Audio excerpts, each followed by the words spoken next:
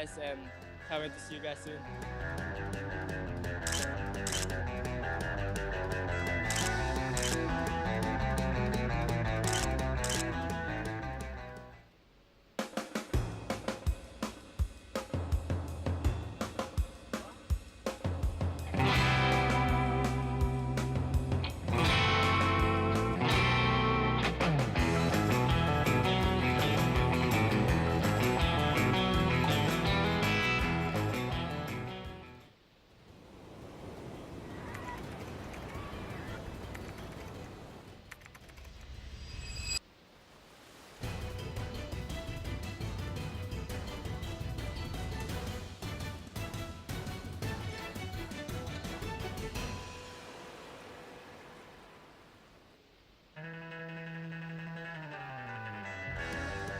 First, I want to thanks to everyone at home for supporting me, and I love you guys, and can't wait to see you guys soon.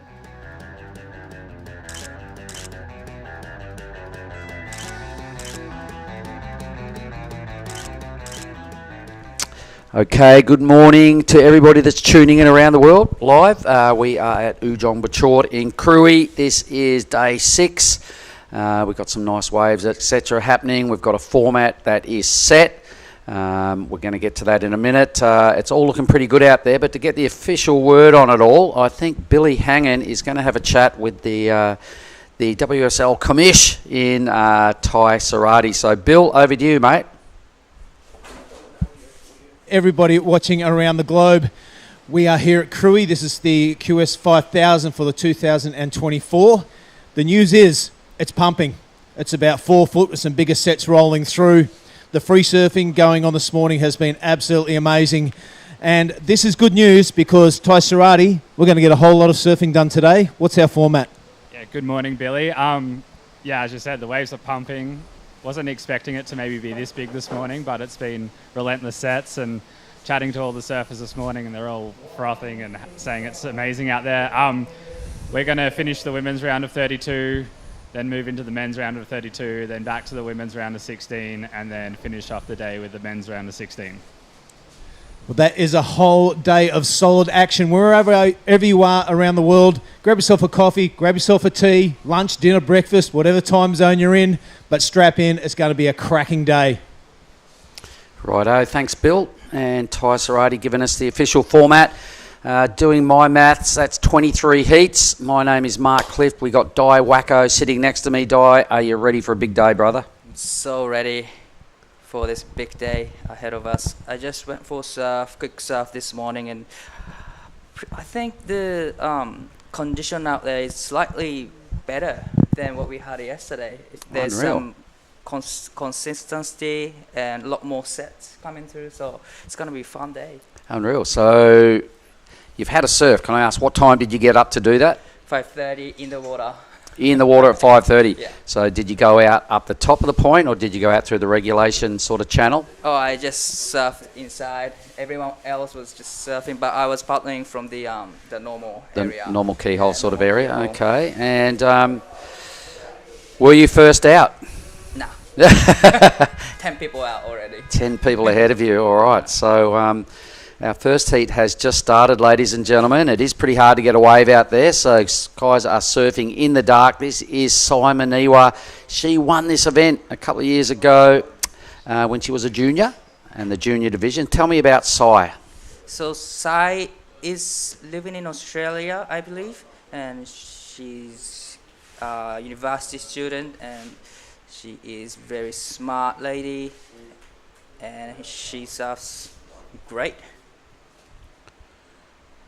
Yep, all right. Well, that was her first wave. Got off to a pretty good start right there. Olive Hardy is out of Margaret River. She is in red. In the white, we have Minami Nonaka.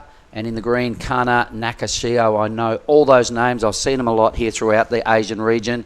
So why don't you, if nobody catches this wave, let's see. Why don't you give us a little rundown on Team Japan. There's 3 of them in this heat. Right.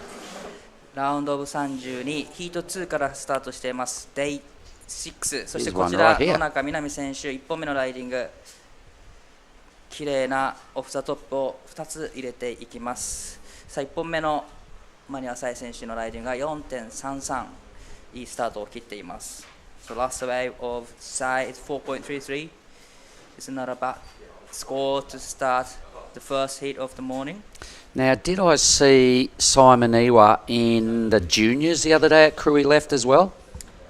Yes, and I'm pretty sure Kana Nakashi was in the division as well. But I gotta check the heat draw.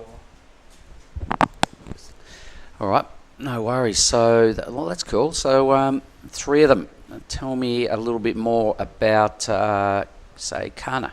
What do you know about her? She's sitting on the screen right now in the green rash vest. Well, Kana is a very, very strong competitor. She is former national champ in Japan. Okay. She won pretty much 5 events in a row. No one way. year. So no way. What year was she's that? Was that queen. recently or?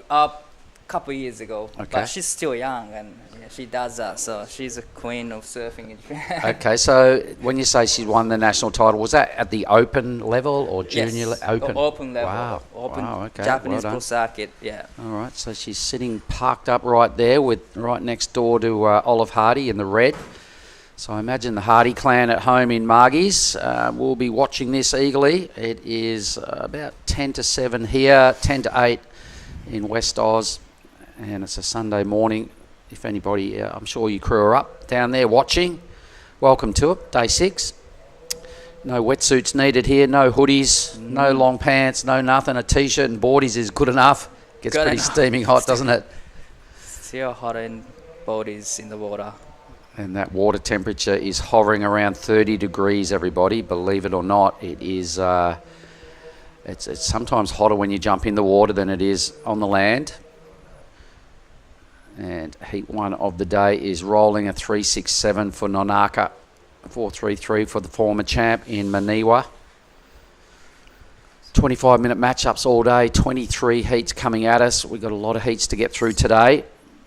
Potentially, organisers are trying to wrap up tomorrow. We're thinking Krui left is the word on the street. There's nothing official. Nothing official, but Nothing official, gonna but there be is interesting. allegedly another banging swell about to run head on into Krui area. All right. So green on the hunt, Nakashio, inside wave, wants a piece of this, 中 and she's 岡 got の it. 選 Go 手 for it. テイクオフ1本目のライディングです。さあこちら綺麗な波になってきそうです。素晴らしいファーストターンからすぐさま2発目大きなスプレーを出していきます。これはいいライディングになっていきそうです。さあここ少し速いセクションを抜けてきてすぐさまアクション、こちらもスプレーを飛ばしてきます。素晴らしいライディングが続いている金中翔選手の1本目、しっかりフィニッシュも決めていきたかったがここでこけてしまいました。残り時間20分20秒。 Oh, Olive's got a bomb. Look at this thing, ladies and gentlemen. Out of Margaret River. Her sister is in the very next heat. I'm sure Margaret River Town are watching. Olive does a lot of her best work on a backhand, I reckon. She's picked a nugget here. Has to bail out, so you can see the difference. Sometimes those bigger waves, if they've got a little bit too much wall on them, it can be a lot of race, and then maybe get denied as it gets down towards the end of the point. Look at our work site here. You can see Ujong Bachur, the reef, Ujong Bachur, just rifling off down the line as clean as a whistle. We do have a little bit of wind this morning, unlike yesterday. So it's a clean scene. Great drone angle. You can see the judging tower bottom right-hand corner of our screen right there. The shoreline, there's still plenty of trees on this point. It hasn't been built out. It's like we've said in recent days, it's got a touch of the old school Indo about it. So let's have a look. I really like this wave. I think she really connected well early. This hit here. Really Boom. like that one. Big spray.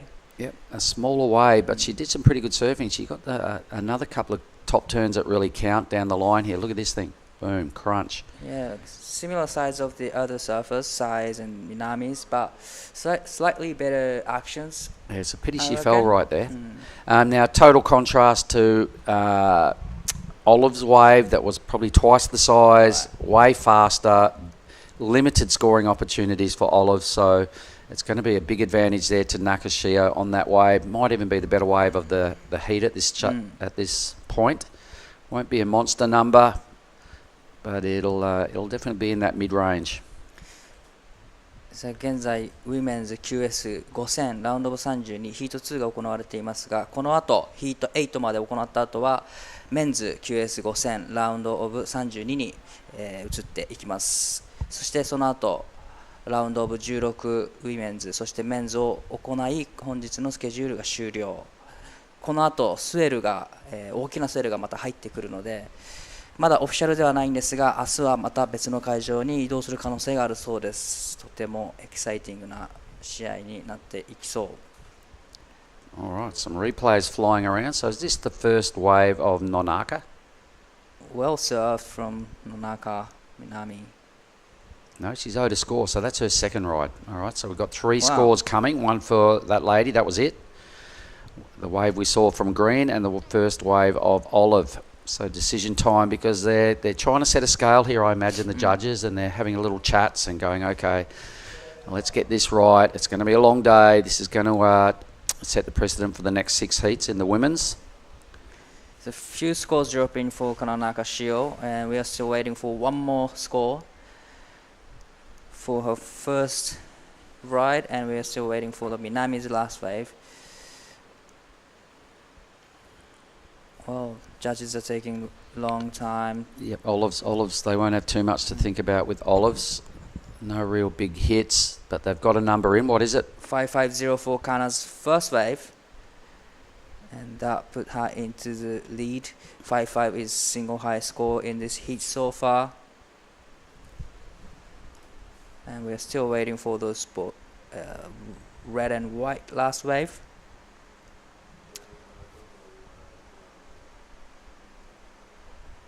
さあ中條香奈選手の1本目 5.50 をマークしてきます。こちらシングルハイエストスコアになってくる。昨日よりも少し風が入っているコンディションですが、それでもまだまだいい波が押し寄せています。この後スウェルが入ってきて、さらにサイズが上がってくる予報となっています。本日は4フィートのグラッシーなコンディションで行われていますクルイプロ QS5000 野中みなみ選手のラストスコア 5.0 バックアップを揃え第1のポジションへ。 So 5.0 for Minami Nonaka's last wave that put her into the lead, and 3.77 for Olive Hardy's first wave. So here they are. All right, great drone angle of what it's looking like in the lineup here this morning. It's crisp and it's clean, and there's a lot of waves that are rolling down the reef. Look at that little thing going unattended. Should the free surfing session still be going on, there'd be someone on that wave, guaranteed. Definitely. Probably you, Di. Probably me, yeah. All right, so it's a great scene. I'm loving what this contest has brought so far. We've had a little bit of a mixed bag, from giant surf to tidy, easy, and good little Krui left waves. We've had some long runners out here. Still pretty bossy size the first day we got back here.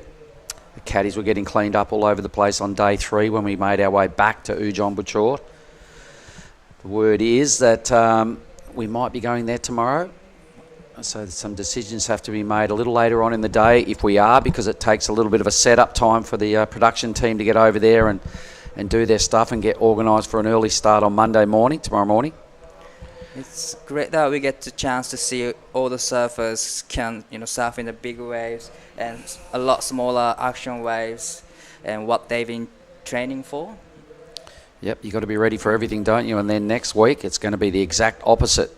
It's going to be right-handers, shorter, bigger, not shallow water. It's a whole different ball game again once we get to Lagundri Bay. For the big Lagundri Bay barrel. Look out. There's going to be some freight train surf next week. So you guys had a pretty big session last event too, right, Last year, look, the first out of our 7 days, we probably had 5 really dodgy days at first, because the whole Mentawai, Tallows into the Nias region had this horrible wind going through it all most of September, because we were way later last year. It was in September. It wasn't back-to-back with this event. So it was a dodgy wind, not a lot of swell. So some heats were like, oh, weren't that flash. There was always a swell coming. The second last day it rocked up and it was a little bit raw and a bit grumpy and there was some things going on. It was unsettled, but it was big and everybody's like, beauty, we've now got at least some solid surf. And then the next day it mellowed, it hit its straps and it was, I don't know, 4 to 5 to 6 foot and just grinding. And one takeaway from that was Philippa Anderson got such a good tube to win. You know, I think it was a 10-point ride. I might have to ask her a bit later on, but I'm pretty sure it was. Rio Wider won the men's. Yeah, and Ryaru Ito was on fire. He was. I think he was a quarterfinalist. Yeah, he was. He almost beat Rio in that heat. That was a great heat to watch. So that's why yesterday when I saw Ryaru Ito in the draw, I went, I've made a note of that guy's name based on his performance last year. So anyway, we're just looking into the future. What's going to happen when we get to Lagundri Bay, but what's going on in this heat? Nakashio with the best score. Team Japan are holding down the top 3 spots. Exactly the halfway mark now of our first heat of the morning, heat 2. Everyone that advanced yesterday pulls the jersey on today. If they get through these first rounds of 32, they'll have to do it all again this afternoon in the rounds of 16, which will put us, I think, into quarterfinals, surfer on surfer action following the end of today. That's what we'll be down to. So there's the beach. You can see some surfers just jumping off the shoreline. In the white in picture is Emily Burke with her caddy. You've just gone past the judges' tent. There is the athlete zone. We are positioned in the room right behind that. Further down the beach, the officialdom, the police, the water patrol, that's them in the big orange tents. They've been camped out there since the event started. And further down the shore, we're getting down towards Joko's place. Joko, there it is. A few crew milling around by the pool. And we're a little further down. There is Family Losman. That's where pretty much 20 of us are staying. Dino's there. The bar, restaurant, couple of rooms up top. And further down they go towards the fishing village of Tanjung Setia. Thanks, Ryan. That was pretty cool. It's always good to show everyone what the beach looks like as well as the waves. 日本からライブ配信をご覧の皆様おはようございます。こちらクルイプロ QS5000 ウィメンズ QS5000 ラウンド32ヒート2を行っています。この後このラウンドをフィニッシュしメンズディビジョンに移っていきます。スウェルの方も新しく午後から入ってくる予報となっており、明日はかなり大きなサイズのコンディションが予想されております。まだオフィシャルではないんですが、会場がまた別のところに移る可能性も残っていて、かなりエキサイティングなファイナルデーとなりそうです。そしてこのイベントが終わった後はすぐニアスの方に向かい、ニアスの方のQS イベントとなりますので、そちらも皆さんチェックしてみてください。The morning scene, look at that. The sun's only been up for about 30 or 40 minutes. It's putting some nice colours on the ocean, the sleepy fishing village down there. It's a good scene. No waves caught for some time, so they'll start to be getting a bit nervous. We're at 10 minutes. So everybody's got a good start here. Everybody's, had 5 waves surfed. There's no complete fails. Nobody's caught a dead set closeout. Nobody's really messed up. So it's kind of well balanced. Really low requirements by all surfers. But you never really kind of stop, I guess, moments of stress or high pressure moments until you've got your 2 waves. So there's 3 of them in that position where they don't have a backup number at all. So it's really close. It's really kind of low scoring at this stage. You really want to get another backup score at this stage. It's less than 10 minutes. You want to have 2 or 3 another chances. So here is Maniosai having a look. さあマニオサイ選手2本目のライディングにテイクオフ。素晴らしい一発目、クリティカルの場所に当てていきます。こちらも綺麗に決めていきます。3発目、さあ大きなスプレーを描き、さあフィニッシュ入ってくるか。その後ろからオリーブス選手。Nice wave, great drone footage. We saw Olive Hardy up and down out the back. That wave she picked just rattled off, but took off a smidge too deep. Yeah, really good surfing from Sai, and you can see why she's a former champion here. She needed only a 118 for second, and not much more than that for the lead. About a 4.5 for the lead, a 4.3 actually, 4.33. So she'll get that. I reckon she'll go into the lead here. Olive sort of squandered a little opportunity there. Just took off a smidge too late. And for the crew online that are listening in this morning, good morning. It's Mark Clift and Di Wacko, or should I say Wacko Di. So when he commentates just then, it's Maniwa Sai. Right. It's the Japanese culture. That's the way they do it. Wow, that is a beautiful first time from Simon Niwa. Straight into the second power hack. And third, that's even better. And connecting to the inside. Can she get a finish? Put another one. And there she goes. That was a great surfing from Simon Niwa. It was. That wave was so hard to ride at the end, and she still squeaked 2 turns out. So rock solid on her feet. Nice low stance. 3 really good moves out the back on the clean green stuff before she got to that bumpy zone. Had a good read on it. Made it count. When you don't have your second wave, you've just got to play the game, and she did. She did it really well. And then Olive, you can see her now on the inside, just like, oh, why did I do that? She had priority, just took off a little too deep. So Sai does go to the lead marginally. Wow, 4.73. Yep, she needed only a little bit less than that to get there, and she got it. So with 0.4 to spare, so Sai in the lead now. Nonaka, you can see she needs just over 4 points. The other two, now their requirements blow up into the 3s and 4s. Olive needs just about 5 points to get out of trouble here. 6 and a bit minutes to do it. So really capitalising there, Simon Iwa.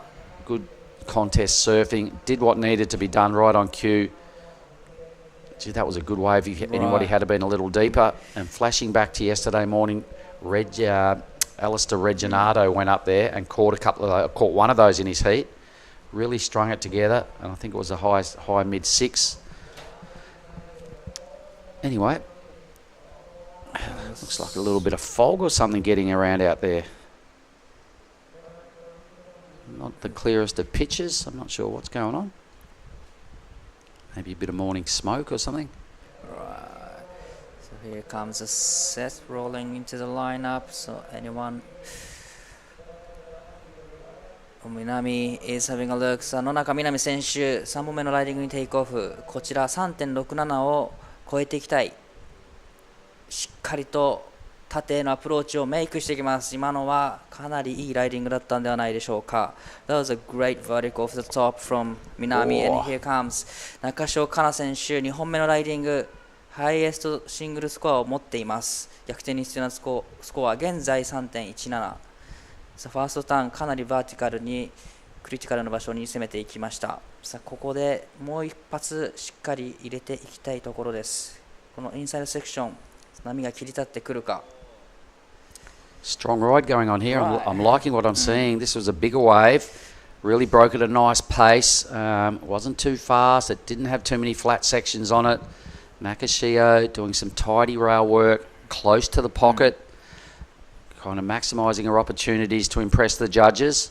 So she will need, I think, just over 4 points to go to the lead, or around about just under 4 points to go to the lead. So I reckon she'll do that. Probably, yeah. Minami, probably the last wave of Minami is going to be her backup score, that's for sure. That was decent finish turn from Minami.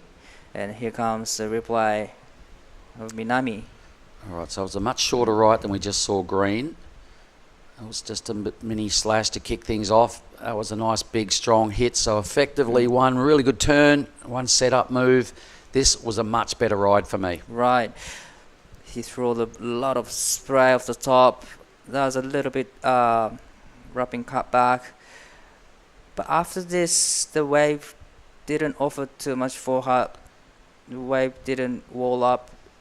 So pretty much the first couple of turns hack was really great. And after that, a couple of the S-curve series. But I still liked it. In the Right. context of this heat, with no really big numbers, Olive's on now, so let's stay with the live action. Needs to capitalise here. Got to finish this wave. It looks like she's picked a ripper. Slashing hard in the pocket 3 times. Oh. Boom. Plenty of spray out the back. This is a real catch-up wave for Olive. Plays the game and just nails the finish out the back. マニュアサイ選手、テイクオフ。さあ、こちら、かなり重要な波になってくる。4.33 を上書きしていきたい。さあ、ここで大きなセクションが目の前に少しバランスを崩してしまいました。Wow, that was really unfortunate for Sai Maniwa. She was in the lead, but we're still waiting for Minami's last wave and Kana's last wave. So Sai was looking for a wave to improve 4.33. Do you think she's done it? Who's that? Which one? Sai Maniwa. I'd like to have a look at all those again from the judges' point of view, from the beach camera. Meanwhile, there's the overhead. That's our big long point break here at Ujung Bocor. I think there's going to be a real reshuffle here on the leaderboard. There's a lot of good rides that went down there, and it was a good sized set wave. So this is what Olive did on hers. She was languishing in 4th spot with just a 3-point something. Got some nice slashes going on. Just a little slidey moment there, but a good recovery. So Olive, some top to bottom surfing. A nice finish without really connecting with the lip there, but had to just play the game. I love what Sai did out the back here. That was not a bad turn in the pocket. I think things are going to get really close once all these numbers drop. We're owed 2 more scores. We can already see that Nonaka has gone to the lead. Sai's dropped down to 3rd at this stage because we can see scores in the 6s are coming through. Sai hasn't really added too many numbers to her campaign. She's upgraded by 0.07. So a little wasted moment there for Sai. She's into 3rd. The other 2 are tied for the lead on 11.50 2-wave totals. A 6.5 locking in for Nanaka and a 6 for Nakashio. Olive's going to get a pretty respectable number. So stand by and we'll have a look at the leaderboard. But right now it is a tie for first. Based on the 6.50 for Nonaka, she gets the nod and is sitting in the lead. Right. So in the case of a tie, they go back to the single best score. So you can see the 6.5 is higher than the 6, so that's why she's sitting in the top of the ranks. Ola's put together a 5.7, so we've got a lot of numbers now in that 5-6 range. It's really set up a close match-up here. So it's absolutely game on. Pity there's only 1 minute to go because it is super close. I'd love to see everybody get another wave. That was a really good set. A lot of people capitalised there. Olive not quite enough. The other 2 enough. And Sai, out of all that mix-up, went from 1st to 4th. Right. そう野中みな実選手のラストウェーブ 6.50 をマーク。中條香奈選手ラストウェーブ 6.0。これにより野中みな実選手が1位のポジション、中條香奈選手が2位のポジション、同点というシチュエーションです。同点の場合はシングルハイエストスコアが高い方が1位になります。そしてオリーブ選手ラストウェーブで 5.70 をマークし3位 5.81 を必要としています。マニュアサイ選手2位から4位になり 6.77 が必要となっております。Yep, huge change on the leaderboard. As you can see, it was a solid set. There's only 5 seconds to go. I think the result is set, and a massive move on the leaderboard by both Nonaka and Nakashio. So that's it. It was officially a tie, but Nonaka wins. Right. So you can go and have a chat with her, Di. And what we're going to do is be right back with the very next heat in just a moment. So hang in there, team.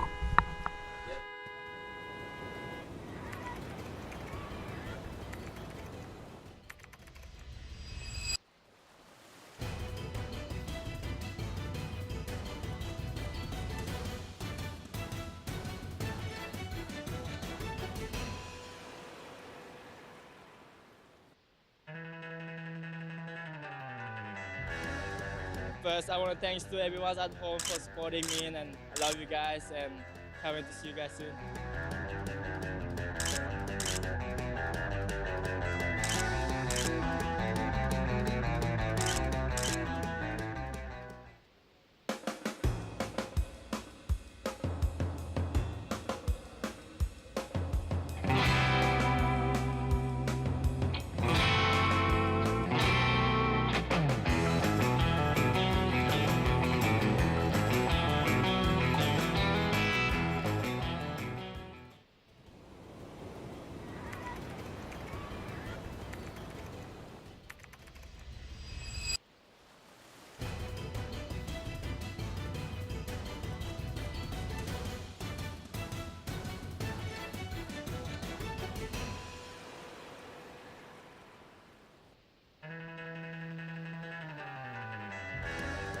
first, I want to thanks to everyone at home for supporting me, and I love you guys, and can't wait to see you guys soon.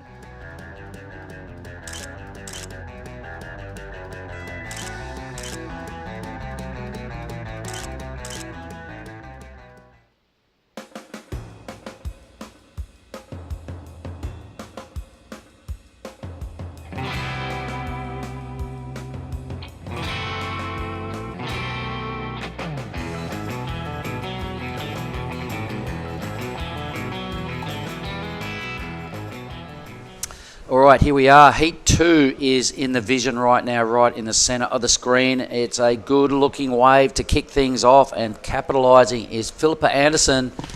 She's in the chute.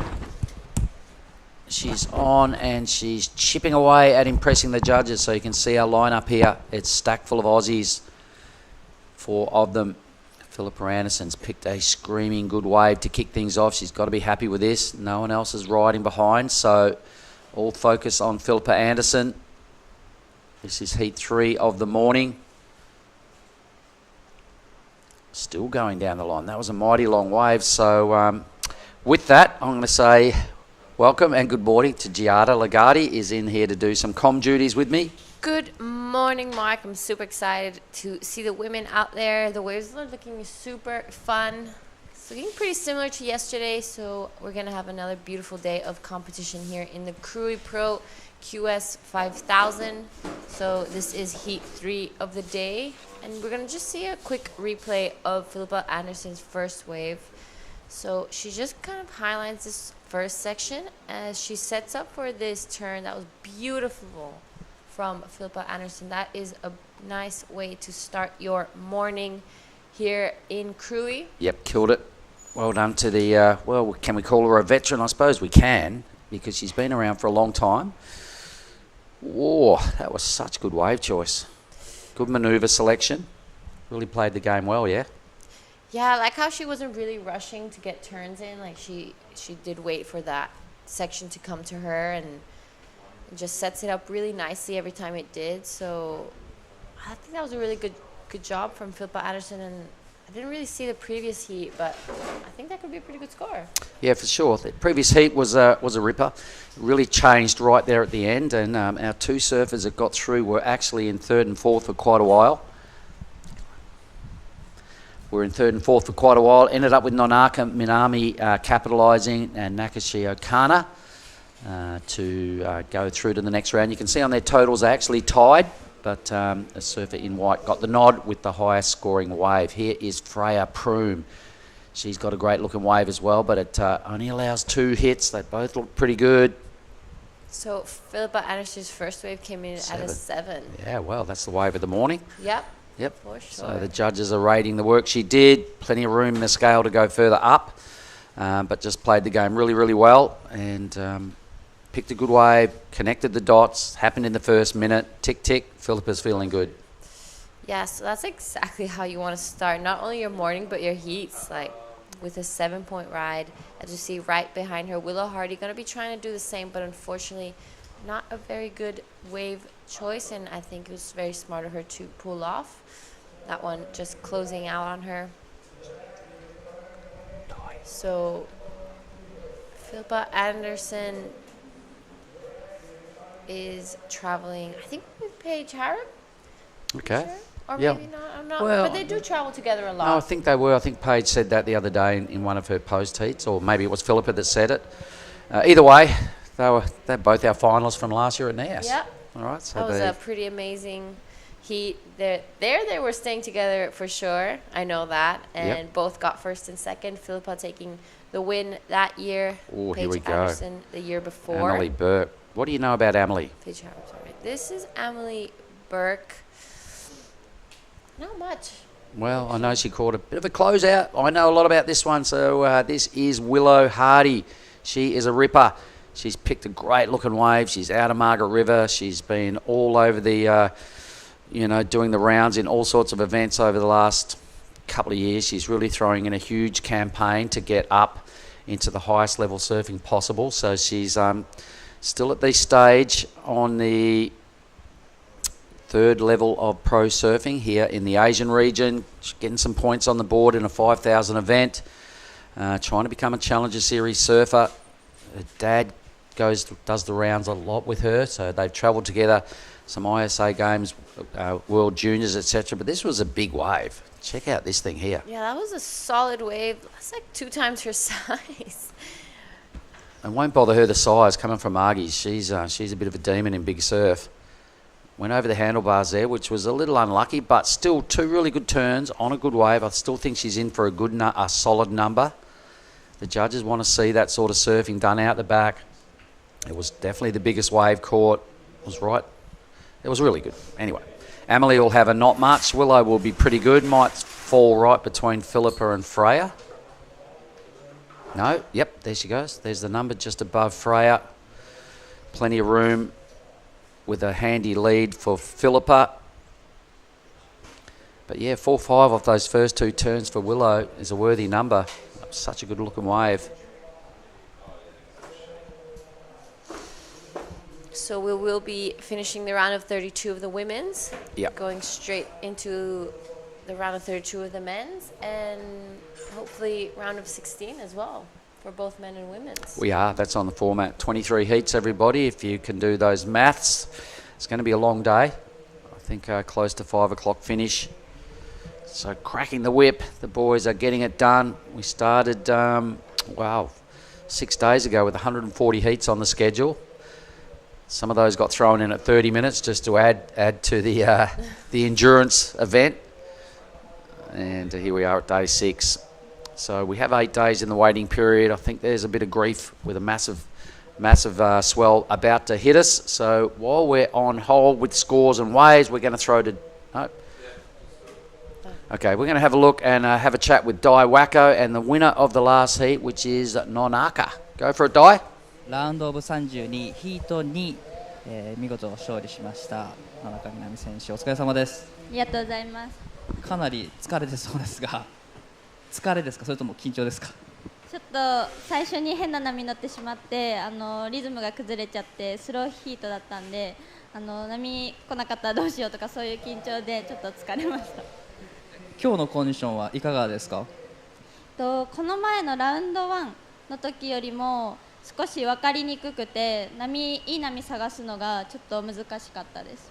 So it's really hard condition out there to pick right waves today, but she was a little bit nervous in the first half of the heat because she didn't get the wave, but likely she got the job done and she got through. それでは、次のラウンドも今日あると思うので、何かメッセージがあればお願いします。次のラウンドも頑張るので引き続き応援よろしくお願いします。次も頑張ってください。お疲れ様でした。Back to you guys. Unreal. Thanks, Diet. And winning a count-back decision there over her teammate in Nakashi Okana. Well done, Nonaka.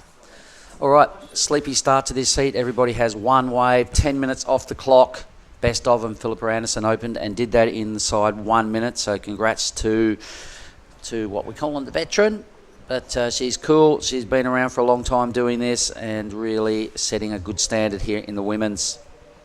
You know, I think during that interview, I saw Willow catch a wave in the back. Oh, true that. Yep, I think it was like such a beautiful backdrop, all that lineup of those 2 waves just running through. And it looked like Willow. And yeah, it definitely was. There is a blue mark next to her name. So we are waiting for a score. And by the looks of it, it's looking like it's going to be pretty good.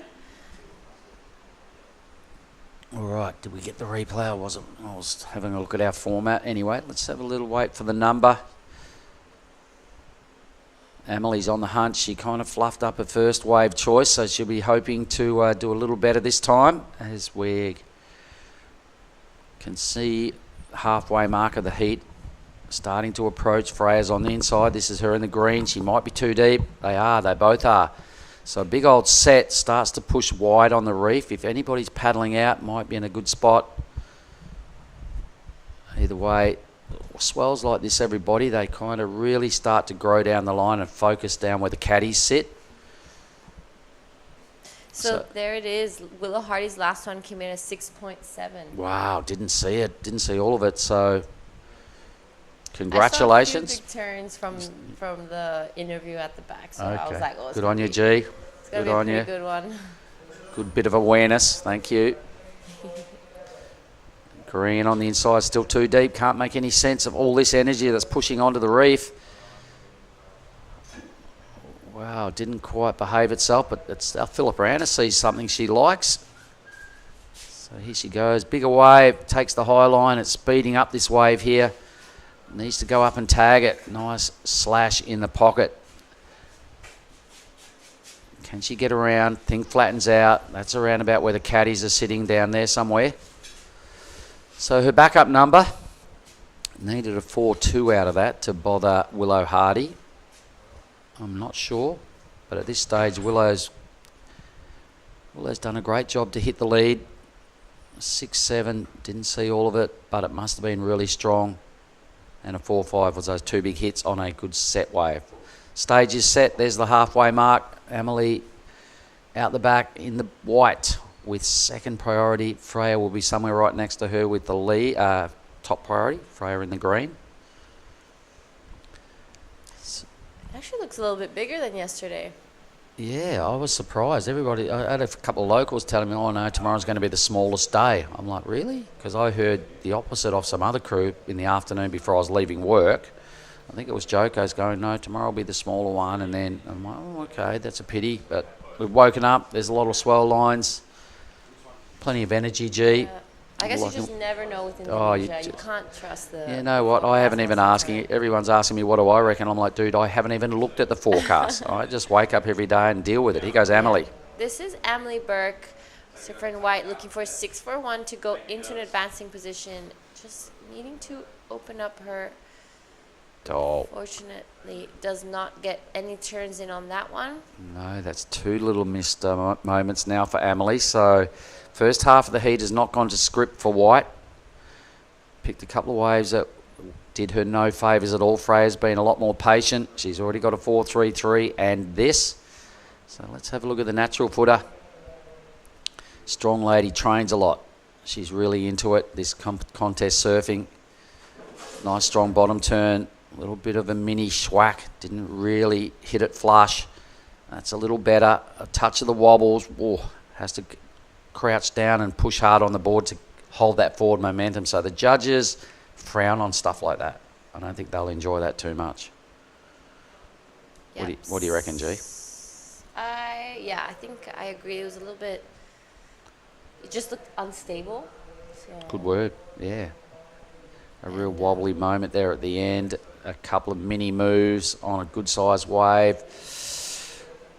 I guess when she paddled onto that thing, she was expecting a bit more out of that wave, and it just kind of didn't do her many favours either in reality. I think maybe if she paddled into it a little earlier, it could have really improved that first section. Could have gotten there earlier and hit that more critical section, but unfortunately, maybe just got there slightly too late. There it is again. So let's have a look.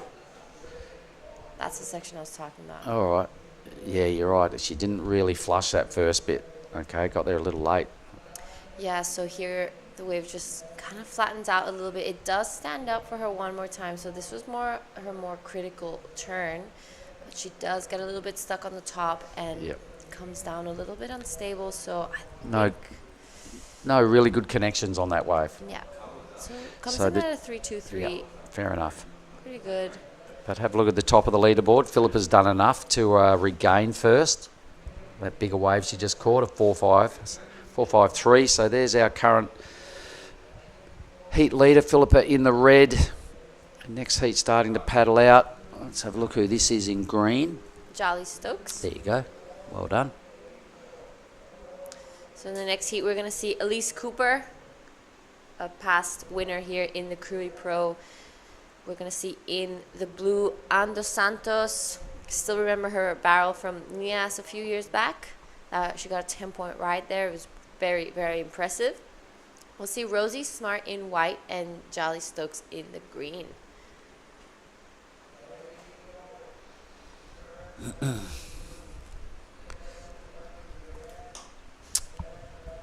All right, well, Philippa and Willow sitting right there at the top of the point. They're in a good position. They both got the top billing on priority. The Margaret River crew down there, good morning team. Willow is looking pretty strong here. She's picked 2 really good waves. She's only ridden 2. Everybody has 2. Philippa Anderson has picked the best of them. That first ride in the opening minute was absolutely gold moment for Philippa. In stark contrast at the bottom of the pack, Berkey there, Amelie, has picked 2 pretty good waves, but just the positioning, unable to get any scoring moves just yet for Amelie, so she is comboed. Freya can still get back into it in qualifying and bother Willow if she puts together a high 6 herself. Strange looking morning, like there seems to be this mist or something going on out there, G. Yeah, we were seeing that yesterday as well, but I think it's that mist and overcast that allowed us to have that really glassy day all day. Oh man, how was that yesterday, Arvo? Yeah, it was beautiful. It gives that oily effect to the water just because there's absolutely no wind around, so it's not pretty to look at, but it's helpful for the waves. It was kind of nice yesterday not to see so much of the sun after some laser burning afternoons with the bright sunshine. Yeah. It gets so brutal out there. So an all-day sort of cloudy affair yesterday. We all went out and had a little bit of a free surf. How did yours go? I had so much fun. You always do. Good on you. Unreal. I was so stoked. I haven't surfed in like 4 days, so I wasn't even going to paddle out. But then I saw you go, and I saw Misha and the boys and Alex. So I was like, you know what am I doing? I'm just going to head out there. At least you're going to know plenty of people in the lineup. Yeah, exactly. So I went out and caught like 4 or 5 waves. So I was when I saw Garut and Gogo race out as well, I was humming and ahhing, go, do I, don't I? They ran out of our accommodation. I went, I'm with you boys. See you out there. So that was good fun. Nice to get wet. Yeah, it was good. Good to get some exercise in again. I have been walking every day from here to I have a motorbike, but I'm trying to walk as much as possible just to keep the legs moving. So remember to move your body, guys. Moving's a good thing. All right, 6 minutes. Ooh. Freya will be ruining that last wave. It looked really good at first. A 3-2-3 was the result. She's now got 4th priority, so she's going to have to hope a decent set comes through and she can kind of get up in the priority rankings or get something under the guard of these crew. She needs to tee off and flush a couple of top turns. Really good, strong set wave rolling through. Willow Hardy's in the screen. Look at the size of that thing. That's probably the biggest wave, or thereabouts, close to the biggest wave I've seen in this heat. It was a bit burgery. No one wanted a piece of it. But the good news is there's plenty of motion in the ocean and quite a bit of wave energy. Where's Philippa? She doesn't want it. So a whole lot of energy kind of going nowhere just then. We are here in the province of Lampung, ladies and gentlemen. The Krui Pro, day 6. Nice looking waves on offer again. Nobody liking what they see down the line. It must just be burgering out. Everybody's being really selective here with 5 minutes. Amelie needs to do something. She needs 2 waves.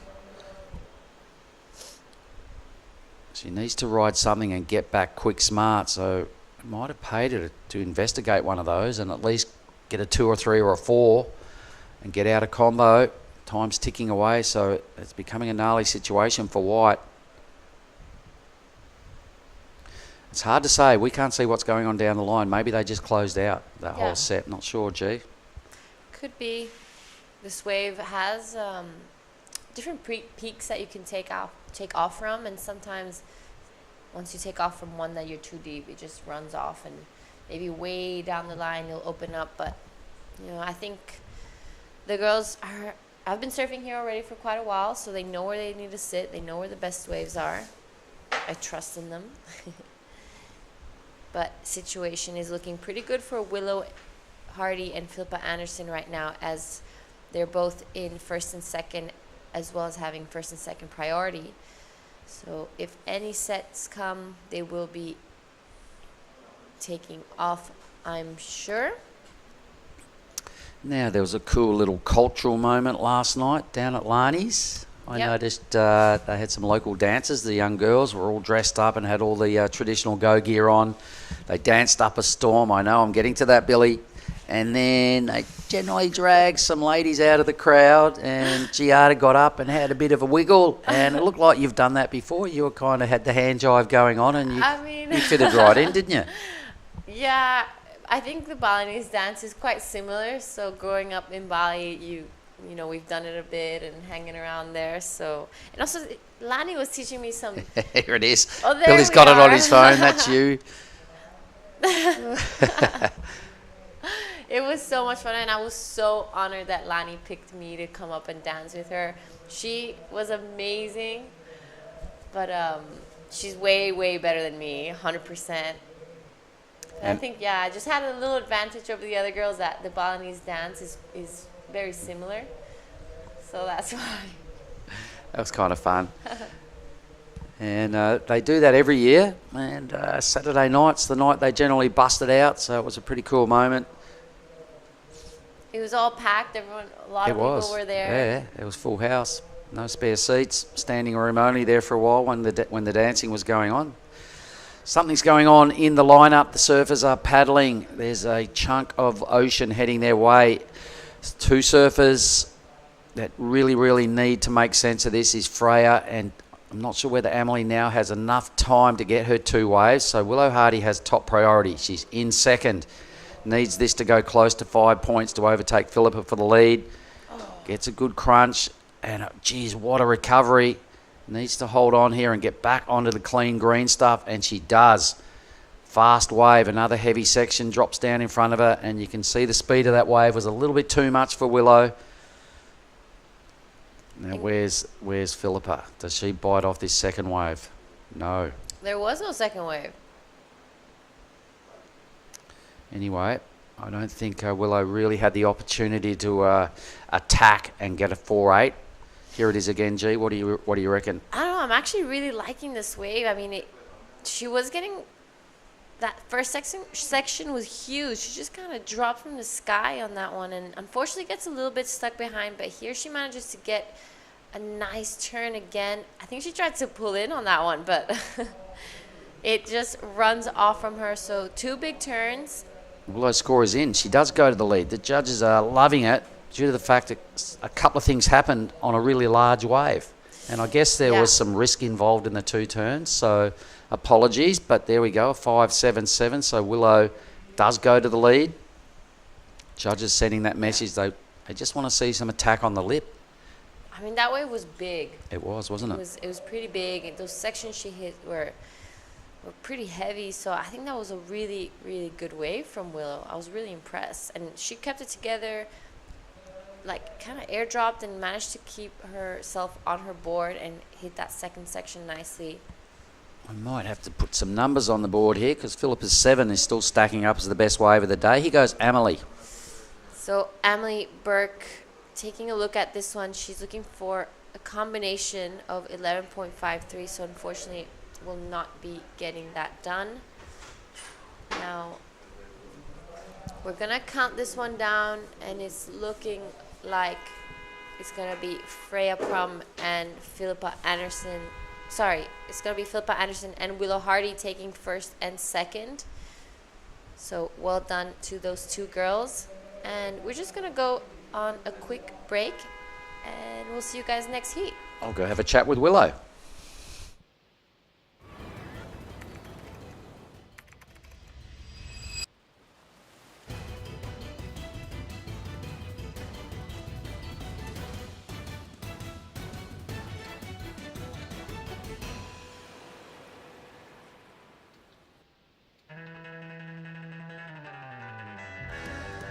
First, I want to thanks to everyone at home for supporting me, and I love you guys, and can't wait to see you guys soon.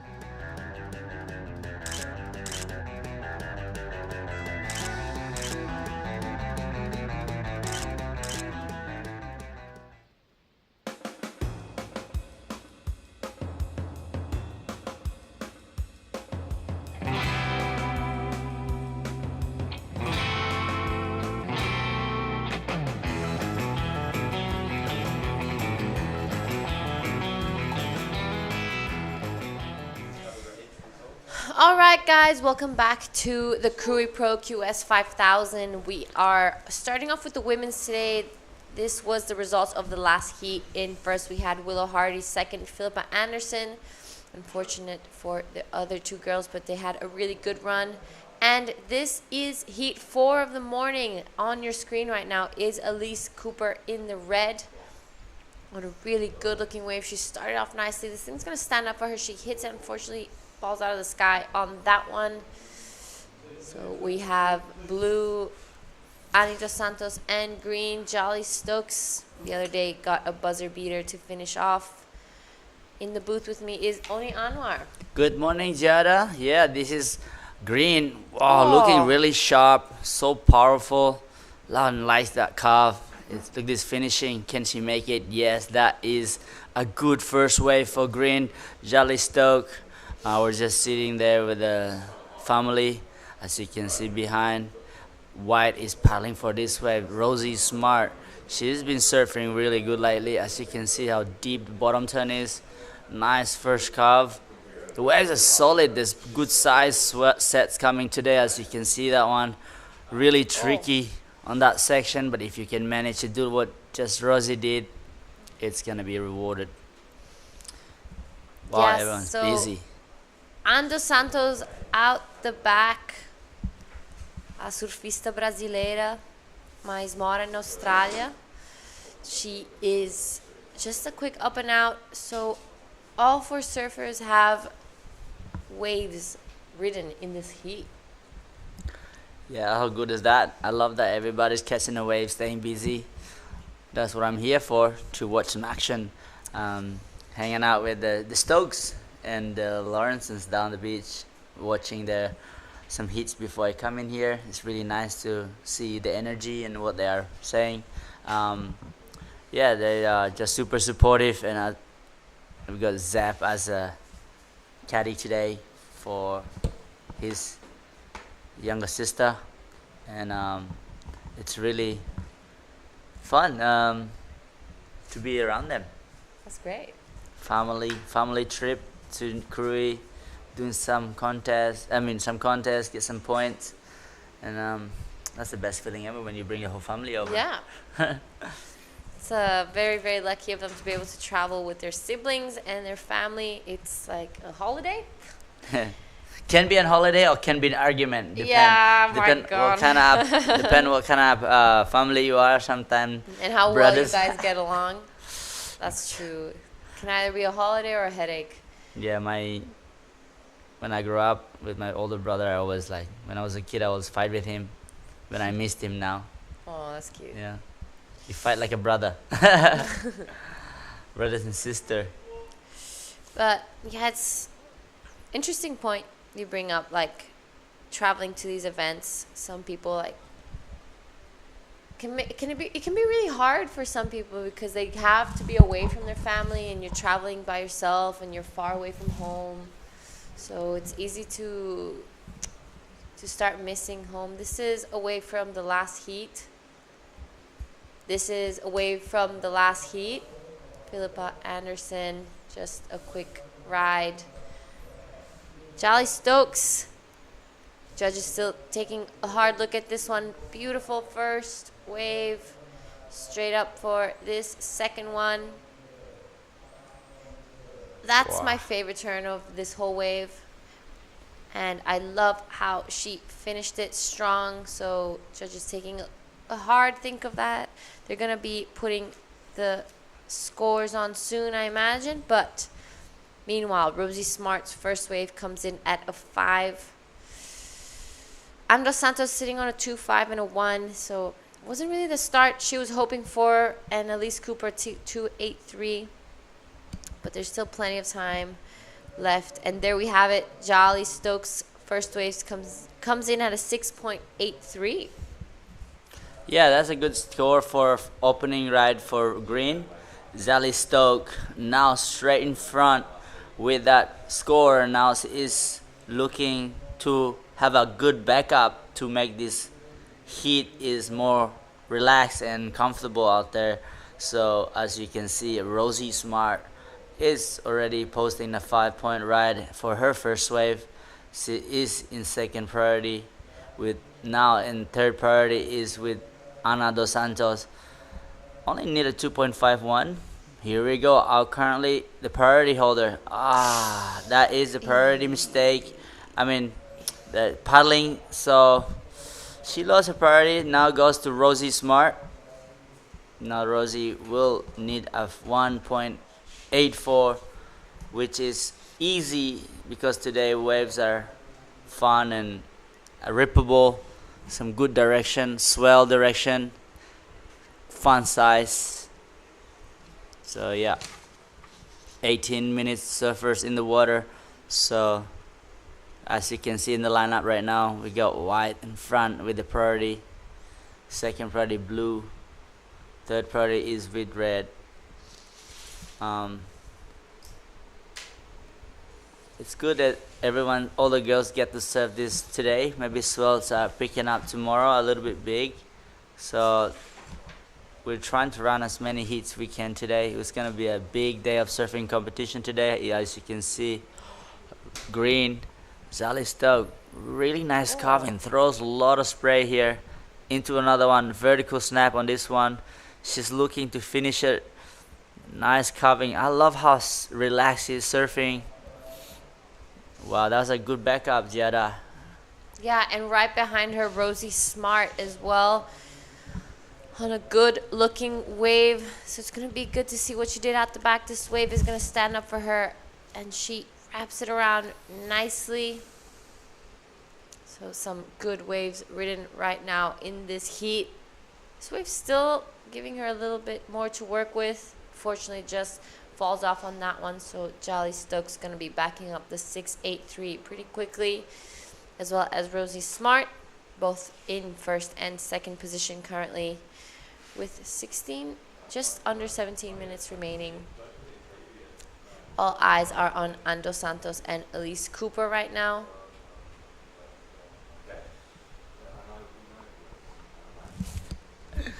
Yes. So with that, we're gonna go with Mark Clift and the last heat winner. We certainly will, and standing right next to me is Willow Hardy. Willow, first question. It's pumping. Yeah, it's fully going off right now. Probably some of the best waves I've ever had in a heat. Really? Some of the best waves? You picked really good waves, so you reckon that's some of the best waves you've had in competition, yeah? Yeah, definitely. Like over the last couple of years, like that was fully cooking. I was frothing so hard. I know. It's fully cooking, and you're ripping. Really well done, a heat win. Tell me, the board looked perfect under your feet. Let's talk about that. What is it? Yeah, so this is a 5.5 DNA. It's like a pintail. It's a bit of a step up. Like this trip was my first time riding this board. It just feels so fast, so good. And yeah, I'm loving it. It looked really good under your feet, and you're on a tear now. Dad, is he around with you this week? I haven't seen him. Yeah, Dad's here. He's been getting a couple surfs. We've just been like trying to surf all the other waves which haven't got to surf when I was here before. And obviously Olive's here, so we're just having like a sick time just surfing and enjoying the place. And Mumsy's at home. Would you like to shout out to her? Yeah, always shout out to Mum. She's the best. And yeah, we're going up north after this, just the two of us on a girls' mission, and I'm so excited. Woohoo! Olive Hardy, you're a ripper. Can I shake your hand? Well done. Back to the team in the booth. All right, thank you so much. That is Willow Hardy, everyone, the winner of the last heat. She's such a sweet girl. I love having her around, her and her dad. I just met her sister this year for the first time, but I imagine if she's anything like them too, she's just as a heart melter as them. Yeah, the whole family is really nice, and Gene, I was speaking to him last night, and so positive, and it's good to have around people like that.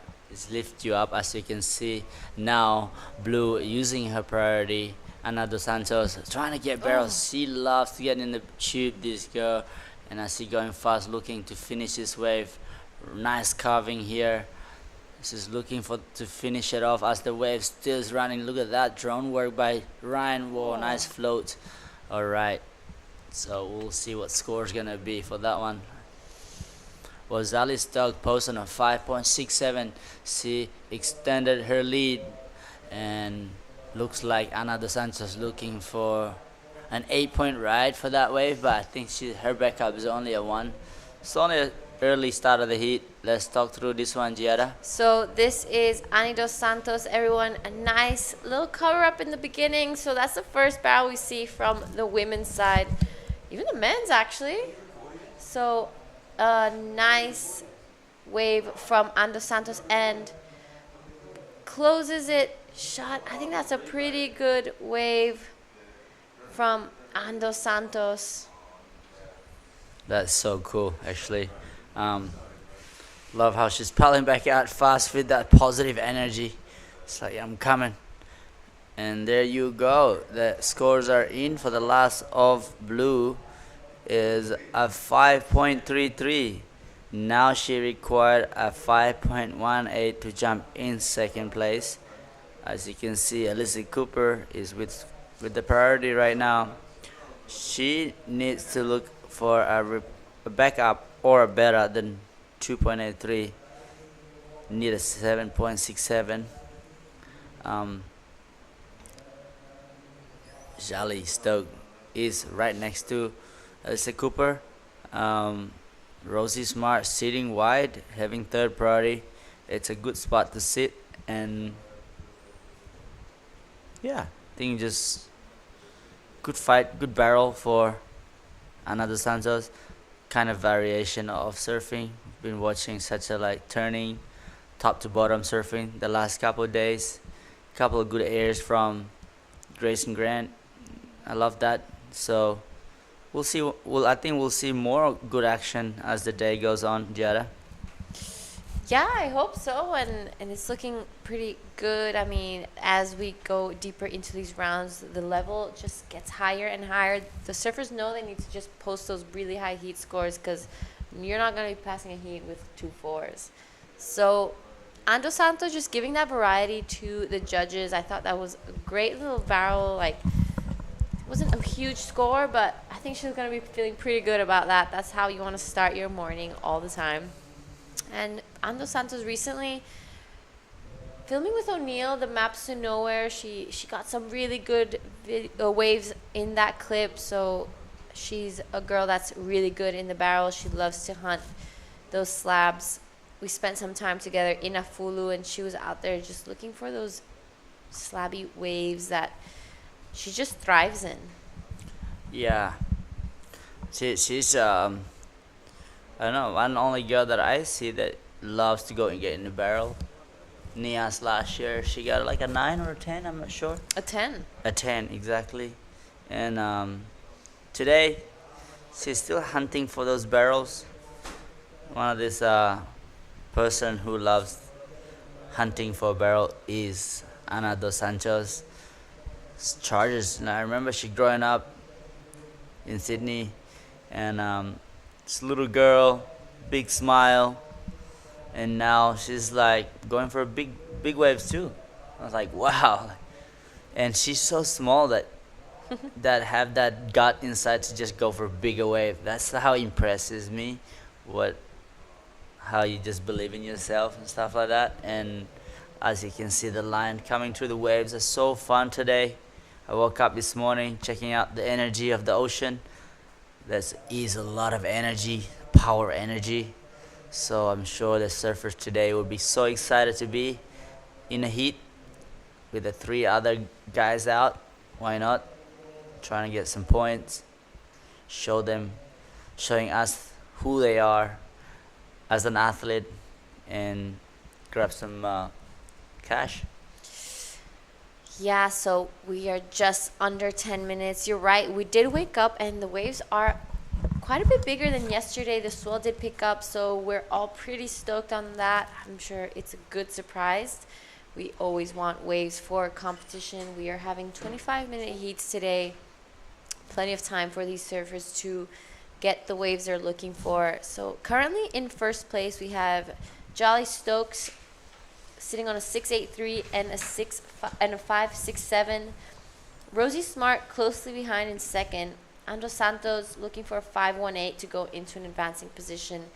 Where Elise Cooper sitting on a 2.83 hasn't really gotten this heat together just yet, but still a lot of time. And this is her right now cashing in her priority. Beautiful first turn, straight up into the second one. This drone shot is just incredible. Thank you, Ryan.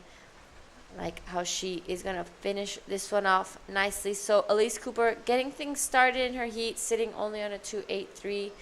We'll see what the judges think of that one, and we'll have a good think about it as well since we're here. Once we see the beach replay. I think this wave will put her back in the game again for Alyssa Cooper, not because having a 2.83 as a score is not enough, and now we'll have to wait. She'll be in the game zone. Here we go. Zali Stokes using her priority. Looks like a really nice wave here. As you can see, nice setup, bottom turn through, a big spray on this one. She's taking it easy, trying to get barrel, but she's just like, alright, that's enough. She's gonna kick out early and pile back out, trying to regain that priority again. But you can see Rosie Smart just behind, need a 7-point rider. She, Ana Dos Santos, nice carving. She is showing us some turns here, like variation of surfing. Nice lie back there. Looking for a 5.182 takedown, Rosie Smart. But let's see, there's only 2 turns on that wave. Here you go, Rosie Smart. This is our surfer in white, and just wasn't really convinced with what the wave had to offer, so decides to pull off. So scores to come in for all 4 surfers. Curious to see if we're going to have any change in situation. I don't think so, but maybe a good backup for Elise Cooper, as she only has a 2.83 to her name. 7 minutes remaining in this heat. So coming up next, we're going to have the heat 5, round of 32 women's. We're going to see Paige Harib. We're going to see Sierra Kerr, Lydia Kato, and Sumomo Sato. So it's going to be a pretty interesting heat. Things are getting heated every round here at the Krui Pro QS 5000. So here are some of the replays that we missed on. Elise Cooper, score yet to come in for this one. Beautiful first turn, straight into the second one. A little more vertical and under the lip. Good finishing here for Elise Cooper. So this is going to be definitely her best wave of this heat. Judges having a think about it. Charlie Stokes, this came in at a 2.80, doesn't go in her top 2. Good first turn and pulls off. She did have a look trying to get barreled, but decided to go straight into it.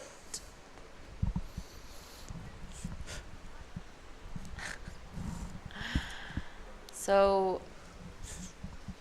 no changes just yet in the situation. Ani trying to get rid of a 3.67. Look at that wave. Oh, I'm so jealous. I wish I was out there too. Don't you, Oni?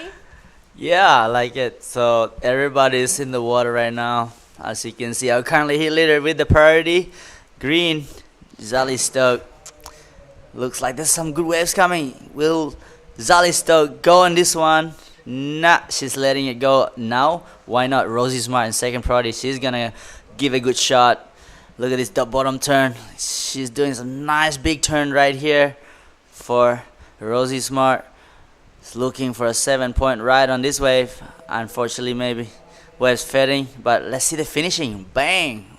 Throw the tail, coming unstuck. Yeah, well, Rosie Smart really trying to risking everything that she could do to get that 7-point ride, Giada. So I would say never try, you never know. She tried it, didn't make it, it's all good, still plenty of time. And here you go, replay. From this angle is where the judge is gonna see. Look at this turn, nice deep bottom turn, carving.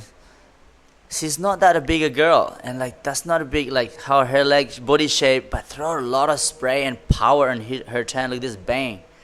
Very impressive technique, you say that, because you don't have to have a big like build as for the surfing. You need to just be smart with your timing, how you have your equipment, your fins, your board, and how you read the wave.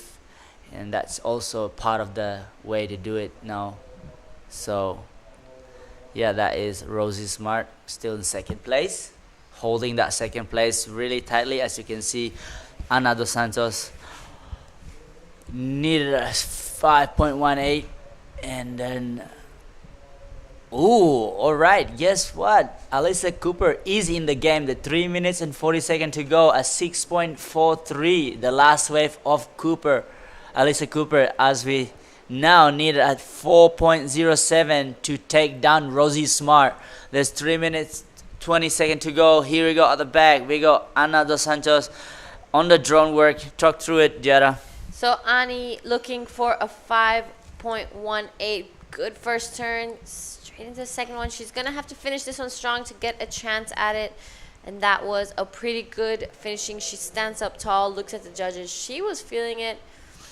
So needs that 5.18. Elise Cooper with second priority, only looking for a 4. So we'll see if she'll get a chance to get what she needs. Jolly Stokes sitting in first place with first priority, so she's going to be controlling the lineup. This is Ani dos Santos replay. Good first turn, throws a lot of spray, sets it up to finish here. I'm liking that. I don't know if that's going to be a 5, but I think it's going to be pretty close. Yeah, there you go. Sorry. Still waiting. There you go. It's more coming. It looks like a good score for Blue. Ana dos Santos looking for a 5.18. There you go. She got a 5.97. Now push her right in second place, pushing down Rosie Smart in third place, looking for a 5.81. And Alyssa Cooper in fourth place with score of a 6.43 as her best, looking for 4.87 to go in second place. In front with the priority, Jolly Stokes is really happy at the front there with the priority, with a 6.83 and a 5.67. There is a minute and 40 seconds to go in the water. The waves are starting to pulse in now. Get some nice hollowed, some barrels there. You can see the waves hugging the reef. I think the tide is dropping. So let's do some action. So we're about to reach the 1 minute mark. Elise needs a 4.87. She can do it. She did it on a medium wave earlier. She's just going to be hoping for one last chance here to keep her dream alive at the Krui Pro QS 5000. We're about to reach 1 minute. Jolly Stokes with priority though.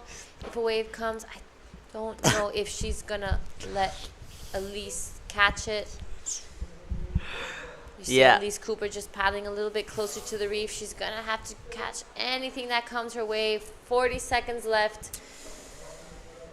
And it's looking like there's some lines coming out the back. Will they get there on time for Elise to get what she's looking for?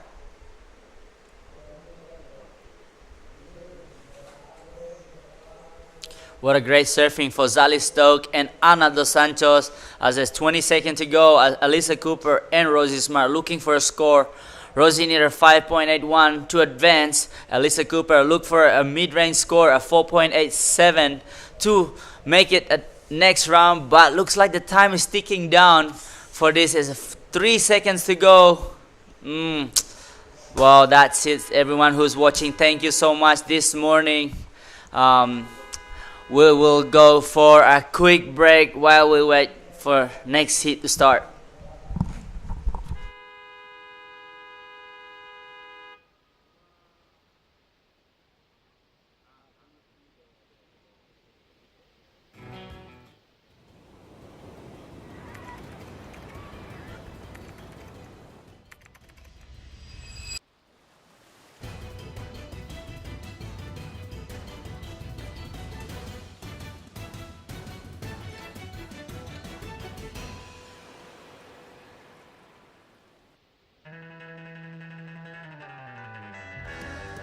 First, I want to thanks to everyone at home for supporting me, and I love you guys, and can't wait to see you guys soon.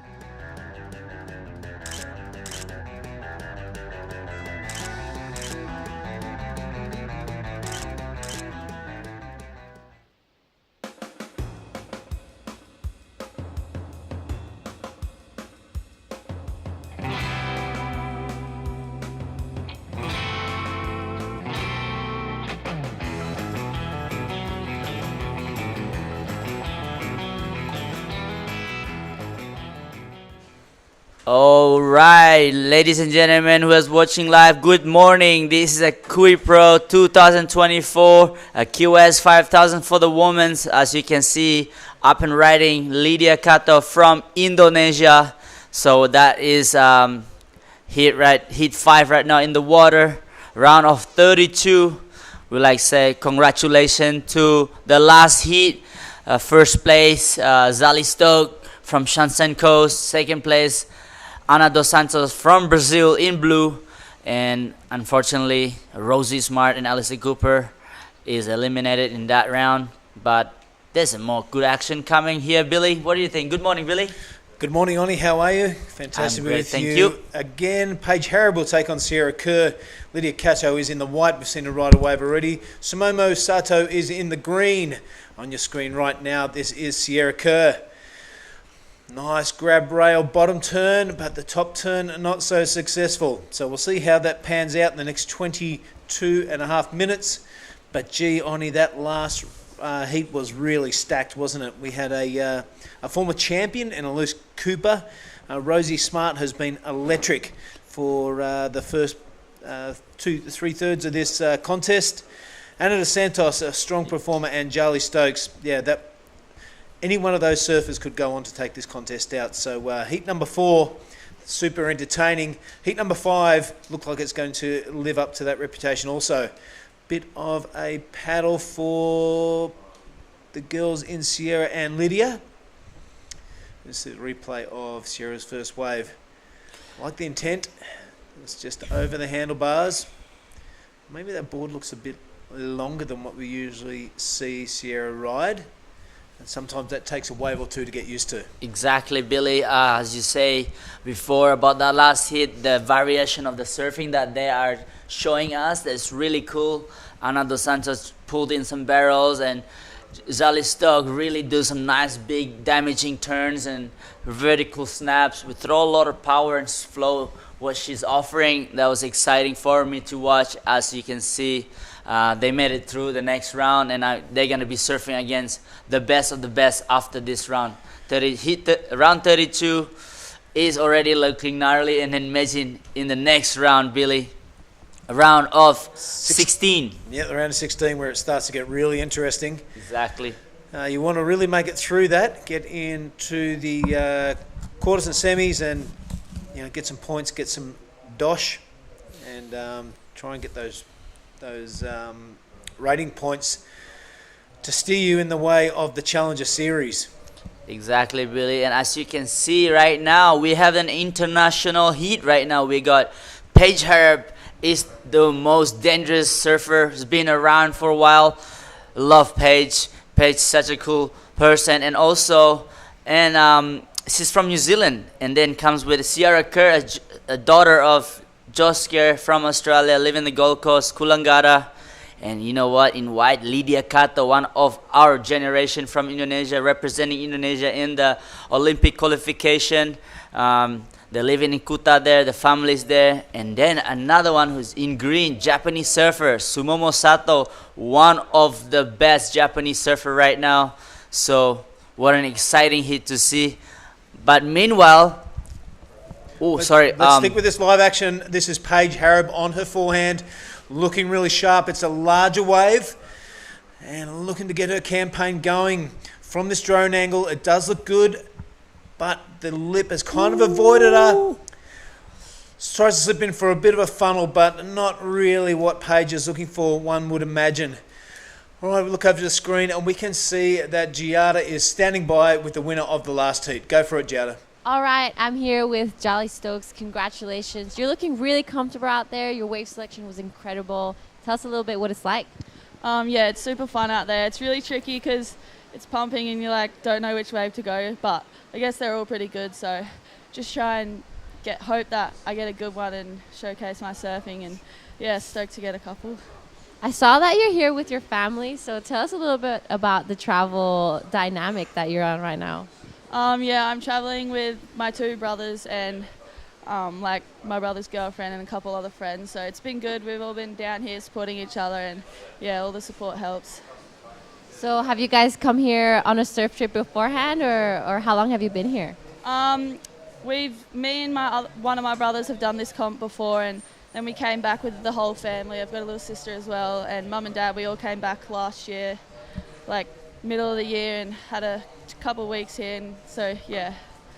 All right, and tell us a little bit about your board. It looks really good under your feet. Yeah, I'm riding my CI 2 Pro. It goes really good, and yeah, I'm just stoked on. I've only just started riding the CIs, and they're going really good, so yeah, really happy. All right, is there anything you'd like to say to your friends and family back at home? Yeah, hey everyone, and thanks for watching. All right, congratulations and see you in the next heat. Back to you. Wow, what a nice way to finish that interview. Thank you, Giada, and welcome back again with us. Now there's 18 minutes to go as we have Sumomo Sato posted at 3.83 in the water. As everybody got a score now, but not a really big score, Billy, so it's still early in the heat as well, so we have to wait. As you can see now, nice deep bottom turn, holding that rail. This is the replay of Paige Harp. She knows how to surf this wave. Look at that focus. And she might get a barrel. Can she make it? Unfortunately not. So that's all she wrote. A 3.7 for that wave for Paige Harp. Yeah, as we were suggesting, mate, that front on view didn't look as good as the drone angle. Sometimes you get a bit fooled. Everything looks super sick from up in the air. But yeah, Paige Harab, that 3.70, not a bad way to start your heat, but not a good one either. Kind of a little bit full of water, that wave, and a little bit burgery, if you like. Yep. It's the swell direction now is better than yesterday. And if you pick those right wave, they allow you to do a proper good turn. So here we go, paddling. There's a lot of better wave than that. So the girls are really good at picking the right wave, as you can see now. In and out for Sumomo Sato. She's trying to stay busy, but also staying busy is not that good out there. You can't select your good wave because there's a lot of wave come, as you can see now. Paige Harp, currently in second place, looking for a backup of a 3.7. Nice turn. All right, so that's all she wrote in that wave. Now, so surface in the water, we have priority is Sierra Kerr. So that you see that attempt that she's trying to do, big, massive backside snap on that one, Billy, but she knows what to do now. Yeah, Sierra has that one wave under her belt. Fast learner, excellent surfer. So yeah, maybe just getting used to that equipment for today. The swell is slated to get larger as the afternoon progresses. So we'll see how much power the Indian Ocean will have in it today. But it's going to be interesting action out there. 23 heats we're going to get through today. Yep, 23. You're already yawning. I think you're Yeah, in trouble. sorry, I was just looking at Ryan and so I got yawning. Stick with us, everyone. Get yourself a coffee. It's going to be a great day of action. Right now it's Paige Harab out in the lead. Sumomo Sato has got a couple of waves to her name, albeit the last one a very small score. Lydia Kato and Sierra Kerr are not going to hang around and wait for the other two surfers to build a house. They want to knock it down, build one of their own. 15 minutes to do it. Plenty of waves happening out there at Ujung Bocur.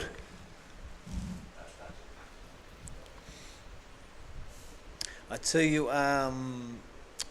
spending a bit of time out there where the athletes hang out. Paige Harab is from the stable of that elite surf coaching. We'll touch on that later because let's stick with live action now. This is Sierra Kerr on her backhand. Couldn't get a turn away last wave. She manages that now and finds the lip and going to complete that. Absolutely no worries. So Sierra Kerr, a couple of turns on wave number 2. That is a bit more like it from the Australian Lydia Kato now. Yep. Oh, that was a nice turn for Lydia. Really critical. Oh, throw a lot of spray, smooth, and she ride it out perfectly on that one. So, one turn though, Billy. So we don't know what are the judges saying about that one. Yeah, it'll be interesting to watch on the replay up in the judging tower. They'll be going backwards and forwards between Sierra's and Lydia's. We're lucky enough to have a great media team, so we get to see Sierra crank one out here. A little bit of a check down, a little bit lateral, but I like the way she found the lip on the second one and brought that board all the way around past 6 o'clock. Lydia, right in under the lip. Yeah, that was impressive. So we'll see how they go, and we'll have those results out for you soon. Right, have a look at Sierra Kerr, a 4.23. Will Lydia better that score? Waiting for those scores to drop down. Yeah, the scores are coming in for that one single turn from Lydia Kato. Looks like a good score for one turn. There you go. A 6.17 for a one turn. Wow. See, that is what the judges want to see. Top to bottom, straight to the top, the vertical snap, throw a lot of spray, ride it out perfectly. You get rewarded. Yeah, much deserved. That was a critical turn. It was suggested before, right under the lip, so could have been hit on the back of the head any time, could have fallen off any time, so it was critical and it was dangerous. So well done to Lydia. Yeah, as I was talking before, Paige Harrop out of that elite surf coaching stable. Philippa Anderson also in there, and Amari Hearn also under the tutelage of Ivan, doing a great job. And more of a learning phase for Amari. Yep. Amari. Imari. Only a young lass, but it was caddying for Paige, or caddying for Philippa. So getting around all the action and seeing how things work at a QS 5000's, invaluable experience, and a really good move there by Ivan to keep the young lass involved. And it's great to have a full-time full-time coaching facility there in Bali.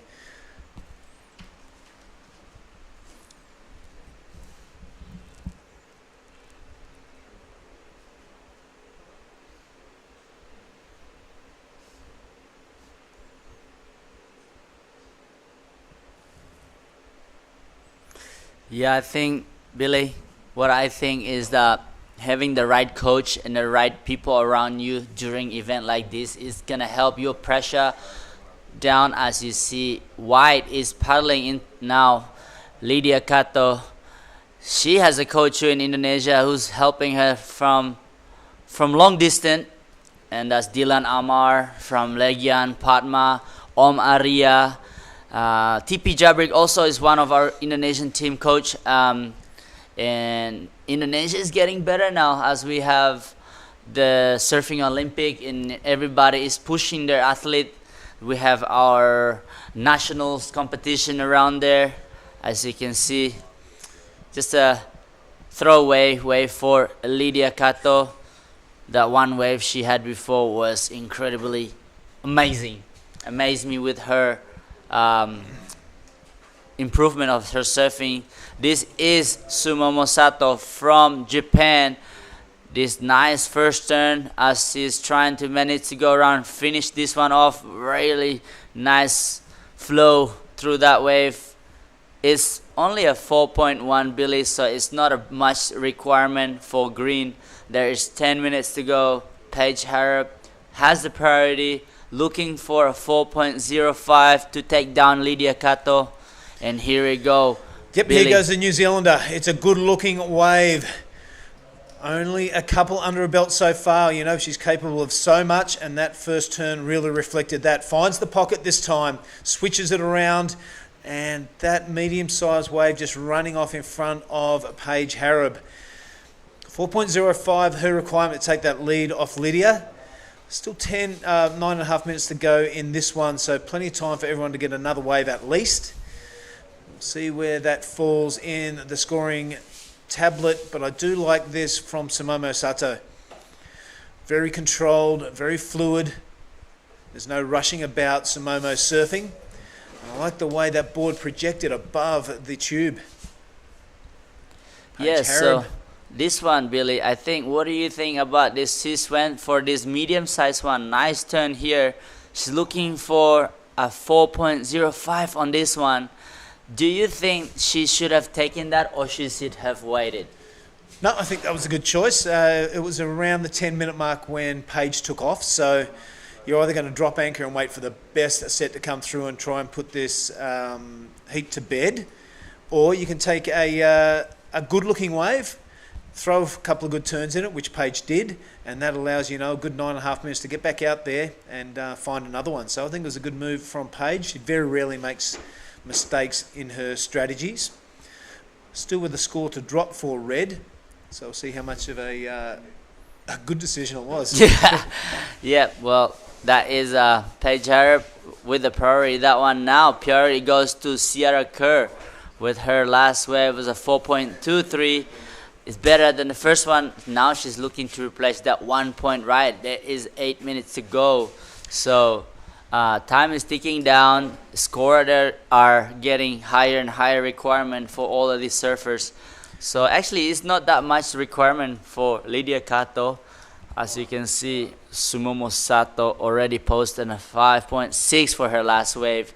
Now Sumomo Sato is from 4th to 1st. And now Paige Harrop, last wave. You're right, Billy. So it was a great move. And it was a 5-point ride for last wave of red. Paige Harrop from New Zealand. And now Lydia Kato from Indonesia looking for 2.96. And Sierra Kerr looking for a 4.91. There's under 7 minutes to go. Yeah, I like the way this is unfolding, Oni. The surfers with the work to do in Lydia and Sierra have first and second priority next to their name. So in the next 7 minutes, you would kind of guess that there's going to be a good set come through with a couple of waves. And we'll see Lydia and Sierra get that chance to take the first and second position off Sumomo and Paige. So it's going to be exciting. Yep. Bring it on. Yeah, this is the moment that Lydia Kato has to show Om Arya and Dylan that she has been learning a lot, because everyone's watching out. Hello Om Arya, selamat pagi. Om Dylan, semuanya. Yeah, let's see if Lydia Kato can manage to surf this heat so well, because Paige Harrop, Sumomo Sato, and Sierra Kerr is the high-level surfers, and that's the best thing for her right now. As you can see, Sierra is using her priority. And nice first turn here. Yeah. Very smooth setting up for the next one. Is she going to go vertical? Yes, she does. Upside down on this one. Oh, got to finish. Could not finish that wave. So the judges didn't like if you don't have good finishing. But the first two turn, Billy, I like it. So a 4.91, if that is the score she's looking for. Let's leave it with the judges. Yeah, you bang on there, Oni. A couple of good turns from Sierra, and now this is Lydia Kato from Indonesia. Good looking set wave. Hooks it right under the lip. This is more like it from the Indonesian. This fast section of the wave playing havoc with the game plan, but handles it beautifully. A little airdrop down into the end section. It's got to complete this wave. She doesn't into a face plant at the end, but a couple of really handy turns for Lydia Kato out the back. So we'll ask for it. And we got it. One wave from white, one wave from blue. Let's see where that lies with 5 minutes remaining. Heat number 5 for the round of 32 of the women is going to be another cracker. Yeah, Sierra Kerr's replay this one. Nice first carve. Setting up for this turn right here. This is the money turn that all the just want to see. But didn't finish it, but still will be a good score, I reckon, for Sierra Kerr. I love this wave. This is a big wave. And that's a big turn for a small girl. And as you see, she's looking for backup here. Another one. That's sketchy right there too. So I'm really impressed with Lydia Kato's performance the last couple of years. She has improved a lot since I saw her. And that could be a good backup for Lydia Kato for sure. Will go in either second or first, as you can see. All right, Paige Harrop with the nose wipe to start off, if you don't mind. Ooh. Looking for that tube this entire heat, but it hasn't come to fruition. So Paige Harrop will not improve on her score line. Waiting for a score to drop. It's only a very minor one or thereabouts. Still waiting for the score for white. Sierra Kurz has come in at a 4.73. So that has improved her scoreline, but not changed the position on the leaderboard. So Sierra Kurz sitting there at third. Ya, di mana Lydia Kato sekarang masih di posisi keempat, membutuhkan 2,96, tapi ombak terakhir dari Lydia Kato sangat bagus sekali dan ombaknya lumayan besar. Kita harus menunggu kepada semua yang nonton.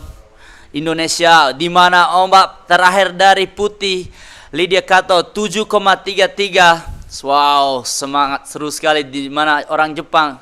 Ohayo gozaimasu. This is Sumomo Sato in second place right now, looking for a 7.9. The last wave of Lydia Kato was a 7.33, push her into first place. Now Sumomo Sato is in second place, push down Paige Harb in third place, looking for a 4.44. And Sierra Kurz, of course, not a big score still required for blue, only as 4.71. There's 2 minutes and 40 seconds to go. With the priority, Billy, I think it's still possible for second place, but the first place, our surfer from Indonesia, Lydia Kato, it was a 7.33. That's an excellent surfing, you reckon? So good, mate. What a move in the last 3 minutes from Lydia Kato. A couple of super impressive turns right under the hook of the lip. So in the critical part of the wave, she absolutely executed those two turns beautifully. And that was enough to put her into the lead. All right, all scores are in. Check this out. Sumomo Sato, a 6.60 for her last. It is the Indonesian in first position. Sumomo Sato from Japan in second. Paige Harab brings up third, and Sierra Kurz in the blue is in fourth, but she has priority. But now the requirement is a massive 7.47. It's going to have to be the wave of the heat. Sierra does have priority, and the waves are there. If you pick the right one, that score is very attainable. Paige Harab, bit of a surprise to see her down in third position. 7.20 the requirement. So the 7.33 and the 6.60 from Lydia and Sumomo really making it difficult for Paige and Sierra. 1 minute 15 to go. Things have just got a whole lot more interesting. Yes, a very exciting heat for... I'm so stoked right now. I'm sorry to say, but I'm really happy to see how well the girls are surfing and posting some big score here, Billy. So don't be sorry, mate. It's what we want to see, and Lydia Kato is staying on the roll. This one from third priority. A good-looking inside wave, a good-looking first turn, a better-looking second one. The Indonesia really finding a flow and rhythm here. Heat number 5. And this is day number 6 of the Krui Pro. And the Indonesians are super excited about the performance from their young charger in Lydia Kato. Wow. Yep, that is Billy. The time is almost to an end right now. There's 20 seconds to go. As you can see now, the replay of Lydia Kato looking for her last wave to go in. It's really comfortably. She is in first place. Wow, that's still a good turn.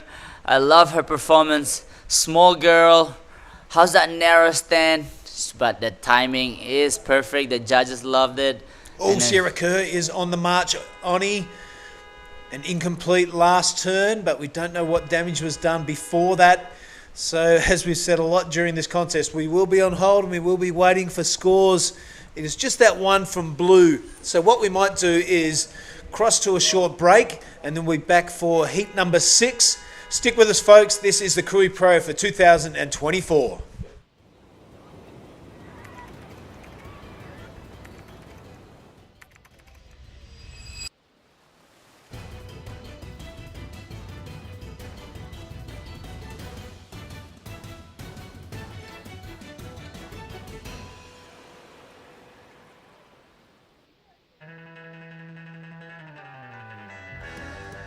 First, I want to thanks to everyone at home for supporting me, and I love you guys, and can't wait to see you guys soon.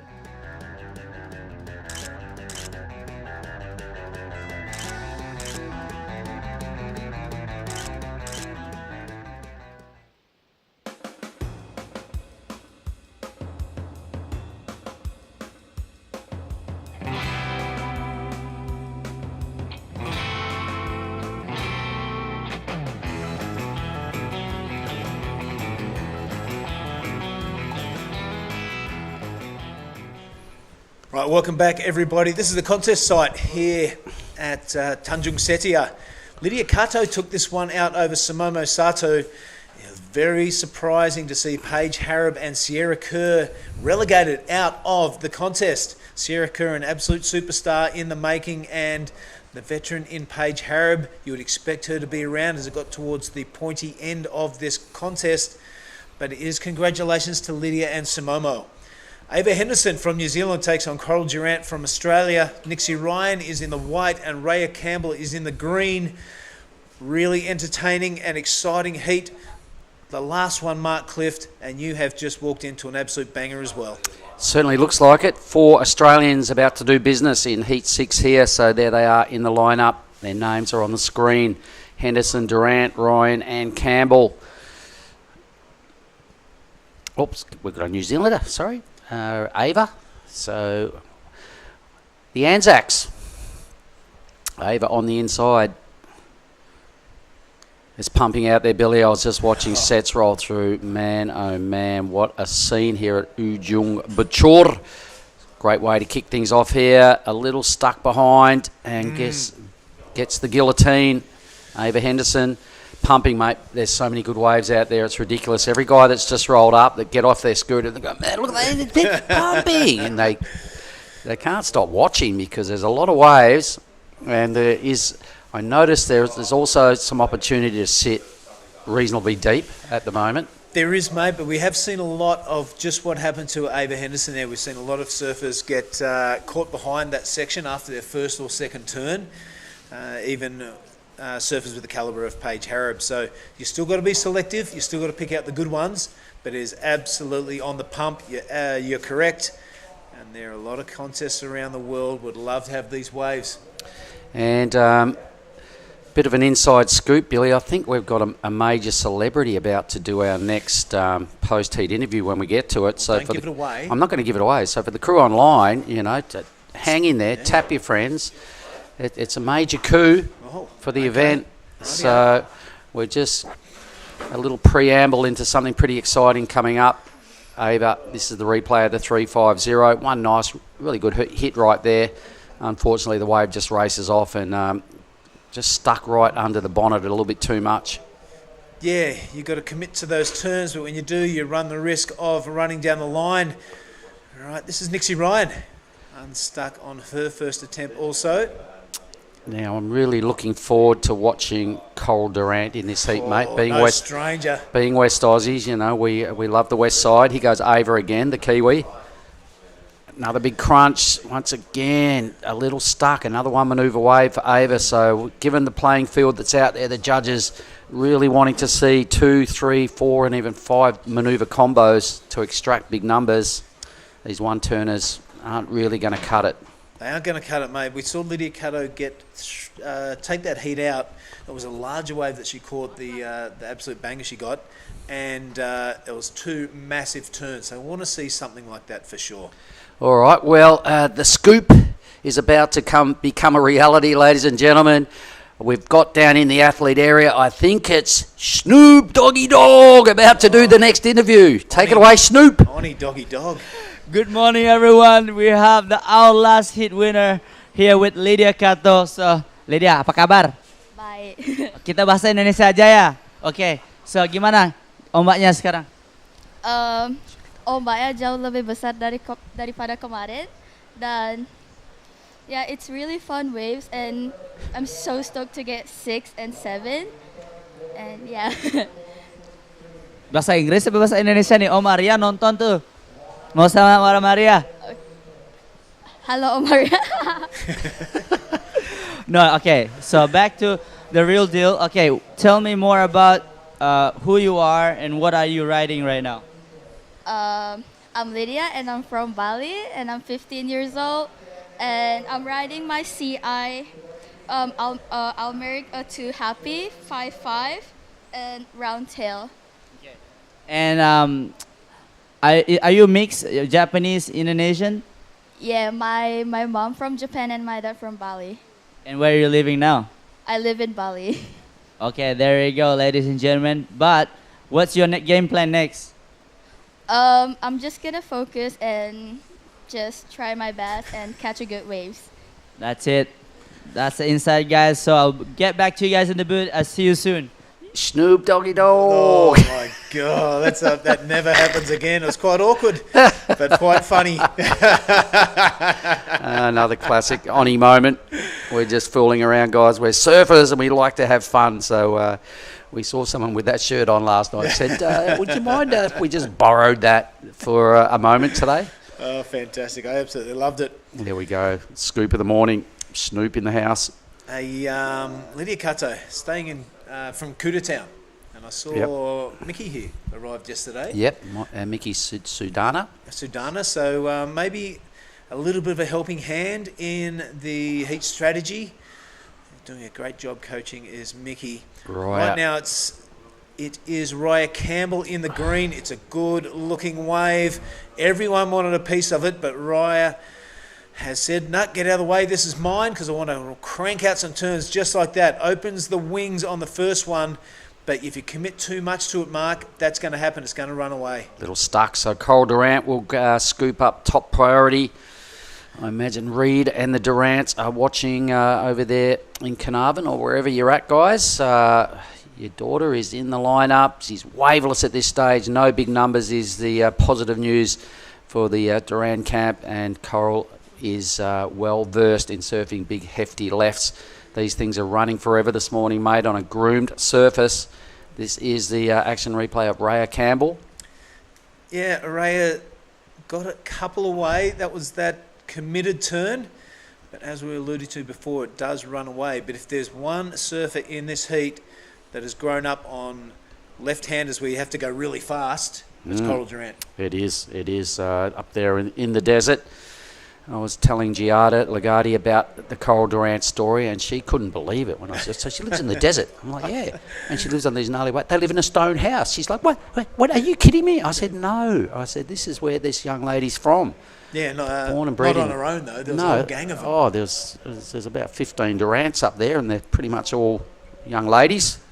All ripped too. Yep. So the old man decided to park up out there at Red Bluff and make that his home. So, you know, we can't forget about the three other surfers in this heat. It's a tough heat, so best of luck to everybody. We can see Kersey and Sierra in the background. We can see Elliot and Billy there, Team NZ. They'll be in Ava Henderson's corner. And men's surfing will be starting in the next two heats as well. You can see the next heat checking in the background. Yep, Shina Masuda getting it ready, the absolute rock star from Japan. Ooh, Coral, decision to make. Doesn't like it. That wave's been breaking forever. Yeah, probably hit this part, fill up full of watermark and not offer much scoring potential. That's exactly what happened. A couple of different, well, three different takeoff spots on this reef system. The women sitting in the mid takeoff section, if you like. Yep, 100%. Caddies just about got cleaned up earlier, I noticed, in that last heat. The beach announced they had to go, "Caddies, sit further out. What are you doing?" Just got way too close to the action, got to be cleaned up. And that sort of is a common thread down here. Those bigger sets generally push wide unless it's the perfect direction. But to me, Billy, looks like it's a much better direction than perhaps yesterday. I'm loving what I'm seeing. It's sort of same but different, but I reckon it just looks a bit better. Yeah, I can't wait to see what happens once that tide starts to drop out. There's a bit less water on the reef. Might see a few funnels happening. It should still be pushing up at the moment, shouldn't it? Yeah, Would you like to push do up we to know what about- time it is today, mate? I'd imagine about 1 or 2 o'clock. High tide? Yep. Okay. And then it will drain out in the afternoon. We've got 23 heats to get through, folks, so we'll see the mid, we'll see the low, we'll see the high, we'll see every tide this place has to offer. Pretty much 10 hours of work day coming at you. So Sunday around the world. So sit back and relax. Look at that thing just grinding away. Mind surf that one, folks. Oh, Everyone around the world has just got barreled for a good 5 seconds. Longer. In their mind. Look at that thing. So it's all going on. Ujung Bocor. Tanjung Setia is the name of the beach and the immediate village behind us. We're in the province of Lampung, the district of Pesisir Barat. All that is located right on the very southern end of Sumatra. The Indonesian tour rolls on in glamorous form, Billy. A double header, well, basically a triple header, really, if you factor in the Afulu experiment after Lagundri Bay. Ava Henderson. So let's stay with the live action from the Kiwi. It's her second wave. She's already in the lead. She's got sitting on a pair of threes, so she wants to capitalise here. That's better. At least it's two decent moves that time, and some tidy drone work there from Riser. Just check this. What do you reckon, Billy? Her best wave? Let's have a look at that scoreline. Yep, I'll put that into the best wave for Henderson.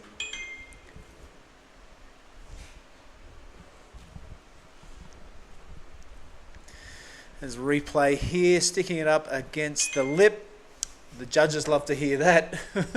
A bit of a pinball parlour here. Yeah, 517, mate. You were bang on, Mark Clift. That is Ava Henderson's best wave. A couple of attacks on the lip line has seen her shifted into first place. Raya Campbell second, Nixie Ryan third, and Coral Durant yet to get going. There's 12 minutes and 30 seconds remaining. Just had a little call in from Luke Campbell. Oh, yep. He's down there watching. I think he's in Indo somewhere. Good morning, Luke, Camby, and anyone else that we happen to know that's tuning in.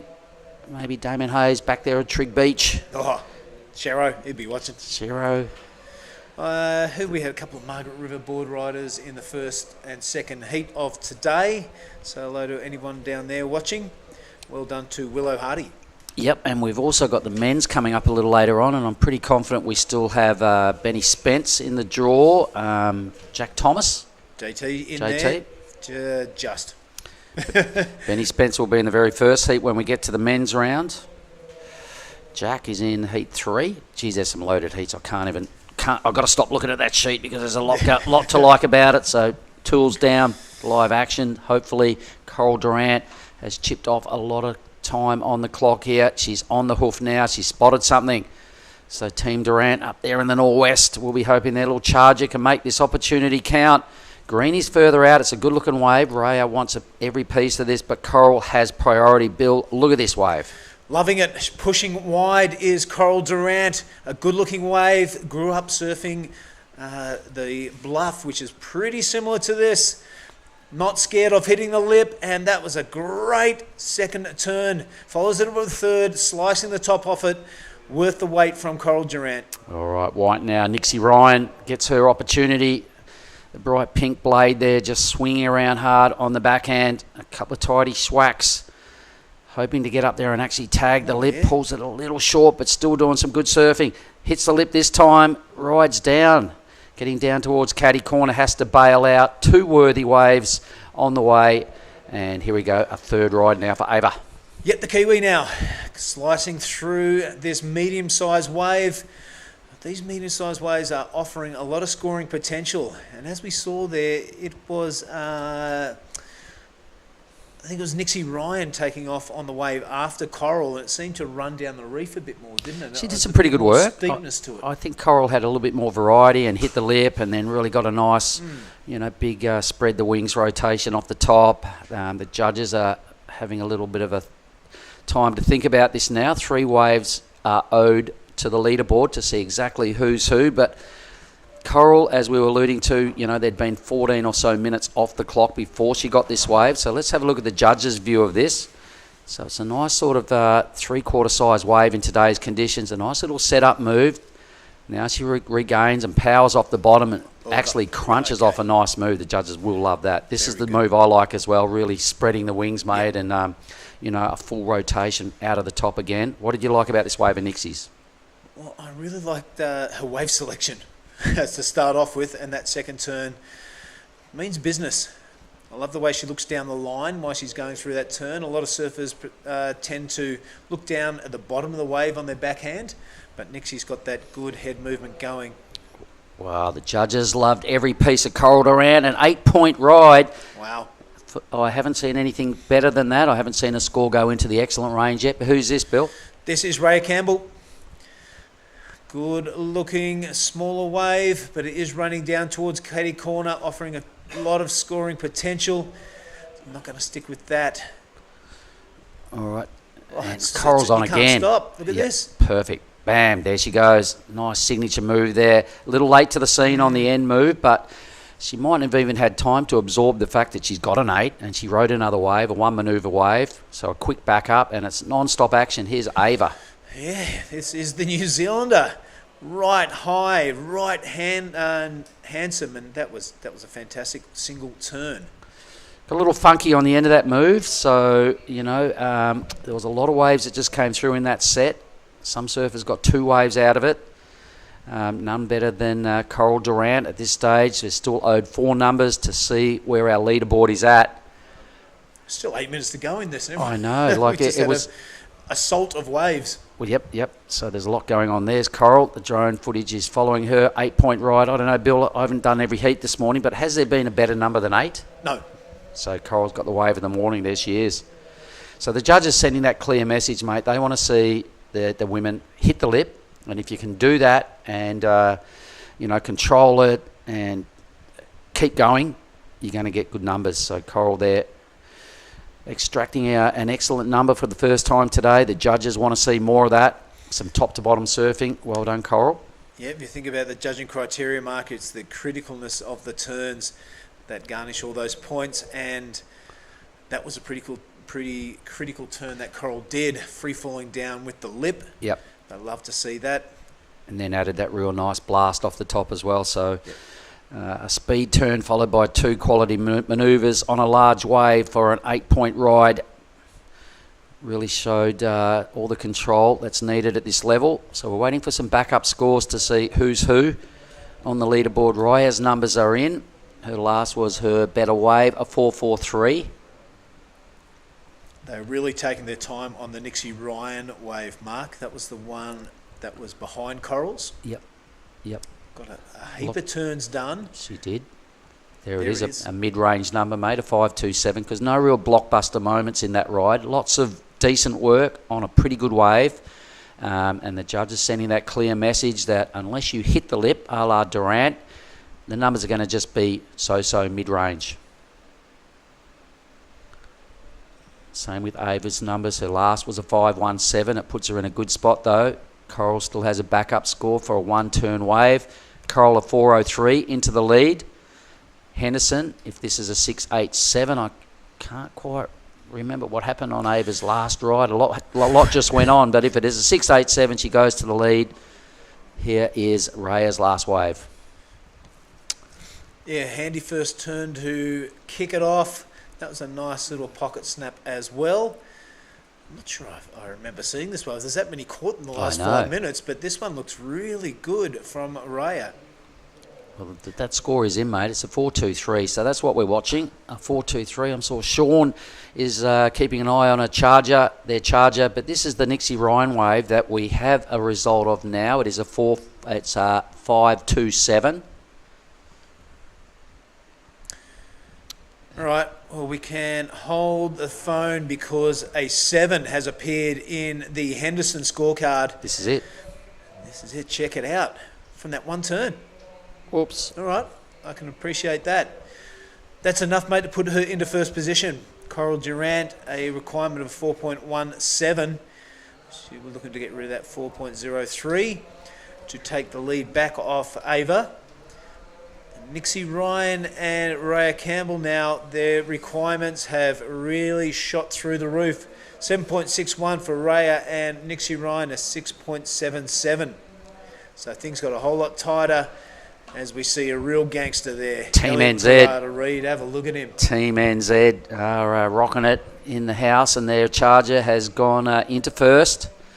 2 good scores for 12-17, 2-wave total. Marginal lead over Durant, who needs just over 4 points to regain the lead. Some solid requirements now there required for Nixie Ryan and Raya Campbell. Rightio, so the message has been sent, Mark. I want to see big turns in the dangerous part of the wave. A 7 rewarded to Ava and an 8 rewarded to Coral. The thing they had in common, those 2 waves, they attacked the lip and they free fell down with it. So that's the message from the judges' tower. Sure is. So if you're a competitor and you got a touch of the smarts, you've really got to take note of that sort of stuff and go, right, okay, doesn't matter how long my wave is.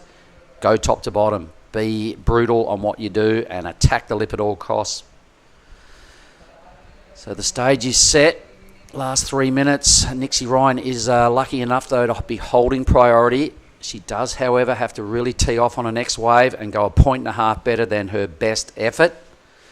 She is the surfer in white. Raya with third priorities, trying to put some distance between them. So Durant's got her in her sights, tracking her down.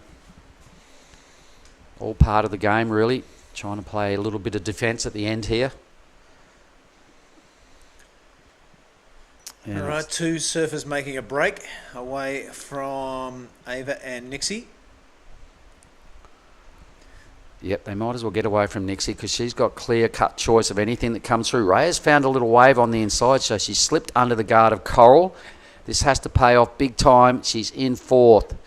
Needs to get some vicious surfing happening shortly to have an opportunity at that number. The wave shuts on her. Oh, Team Campbell will be a little bummed. Their charger has 2 minutes 40 to regroup. Track down that 761. Damn. 2.5 to go. Our next heat. Let's have a quick look at it. Piper Harrison coming up. Shino Matsuo, Ada, Nanaho Suzuki, and Charlie Hatley.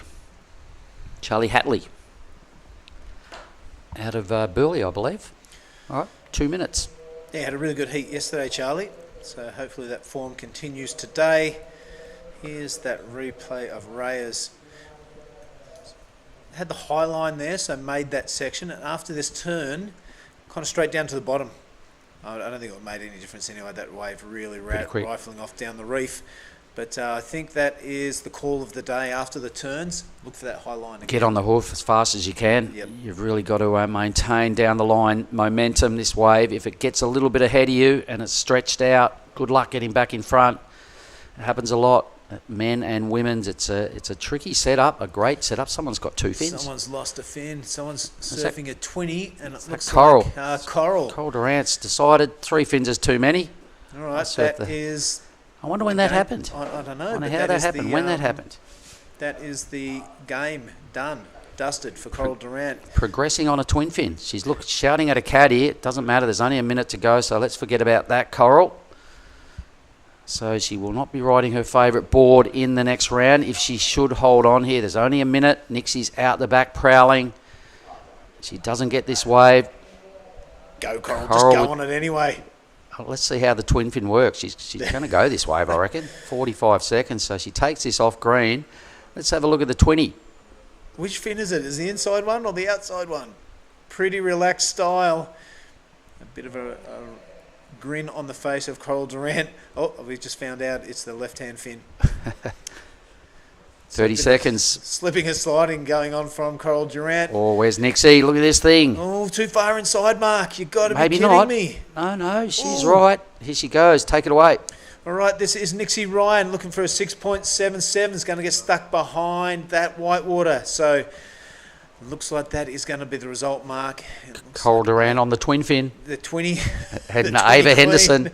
And Ava Henderson taking it out. All right, 4 seconds remaining. I'm not sure this is going to count for Raya. Doesn't get it, so it is the surfer in red in Ava Henderson taking it out over Coral Durant. Commiserations to Nixie and Raya. Heat number 7 is just about to kick off. We might take a little break and bring in Dai Wacko for the call. We'll speak to you very soon.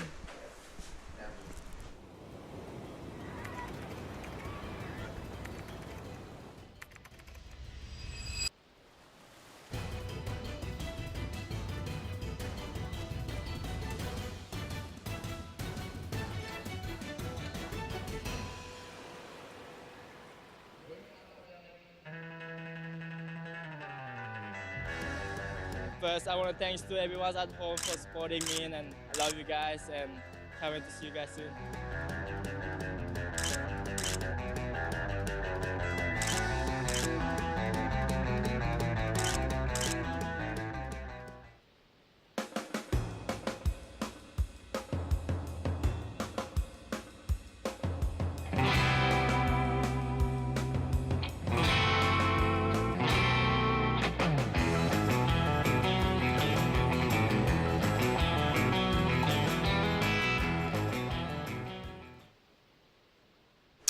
Well, g'day team, and Salamat Pagi here to Tanjung Setia. We are ripping straight into it. I've got Dai Wacko with me. Who's this, Dai? Suzuki Nanaho is up and riding. Wow. That's a great two-turn combination from Suzuki Nanaho. Well, she is very strong competitor in Japan. She's from the place called Aichi. Okay. And Tahara, where we had probably the WQS 6000 start back in 2015 or the era long time ago. But she is up and coming strong competitor. And against we have Shino Matsuda in blue, Piper Harrison in red, Charlie Haley in green. This is red is the upper and lighting. This is a good looking wave here. Piper Harrison. Let's have a look at it on a backhand. Marlon Harrison's sister. So this heat is alive, everybody. This is heat 7. Oh my goodness, how's that bottom turn from blue? Who's this? This is Shino Matsuda up and riding. 松田詩野選手、1歩目のライディングにテイクオフ。素晴らしいオープニングカーブ。そしてカットバックを何個か入れて、このインサイドセクションにフィニッシュを決めてこれるか。ここはしっかり決めていきたい。しっかり決めていきました。That was well served from Shino Matsuda. Oh my goodness. There's going to be a lot of great scores coming in. Oh, there certainly will be. Man, oh man, I can't wait to see the replay again. That first bottom turn into that first manoeuvre was so good. So let's have a look at the judges' angle of Piper's wave here. Just getting going now, sort of setting stuff up. Still some setup work going on here for Piper. She'll know she hasn't really belted it yet. Kind of not quite a belt either right there. So let's see what goes on with this section. A little better, maybe pulling the turns marginally short and not really connecting with the lip. But watch this, everybody. She's a nice big wrapping calf. And again, whammo. Boy, oh boy, she's really leaning that board over. Some confident surfing out of the Team Japan Matsuda.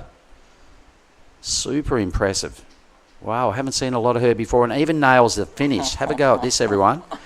From start to finish, a brilliant ride. I'm expecting some big numbers to go on for Matsuda in the blue. That was so sick. Charlie's put together a 4.5 on her first wave in green. A 7.67 from Suzuki. Team Japan are off to a ripping start. 7.67 is a great way to start this heat. Suzuki Nanaho. Wow, that was her first wave. 鈴木奈々穂選手1本目のライディングで 7.67 をスコアしています。ヒート序盤、ここで 7.67 を持っているのは非常にメンタルも安定していくでしょう。なかなかヒートをスタートしてすぐにハイスコアをゲットすることが難しいコンディションとなっています。A 3.6 for Piper for not quite connecting with the lip. That's the result. The judges are sending that message. Let's have a look at Charlie now.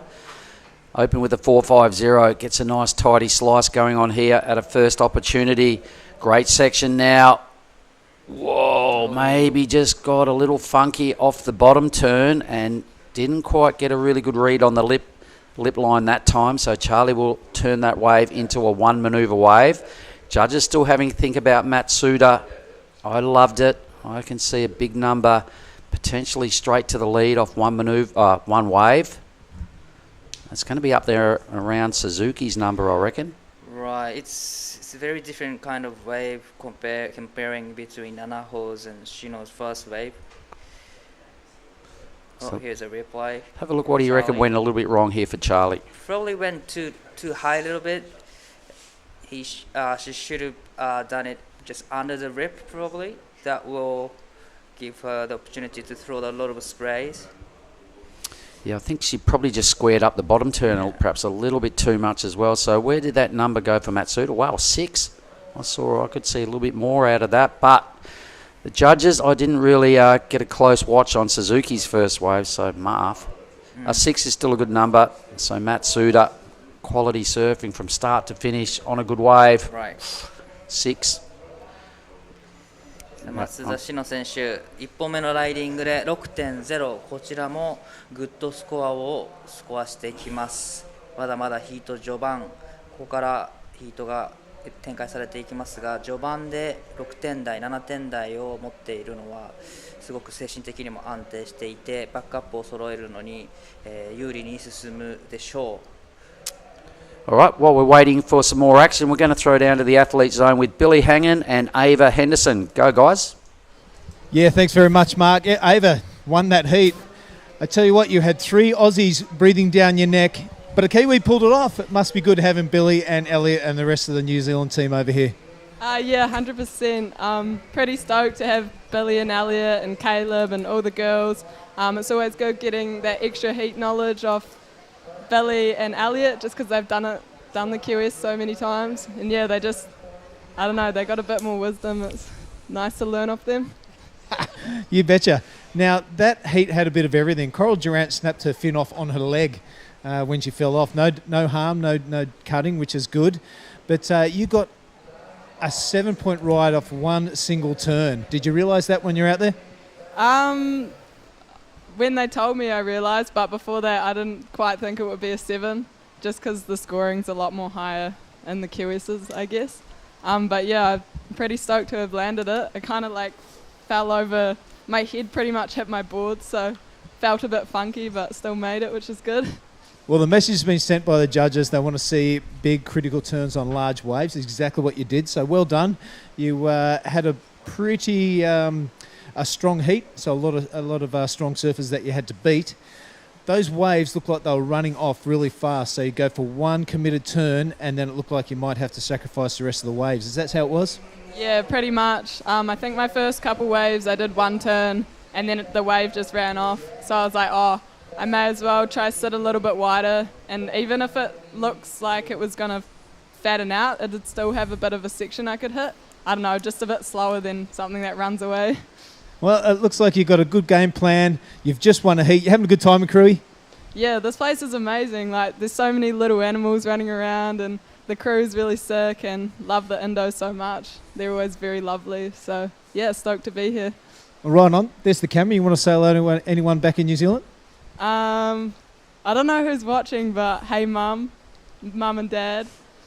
And, yeah, hi to my friends. Ryan Campbell, put it there. That was a great interview. Campbell. Well done. Back to you guys.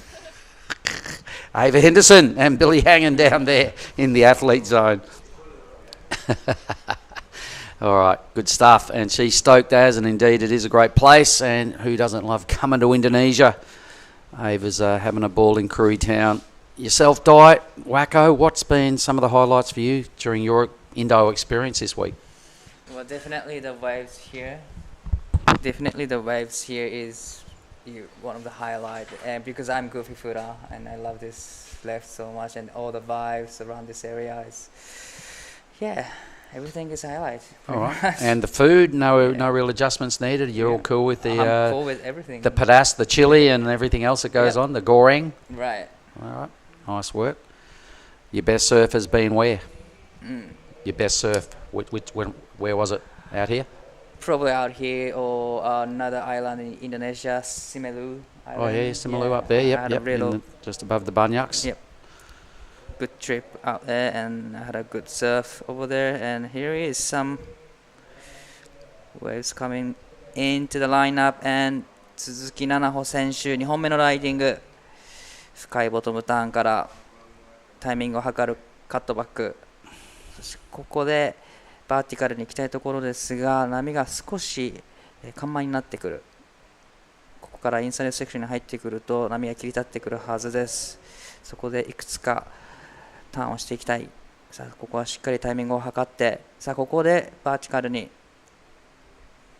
まだ続く。さあ最後のセクション出てくるのか、ここで。All right, let's stay with green now as well. Charlie trying to get back into the groove of things. Her numbers aren't that high. Her best score is a mid-4. Screaming down the line here. Tags that end section. Needed to hang on. Kind of tried. Surfed off the screen. I think she fell. Anyway, let's just stay tuned for the numbers. So that was white and green, both already in first and second. Here's the replays again. So for you, what was the best part about this wave for white? I really loved the first bottom turn, actually. Just drives really great, generating a lot of speed. But fortunately for her, that the wave didn't, wall up for her. So she kind of did a couple of S turns. But probably this one went for vertical. And I love the little chop hop thing in the end. Yeah, just tried to sign off with something a little funky. She was feeling pretty good after the ride, strung together a lot of moves. Charlie as well now screaming down the line, really laying heavily on the inside rail on these bottom turns, grinding it around on the heel side. Some strong carving going on here for Charlie and Suzuki, so both these surfers will easily upgrade their totals. Really positive attack on this wave, even hitting that last section with a lot of oomph. I'm pretty sure she didn't ride out of that, but either way, previous, lots of really good work done on a solid wave. The score in for Suzuki is a 4.83, as you were alluding to. Never really connected properly with a big hit above the lip. Didn't see a lot of board above the lip. Lots of surfing done for a 4.83. So Charlie needs an 8 to go into the lead. Either way, she's just improved her 2-wave total with a 4.4. So there we go. That's the state of play at 12.50. 2-wave total for Suzuki with a strong lead. It's all about second spot here. Sitting there with a 6 is Blue. Here she goes. 松田詩野選手、2本目のライディングテイクオフ、逆転に必要なスコアはわずか 2.90 です。大きなカービング、少し波が速くなってきたが、ここはプルアウト。It was only one turn, but I really loved the big carve. She only needs a 2.9. Probably going to get that.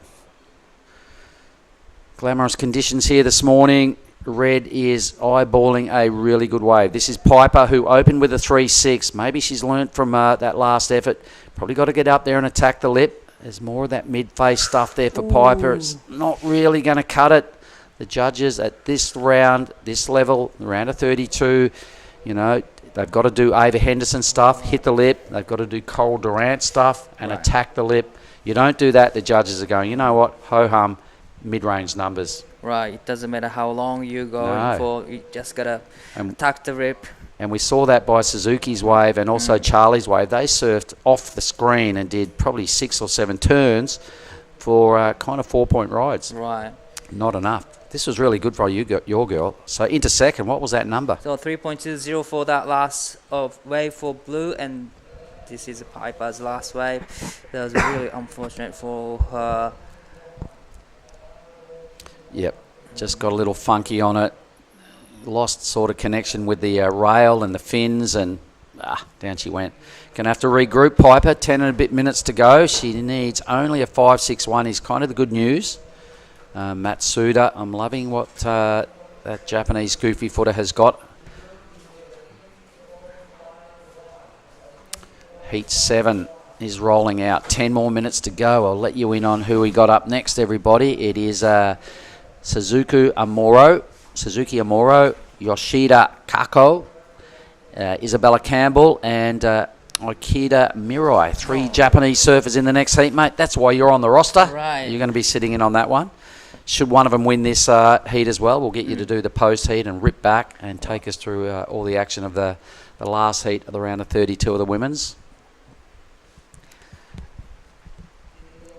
The round of 32 Women's QS 5000ヒート7現在行われております。さあ日本人の選手2名クレジットされていますが、1位、2位を独占しています。鈴木菜々穂選手、最初の波で 7.67 ハイスコアをマークし、バックアップ 4.80、現在 12.50 で、トップのポジション、かなり2位との差が開いています。松田詩野選手 6.0、そして 3.20 で2位のポジション。まだバックアップをしっかり揃えられていませんが、残り時間まだ10分あります。ここからバックアップスコアを伸ばしていくでしょう。3位にはチャーリー選手、出のスコアは 4.71、パイパー選手が4位 5.61 必要です。残り時間8分48秒。 So what was that, Di? Just a rundown on the leaderboard? Yep, just round. I'm just telling these guys about the scores, and yeah, that's about it. Now, are you getting any feedback from the fans at home? Have you got any of your buddies messaging you up going, hey, we're watching, we love it? Yep. Yeah, you getting some of that? I got quite a lot of messages from people that I don't know. And that's good. They just message me that it's good to have Japanese going on, and so that we understand what all the surfers thinking out there and how they feeling about heat and all that details. Cool as. Well, that's why you're here, my man. A big part of the Asian tour that we roll through is being broadcast, and there's a lot of Japanese surfers here. A big part of the audience is out of Japan, so hence you've got a job, you've got a gig, right? And we're going to be doing the same thing up there in Nias. So a nice initiative out of the ASC putting this production together. The PSOI, sorry, putting the production together.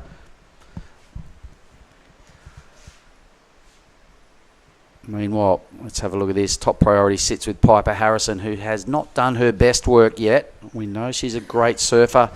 I'm really liking what Blue's doing. She's had a huge paddle for this wave. Over to you, Dai. 増田篠選手、3本目のライディング、ここは 3.20 のバックスコアを伸ばしていきたいところです。さあ、2つきれいなカットバックを入れてくる。スティープなセクションがここから出てくると思います。ジャッジはこのしっかり縦へのアプローチに対してスコアを出している印象です。フィニッシュもしっかり決めてきました、松田篠選手。That was a great ride from Matsuda. That end move was just so quality. You know, a well-structured wave, and then right at the end, just threw in a little tidy Larry, and a really good connection with the lip as well on that end move. I loved that. What a way to finish off. She needs a 3-2 for the lead. I can see Matsuda going into first here. So she paddled as hard as she could. She used the priority well. There's a lot of good things to like about this. That was sort of just a set-up move. And again, just spreading the wings and full rotation through these first three moves, waiting for something solid to happen. She now starts to spy a section, and it is the end section, but she really laid back on her heels and got stuck into that end move. So I liked it. I can see that she's potentially going into the lead. Numbers are coming. I reckon for sure she goes to the lead. I think we still have a wave, though, for Suzuki. We still have a wave for Piper. Well, a lot of actions going on right now. And it's still, there's a wave coming into the lineup. And Charlie is having a look. Yep, Charlie Hatley here.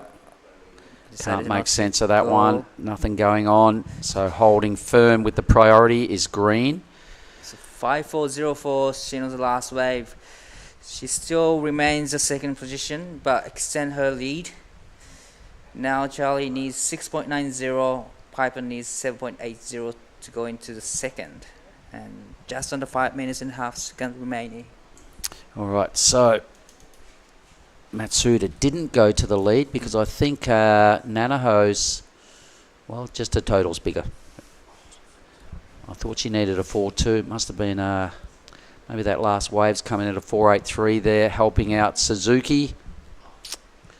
Not much going on in the red column. Hatley's playing catch-up as well. She's got priority. Team Japan are holding it down, and here goes Suzuki Nanaho. リップ、鈴木奈穂選手のリップで少しタイミングをミスしてしまったのか、リップができず、ここはすぐにプルアウト。That was a real quick in and out for Nanaho Suzuki. Yep. She's done a really good job at 12.50. Two-wave total is big news. So the 7.67 is stacking up as one of the best waves of the day. So we'll make note of that.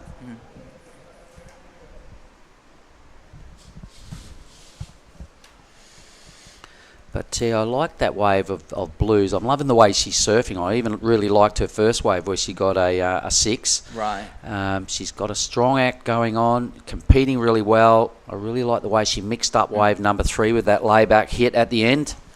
So did the judges. Had something a little bit more brutal happened out of those first 3 moves. You could have seen that wave going into the 7s, but Just had to bide her time with some rail work, out and back, out and back, out and back before she got to that end section. Meanwhile, Charlie. Ooh, she's going to lose priority right there, I reckon. Having more than just an investigation of that wave, back into third priority for Charlie Hatley, and that's fair enough. That's the way it goes. That was a real mistake for Charlie. You could see her look in just then and probably just went, damn, what did I do? She sat there for quite a while with that priority. Needing a 6.9 could be a fatal error, just 3 minutes remaining.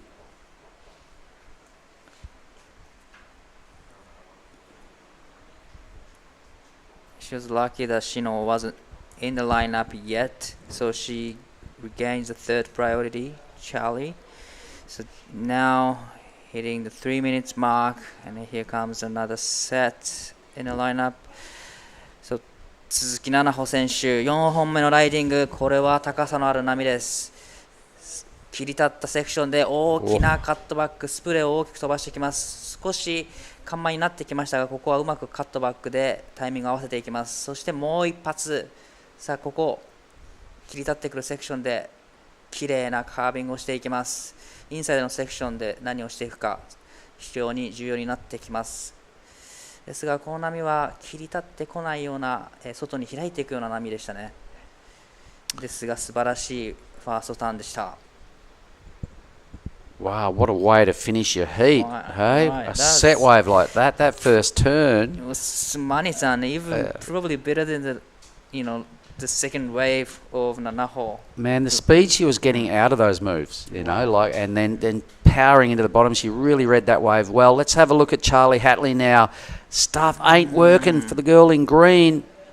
Wow, she needs a 6.9. She lost priority previously. That maybe rattled her. She tried a little bit too hard on the opening move of that wave number 5 and goes down. But there's a lot to like about this ride. It's a big wave. This turn here was really just a good statement to go, hey, check out what I'm doing. Lays it over. This is a bit of a mini move in reality. Starts to stand up for her now. So high speed schwack off the top. She got a real speed run going on here. The wave offered a lot. It really stood up. She repeated that move 3 times, so maybe the judges might have wanted to see something a little bit different there. And then just a nice tag, a little rebound out wide to finish off. Either way, she's trying to burn off a 4.83, so I think hands down will win the heat. Piper in red, not much is going on right for her, but here's Matsuda. 松田篠選手4本目のライディング、大きなフィニッシュですが、ここは波の力に押されてしまいました。That was a big finish down right there from Shino Matsuda, but unfortunately she got belted, got smashed. Got smashed right there. She hit that end section with not much authority, sort of put the board there and then went, uh-oh, and then just got belted. 5.37 for Suzuki. Does increase the lead. She's now busted into the 13-point range. So let's have a look at Piper's wave. I'm not sure how it started. So, this is getting a little better. All right, she just keeps pulling those turns marginally short. Doesn't really want to hit the lip, but the judges really want to see people hit the lip. So Piper, on reflection, if she has a look back at the footage and maybe has a chat with a coach or a brother and gone, what went wrong? Probably needed to maximise those opportunities by getting up there and belting the lip. I think you better bounce out of here and go and have a chat with Suzuki and come straight back. And we'll go throw to a quick break and back shortly with the final heat of this round.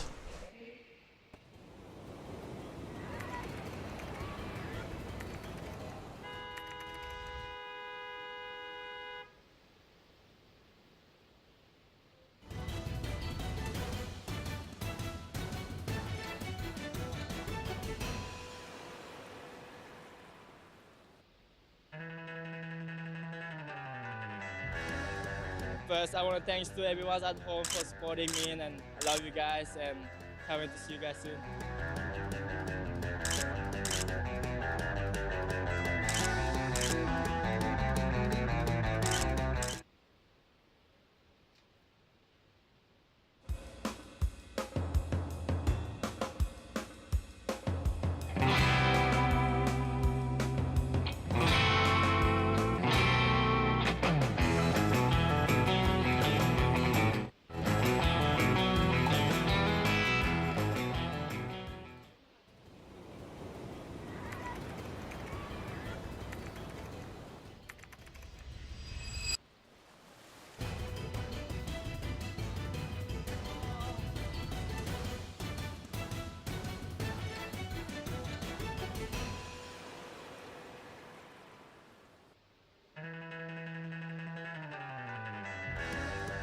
first, I want to thanks to everyone at home for supporting me, and I love you guys, and can't wait to see you guys soon.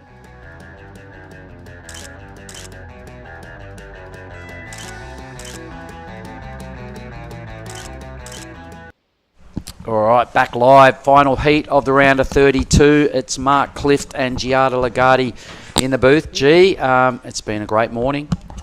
Yep, it has. The waves are absolutely firing out there. And in this heat 8 of the round of 32, we have in the red Amuro Suzuki, in the blue Kako Yoshida, in white Isabella Campbell, and in the green Mirai Ikeda, my new favorite surfer. Oh my God, a lot to like about that youngster in the green. So remember that name, everybody. Let's see how she tackles the pressure of a round of 32 matchup with 3 other rippers.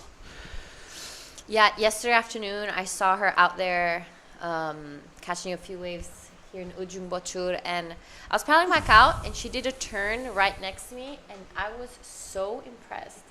It was in the pocket, completely vertical, fins out, and somehow stick the landing. It was incredible. Right on. Yep, that's why she's a favourite. So 3 Japanese surfers up against the West Aussie in Isabella Campbell. So Team Campbell, I saw her sister Emmy getting around as well. They're travelling together. Both here, both coming to Nias. Great morning unfolding here. It's almost 20 past 9 in Sumatran time. And have a go at Oni Anwar rocking around with his Snoop Dogg shirt on. Hey, that's pretty funny. Snoopzilla. He's loving it. He's lapping up every bit of that shirt. Whoever gave it to us, that filmer will be lucky to get it back, I reckon. Anyway, we like to have a bit of fun on our work days, G. Yeah, of course. So for you, what have been some of the major highlights that have happened this morning for the ladies? So obviously I think the first heat I commentated with Willow Hardy and Philippa Anderson was a really impressive heat. Philippa starting it off with a 7 and Willow Hardy close behind a 6.7. I saw Elise Cooper, unfortunately she just fell short. She got a 6.43 and couldn't back that one up, but Ando Santos got a little cover up on that heat, so that was really fun to watch. So did Anne get through? Yep, Anne Okay. got second. Jolly Stokes opened up with a 6.83, so that was so great to watch. And heat 6 was looking pretty good. Coral got an 8. Coral got an 8. You should have seen that. And right behind her, you might not have seen this, but I'm going to make mention also of the surfer that won the heat was Ava Henderson. She got a 7 off one manoeuvre. Oh, wow. Yep, it was mental. So that was a really good heat to call. That happened just last heat, heat 6. So 2 heats ago in heat 6. We're at heat 8. Yet to get things off and racing, but I reckon that's about to change because here comes a good-looking wave. It is green on the inside. So this is the young 15-year-old on a big bossy piece of swell, and she's not been able to make any sense of it so far. Down she goes. So a bit of a fumble on that first opportunity. Nice try. The wave just had its own outcome there for Ikaida. And blue's pretty deep as well. This is Kako Yoshida. Nice opening first turn. This wave is big, and unfortunately just gets destroyed. She does a Mate Joy. Remember when that wave landed on it? Yeah, that's exactly what I was thinking about. She just pulled a Mate Joy. That thing just ate her up. The lip just landed squarely on her back. She tried to outrun it, but good luck. That was a big set. There was a lot of power in those 2 waves. That's exactly right. There is so much more push today. I feel like it's actually maybe even double the size than yesterday. It's just better, you Yeah. know. There's potentially, I reckon there's more waves as well. Yeah. They seem to be a slightly better direction today. Everybody that's, you know, rocking up this morning is going, oh my God, look at this lineup. When you're watching it peel down the Ujung Bachora Reef, there's a lot of good things to like. There we go. Bam. Right on the shoulder blades. Little massage. Yeah, I don't know if I would like that massage. Avoidable. So, scores coming in for the first 2 rides. Nothing too major, just some throwaway scores. We know all. Uh-oh, broken board. There we have it. Blue copping that one right on the shoulder blades. You can see, as we were alluding to, the power of the ocean. Johnny Decker on the water patrol there. Straight over to caddy corner. Leg rope off that board. Get the new one on. Straight back to the lineups. You won't lose too much time out of this little pit stop. Yeah, pretty unfortunate for Kakoshida snapping her board on that first one, but that was a big section that just fell down on her. And right behind her, Amuro Tsuzuki, former CT surfer, opening up beautifully on just runs away from her. So nothing big just yet, but still nothing early big. Here days. comes another big one. Lots of big waves that aren't going far and not offering much for the ladies, but plenty of push in the ocean. You know what I reckon? The guys in the round of 32 coming up next are looking at this going, oh my God, get me out there. Yeah. It's going to be a lot of high-powered action. Everyone online, stick around, message up your mates, get them to start tuning in as well, because the round of 32 of the men in this sort of stuff is going to be mental. There, Izzy Campbell taking off as well, just too deep. So for now, all four surfers have done the same. Look at right behind her, there's so much waves coming. Look at this drone footage, everybody. Ujung Bachur is starting to do its best impersonation of a quality A-grade Indonesian left-hand reef break. There is some incredible sets coming through. I'm super excited to see the rest of the day. We're going to go straight into the men's round of 32 and finish off today with both men's and women's round of 16. So it's going to be a big day of surfing. Sure is. 24 heats. Yep. And we're ready. Yep, this is effect. Oh, there's the other half of the board. So the caddy, I know one of the boys off the beach has gone out to get that. So well done, young man. One of the locals. He's probably claiming a stake for it. He's gone, if I get the top half, can I have the back half? That's probably what he's thinking. For sure. He's like, I saved your board. Yep. Can I get it? And I don't have a board, so if you don't mind, how about the back half? 16 and a bit minutes. All right, this is heat 7 of the day. It's heat 8 of the round of 32 for the ladies. Well done, young man. I can give you guys a little squiz looking ahead. As we see, all numbers are in, and they're all pretty low at this stage. A 2.5, the best of them for Yoshida in the blue. She's on a spare backup board now. Still major sets rolling through. This is the biggest set. This is probably wave number 10 of this size in a row. Gee, it's really pulsing. Wow, this heat is just non-stop. It's ridiculous. How many waves? This is seriously wave 10 or 12 at that size. Does Red want a piece of it? Is it going to handle on the reef? And there she goes. She decides to pull the trigger on this one. It's looking like a big wave. Not too much wall to it, so I wonder if she's going to take this one through, but it's looking like it's going to stand up for her again. She does a nice first turn, sets it up for this second one. That was a little bit more critical. Decides to pull off. Yep, and still unloading out the back behind that as well. So these ladies have not had the opportunity to ride a medium-sized wave yet because there hasn't been any. It's just been big bangers. So let me have a little look as we're waiting. That'll be the best wave. I liked Moreau in a low-scoring heat. She did string some stuff together, got one really decent turn going on in the pocket. Yeah, so this is going to be the first decent score to come in. Look at the size of this wave. Biggest wave today. Ridden. Yeah, so here it kind of doing a little bit of a outside corner impersonation. Yeah, true. And sets it up. Nice first turn. I think this is going to probably be most of the points in this one. Yep. Look at the size of that thing. No, I think the judges will like it. In fact, they do. What have they thrown? A 5.07. Pretty good work done right there. All right, so what we'll do is while we're waiting for some other numbers, the ladies are moving around, but let's have a quick chat with the winner of the last heat, who was Suzuki Nanaho. Go for it there, Dai. ラウンドオブ32ヒート7見事勝利しました鈴木奈々穂選手です。お疲れ様です。ありがとうございます。すごい見ていてこう安心するような、乗るたびに決めてくるなっていう風なこのオーラというか、安定さがあったっていう風に感じたんですが、ヒート進行していてプラン通りに進めていけたなっていう感じですか？そうですね、1本目に7点後半が出せたのは作戦通りいいスタートだったなとは思うんですけど、その後にバックアップがちょっと添えられなかったのが反省点かなっていう感じですね。最後のでも5点台のバックアップはすごいいいのかなって個人的に思ったんですが、あれでは満足できなかったと。そうですね、波も良かったんで、普通にプライオリティ持ってたし、絶対どういうシチュエーションでも行ってたとは思うんですけど、やっぱりヒットが入らなかったんで、そこがちょっと点数が伸びきらなかった原因かなと思います。So she was very relaxed with the first wave of the 7.8 7-point ride, but after that she didn't get a backup score that she was expecting, 4s and 5s. So probably she needed go off the top, above the rip to get really good score. But in the end, it worked out well, so she's very happy. では次の日と今日もあると思うのですが、たくさんの方が今見てくれていると思います。一言お願いします。はい、ちょっと波も上がってきてドキドキしているんですけど、楽しみながら頑張りたいと思います。よろしくお願いします。ありがとうございます。波もかなり上がってきているので次も頑張ってください。ありがとうございました。Thanks, guys. Unreal. Thanks, Dai Wacko and Suzuki making her way through to the round of 16. Good stuff.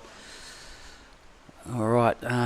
Did see somebody riding a wave, I think, or I saw some waves over their shoulder that looked pretty good. But let's have a go at young Aikida. So this is Mirai Aikida on her backhand. Beautiful first vertical turn. Unfortunately, doesn't get to back that one up, but that was looking like it was going to be a pretty healthy score coming in for Mirai Aikida. So now the only one with like a keeper is Amuro Suzuki. I was thinking it was really smart of her to, in between all those sets, catch that one wave. She's the only one who has actually done it, and we're reaching the halfway mark, so it could be, unless if those big sets come again, it's not looking very good for the girls. It was kind of, Keita hasn't got a head around the line up at this stage. She's got 2 waves that are below 1 point. From reflection, that's her best wave. It's the first manoeuvre she's done in the heat. The number is in. It's a 4.83, so that's keeping her in the hunt. It's put her into second. So the young lady in a low-scoring exchange with just big bombs unloading everywhere. She's got the second best number now. So at least good work for filtering out that one manoeuvre and making that happen. Mirai Aikida, 15 years of age. He goes blue now out the back. Who have we got? Kako Yoshida also on her backhand. Good first turn, sets it up for this second one, just wraps it around, gets a little bit stuck on the rail as she's just wrapping it around, but just balls off on this one. We'll bring Dai Wacko back in to help with the this final heat of the women's round.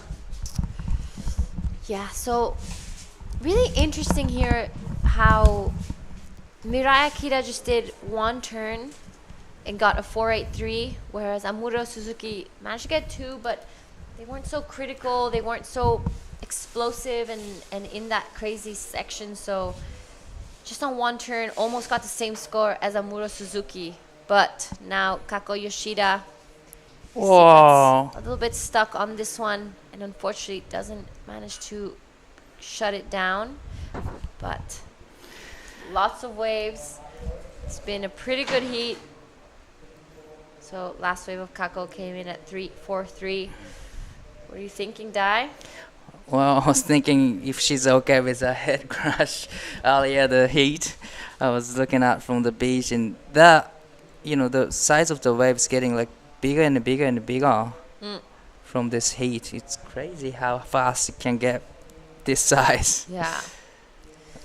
Huge. It's way bigger than yesterday. Way and bigger it was than funny, yesterday. afternoon they were telling us that just conversation, it might be smaller, it's the Right. smallest day, but it's definitely not looking like the No. smallest day out there. We already had a broken board. Kako Yoshida got devoured by a wave and her board snapped in half. Luckily, Johnny came and helped out. Her caddy was out there, gave her the replacement board, and she's out there again. Currently in the lead, but Amuro Suzuki only looking for a 0.86 and Mirai Akita looking for a 0.98. Izzy Campbell also looking for small scores, so it's still anyone's heat. Right. No major Right. scores just yet. Everyone's still looking for a backup or looking to really start off to get those big turns in. Dai, Mirai Akita has really impressed me this event. I was telling Mark that she's actually, I think, my new favorite surfer for the girls' side. Right, she's very competitive surfer, and she's very strong. Like she's very smart. She doesn't barely do mistakes, like make mistakes. So that pretty much every heat, she's got pretty good score total. And in this heat as well, she got one turn and 4.83, which is like unreal. Great surfing from Mirai Ikeda.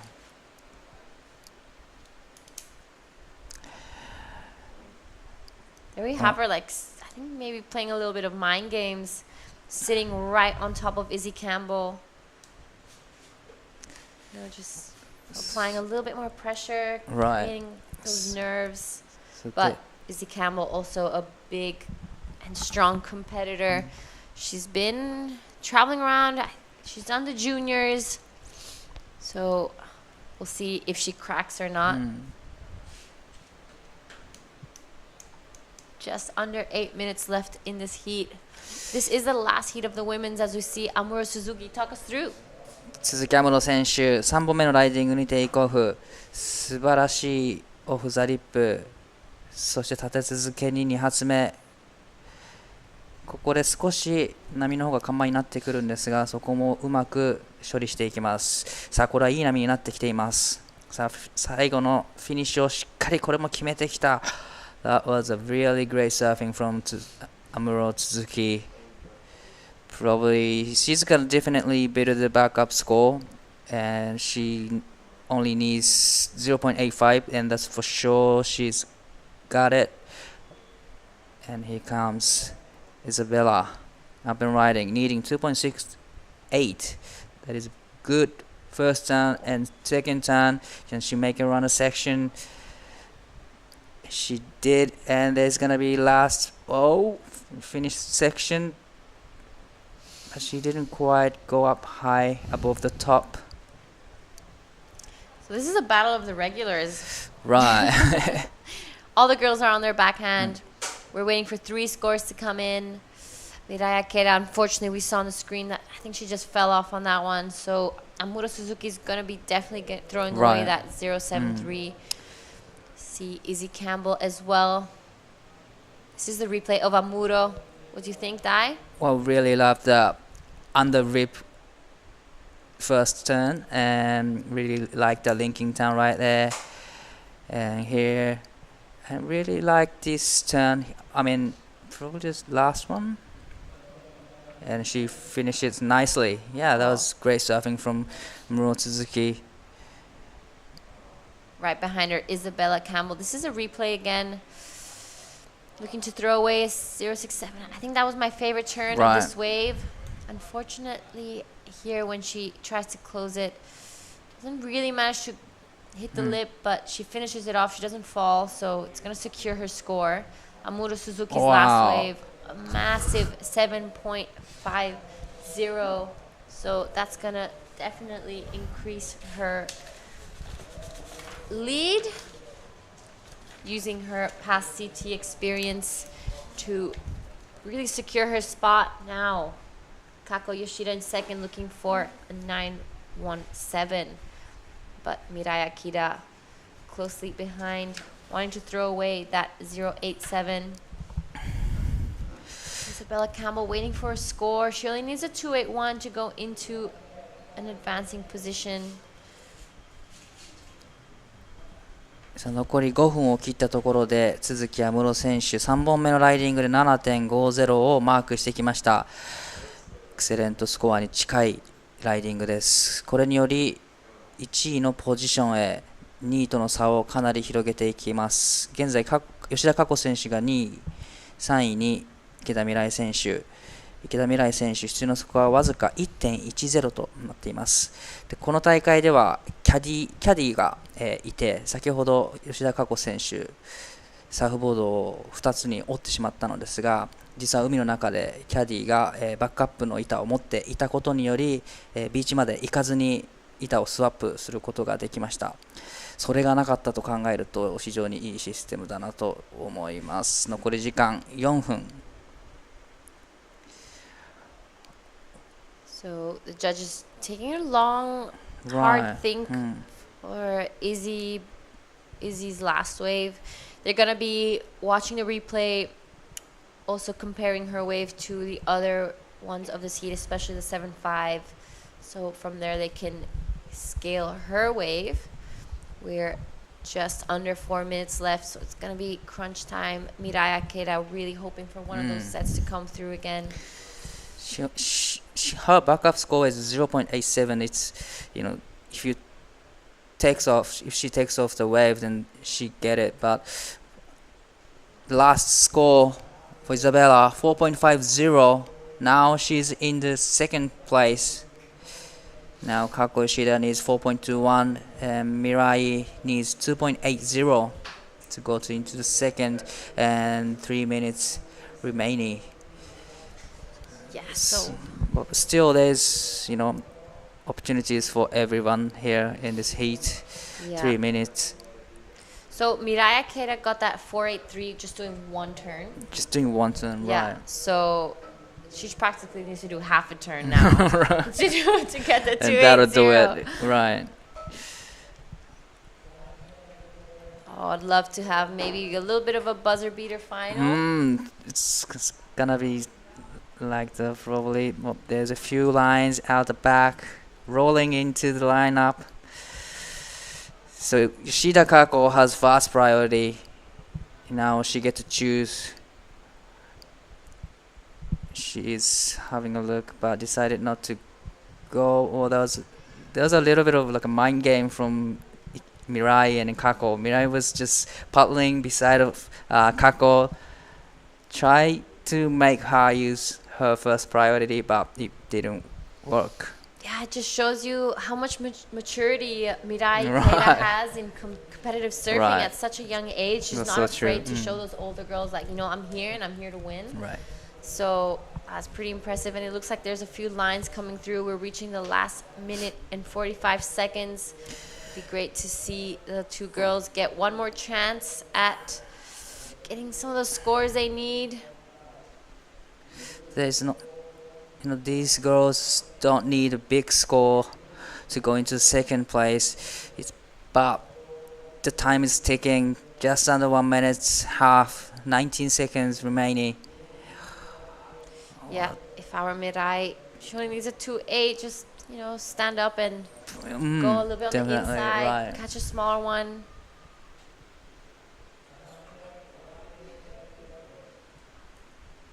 Looks like there are some waves coming through for the girls. So Kako Yoshida is having a look at it. Is she gonna go for it or not? Here is 池田未来選手、テイクオフ、必要なスコアわずか 2.80、ここはしっかりと決めていきたい。ファーストターン、きれいに決まっていきます。少し小さめの波ですが、きれいに3発、そして3発目、力強く決めていきました。これは 2.80 出てくるでしょう。そして吉田佳子選手、最後のライディングになるか。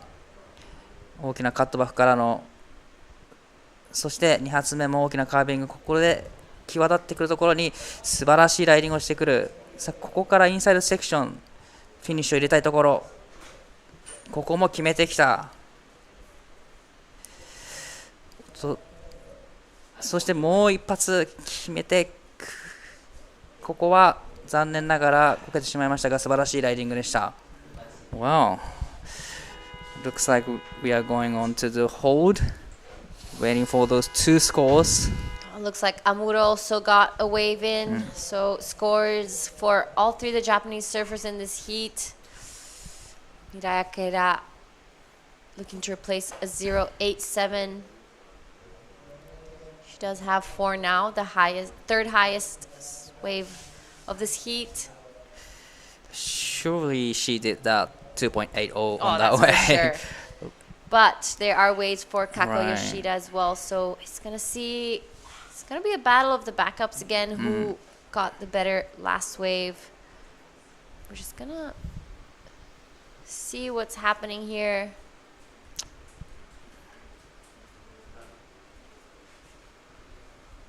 I'm going to stick with it so we can see what the last scores. We are waiting for scores here. So Mirai Akeda's last wave comes in at a 5.33. So it goes straight into second now. Kako Yoshida looking for a 6.73. Ooh, that's a big score. So we are still waiting for the Kako's last wave.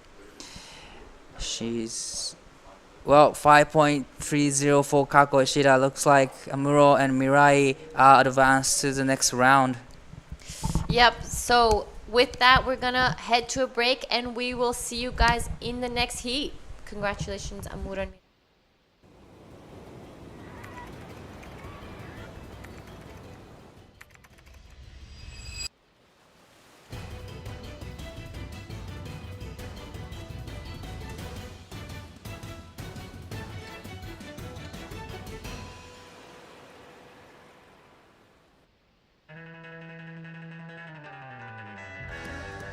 First, I want to thanks to everyone at home for supporting me, and I love you guys, and can't wait to see you guys soon.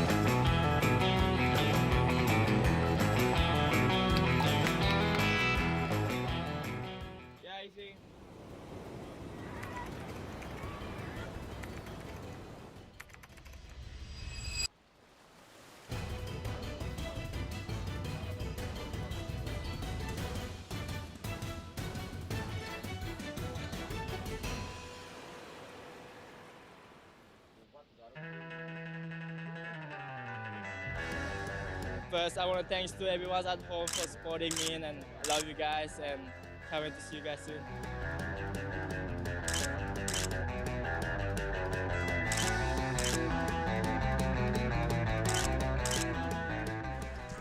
All right, guys, welcome back to the Krui Pro QS 5000. So we just finished the round of 32 of the women's, and now we are up to the men's heat 1.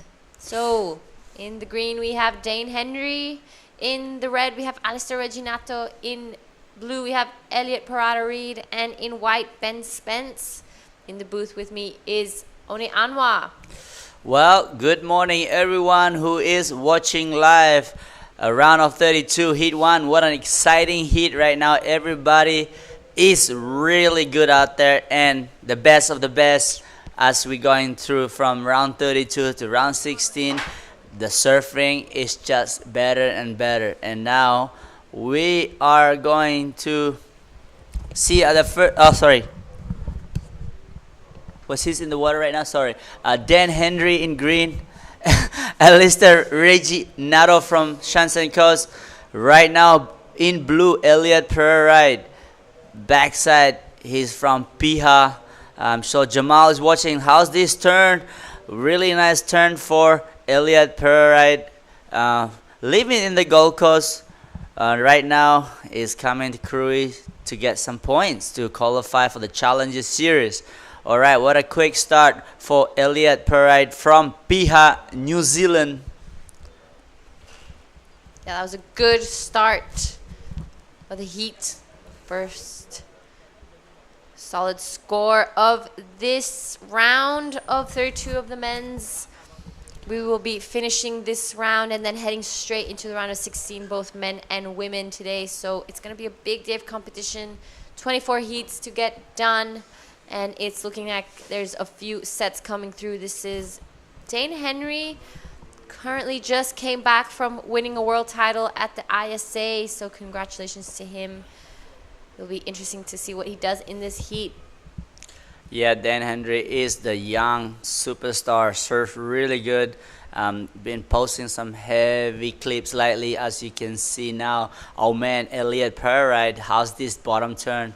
Setting up for a next. This turn is the money turn. Bang, right there. That's what is Elliot Parada-Reed is capable of doing. Rig another one. That's a big turn for the Kazi. Oh, he looks happy with that one. All right, so that came in a 6.17 for a man in blue. What a good start, but you just have to wait and see what Alistair answered back and Ben Spence. All right, guys. So with that, we are going to head down with Dai and the winner of the last heat, Amuro Suzuki. Take it away. ラウンドオブ32ヒート8見事勝利しました、鈴木安室選手お疲れ様でした。お疲れ様です。今のヒートが始まって突然波がボンボン入り出してすごくサイズアップしているように見えたんですが、海の中ではどうでしたか？はい、波上がってるように感じました。でもなんだろう、自分の決めたプランをやるように今何しなきゃいけないかって考えて頑張りました。どんなプランでこう進めていこうっていうのがあったんですか？教えてもらえる範囲で教えてください。最初になんか自分が自分の思った波に乗るようにして、そこはてかチャレンジする気持ちで最初の半分を過ごして、でその後はそのシチュエーションに合わせてこう試合を組み立てる。でいつも試合の時はシチュエーションが常に変わるし、その無限にパターンがあるから、それをどれが一番いいか選んで試合しました。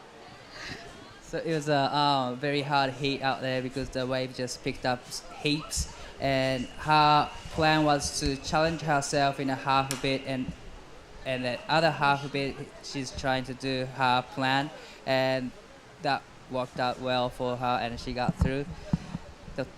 疲れていると思うので、ぜひ休んでほしいんですが、最後に、見ている方に、一言お願いします。次のヒートも自分らしく楽しめるように頑張ります。ぜひ楽しんでください。ありがとうございました。Thank you guys. All right. Yeah. Thank you. Thank so you, Dai. much, Dai. You know what the best thing about this is that Dai can just go down there and do that translation, and it helps a lot for our Japanese who's watching live in Japan right now. And as you see, Elliot is staying busy, looking for a backup, and that was a nice check turn. The board looking really nice under his feet. Boom, nice turn here. Still going. This is the replay of man in white. Is currently in first place right now. Boom, really nice turn, kicks out. All right, so that was a 4.83 for man in blue. Extended his lead, pushed down all the rest. That the surfer requiring a big score, as it's just the beginning of the heat. It's not even, there is 17 minutes and 45 seconds to go. Dan Henry, Alistair Reginato. Alistair has been ripping lately. He's been qualifying for the Challenger Series, traveling around the world, competing in the Challenger. Had a couple of heats with him in the US Open, and also surfing the Challenger Series in Snapper Rock. This man has some power, and great bloke. And Ben Spencer, I haven't really seen him that much, but he's been making hits, and looks like the judges are really liking his surfing. Ben Spencer in white. The waves are fun today, picked up a little bit, and beautiful day too, Giada.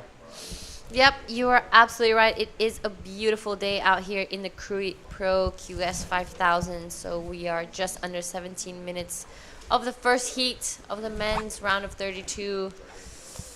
You know, the first heats are always hard because you're kind of setting the standard for the rest of the round. So the judges will be basing the scores off of you guys in the first few heats, but some big names coming up. In the next heat, we're going to be seeing Boston Phillips. We'll see Taj Stokes, Kai Sking, and Bodie Williams. I'm excited to see Heat 3, Winter Vincent and Mega Artana, as well as Jack Thomas and Dom Thomas. At the end of the heat, we'll be seeing Jarvis Earl. I'm seeing Marlon Harrison, Nathan Cook, some really big names. Grayson Grant as well. Hopefully he'll be pulling off some airs. So after today, we will be finishing the round of 16 and heading straight into quarterfinals. So that means man-on-man heats. Wow, so we'll be running a lot of heat today, so everybody is watching. Stand, like shout out to my mom, my family at home in Australia. They're watching. Excuse me. Oh, he's choking. Too much coffee. He's still alive. Coffee kick. He's here, breathing.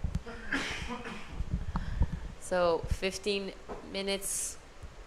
Only Elliot Parada-Reed, the only surfer who has managed to get 2 scores. He's sitting on a 617 and a 483. So that will be helping him out later on in this heat. Yeah, I'm really impressed how Indonesian government are really supporting of the surfing. Thank you so much for the Krui Pro 2024. PSOE, thank you so much for all this, make it happen. And PSOE is one of big surfing. It's like their own league here in Indonesia. We have it all around the island. We have it in Lakey Peak, you got Bali, all around. They have finals in Kuta or in Canggu, and these guys are growing as you see the pushing the generation of surfing, and really happy to see how it's growing. So also the media production, thank you guys for making it all happen. Yep, that's Sam Norwood in the house as a being making it all possible for everyone around the world to watch this event. So thank you, Sam. We're honored to work with you.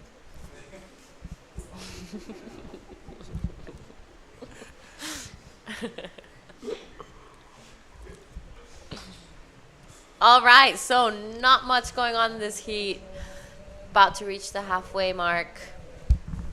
Ben Spence and Alistair Reginato yet to open up. Dane Henry not sitting on anything really either. Elliot Parada-Reed, the only one with 2 decent scores to his name. What happened? The heat before was firing. Who's that? We had the last heat of the women's.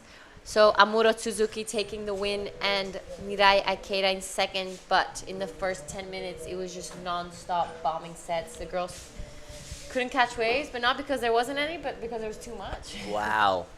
How's that? So everyone's exhausted. Yeah. Taking too many waves. And it looks like a good score though, like 12.9 in total for Amuro Suzuki. WCT contender, well, a couple years back now. And Mirai Ikeda is the one. Oh, here we go. Right now, Elliot Parade, really nice floater here. It's going really fast. This guy is in the rhythm of the ocean right now, staying busy, very fast, knowing that he's been surfing the rights in the Gold Coast, working at the Surfboard Empire Surf Shop in Coolangatta, as all the boys are watching now. So it's good that he has that kind of lifestyle. He can work when he goes home and come do competition while he have a chance to compete and grab some points, hopefully to qualify for the Challengers surfing in the big league. Elliot is been spending a lot of time in Lakey Peak when he was Grom. I remember him growing up in Piha, come to Lakey with his mom and dad. I used to be my Grom, now is I'm the Grom and he's the big boy. Roles reversed. Uno reverse card. Reverse.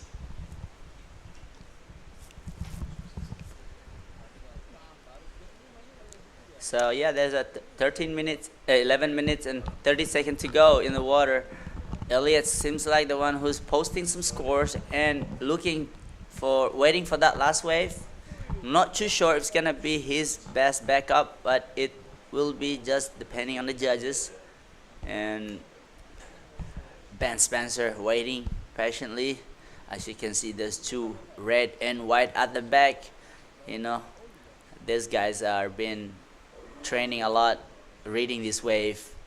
So as you can see, Alistair Reginato seeing the time can be his enemy right now, looking to pile in a little bit just to try get those medium-sized range wave, or Ben Spencer looking patiently waiting at the back for a bigger set, bigger turn.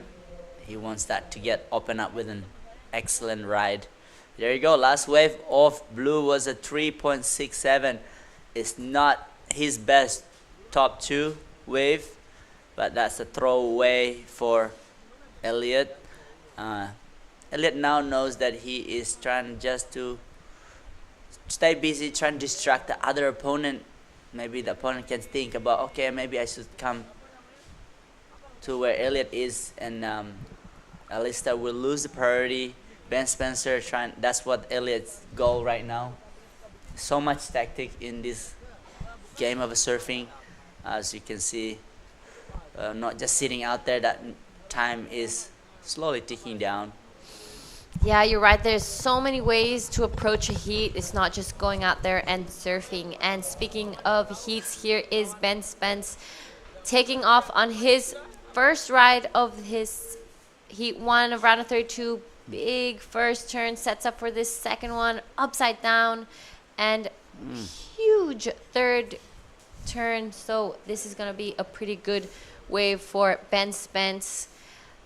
Definitely going to be competing with Elliot Parada's read 617.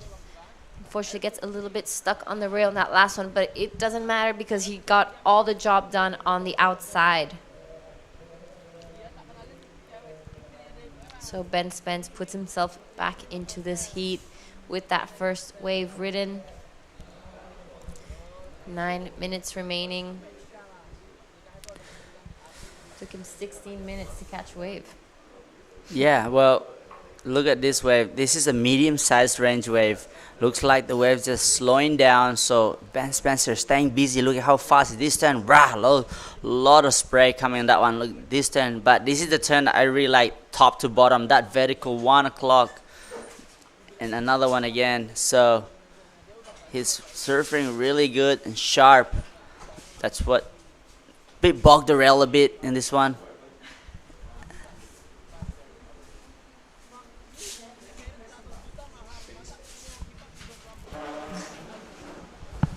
Well, that is the last wave of white as a 5.67. First wave of white. So now Alistair Reginato is with the first priority. In 8 minutes to go, Giada, what's going on out there? What do you think Alistair's gonna do? I think there's a few sets coming, so I think he's probably going to cash in his priority and take off, because we are just under 8 minutes of this heat. And, you know, to pass a heat, you need to surf. So he's going to try to get a few waves as quickly as possible. Yeah, well, you know, Alistair's been competing for a while now, so he knows what to do, what tactics he's to do. But the Mother Nature is slowing down. It plays against his strategy right now. So he has to change that strategy to something else, because that 7 minutes is not much time to get two best wave. But like I said, only takes one wave and then back up to regain again, go back in first place. So I'm just hoping that will happen for Alistair Reginato, because at the front with a 617 and a 4.83 is not a big score. So I think Alistair's hearing that as a score, he can get better than a 6.17. All right, so as we see what Alistair This is a good wave, Giada. This is a bigger set. So this is what he's been waiting for. Nice, see that turn. Can he make it around? Wow. Unfortunately, the pressure kicked in his feet and just bit caught behind on that wave for Alistair. But that turn was the money turn. If he can just combine another turn, the judges will reward it. But there's 6 minutes to go. Now he has fourth priority. With that, is pressure is kicking in hard inside. But like I said, he's been competing for a while now. He knows how to control that. Alistair is a dangerous opponent in this heat. There you go again. Talk through this one, Giada. All right, so Alistair, knowing he needs to play a little bit of catch-up right now, so this is a good-looking wave. He got some really nice turns. He is not stopping now. He's waited a long time to catch a few waves. This is going to be a really good score. Wow. Beautiful style. Not rushing anything. He's not done. Oh. Damn, that is amazing to watch. Dan Henry up the back. Caught behind, but that is an excellent surfing for Alistair Reginato. Really just he went to town. Smashed that wave all the way through the to the end. But let's see about the wave size because the judges can be critical. But I love the surfing, what he put in that one. Really love it.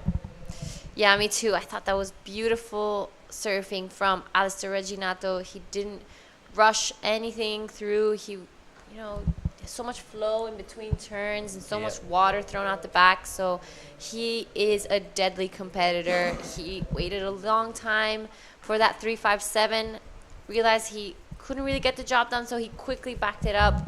But there are scores to come through for all surfers in blue, red, and green. We're gonna be seeing a change in situation now as we reach the last 4 minutes and 20 seconds of this heat. Yeah, that's it, Giada.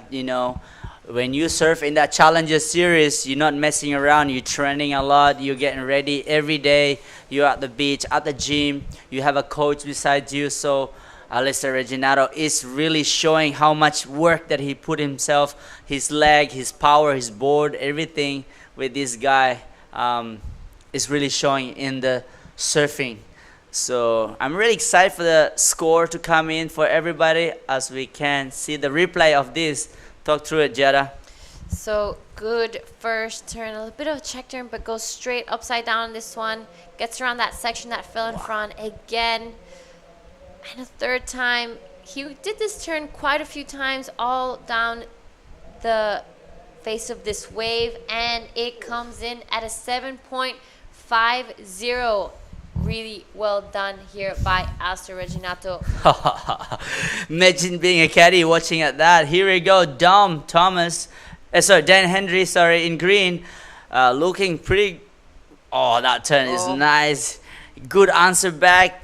The man in green, he's currently in 4th place, looking for 11 point total, but he needs to replace so many small scores here. Whoa, really nice answer back by green.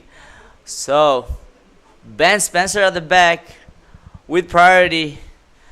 It is a showtime right here, right now at Krui Pro 2024.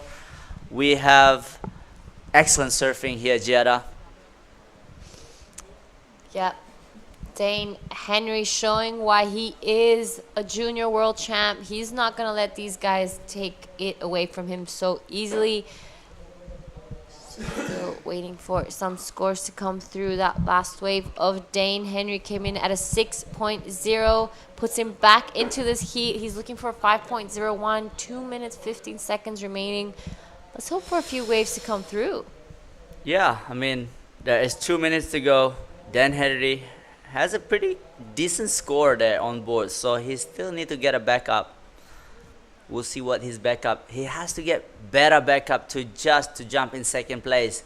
So Elliot Perret is not comfortable in there. He has to.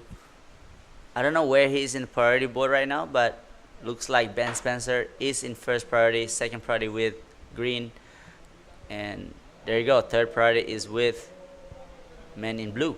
All right, so Elliot Perret did catch a wave. He got a 4.97, pushed him straight into 1st. Alistair Reginato in 2nd, trying to replace a 3.57. Dane Henry needs a 5.08, and Ben Spence only sitting on 1 wave, looks for a 5.41. So as we reach the last minute mark, it's still anyone's game. It's probably going to be a fight for 2nd. Ben Spence sitting at the back with priority. He's going to have to go for this one. We reach 1 minute left. Dane Henry managed to get onto this one, looking for 5.08. Floats this. Oh, unfortunately falls off. He's not able to finish this one.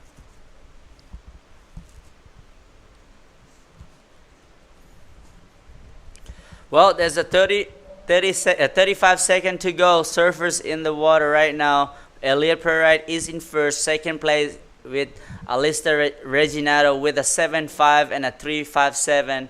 He needs a 3.64 to go take Elliot down. And then Dan Henry in third place right now, looking for a 5. As you can watch now, a smaller wave. There is 10 seconds to go. They just come in.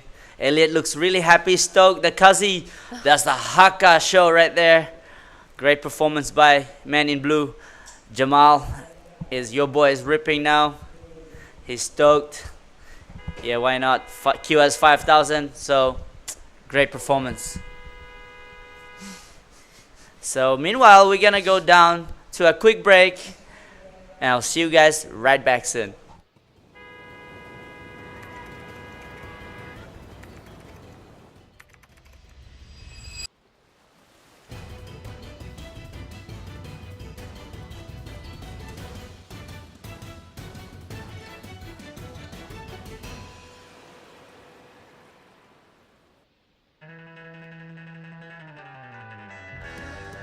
First, I want to thanks to everyone at home for supporting me, and I love you guys, and can't wait to see you guys soon.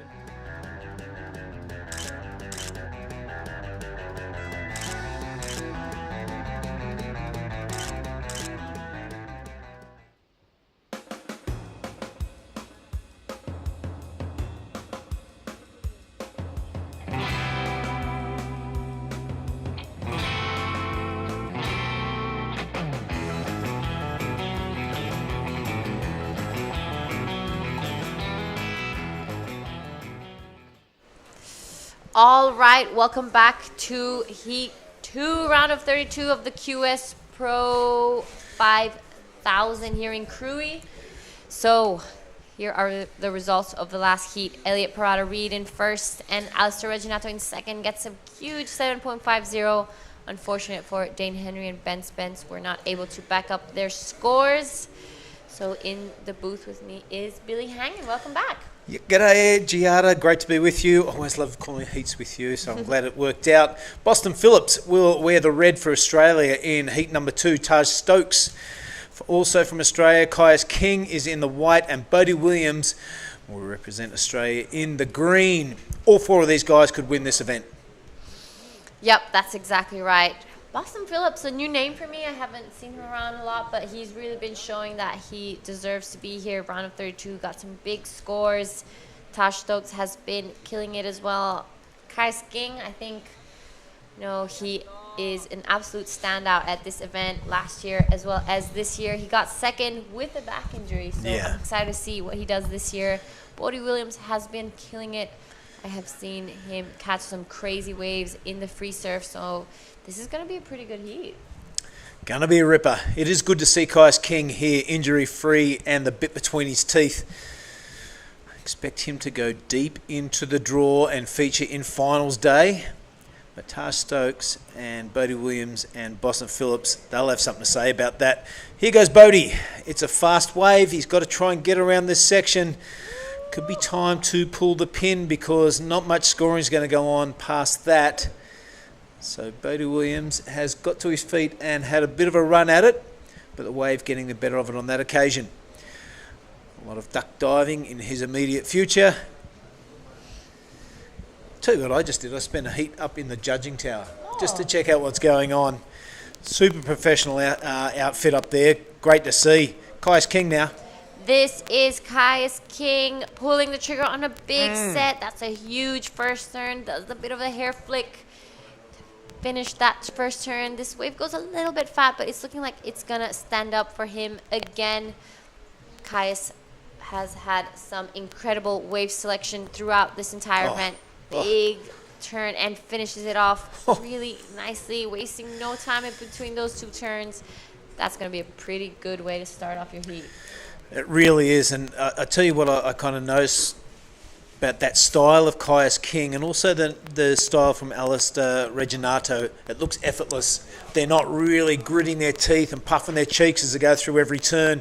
The timing's on point and the rhythm's on point, so really impressive stuff from both Alistair in the last heat and Caius King here in heat number 2. Ooh, we're racking through the program. This is the round of 32. We're going to keep on going into the round of 16 of the women, and then the men will revisit Ujung Bocor in the late afternoon. This is Taj Stokes, Giada.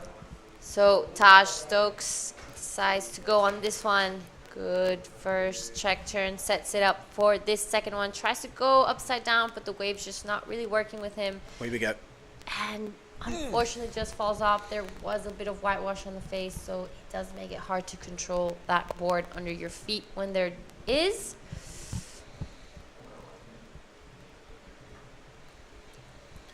Just reaching the 20-minute mark. And Caius King's last wave, this one on your screen right now, comes in at a 6.67. Of course it does. Look how upside down he goes, G. And then through this sleepy part, still stylish. You know what I mean? No panic in his surfing. That's not a bad wrap around. And the inside, it really starts to deliver. Yeah, this is where he gets most of those points. Upside down, straight into that one, closes it. Beautifully done by Caius King. Really looks like he has a connection with this wave. Look at the flex. Taj stands up. He's not happy with this wave, apparently. I don't know what that wave's ever done to Taj Stokes, but it's in trouble. All right, it would have been really good for the young fella if he held on to that finishing manoeuvre, but it didn't. But no harm, no foul for Taj. That one just coming in at a 3. Just over 19 minutes remaining. So plenty of time for Stokesy to get out the back and get some more score under his belt. Caius King with the best of it, a 6.67. Bodie Williams just a very minor score. And it is Boston Phillips, the new kid in town, with priority and still a heap of time. How's that beautiful overhead view there, Giada? Absolute surfer's dream down here in Krui. Yep, this is every surfer's dream. Who would not want to do a contest out here in a perfect reeling left? It just hugs the reef. You can go as vertical, as strong as you want in every single turn that you do, and this wave accepts it, and it just lets you do it. Yeah, it can be user-friendly, can be fast. What's going to happen on this one? It's Bodie Williams getting some speed, a nice bottom turn, bit of a stock top turn for the first one, and really picks the nose. Oh, he's not going to be happy with that. Yep, so Bodie just falling off on that second one, but still just under 18 minutes left in this heat. Plenty of time to get the job done. We saw in the last heat, everything happened in the last 5 minutes.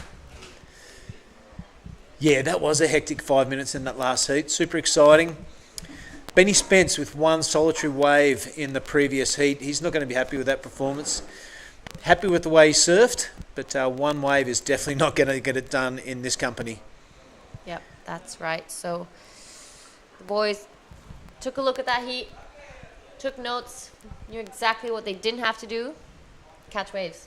Yeah.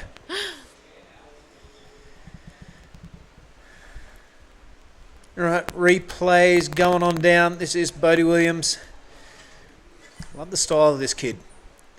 That was right in the lip, Giada, so critical but effortless. The second one, just digging that outside rail, and looked like there was a bit of a scoring opportunity down the line as well. So don't be too down on yourself, Bodie. You are looking in great form. Get back out there and get amongst it. 16 and 40 remaining. Yeah, that's exactly right. Bodie has shown some beautiful turns. He has this gorgeous style. He's pleasing to the eye. So I'm excited to see him get started in this heat. And with that, we're going to head down with Oni Anwar and the winner of the last heat. All right, good morning, everyone. We have the Cuzzy bro just won his heat. Elliot, my brother, how are you? I'm pretty tired, a bit stressed out, but yeah, stoked to make that one. So tell me what's going on in the heat. You look like you're going really fast and the ball looking good. Can you explain me more about that equipment of yours? Yeah, it's a new Radius Prime from Pizal. It's a round tail. Shout out to Matty Cairns, Matty Aldridge, DT, all the boys at Surfboard Empire and Pizal. That board just goes so good. Feels like it's just a part of me. So yeah, I'm frothing. What about your mom and dad? Yeah, Mum told me not to have another heat like yesterday, and I ended up doing it to her. So sorry about that, my mum. But yeah, just happy to make those ones. Like, it's so touch and go. It can go anyway, and like a lot of times I've been on the other side of that, so it's just stoked to be winning those ones. And also, I would like to know what's your strategy right now that you're making through all the heats. Do you want to let out to everyone who's watching what's your game plan for the next round? Well, I don't know. I just want to surf. I don't even feel like I've had a good wave yet in my heat. They've all just been kind of weird, so I just want to get a good wave and actually go as fast as I can and throw 80 kicks straight at the lip as hard as I can. So that's my game plan. Oh, also shout out to Billy Barry. Heard he's been kicking goals and catching big fish, so that's mean. Oh, that's a mean ass spray. Oh, that's my cousin Chris. Guys, see you guys in the back of the booth. I'll see you soon. All right, thanks very much to Elliot Parata Reid and Oni Onwa, who absolutely hates a camera. All right, while that was happening, Giada, Bodie Williams did ride a wave and we're still waiting for the scores to drop. But Caius King is staying busy, looking stylish on his backhand. That's a great looking top turn. He hasn't put a foot wrong this entire contest. Just as I say that, he does the zombie flop, but that wave racing off. So this is Boston Phillips opening up this heat. Oh. Unfortunately, just a quick up and out. That was going to be a pretty good wave. Yeah, some of those inside ones going really fast along the reef, Giada. So they're worth an investigation. If you get the you're standing upright and your line right, you can make those fast sections. And if you're free surfer, you probably stick at it and get around the white water and keep riding through the inside. But this is contest surfing. You can't afford to have too much downtime on your wave. So if the scoring potential is not there, get off, give it another go. Giada, I'm going to let you get out of here. Go have a nice rest. Thank you for a fantastic call. And we are going to bring in Oni Onwa for the remainder of this heat.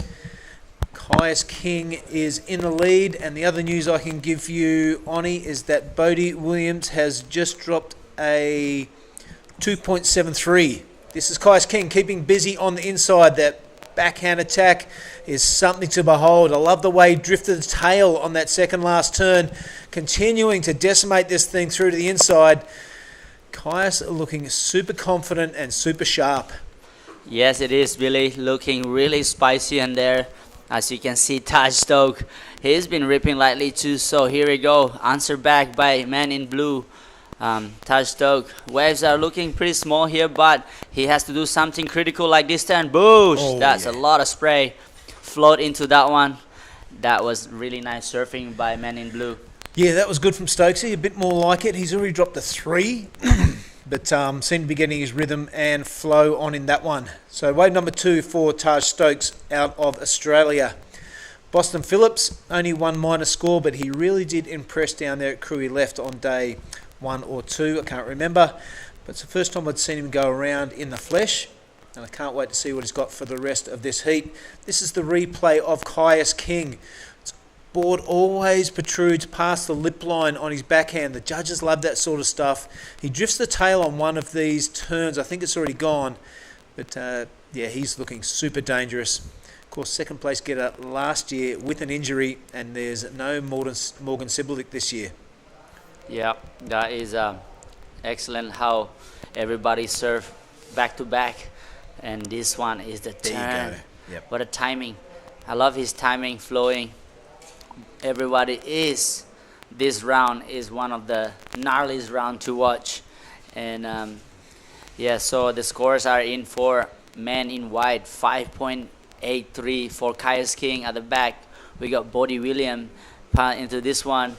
This is a nice looking wave. That is a nice carved top. He does know what to do. He's risking everything. He's going straight to the pocket. Float through that one. Nice lie back. Whoa, this is a variation of surfing. That's what the judge want.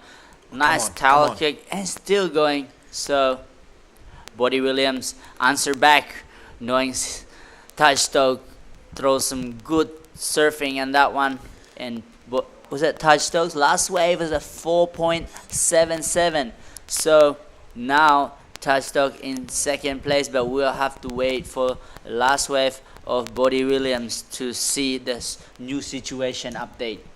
Yeah, the returner serve was quite good from the man in green, and here's the replay. The front on angle, this is what the judges see, and this is what they'll be watching up in the tower. That first turn was fantastic. Loved that functional roof ride. That allowed him to get to this part of the wave where he drops that left hand into the face and does a bit of a Larry. Spins the wheels on the last attempt, but a lot of variation, as you touched on before, Oni. We'll see if the judges eat that up. Yep. So, as you can see, the drone work by Ryan. It was really nice to see how the facial reaction on this after catching a wave. Is it smiling or is it serious? It seems like Bodie Williams is just taking it easy. Well, you'd be concentrating on your breathing and your technique as you're paddling out the back. Last thing you want to do is finish a wave, be all hyped up, get out the back of the lineup and be short of breath. Yeah. You want to be ready to go once you're out there, because the news is that Bodie Williams has dropped a 5. That has taken his requirement to get into second position down to a 2.77. You can see it there on your screen. Taj Stokes in all sorts of danger now. He needs to get rid of that 3. But Kaius King looking very comfortable in the lead. I mean, I just get the feeling he's sharpening the blade. He hasn't really dropped the hammer yet, Kaius King. A little bit a la Rio Waida last year at Nias. Got his way through all the rounds and got to the finals. Was kind of cruising. And then on finals day, he just opened it up, dropped the clutch and decimated the field. So I get the feeling that Kaius King still has a couple of gears to go. Yeah, it's all about the mindset that Rio Waida had that event. He was really excited to surf and represent Indonesia in the final. He really just want to show everybody around Indonesia that we all can do it. I remember talking to him before he paddled out. He said, I'm going to do it for this kid. There's one kid say, please win it for us. And it was like really inspired by what he's doing. And it's really cool, you know. So Rio Waida, one of these guys who works really hard in the gym, in and out of the water. So Kaius King is coming back stronger after the back injury, really. So he's been studying a lot, watching a lot. And sometimes being injured is a dangerous opponent to surf against, because they have been watching a lot more than what actually we do. We've also done your rehab, Oni, and a byproduct of doing rehab is the rest of your body becomes really strong. So you're injury-free, but you're also on point. So beware the wounded warrior, because they can stick it to you if you're not looking. Here we go, 7 minutes and 35 seconds to go. This is a round 32, heat number 2 of a men's QS 5000. Well, there's next heat we will have Winter Vincent and our friend from Indonesia, from Kuta Beach, Nyoman Artana. We call it Megatron. Yesterday we was throwing some big scores. So today we will have surf against Jack Thomas, who's also a heavy footer, heavy goofy footer, and Dom Thomas on his backside. So will be a good mix of 2 goofy footers and 2 regular footers of the next heat, and excellent surfing. Yeah, there's no more easy heats from here on, mate. You get into the round of 32, round of 16 is going to be even harder, and yeah, no easy heats from here on. Jack Thomas with a big Hail Mary yesterday got into the round of 32 after the siren, so he was very happy with that. Mega Atana, one of my favourites. Known him since he's a little kid. He came over to Western Australia to compete in the Taj Small Fries contest. I've been watching him get around halfway for a couple of years. Prior to that, he had a really fast attack. So he's always been a really fast surfer. And it took a little while for his turns to catch up with his speed. And like he'll go really fast and kind of not be able to wash off the speed to get those turns. Fast forward, I suppose 10 years, and the turns have matched the speed, and it's something to behold, the attack of Mega Atana. Yep. And this wave right now, as the swell just picked up, Mega is loving it. I can see a big smile on his face this morning. He went for a quick surf, Billy, and he's just smiling. He said, I'm going to do nice, good surfing today. So I'm really excited to see that heat as if we have 5 minutes to go. And in the water, Boston Phillips haven't got any good decent waves, so we have to wait for him. There's 5 minutes. The pressure button is to kick in for the men in red. But as you see, Lester Reginado before was like 6 minutes ago, and he came back strong. Yeah, well, he'll be looking at the one wave zone pretty soon. What happened with Alistair? He caught a decent wave on the outside, and on the paddle back out, he turned around and got the score. So anything possible here at the lineup of Ujung Bachur. Here we go, men in blue. Taj Dog, nice turn. He's looking to replace that 3-point ride. Looks like there is a chance right here. Nice, another turn, yep. Very cool. Throw the tail out. That was nice finishing, but yeah, he's still going. So what he's gonna do here, will he finish the wave strong? Because a 3-point is already there, so surfing great by men in blue. Yep, that 3 points is out the window on the on-way. You're spot on there, mate. That will make the requirements for Bodie Williams and Boston Phillips a little larger. Loving the different angles brought to you by the ASC media team. Well done, gang. That's a bit more impressive from front on. And really holding that rail for a long time through the second. Now he starts to get going. This is Taj Stokes. Coiled up, ready to go at any time. Did well to get around here to the bonus section. Didn't just sit on his laurels, decided to put a little schwack in there, and well worth the effort because he gets that 2 for 1 at the end there. So well done to Taj Stokes. We'll wait for that score to drop, and that will give us an accurate situation.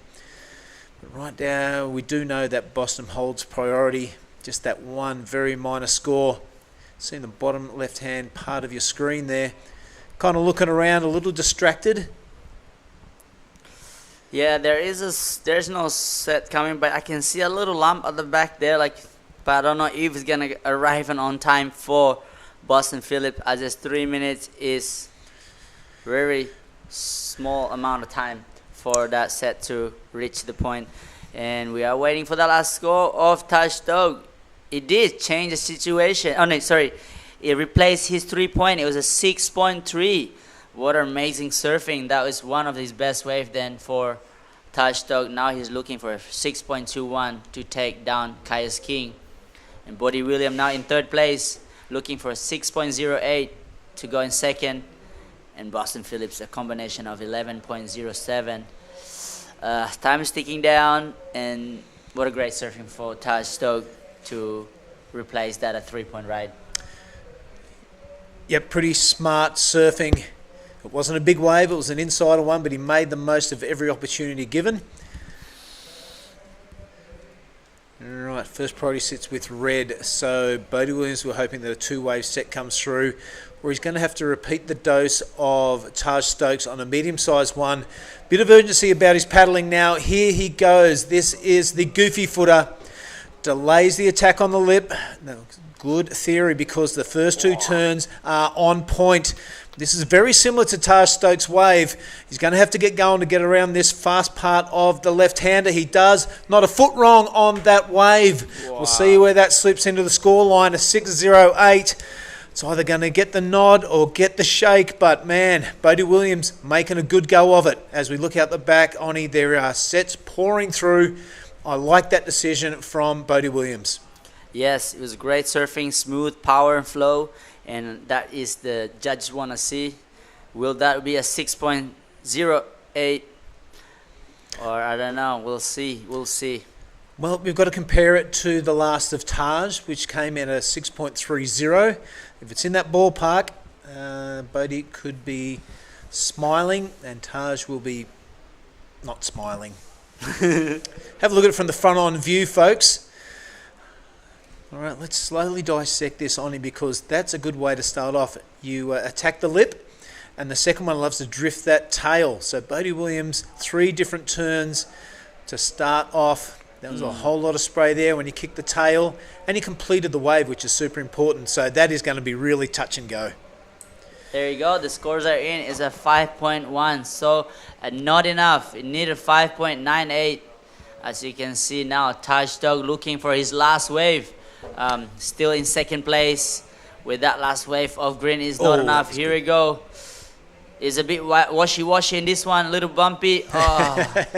All right. So 30 seconds to go. Kai's King still in first. Second place. As you can see, our currently hit leader, Kai's King. Nice check turn here. Big upside down. Didn't throw much spray, but this is the timing is much better for Kai's King. The waves are a little bit whitewashed because there's a big set came through before.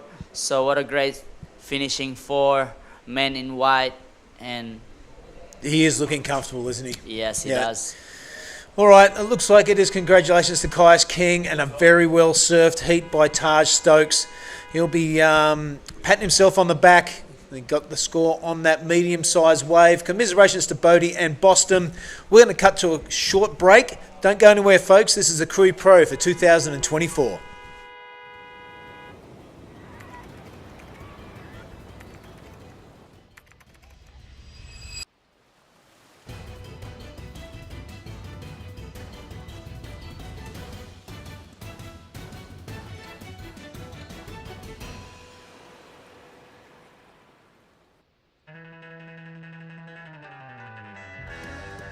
First, I want to thanks to everyone at home for supporting me, and I love you guys, and can't wait to see you guys soon.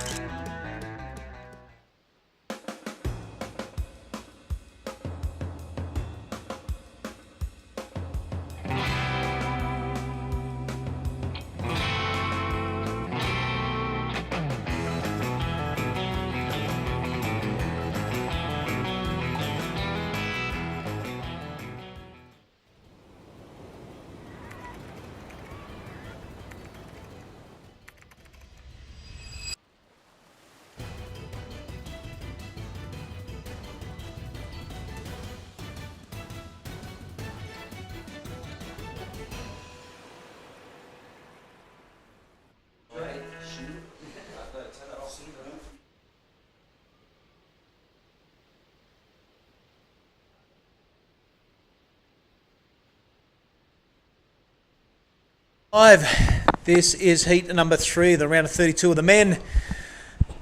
Features some heavy hitters, but let's have a look at that last heat. I'm going to fill in Mark Clift of the results. As Kai's King looking super comfortable. Didn't put a foot wrong that whole heat. Taj Stokes surfed a really intelligent heat, I want to say, because he got the score to solidify that second place on a medium-sized one and absolutely delivered. So it's commiserations to Bodhi and Boston. What happened with Boston? A .83 total. That's all he got. Yep. No so way. He kind of dropped anchor out there and didn't pay off. That was it. Yeah, didn't pay off.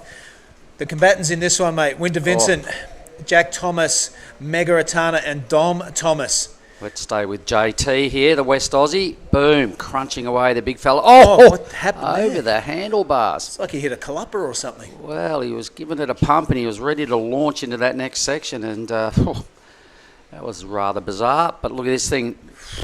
Another bit of bizarreness from Dom Thomas. Winter Vincent, a big-time performer throughout this series, mate. He's already opened with a wave. We didn't see it. What is it? Yeah, that's a 6.83, mate. He is... his professionalism in the space of 12 months has really blown me away. Last year, he was just like a raw talent. He was going, how's the style on this kid? Yep. Now his post-heat interviews are spot on.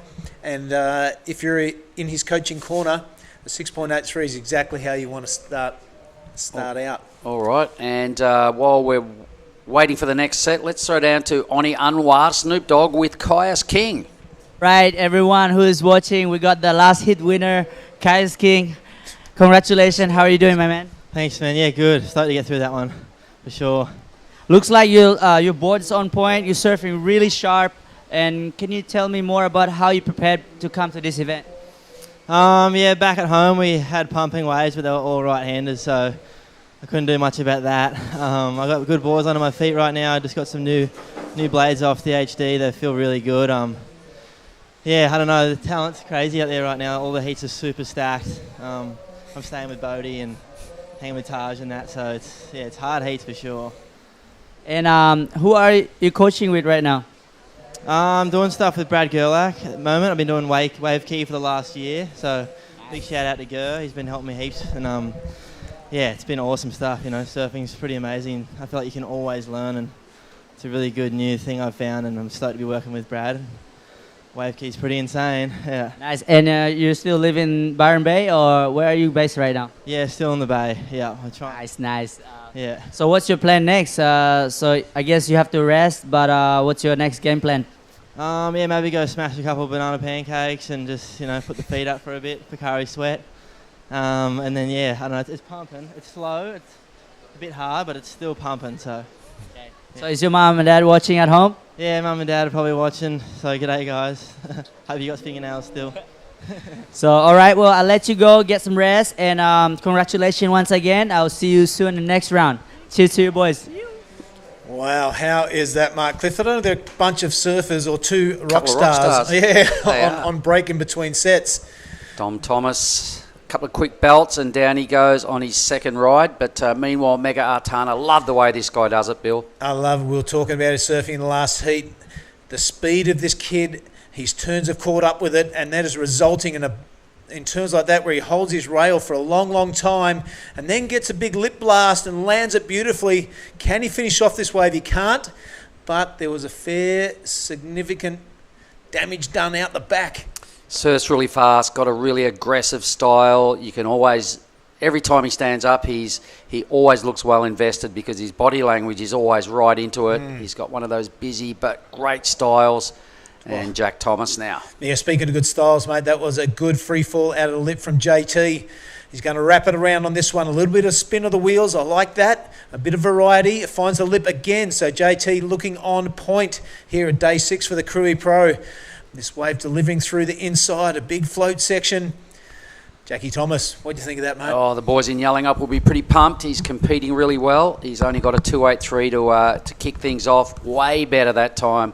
The two goofy footers styling their way through some hefty hits. Really looking forward to watching those numbers drop. In fact, we're owed 4 scores. So Winter's got a wave as well. Green straight back into it. Dom Thomas, the backhander. Now let's see if he can make some sense of this wave. His last one didn't go to plan. He's now just starting to get his groove on. Beautiful scene here at Ujung Bachor, ladies and gentlemen, in Krui. Great times. We are predicting a finish tomorrow to this 8-day event, which is going to finish on day 7 due to the fact that things are going to blow out a little with the monster swell hitting on Tuesday. Filling in tomorrow, could be a venue change. We're predicting up to Krui Town. So watching these replays, the boys in Yelzy land, in Yelling Up. JT's a popular lad down that neck of the woods. They'll all be pretty pumped with this wave. Yep, everyone there at Paradiso Boards and AWOL, I'm sure they'll be putting the shaping machines down for a little while and watching this heat. Oh, tools down, mate. It's a Sunday. Tools down, yeah. A big hello to everybody there. All right, this was a pretty good effort by Dom Thomas as well. Falls again here, though. So stuff not really going to plan. Not hitting his A-grade game just yet is Dom Thomas. Waves just keep rolling through. I saw the massivest set just come through on my break. Winter's got another score to drop, so he'll have a backup number to sit alongside a pretty massive 6.83.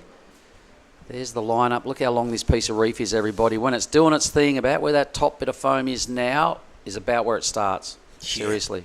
It rattles a long way, Bill. You've got to get on your bike, but there's a big tube section under that water. And then it comes into the turning section here, and it can go all the way through. Absolutely a fantastic piece of reef, but not the only one in this region. No, there's plenty of goodness. Lots of people, you know, if they're not here doing heats, they're having a free surf somewhere else. Let's watch the big fella now, Winter, 19 years of age. Oh. He always goes big, and that's no exception. What a way to kick off your wave. Unfortunately, gets stuck behind, but he never fluffs around with small mini moves. It's always just a quality attack on the lip. That was such a sick one-turn wave. As we saw yesterday, mate, he is a big, tall lad. I love the way he tucks in that back knee to lower the centre of gravity, and the results are turns like that. That was super cool. Gila. So I'll have to make an apology. Yesterday I said I can't, you know, I can see him only a matter of time till he's on the Challenger. Well, he is on the Challenger Series. Hedgie refreshed my memory yesterday afternoon. He's over there with the Team New South Wales camp, Kai Otten and Hedgie and Johnny Gannon. They're all here as a big tight bunch, and Winter Vincent on the Challenger Series.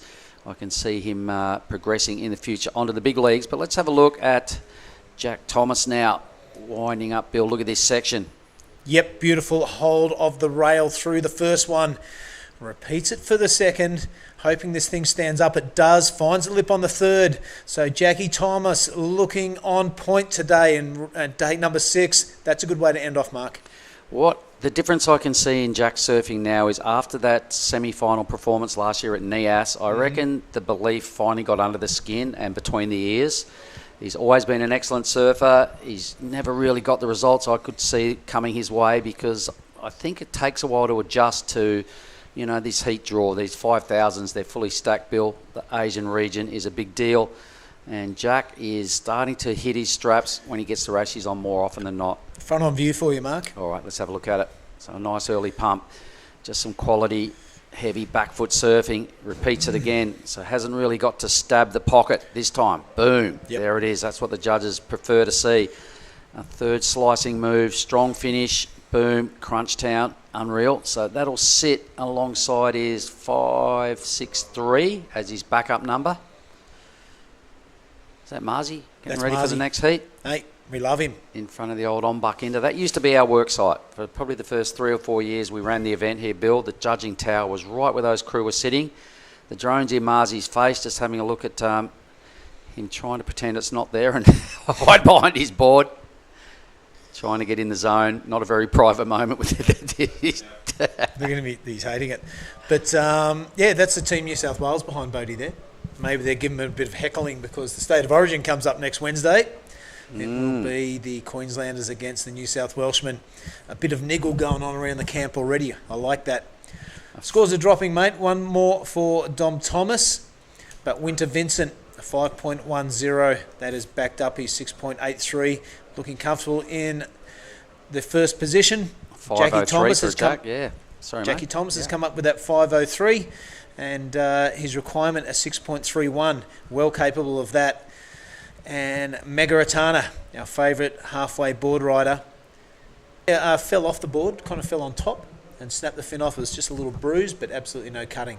And that board is already in the ding repairers getting ready. Of course it is. Coral will have to surf again this afternoon. I don't reckon the board will be ready by then, but she's got some business to do here, the Savi. We're rolling at the end of Heat 8 here into those women's round of 16. Here goes Dom Thomas. Oh. Man, it's not working for Dom. 4 waves, 4 no big numbers. Bunch of 3s in his column, you can see that. Trying to go big. He's trying to track down a 7.16 to get Jack Thomas out of second. You know, man, Mega Artana's got a wave score to come as well.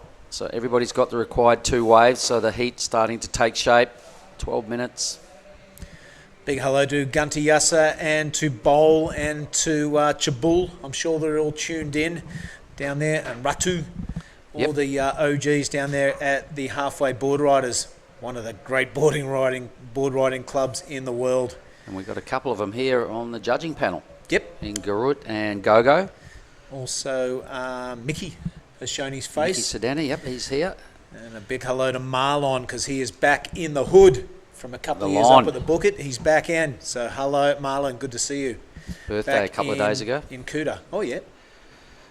All right, also Made Lapore, another one of the Indonesians in the travelling party on the judging panel. So they've got some of the best surfers out of Bali starting to look at giving back to the sport by throwing their hat in the judging ring and adding a bit of respect, a lot of respectability and credit to what is already a very strong judging panel, mate.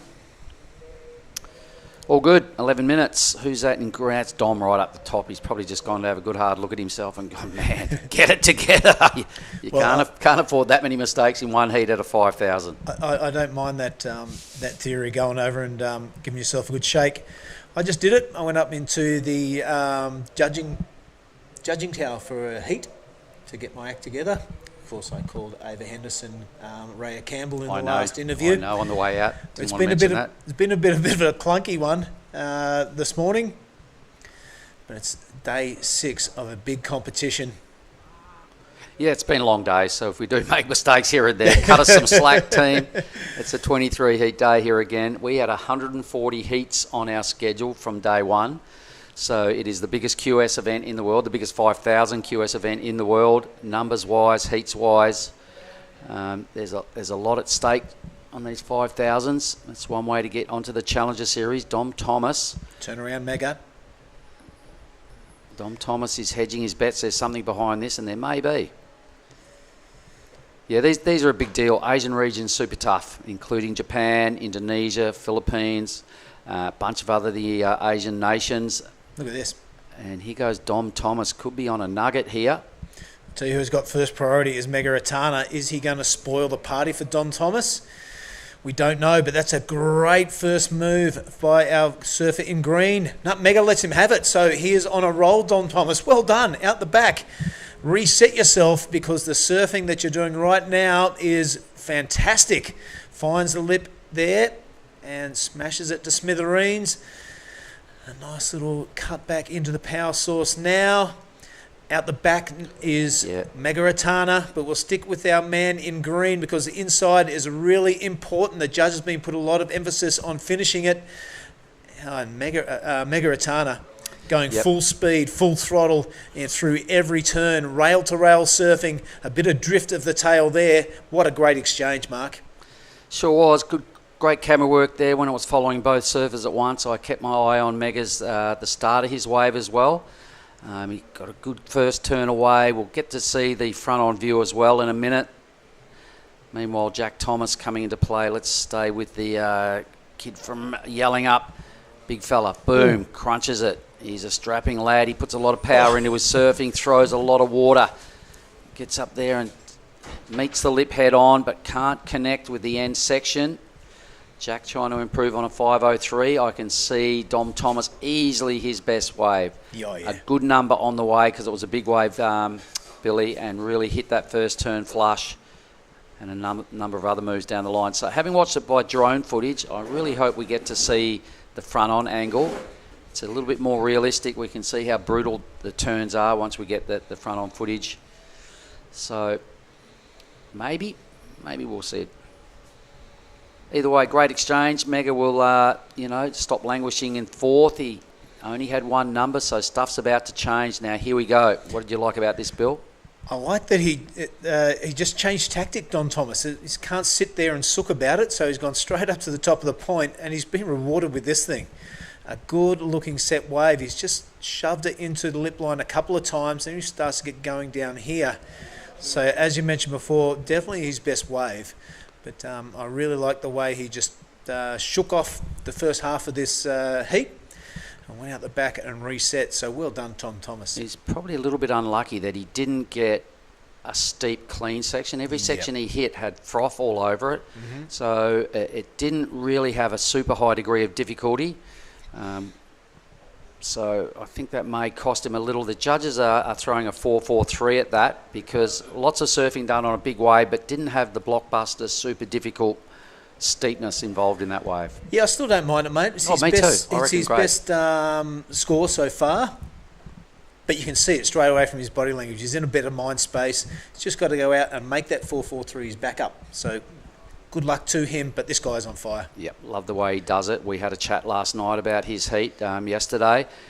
That turn there, wasn't too bad either. He's got some frothy stuff from Thomas's wave, Dom Thomas's wave. He's now starting to really get some back foot involved, so some flat-out attack, as we're used to seeing from Megatron. The number coming will probably end up being just another mid-ranger. But either way, he only needs a 5.2 for second. It might go there. Yep. Definitely in the same kampung. Yeah, in the same village.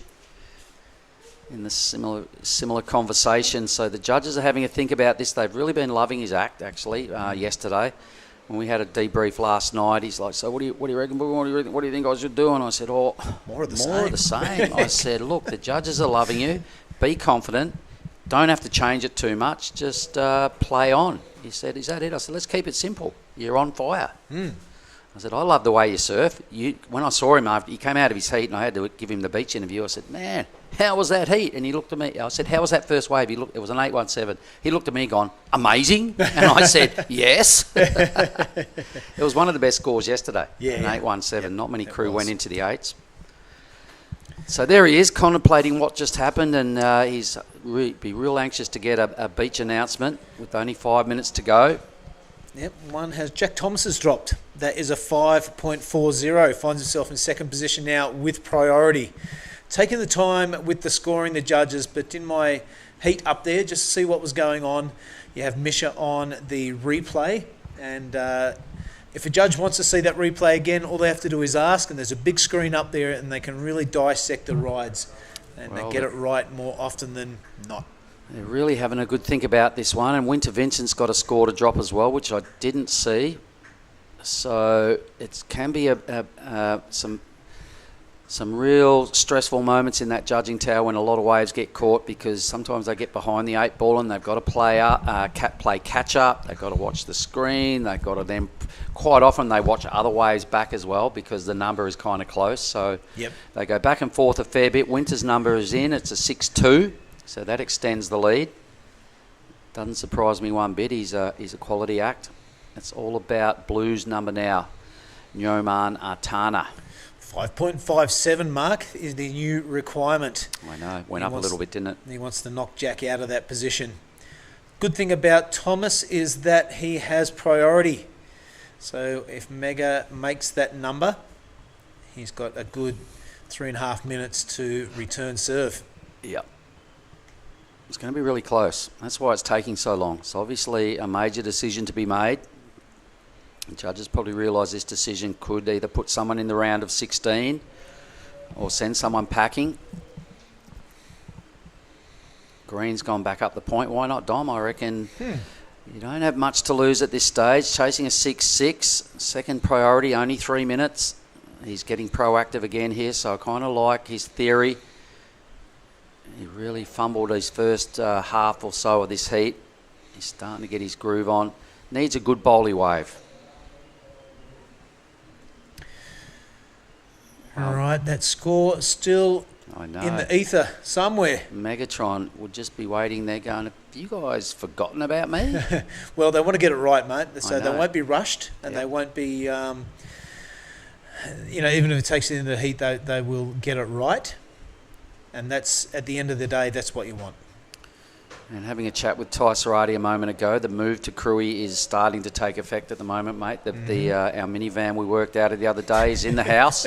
It's starting to rip the chairs out and get the setup going on because we're pretty confident. 75% confident, says Ty Sarati. He goes Dom Thomas up and out. Oh, just in and out. Mustn't look very good down the line. No. Great looking set wave approaches again. Priority sits with Jack Thomas. He's in the white. It's too big. It's too wide. Nobody wants a piece of it. So when Ty sees these sets coming through, he's going, this is good, because it means the prediction for tomorrow is accurate and that the move to Krui will be warranted for finals day. Yet this swell a little early, Mark, what we're seeing right now on screen, but it is an indication that it'll be bombing tomorrow. Have a look at this. This is Dom Thomas. He will have to make way for Mega Artana because he holds second priority. Wraps that thing around this wave, filling full of water. Not much steepness to it, but he days with the rail-to-rail surfing. Now he can get up there and belt that thing. So one decent hit, a bit of a fist pump. Mega Ratana has 2 waves owing now. Yeah, he does. So we've still got no idea who gets through this heat, folks. Winter Vincent's got a 13.03 2-wave total. He's got to be feeling pretty confident currently with the 2 biggest numbers on our scoreboard, but we are owed 4 scores. Jack Thomas still has priority, mate, so he's languishing around there in the whitewater. Maybe it's just the remnants of that big set that rolled through. And Winter Vincent with 49 seconds is a bit of a victory lap for this young man. Check out that style. It's timeless. Jack's dropped down into 3rd, so Artana went up with his 2nd last score. So Jack will need a wave for the crew in Yelling Uptown. Send him your mojo. JT, 32 seconds to respond. Into 4th. There's still a score to come for Mega as well, that bigger wave. At this stage, Jack needs a 5.44, but it might even be more than that. How did he not get a wave with first priority and all those sets coming through? These 2 guys got one. It's just a matter of being in position in that takeoff zone. 10 seconds to go. Now, 2 surfers riding that wave in. Lucky there wasn't an infringement. No, Mega joined the party in the whitewater. I know, right at the end. But still, if Brett had to run into him... It's true, yep. It was still part of the heat timer. So anyway, let's not get too nitty-gritty on it all. Look how close that is between Mega in with a 17.03 and 11.07 and 11.03 totals. We are on hold. We'll get back to some scores to finalise this heat. We'll be back in a moment with heat number 4.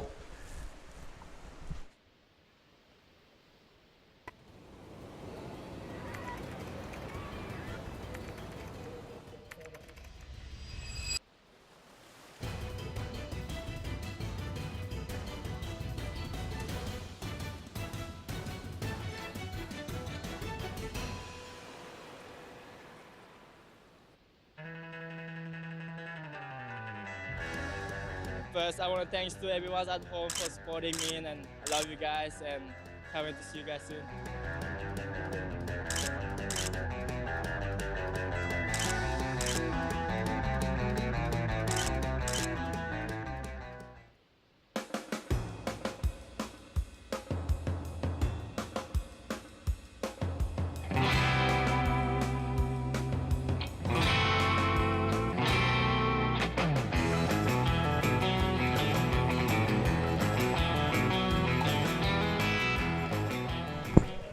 Back here to Ujung Bachor. There are the official results.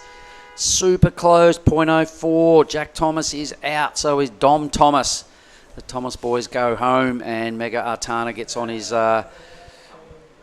merry way into the round of 16, along with Winter Vincent. There's the scene of our work site. I'm sitting right next to Di Wacko, but that's a damn good picture when you see what our workplace looks like, huh? Great drone footage of the area where we all just stick around, see the actions. This is Heat 4, everybody. Let's have a look at this. Marlon Harrison, the Australian, in red. Yuji Mori, or Mori Yuji, in the blue, representing Japan. Nathan Cook, another Australian, right there in white. And Made Fajar Ariana, representing Indonesia, in green. Welcome back, Di. Hey, how are you? All good, mate. Smashing heat again. Winter Vincent just goes on his giant killing way, the big fella. Right. How's Megatron's last wave? He just got 2 waves. Yeah, he got a few, but he got 2 at the end that were really made the difference. I think his second last wave was what got him into second position by 0.04 over our West Aussie fella out of Yelling Up in Jack Thomas. So commiserations to Jack. It was really close one. It was a fine line decision between the 2 goofy footers as to who got through. There is our athlete zone. And here is 森裕二選手1本目のライディングにテイクオフ。これは少し波が速かったか、すぐにキックアウト。Marlon Harrison speeds down the line, clean face, yet to score. There we go, first opening hit, and a spicy, quick second manoeuvre to kick out. That was a really great first turn. It was hard to put 2 turns in because the wave was really fast, but still he managed to put 2 good turns in. Took him a long time to get scoring, but just taking the high line and Right. speeding down the line. It was still a pretty good-looking wave. So here's your boy, Yuji. Nothing going on for him down the line. Here comes Marzi joining the party. This is wave 1 of this heat. Right. So have a look at these first 2 turns. That was pretty sick. Oh, sick. Did really well to fit 2 turns into that little space. So good timing. Won't be a huge number, but on the scoreboard nonetheless with a completion is Marlon Harrison. A 4-5. Yeah, that's about it. It was great way to start a heat. Still got 22 minutes remaining, and Mori Yuji with a couple of low scores below 1 point. So let's have a look at this, everybody. It is heat 4. We've got Ryaru Ito coming up in the next heat against a Kiwi and 2 Aussies. That's going to be heat 5. We'll get more of that when we get closer to this one getting done. Here comes 森裕二選手に3本目のライディングになります。素晴らしい一発目、大きなスプレーを上げていく。ここ2発目も大きなスプレーを上げてます。さあこれはいい波になってきている。3発連続でクリティカルなセクションにしっかりと当てていき、このライディングをフィニッシュです。That was a really great ride from Yuji Mori. That wave wasn't that big, but it was a small size wave, but still he managed to put 3 big turns in. All right, well, while there's a little break, I think we're going to throw down to the athlete zone with 2 of the tallest guys on the paddock, Bill Hangen and Winter Vincent. Go, Bill. Yeah, thanks very much, Mark. Yep, we are down here in the tall corner, but that's okay. Mate, you took that heat out really well. Kaius King took out the one beforehand. Team New South Wales looking pretty strong. Yeah, that's always good to get through that round. It's round 16. And yeah, Kaius, I've always kind of modelled my surfing off his when I was younger, so it was good inspiration for him to get that win before me. Now, mate, today the waves are slated to get a bit larger. You got the round of 16 coming up next. Is that something you enjoy, a bit more size? Yeah, for sure. When I was a Grom, I kind of hated when it was big, so I'm kind of turned the tables, and now I'm just hoping it gets as big as possible. Sort of probably try to do some proper turns out there. Well, I can't wait to see that. You got Bolito after Nias. These Krui 5000s and the Nias 5000s. You going for the win? Yeah, it'd be nice to win one. I got 4 seconds this year, so I'm kind of itching for a win, but I don't know, I'll just take it as it comes. I'm just happy to be here. Well, a very polite way of saying, yes, he wants to go for the win. This is Winter Vincent, everybody. Keep an eye on him. He'll be in action later on today. Unreal. Thanks, Bill. And Winter Vincent wants in on the win. He keeps putting himself on the podium for yet to get a name on the big trophy. We're just watching White going through his business here, Nathan Cook. He's hoping this thing doubles up because he's hanging in there. He's just looking down the line and he's getting on the pump again now, so he spotted something, maybe a ramp. Let's see what he can do with this section here. Hits it high and hard, gets around, so this thing has grown. Didn't give him a big section, but it did add something to the total. Right. Nathan Cook. All right, Yuji in the lead with a 5.83, his best number, so that's pretty cool. Marlon Harrison open with a 4.5. Couple of scores to come, so we've missed out on Made Ariana's wave. Maybe we can see it in replay. Not sure. And Nathan Cook is on the scoreboard as well, so everyone will have something to talk about in a moment. 19 minutes.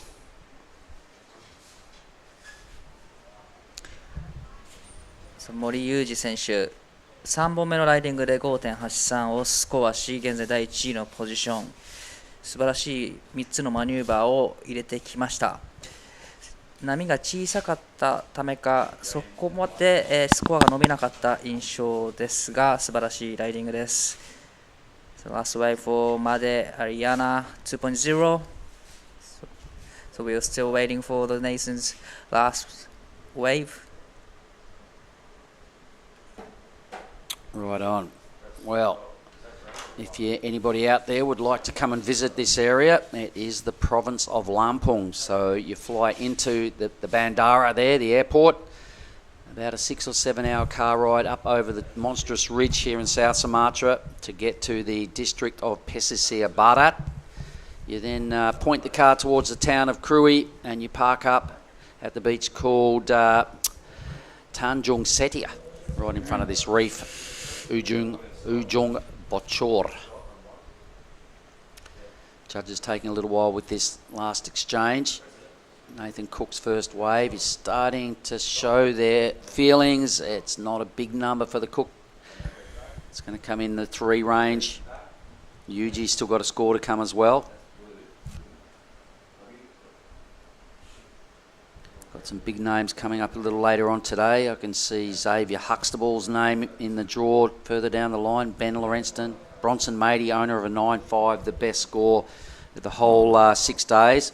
I can see Jarvis Earl, Dylan Moffat featuring in Heat 6. Heat 8. And then we start to get down to the real nitty-gritty as we get into the round of 16 for the women's and then the men's.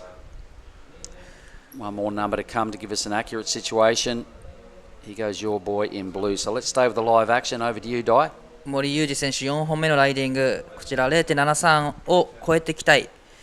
さあ素晴らしい2発入れてくる。そしてクイックに3発目いくんですが、ここはバランスを崩してしまいます。しかしバックアップスコア 0.73 なので、この波で必ず乗り越えてくるでしょう。So I think Blue now has 2 scores to drop before we can confirm. Either way, he would have no doubt improved on his lead because he's just burning off a sub 1 point ride. So once those numbers drop, he will extend. Marzi Harrison, haven't seen him for a while, but here he goes. The Queenslander just getting a high speed swish going on to get him to that section. That was pretty big. Unfortunately, just buries the nose. Down he goes. Marzi throwing away what looked like could have been a useful wave. He opened with a 4.50.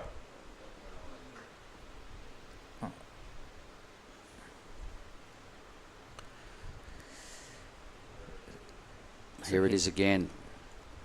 What do you reckon about this, Dai? I really like the second, and unfortunately he falls off, but still all 3 fins out. It was a great move. Yep, unfortunately it's going to turn into one sort of half move of a wave, so it's going to be a low number. Judges don't really have to think about those ones too much. They're still having a good think about Yuji's numbers though. Right, they're taking a long time to think about those. We're going to have 2 scores for Yuji's and 1 for Marlon Harrison. Marlon's will be a throwaway to be between a 1 and a 2, no doubt. Yuji, though, with 2 scores to come. He's already posted the best score of the matchup. A number drops in at a 4.57. And I imagine we've got his last effort to roll through as well, which I don't think was that big. Probably won't, well, I'm pretty sure it won't drop into his top 2. So that leaves Fajar out the back now with priority. That's him in the green. Really polished, goofy footer out of Bali. He's been really impressive the other day. Maybe how many days ago it was, back at Krui left. Right. Whew, man, I saw him surfing insane heat. He got tubed about 4 times during his heat. Some high speed slicing and dicing on the clean walls at Krui left, which is the prediction for tomorrow, folks. Things are getting in preparation to make the move tomorrow. And it will be finals day.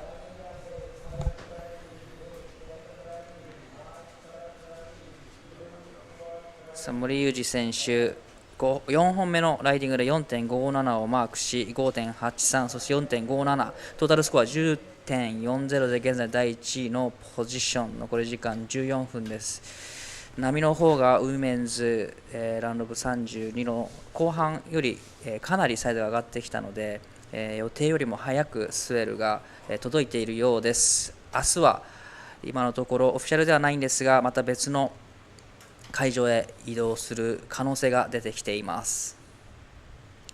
So what was that? Just going through the situation? Situation, and then just it's not official, but we might move to the Krui left tomorrow. Yep, 75% sure that.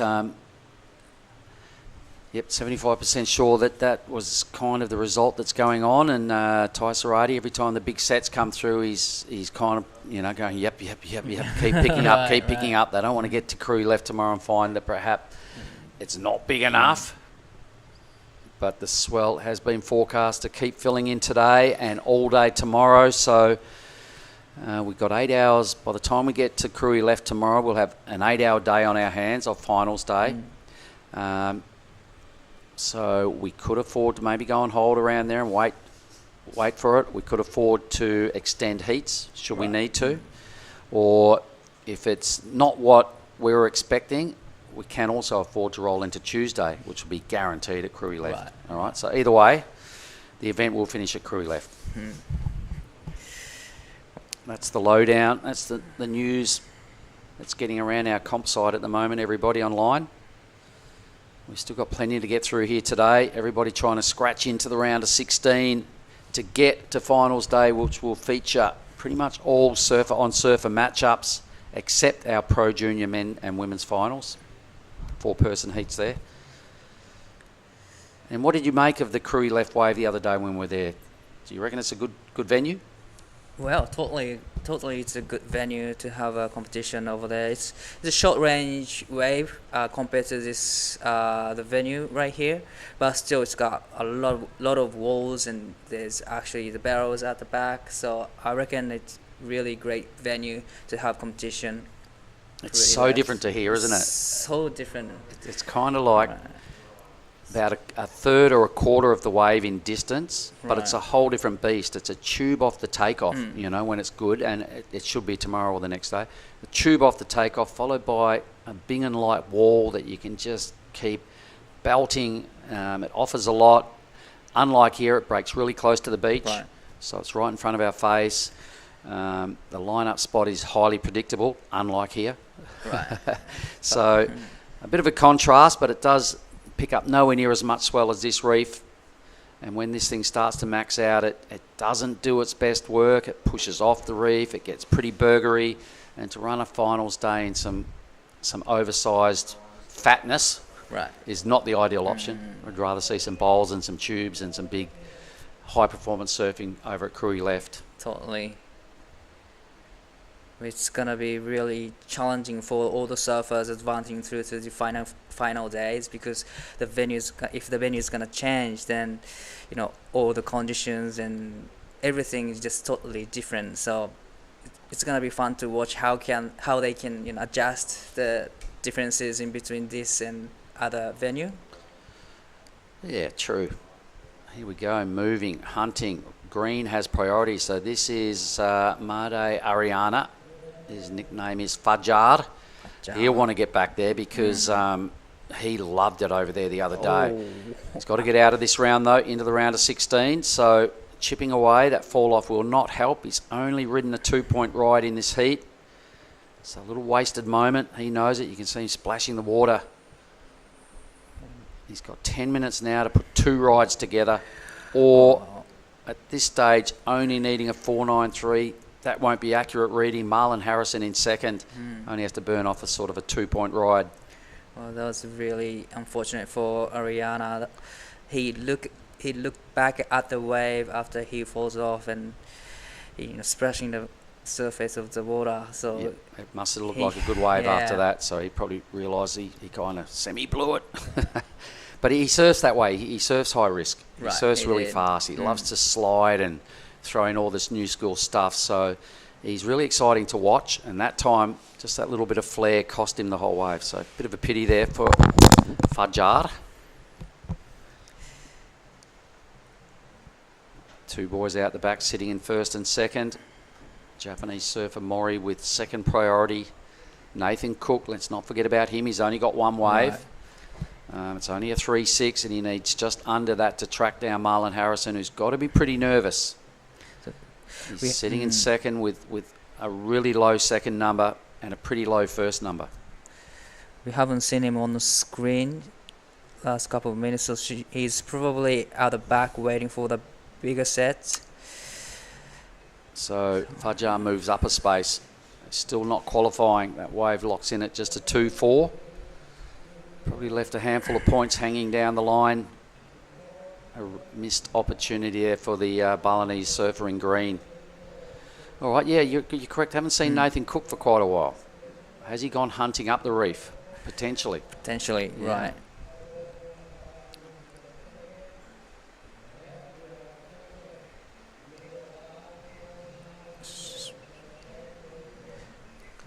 So how is Team Japan looking at the moment, mate? Who have we got through to the next round? And who do you reckon is the best chance for the Team Japan to take this thing out? I really love seeing watching Ito Ryaru's surfing. So probably one of my favorite is going to Ryaru Ito. Is he in one of the upcoming heats? Yep, in Heat 5 next heat. Okay. Up against one New Zealander and 2 Australians. All right. Wow.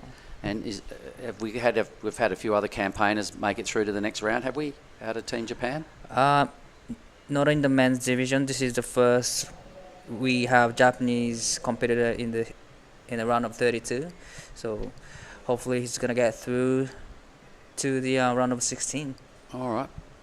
And we've got a few others coming up in the back end of this round. Right, we have Hiroto Arai in Heat 6, and we have 2 Japanese surfers in Heat 8. Why don't you give us that in Japanese so the crew at home know what's happening? Right. ラウンドオブ32、現在行われているのはヒート4ですが、この後ヒート5には伊藤リアル選手、そしてヒート6に新井宏斗選手、ヒート8には2名の日本人選手がクレジットされています。加藤翔平選手、そして大戸凛太選手、この後、5、6、8と、出場してきますので、皆様スクリーンの前で楽しんでいただけたら。All right, a wave presents itself. Here comes Nathan Cook. He's gone missing for quite a while, so indeed he did take his act up the point. He's a big dude. Look at the size of him. Gets up and climbs over that foam, no worries. A bit of a down carve to set up. A little mini schwack in the pocket. He needs to get moving here and post some big, vicious moves to really extract something worthy out of the judges. Now, Blue, here goes your boy. 森裕二選手5本目のライディング、一発目綺麗な大きなターンをしてきた。ここでクイックに3発目、フローターで大きなセクション抜けてくる。さあここから何をしてくるか。この後波がまだまだ切り立ってきそうですが、ここで、キックアウト。とても素晴らしいライディングでした。森裕二選手現在1位のポジション 4.57 をバックアップとして、こちらのスコアを乗り換えていきたいところです。Brilliant surfing from the man in blue. Right. I really liked it. And here goes Fajar. Made Ariana now. He's got a lot of froth to deal with here. He needs a wave in a hurry. He's got to stay in touch here with the top 2 riders. This wave just gets way too fast and no hits further down the line. A great exchange, particularly from Mori Yuji. I really liked it. Really loved quality it. Surfing there. It was unfortunate for Rihanna. There's a lot of whitewashes on the face, but here is a replay of Yuji Mori. Yeah, what I love so much about this is this first turn, right in the pocket. It's a big wave, all right? Grabs his rail, boom, huge, exactly what the judges want to see. This, and I love this phone climb. Watch this, boom, up, over, and plenty of projection down the line to get back onto some scoring opportunities. So a really great read, Yuji. Congratulations. I can't wait to see what sort of number the judges drop right there. And this is what Ariana did. Not bad. Just a lot of whitewashes on the face. Yeah, super hard wave to ride. He knows it. And about now he's going, oh! Not really going to plan at this stage for Fajar. Man, your boy teed off, Yuji. It was a great wave. It was, wasn't it? The 3.97 for Nathan's last wave. The man in white. That put him into the second now, but we're waiting for 3 surfers' last wave. Everybody must be paddling back because we've got nothing on our priority roster. Nobody has crossed that priority line to get... Here we go. Now Marzi has. Nathan Cook goes into second priority and second position for the time being. Didn't see Marlon's wave. Not sure what happened. So 6.5 for Yuji's last wave. Cool. Wow, extend his lead. Now 6.5 and 5.83 as a backup. Wow, that was great surfing from Yuji. さあ森裕二選手5本目のライディングで 6.50 をマーク。その差を広げていきます。現在トータルスコア 12.33 で残り時間がもう間もなく3分となってきます。Right on. One more number to come out of Fajar. I don't think it's going to be a very big one. It's nowhere near the 8.33 needed. Geez, the boys, Marlon Harrison did something pretty good off screen, so it was a 6.23 to stay in touch with the lead, but more importantly, to fend off Nathan Cook and Fajar, the two goofy footers. We've got natural footers in first and second, red and blue. We're going to see these guys that advance surf again this afternoon in some rising swell conditions. Marlon now decides to pull the priority trigger. A good first hit, a really vertical stab in the pocket. He's got another opportunity to repeat it, and he does. And again, this thing's still bowling perfectly for him. Spins the wheels on top of the wave and once again goes over the handlebars. So been pushing really hard on his top turns, mate, and he's fallen off on two good waves trying that exact same move. I really love that he mixed up the combinations, the first floats, just come around a section, generating so much speed into the second turn. I really love that. But that was really unfortunate for him to just stuck on the, maybe spin too much. Yeah, just blew the back out a little bit too much, but it was a good start. Right. He's done some quality work here. He's trying to burn off something in the 4 range. He was starting to get pretty excited about this point because it was all looking real good, and he just overcooks it a little. Nice effort. The execution was just a little lacking. Here is Ariana looking for a wave, 7.96 to get into the second. Looking great surfing. Throwing a lot of spreads, and he into the air, and he made it. He loves it. Keep going, brother. Keep going. You need a big number. There you go. He finishes nicely. He really loves that one. Kind of got caught up in the celebrations and forgot about the next section. Cookie, here we go. Damn, he's out. 1 minute. Wow. Good comeback.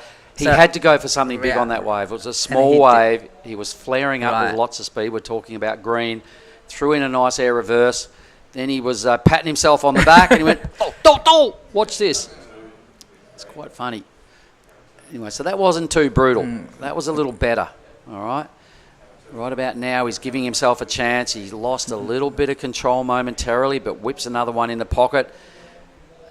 Nice Here flashy comes. moves without showing a lot of power right there, but that was a point of difference. Look at him. Come on, dude, surf it out. He finishes nicely though. That was great surfing from Ariana. He needed 7.96. I don't know. I've never seen airs in this heat so far. No. But it was a small size waves. It was, and there was some flicky moves going on the wave. I didn't see any part of your boys' wave there, so no comment. But Marlon Harrison gets himself a closeout and a no manoeuvre wave for the man in red. So Ariana, this is going to be pretty close. There's a fair bit to decipher. We're owed 3 numbers, so I'm going to boost out of here, and I'll have a chat probably. We might get you to have a chat. If UG wins, which I think he will, you're on, and I'll just hold it down until you get back. But still not sure who gets through, so why don't we just momentarily throw to an ad break, and we'll be back with those results in a minute.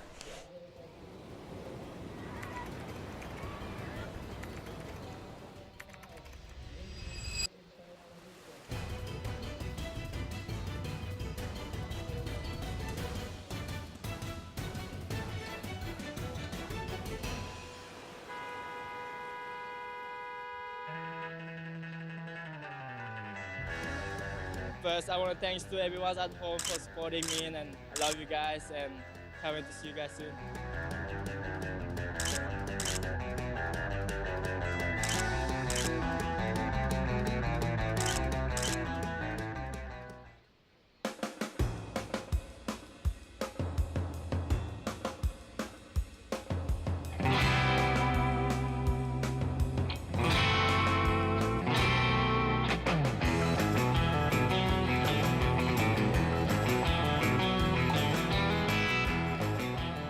We're back. Heat 5 is underway, ripping straight into it. Well, that's the previous heat. We need the results of Heat 4, which we'll get up in a minute. No, they were results of Heat 3 we're looking at. We already know those. Winter Vincent won that one. We're looking at Heat 4 results. I'm pretty certain I can see them on the side of my screen. So it is Yuji Mori who took that heat out over Marlon Harrison. Gia, you won't know this, but Made, he was chasing a high 7. He got a mid-5. He'll have to settle for third, the man in green. And Nathan Cook in white will finish in 4th place out of that last heat. So looking at this heat, who have we got? So in this heat, we have in the green Axel Kurata, in red we have Ryaru Ito, in white Oscar Berry, and in the blue Billy Stearman. Exciting heat. I think Ryaru Ito really came into my radar, I think last year. And I'm so impressed by his serving. Yep, he was. He put on a gutsy campaign up there on his backhand at some big little Gundru Bay caves, and he caught my attention as well. Axel Kurota, he generally serves smart. He's a quiet achiever. He's been doing the rounds for a while. Oscar Berry is always a bit of a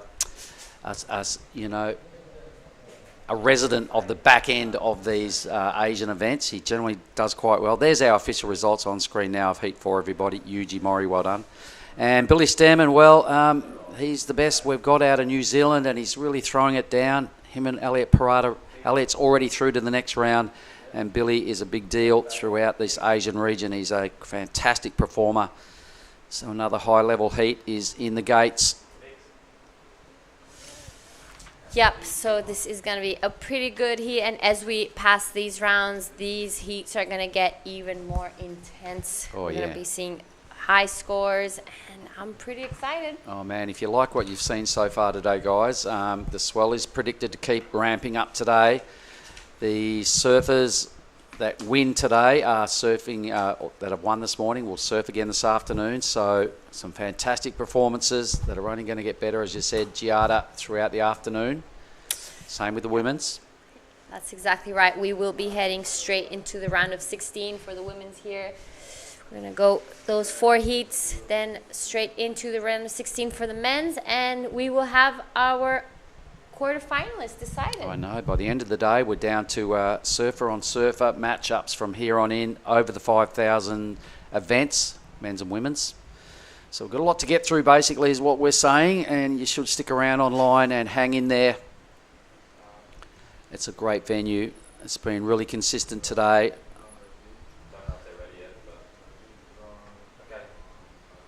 There's our beach scene. There's our beach scene there. So we are going to throw down. There's Marlon. He's just got a second place and get some fist pumps going on from the boys. Let's have a word from the winner of the last heat, who's with Diet Wacko. Go, fellas. ラウンドオブ32ヒート4、見事勝利した、森裕二選手です。お疲れ様です。お疲れ様です。いや見ててすごく安心するというか、もう乗れば決めてくるっていうのが伝わってくるヒートだったと思いますが、いかがでしたか？いやー本当波もう本当良くて、もう本当にフリーサーフィンしてるような感覚でやれてます。はい。すごく一発一発をしっかり攻めれてるような印象なんですけど、やっぱこの攻めるっていうのは自分の中でこう何か持っていた目的でもあったんですか？なんかこうとにかく大きくいきたいなと思って、ちょっとボトムターン長くしてみたりとか、ちょっとレール持ってみたりとか、なんか本当にいつも本当楽しんでできてます。はい、じゃあもうコンペティションっていうよりは本当もうさっきから言ってる楽しむってことを忘れずにやっている感じですかね。そうですね、はい。もう茅ヶ崎のみんなもいて、毎日夜もなんかUNOとかやってわーとか言いながらやってるんで、もう本当にサーフトリップ感覚な感じで、でもこうしっかりクールにやるところはクールにやって、はい、そんな感じです。Yeah, he was just having fun out there. He wasn't thinking about plans. He just trying to focusing on just having fun, enjoying the heat. Just like Surf Trip, he's been traveling with boys from his hometown Chigasaki, and he's just enjoying it. では最後にその茅ヶ崎の方からたくさんの方が多分見ていると思うので、何か一言お願いします。みんな元気ですか？ヒート楽しんでもらえたらこれからも続くんで、なんか本当に演技を楽しんでもらえたら嬉しいです。応援よろしくお願いします。次のラウンドも頑張ってください。ありがとうございました。Thanks, guys. Good on you, Dai, and well done to Mori Yuji. through to the round of 16. See you this afternoon, along with Marlon Harrison.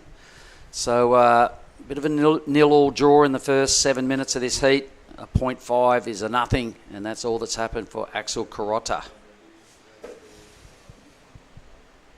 There they are. There's the man in question. In the white is Oscar. The blue is Billy. The red is Riaru. And that's Axel in the green. So the boys are scampering around, trying a little bit of reshuffling. I think Billy's not prepared to give up the inside. Oscar was fussing him, trying to fuss him out of it, but you're watching Heat 5, the round of 32 of the men. I'll boost out of here. We'll bring back in Dai due to the fact we've got a big hitter. Team Japan in Itu Riaru.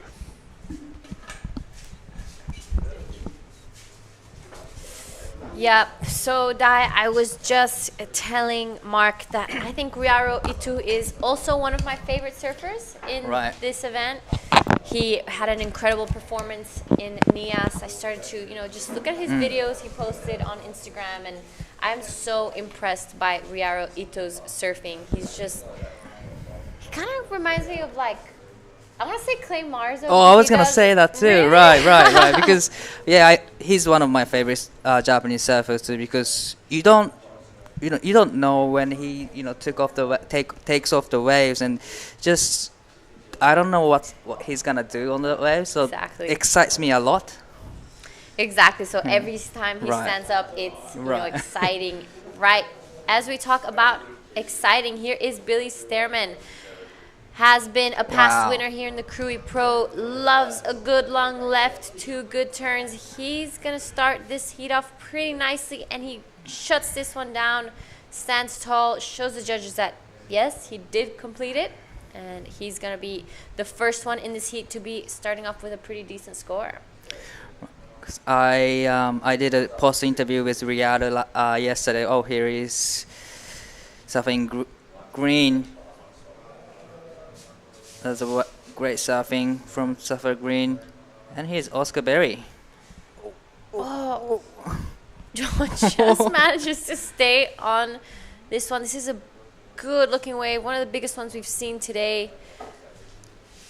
So it'll be interesting to see if we could see what he did out the back of that one.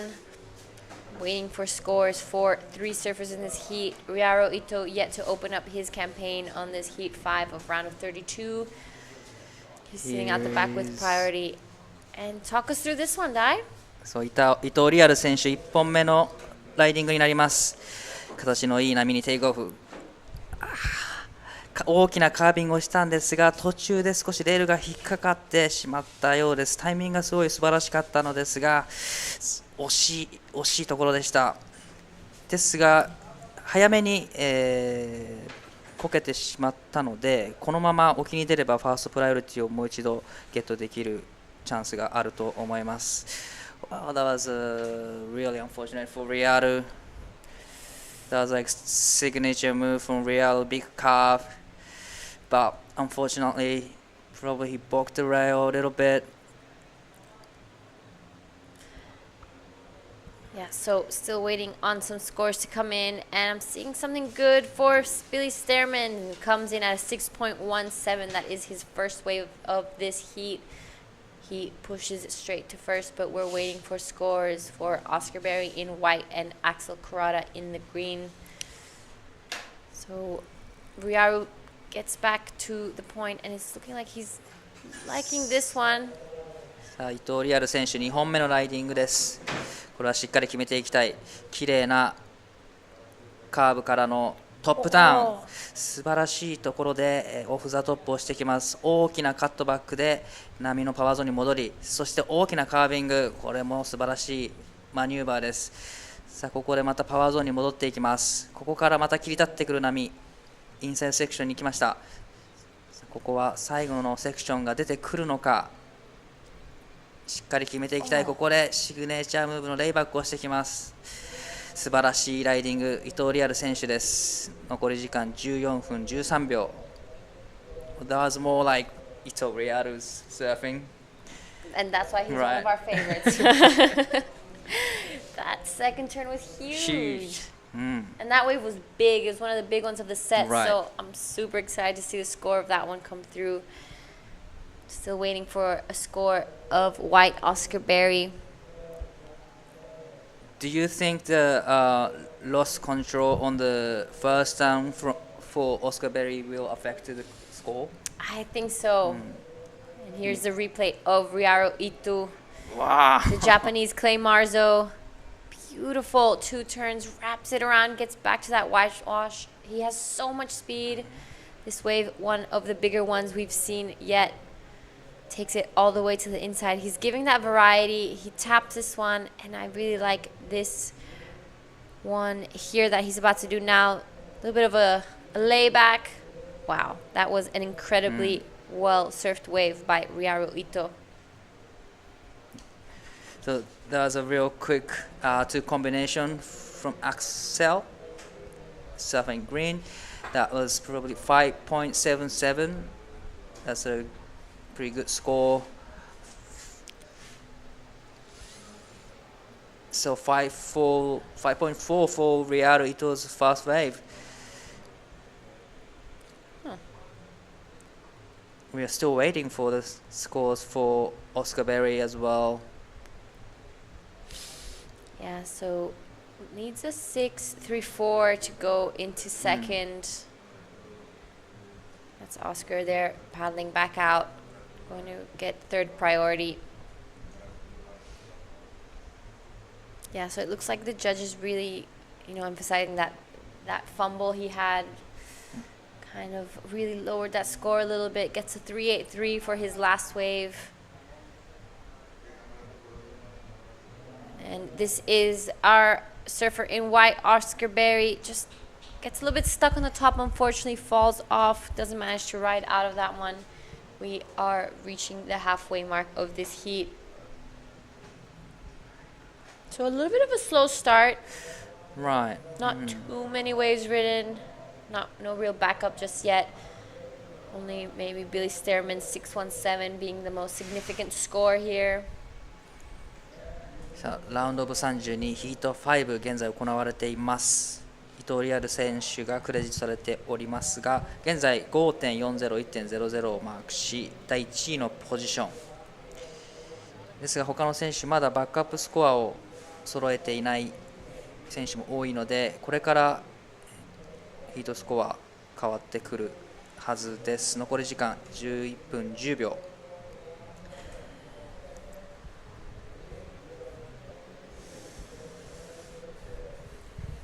Just under 11 minutes left. So coming up next in the Heat 6 of round of 32, we're going to be seeing in the red Ben Lawrenson, in the blue Xavier Huxtable, in white we're seeing Grayson Grant, and in the green Hiroto Arai.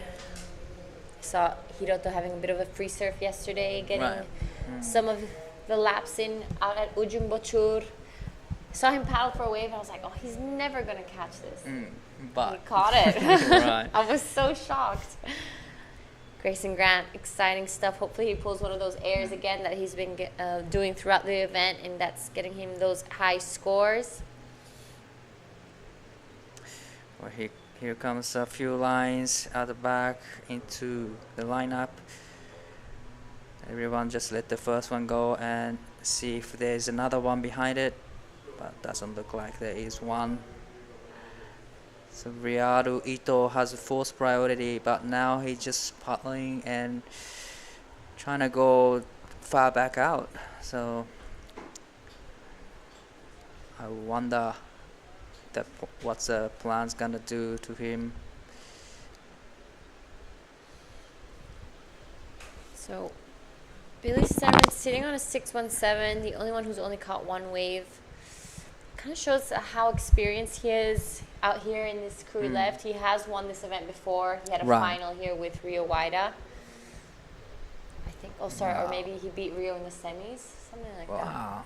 So Billy really likes this wave. He surfs Raglan a lot, which is a long left, so it's just in his ball game. You know? He knows what he has to do, and he does it well. He's been around for a pretty long time. I don't think he gets really nervous anymore for his heats. pretty much last couple of heats, he's just dominating all the heats, getting 6s, 7s. Yeah, he's surfing incredible. So, just to recap, this is the Krui Pro QS 5000. We are currently in the round of 32 men's. We will finish this round and go straight to the women's. We're going to be finishing their round of 16 back to the men's.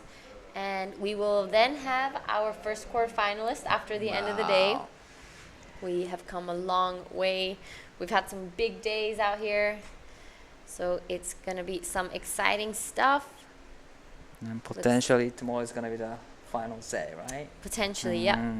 We're all pretty excited to see how it all unfolds. In this current heat, we have in the lead Ryaru Ito, in second Axel Kurata, in third we have Billy Stearman, and in fourth Oscar Berry. But no big scores. This is our man in green. Talk us through, Dai. Racing down the line, trying to get around a section, and here's a fast attack. That was a great carve right there, and a second turn as well. That was another good 2 combination from Axel, and his Ryaru on a smaller wave, big carve, racing down the section, floats and generating so much speed. So he's probably looking for the walls to stand up, but here Oscar is using his priority. But Ryaru still is gonna get the score for that wave. So all right, so for you guys at home who maybe didn't really understand what happened just then, Ryaru Ito had 4th priority, and Oscar Berry was either sitting with 2nd or 3rd. I don't really remember. So Ryaru caught this wave all the way from the inside, and since Oscar had priority over him, he can drop in on him because that's his right of wave. It's not a free surfing, so yeah. So Ryaru had to completely get out of his way, otherwise he has a potential to get interference. Right. But he still gets a score. Yeah. Right? Yeah. He still gets a score for this part of the wave that he did surf. But we will see what the judges think of this. Some really nice turns. He does this turn here. Oscar Berry takes off. Ryaru pulls back, knowing that he can't catch the wave. So Oscar runs down the line and... Well, was it worth it or not too Probably not. sure.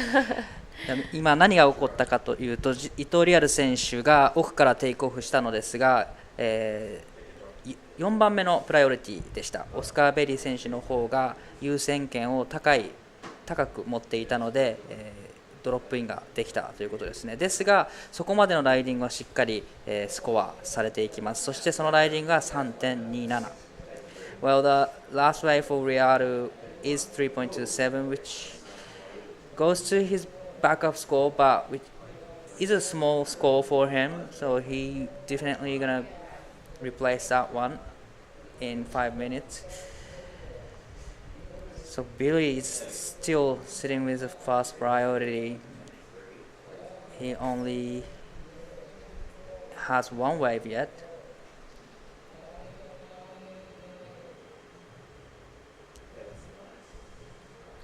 Yeah, so there is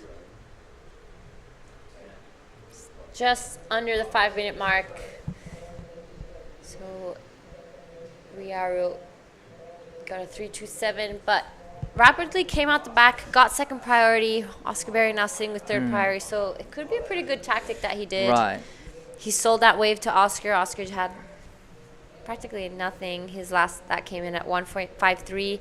Just rushed from him. Now all eyes on Billy Stearman, and he sits with priority out the back, looking to back up that 6.17. Looks like there are a few lines coming through.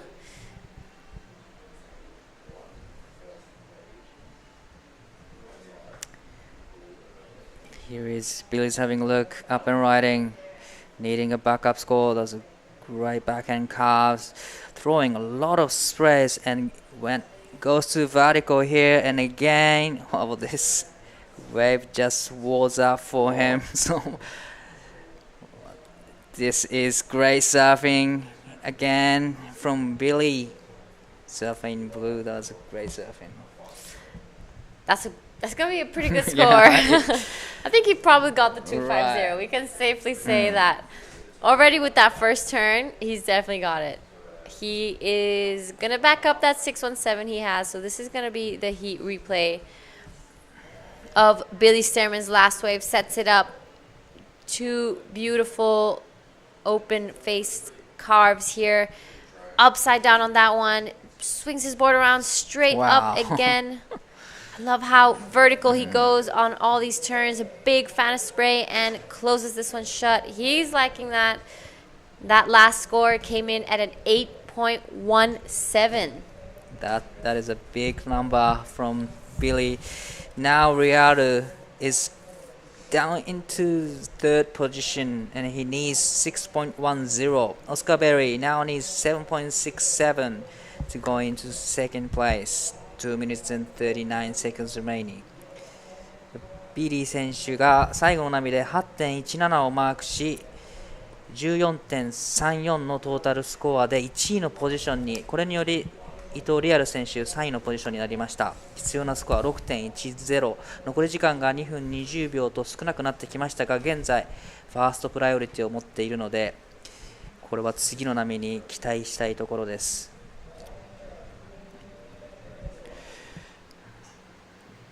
There's a little bit of a mind game there in between Surfer and Green. He's in second position now. He's trying to put some pressures to Ryaru because he has first priority. He needs pretty big score, 610, and Oscar Berry needing 7.67. Yeah, so the man in green knows how much of an incredible surfer Ryaru is, and he knows that Ryaru doesn't need a big wave to get that score.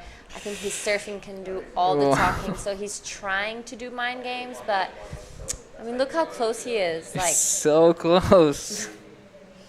さあここで少しマインドゲームが行われているようです。2位にいるアクセル選手は、伊藤リアル選手がどんなサーフィンをしてくるかを知っているので、近くに、波待ちをし少しプレッシャーをかけているようです。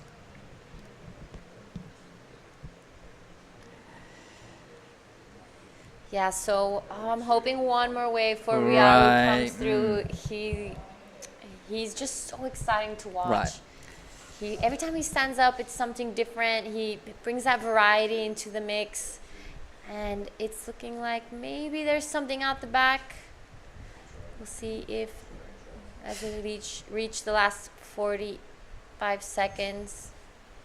Whoa, Ryaru decided not to go. Surprised he didn't want to go on that one. Maybe he couldn't reach it. All right, they're paddling. It looks like there's something coming out the back. Will Ryaru get one more chance? And it's looking like he is.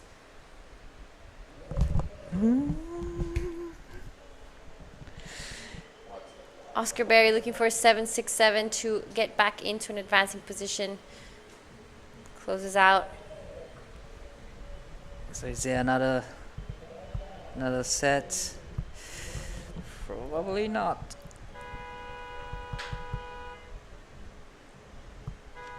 All right, so it's looking like it will be Billy Stearman and Manning Green going into the next round. Congratulations. Unfortunate for Ryaru and Oscar Berry. They will be bowing out.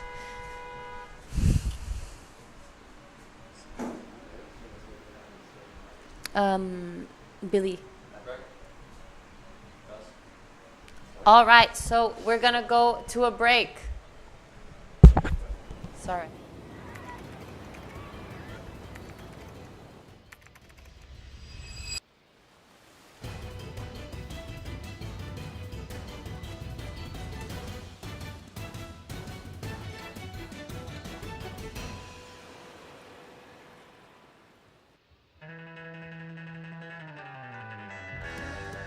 first, I want to thanks to everyone at home for supporting me, and I love you guys, and can't wait to see you guys soon.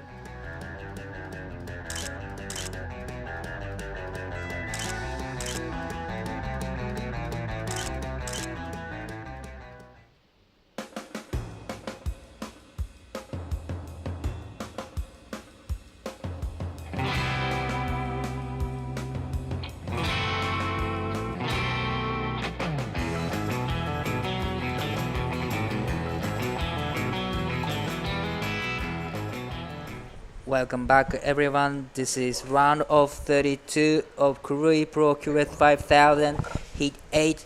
In action, surfing blue, Xavier Huxtable from Australia. Couple of big turns and a finish off really nicely. And here is man in white, Grayson Grant. We did see some of his big airs in the last heat, and here comes again, but unfortunately, and this is surfing red, Ben Lawrenston from Australia.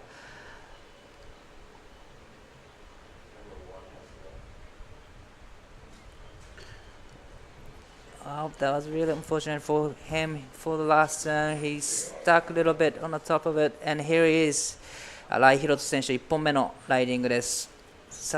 縦へのアプローチをしますが、少し縦へ行き過ぎたか、フィンが抜けてしまい、ここで、終わってしまいました。Welcome back, Mark.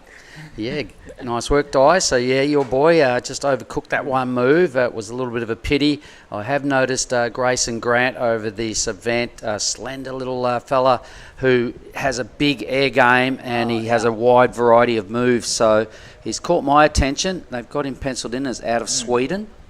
I'm not sure where he really resides, but Xavier Huxtable, I've seen this guy surf a lot. He's been a big-time performer on the Asian tour. Every time we come to Krui and Nias, he's one of those guys that features highly as well. Wow, he's tasted the CT flavour as well with some wild cards there at Bells Beach. But this little fella here, he's slender, he's small, he looks young, but when he gets his groove on, he surfs pretty big.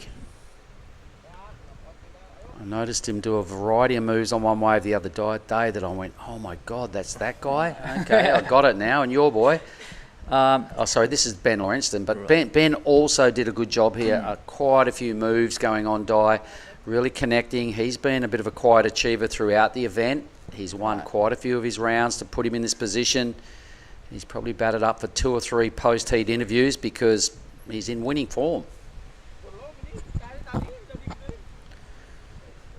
Right on. So that was the end of our replays. The numbers will be pending.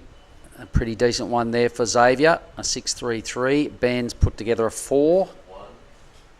Hiroto's won't be much. Grayson's will be a little better, but here we go again. So this is Ben Lawrenston. Nice looking wave here. Nice roundhouse cut back. I love the rebound there and love the curve right there. Wow, that was a big layback finish right there. That was a great surfing from Ben. I really liked it. I really liked it too. I love, look, he surfs with really good speed, strong power. He's always heavy back-footed, and that led to a very good finishing move with that real power-based Larry layback thing, perfect timing. We've said it before, we've seen it a few times this week. It can be an easy move to mess up, but what I've noticed is the judges love someone that finishes that way. Right. Definitely it's gonna better his first ride, and well, there's a few bombs out there now. Yep, it's definitely on the increase. There's been some sets that have come through that have had 5, 6 or more large waves at once. During one of those women's rounds, there was like 10 big waves in a row. So here goes Lawrenston. This is what I'm talking about. He's really polished, all right? Barely makes mistakes. He's got a good power base, a good speed, a burst of speed, and this turn here, wow. Who doesn't love watching someone finish a wave like that? That's cool. So that's 5.6. So he got pretty good 2 scores right now. Now into the lead, 5.60 and 4.0. Just under 20 minutes remaining. All right, I think we have Giada down there in the athlete zone with Billy Stammen. So let's hear from you two. Go, G. I'm here with Billy, the winner of the last heat. Congratulations. Just 2-wave surf, but you came out on the top. What was it like out there? Yeah, it was. It's pretty pumping, but it's pretty slow. We all kind of waited for so long and then went a kind of couple average runs, and then that bomb set came through at the start, and then I guess I had basically priority the whole time, so I knew there was waves out there. I just had to pick the right ones, and fortunately I got that good one at the end and kind of solidified the final. All right, so you're going to be surfing again today. So tell us a little bit about what you're going to do from now until your next heat and your recovery plan. Yeah, it's pretty hot over here, so I'll probably head back to the aircon. There was some UFC on. I might try and watch some replays. Elliot made it earlier, so I'll watch his heat and and just support the girls and the boys down here from New Zealand, and kind of just relax and save my energy for later. All right, I'll go let you relax. Is there anything you'd like to say to your friends and family back at home first? Again, washed up kooks. I know you guys are watching at home. We've been bantering the whole last couple of days, so cheers for the support and hopefully keep progressing. All right, congratulations, and I'll see you in the next heat. Thanks, G, and well done again, Billy Stammen. He's got a thread going with his mates they call washed up kooks. I reckon that's pretty funny, so that's what that little throw out was all about. The boys in Manu Bay there, Raglan, a likely bunch of lads, and if you're a friend of Billy's, you've got to be a good dude, because I love his act. On the way to the Olympics in August is Billy. Yeah. So we have a few actions while the post-interview, and we are still waiting for a few scores. And the last of Hiroto Arai is 4.40.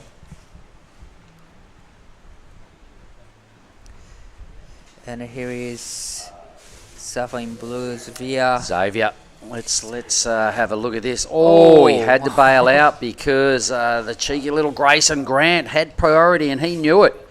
So smart move by Grayson taking this wave. It's a really good looking thing. It's got some height. It's super clean. He's really starting to tee off here, and he throws down his own version of a Larry finish. The stand tall claim. He loved it, and so did I. Here's Giada Lagarde coming back in. I really loved the Grayson Grant's last wave. Without any air game, it was a great basic turns, but throwing a lot of sprays, and really loved the last turn. This is a replay of Arai's last wave. There's a lot of whitewash on the face, but still he managed to put 2 solid turns in, and this score comes in 4.40. Oh, welcome back. Thank you. Ara. And this is the last wave for Grayson. So I just missed this one. I was coming back from the interview, but it's looking like a really good wave from Grayson Grant. And this one. Huge finishing. That was beautifully done by Grayson Grant. He gets a 6.50, pushes him straight into second. Wow. So this is an action-packed heat. Xavier Huxtable having a 6.33. Wow, I've missed out quite a bit. Right. So a lot of actions in a fast half of the heat. It's been 10 minutes already, but a lot of actions going on. But man, Grayson Grant, I love to see him in the air again. So in the last heat, he did massive air in the last heat. Yeah. Yeah, that was really impressive stuff from Grayson Grant. He passed those 2 heats doing some huge airs, a full rotation in that last one. It seemed like each time he hit the water, he was getting better. And this is Xavier Huxtable now. Wow. Good first turn, sets up for the second one. That was massive second turn. Unfortunately, just falls off, doesn't get around that section. It looks like that wave's just running away from him. Here is 新井宏斗選手、3本目のライディング、スコアをしていきたいところ。素晴らしいオフザトップスプレーを飛ばしていきます。さあここでフローターで少し前に出てきた。ここでもしっかり縦へのアプローチ、フィンを抜いてしっかりコントロールしてメイクしてきました。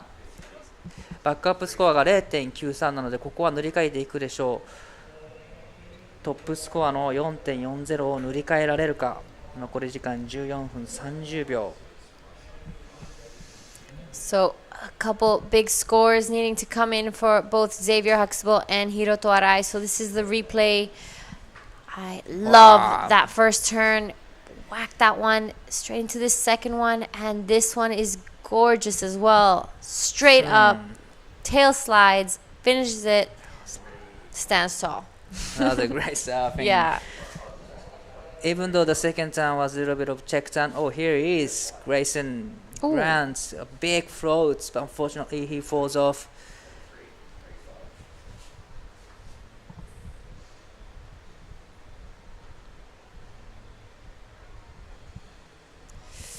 All right, so this is Heat 6, round of 32. We will be going into the Heat 7 later on, and in the red, we're going to be seeing Bronson Mady. Yesterday got a 9.50. Let's see what he does today. The conditions are even better. The waves are firing. In blue, we'll see Saxon Reber. In white, Josh Kerr. And in the green, Xavier Bryce. It's a pretty good heat. And we will finish this round with the heat 8. And going straight back into the women's round of 16. Super exciting stuff. Finish off the day with the round of 16 men's. And we will have our quarterfinalists for tomorrow. The swell is expected to pick up, so it's going to be a good day of waves for the rest of the week. See some waves coming through, but it doesn't look like anyone is too interested in these. So there's another set behind it. But looks like no one's going to be on it.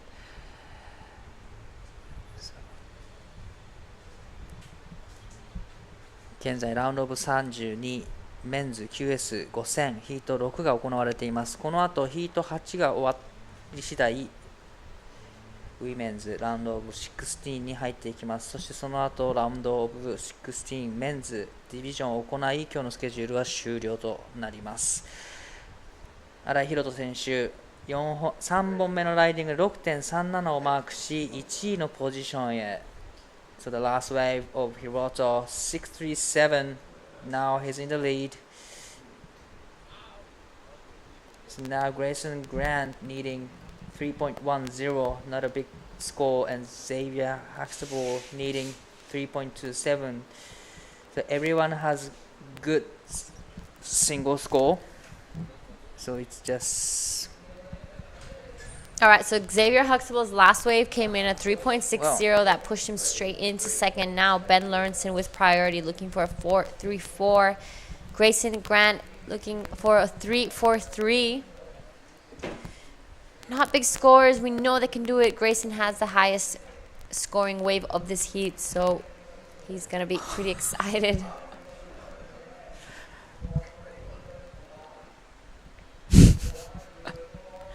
Had a little surprise visit from one of the athletes on the screen.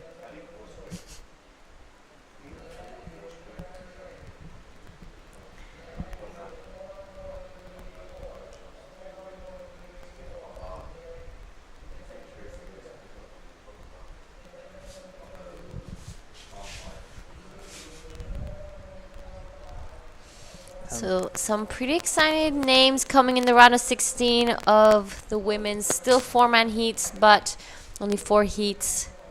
I'm seeing Willow Hardy. Jolly Stokes has been charging. Holly Williams has looked unstoppable.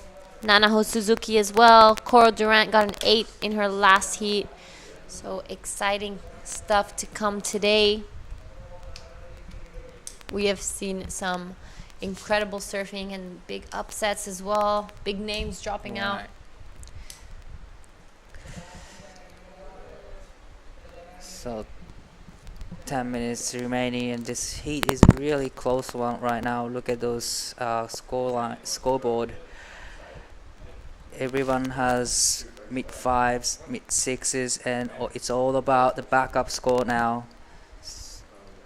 The blue needs 4.45 to go into first, and red needs 4.34. White needs 3.43. So these aren't the big score for these guys. They are all capable of getting those scores. And here's a guest again.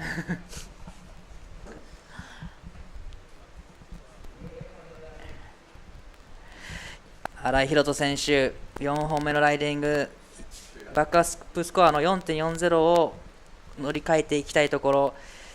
これもまた素晴らしいライディングです。1発目、3発目としっかり際どいところに当てていき、スプレーを大きく飛ばしています。ここで 4.40 を塗り替えていくとリードを広げ、かなりいいポジションに行くのではないでしょうか。残り時間9分を切ってきています。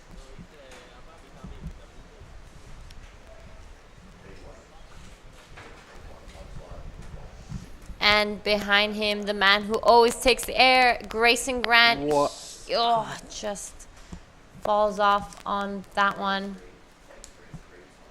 Some big sets rolling through. We've seen it pick up in size throughout the day. I would say it's like double the size of yesterday. Totally agree with that. This morning, actually, it was way smaller. But by the last half of the women's division starts kicking in, the wave just rolling and So Hiroto Arai does improve his situation. He gets a 4.97 and increases his lead. 残り8分のところで新井宏斗選手の4本目のライディングのスコアが出てきました。 4.97。 これにより2位との差を広げていきます。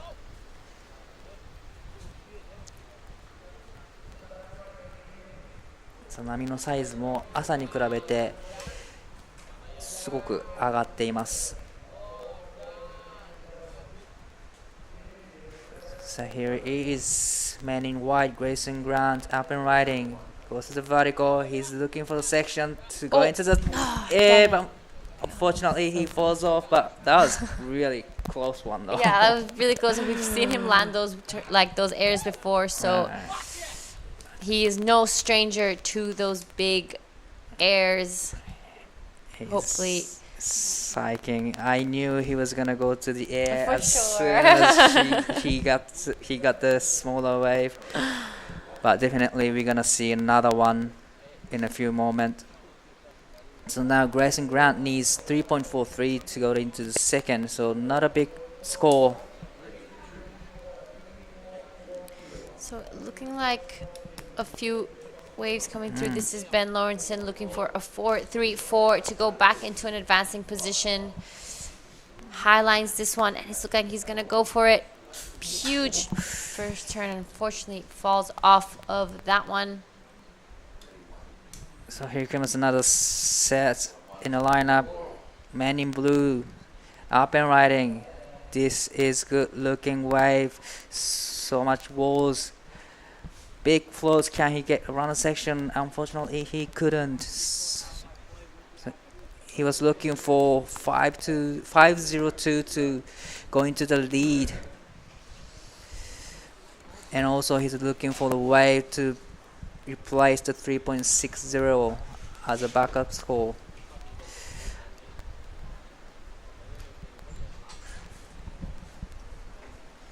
So right now, Xavier Huxtable in the lead. This is Grayson Grant. Nice first turn. Straight. Doesn't manage to ride out of that one. He just needs to get a 3.43. Right. Just needs to replace that too. He has the highest scoring wave of this heat. So doesn't need to exaggerate too much. Just needs to complete a few turns, and he'll be back into a pretty good position. If I was him, probably trying to, better the backup score, trying to get 4.16 first, and then going to second place, and then probably going for the air and trying to better scores. Yeah, that's exactly right. Especially there's only 5 minutes remaining. Just back it up. You gotta make sure you're in the second position to secure the spot. But now just under 5 minutes remaining.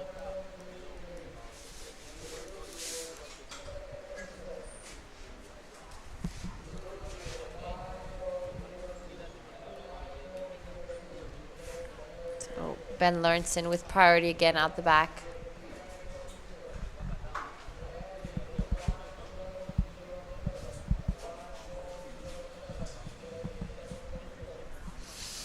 as we're reaching the 4-minute mark of this heat. Some 6s being thrown around, 5s. Exciting stuff. The swell is getting bigger, and we see someone catch a wave. This is Grayson Grant again. Did not like the look of that one. Just a quick up and out. He has 4th priority, so it won't change much for him. He's trying to keep busy. He knows he doesn't need a big score. So hopefully those nerves don't get to him and he can get the job done.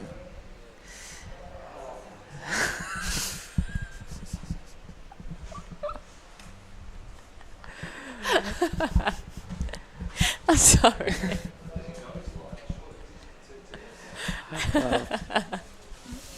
3 and 30 seconds remaining in this heat. We have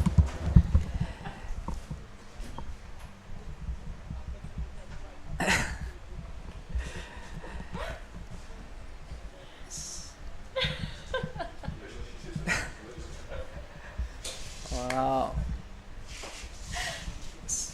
So Hiroto Arai is in the 1st place. Xavier Huxtable in the 2nd. Ben Royston in the 3rd place, needing 5.07. Grayson Grant needing 4.16. They are not a big score, and these surfers are all capable of getting those scores. So it's just all about the time. Time is ticking. Just under 3 minutes remaining. Okay, I'm trying to keep myself together. Sorry, guys.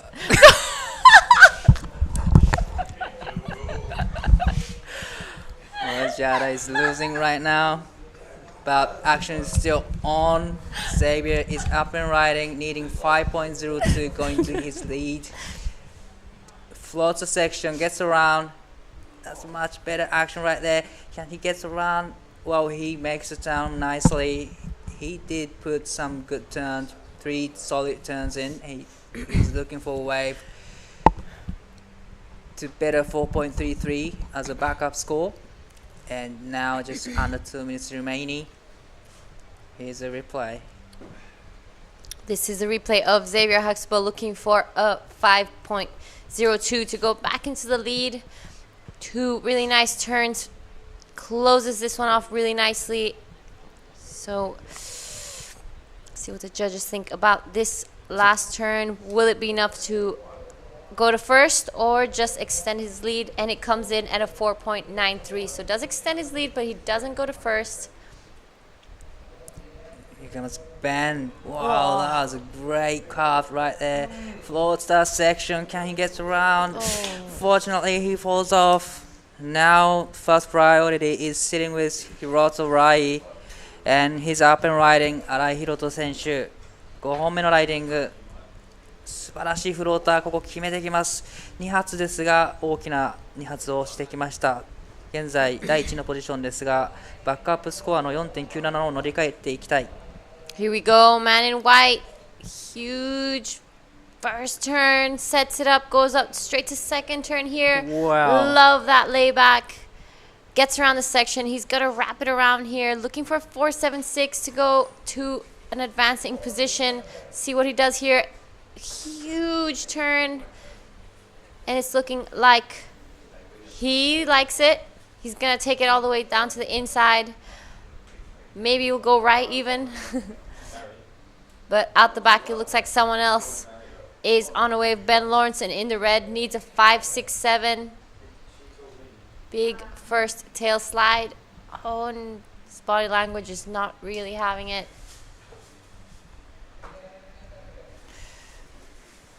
So we're going to reach the last 5 seconds of this heat. A few scores to come through. But Xavier Huxtable tries to defend his spot. Unfortunately, falls off.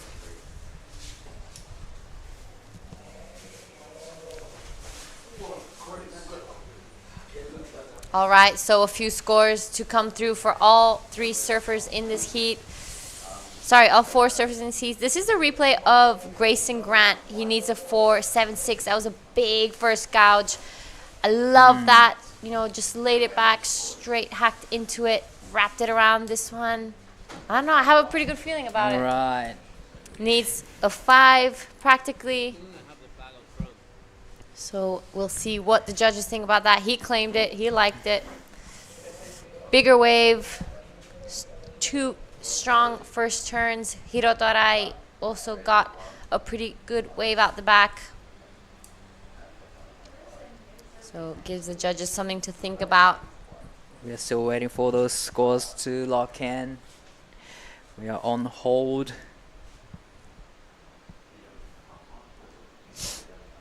So yeah, we're gonna wait for those scores to come in. See what the judges are gonna think of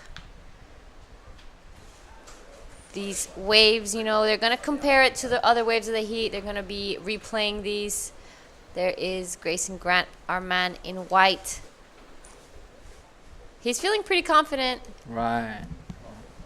Was that a yes or a maybe? I'm not sure. So Ben Lawrenson's few waves start to trickle through. 227 doesn't go in his top 2. Now we're waiting for scores for white and green.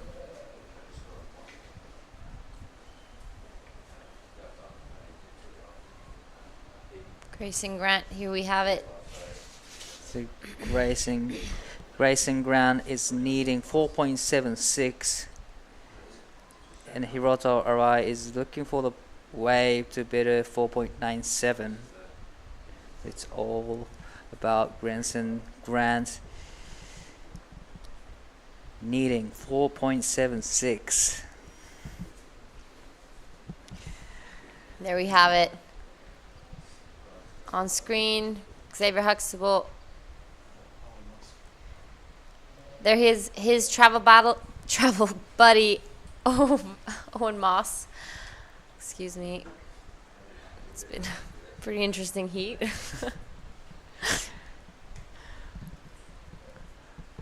There we have it. Tensions building. Everyone's waiting. Well, this is a really What do you long wait. think? Well, pretty sure he got it. To me. I I'm think not he a got it judge. too. Yeah. But judges are taking long time to think about it. If he gets a score, he will be surfing again later on in the round of 16. Riza.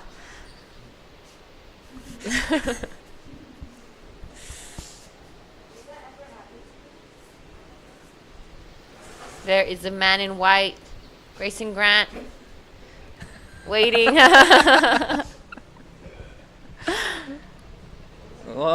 Oh, and it's looking like he's gonna get it.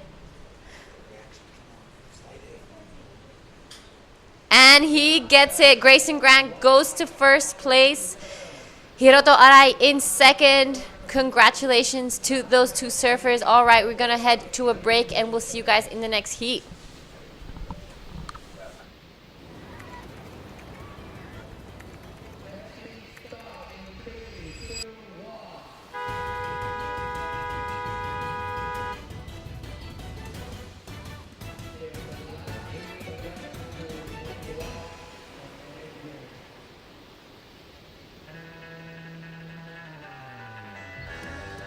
First, I want to thanks to everyone at home for supporting me, and I love you guys, and can't wait to see you guys soon.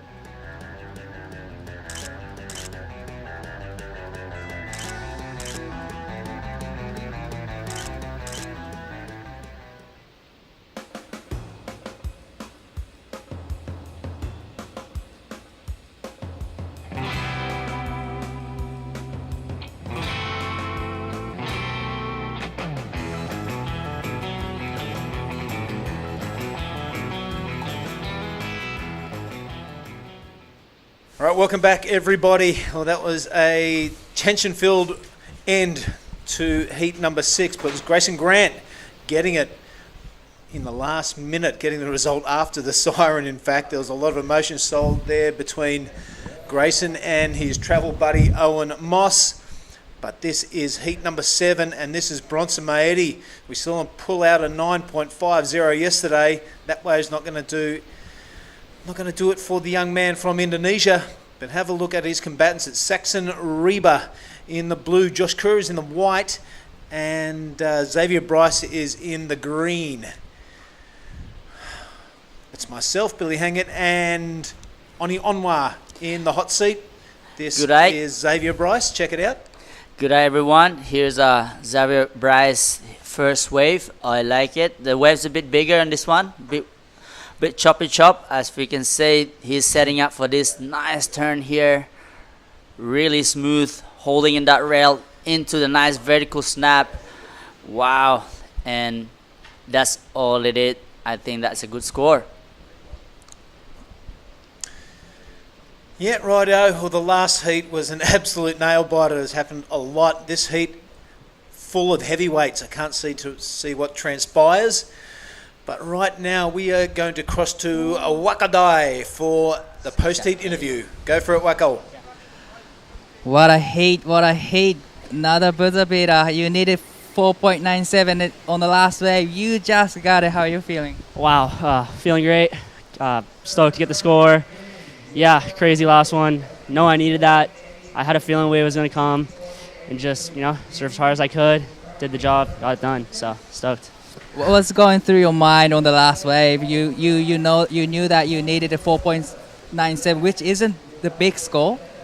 Yeah, not a big score, but still, that scale's been pretty, set hard, so I still had to surf the wave, good, not safe, but, yeah, I just closed my eyes right before the wave, took a breath, and, yeah, did the surfing, so stoked. Probably you're gonna surfing again this afternoon, so I'll probably let you go. But before that, you wanna say something to your family, friends back in home? Yeah, shout out to all my friends and family supporting. You guys are the best. Yeah, let's do this. Feeling good. Let's keep it going. Yeah. Well, congratulations and good luck in the next heat. Thank you. Back to you guys. All right, thank you very much, Wakadai, and thanks you to Grayson Grant. While that was going on, Josh Kerr got a wave, and this guy is keeping busy. It's Bronson Mady in the red. A really heavyweight heat, this one. Bronson Mady with the highest score of the event thus far. We've got the veteran Josh Kerr, Saxon Reba and Xavier Bryce, high performers. So this heat is going to shape up to be another barn burner. Expect that word to be repeated lots of times until the end of this event. Yeah, I mean, Xavier Bryce with that first wave, what an excellent way to start. But Bronson Mady is just right behind him, trying to get rhythm on. And Josh Kerr's replay here, really smooth and fast. I don't know what he's riding actually, but that board looking spicy and really smooth. Throws a lot of spray. Look at that. I want to try one of those board, to be honest. That's his quad, mate? That's quad, yep. Well, Josh Kerr's, ladies and gentlemen, nice top to bottom surfing, which is the city surfers coming here. It's good to have him here and enjoying Krui and put some action for all of us. Yeah, the CT surfing, you're right, top to bottom. Yeah. Yeah, really good point there, Oni. Now, while we have a little break in the action, there's one wave being ridden out the back. We'll stick with this at Xavier Bryce. A good looking medium to large sort of a wave. He goes upside down, slices the top off for his second turn. Vertical on the third. So Xavier Bryce really getting his rhythm on. He's got to land this thing. He does a little bit of a wind to the windows to keep it stable. But he gets that bonus inside section, a couple of mid-face turns, not much to the scorers, but that one will be good. Hits the lip for one last time. So you can tell by that flop off that Xavier Bryce was pretty happy. Yes, it is. One of the best wave 2 came through, and wave selection is on point for Xavier. Here we go for Saxon Raber in blue. Nice style. And this wave is linking all the way through. What a nice finishing too for the opening wave for in blue, as you can see the replay now. Man in green. Yeah, I like that. There wasn't much downtime on this wave at all. Love that slice, and I really like this 12 o'clock attack for the third one. His style is I love his style, to be honest. He just look like Andy, semi-Andy, Ethan. Look at this finishing right here. Zhoosh. There you go. What a smart surfing for Xavier Bryce. And now, mate, we did have a little bit of an incident a few heats ago. I want to bring it to the serious side of things for a little while, not long. We saw it was the Winter Vincent heat that he won. It was Jack Thomas left out the back needing a score. He didn't quite get it. That's no worries. On the inside, Winter was riding a wave. Mega Atana turned around, caught the white water and stood up. And there was a lot of chatter in the athletes area, and there was a lot of stuff flying around the social media pages about if that is an interference or not. So I have done a fair bit of research, spoke to the head judge, and I'm going to read this out, this rule. I'll cut it off to what is really important. The surfer with priority has unconditional right of way and can paddle and ride for any wave they select. The surfer's opponents, in this case it was Mega Atana, can paddle and ride the same wave in any direction and be scored providing they do not 1. Hinder the scoring potential of the ride of the surfer with priority, or 2. Cross in front or bottom turn around the surfer with priority. So Mega did neither of those two, Oni, and so it's pretty much play on. There was a lot of chatter and a lot of people getting in Jack Thomas's ear. I've sent this rule to him so he can sit down and have a look at it and see if anything really happened. So judging panel, spot on there. Okay, there was no hindrance of scoring potential from Mega to Winter, and there was also no crossing in front or the bottom turning around the surfer being Winter. So play on. Commiserations to Jack, but hold your head up high, mate. And Mega Atana, let's keep your concentration going until you hit the beach. Go for it, Ronnie. Well, Bronson Medi, he's in first place right now. Billy's, it's a really heavy drop on that one. I hope he's okay. But Bronson Medi is now pushing down in second place, still waiting for that score. Everybody posting some excellent surfing here, like average score, but look at that. Xavier Bryce, a 7.67 for his last wave. And also Josh Kerr was a 5.77 for his first ride. Saxon Reber a 6.73. So and last wave of Bronson is a 3.27. So situation in the water right now, we have Xavier Bryce in first place with that 7.67 and a 6.83 Billy. And I really like it, the surfing, but Bronson still 15 minutes to go. He needs a 9, but I think this guy posted excellent surfing yesterday. So I'm sure there will be some excellent surfing more to come. Well, if he just repeats the dose of yesterday, Oni, he's got it. A 9.50 was rewarded for that crazy tail high air. And beautiful landing in the soft white stuff. So, right now, what would you do if you just care with a priority? Well, far be it from me to tell Josh Kerr to do anything in regards to surfing. I think he knows exactly what he needs to do. That last wave was a performer, a 5.77, just out of the good range. But yeah, he's been in this situation before. He knows what to do. Been in many, many buzzer beater situations has Josh Kerr. None more famous than the time he took down my boy Taj Burrow at the Margaret River Pro when it was a CT, when it was a QS, I'm pretty sure. Got 2 10s within the last couple of minutes. So that was quite amazing. I've seen him put a lot of competitors to the sword with some crafty work. Sorry about that little hiccup. There are some scores coming through. Yep, all up to date.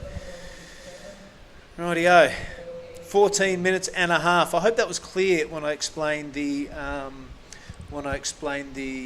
interference rule. Yep. Well, thank you for letting everybody who's watching know out there who don't know now they know. So it's good to let it out there. So here we go, Bronson Mady. Yeah, just checking on that one. Yeah, there was a lot of chatter around the athletes area, and you know, you got people getting in your ear, and you're full of emotion. Yep. You know what I mean? You definitely want to make it clear. Make it clear. So exactly. you got all the information when you make a decision of your course of action. So, JT, commiserations, mate, but you know, that is the way it crumbles sometime. Go regather yourself, and we'll see you at NIAS, because you absolutely killed it last year up there. Let's keep that ball rolling. Of course, the WSL rules continuously changing to better the sport, and it seems like they're common sense department is working in overdrive, so well done.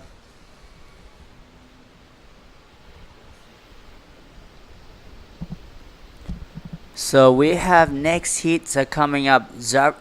Jarvis Earl in red from all the way from Cronulla, and we have Shohei Kato from Japan, and Dylan Moffat from North Narrabeen, Australia, and come up with another Japanese surfer, Rinta Uto. Wow, these guys, 3 backside surfers and 1 goofy footer. As you can see yesterday, Jarvis Earl throws some nice big airs with the finishing. So I want to see what he's going to play against those 3 backside guys today. Billy? Yeah, you're right there, mate. Here's an exciting surfer. I feel that he has got a couple of gears to go as well, Jarvis Earl. Like, he's a bit of in cruise mode at the moment, getting through the heats, but nothing that is really getting me excited the way he did a couple of years ago, the first time I saw him surf.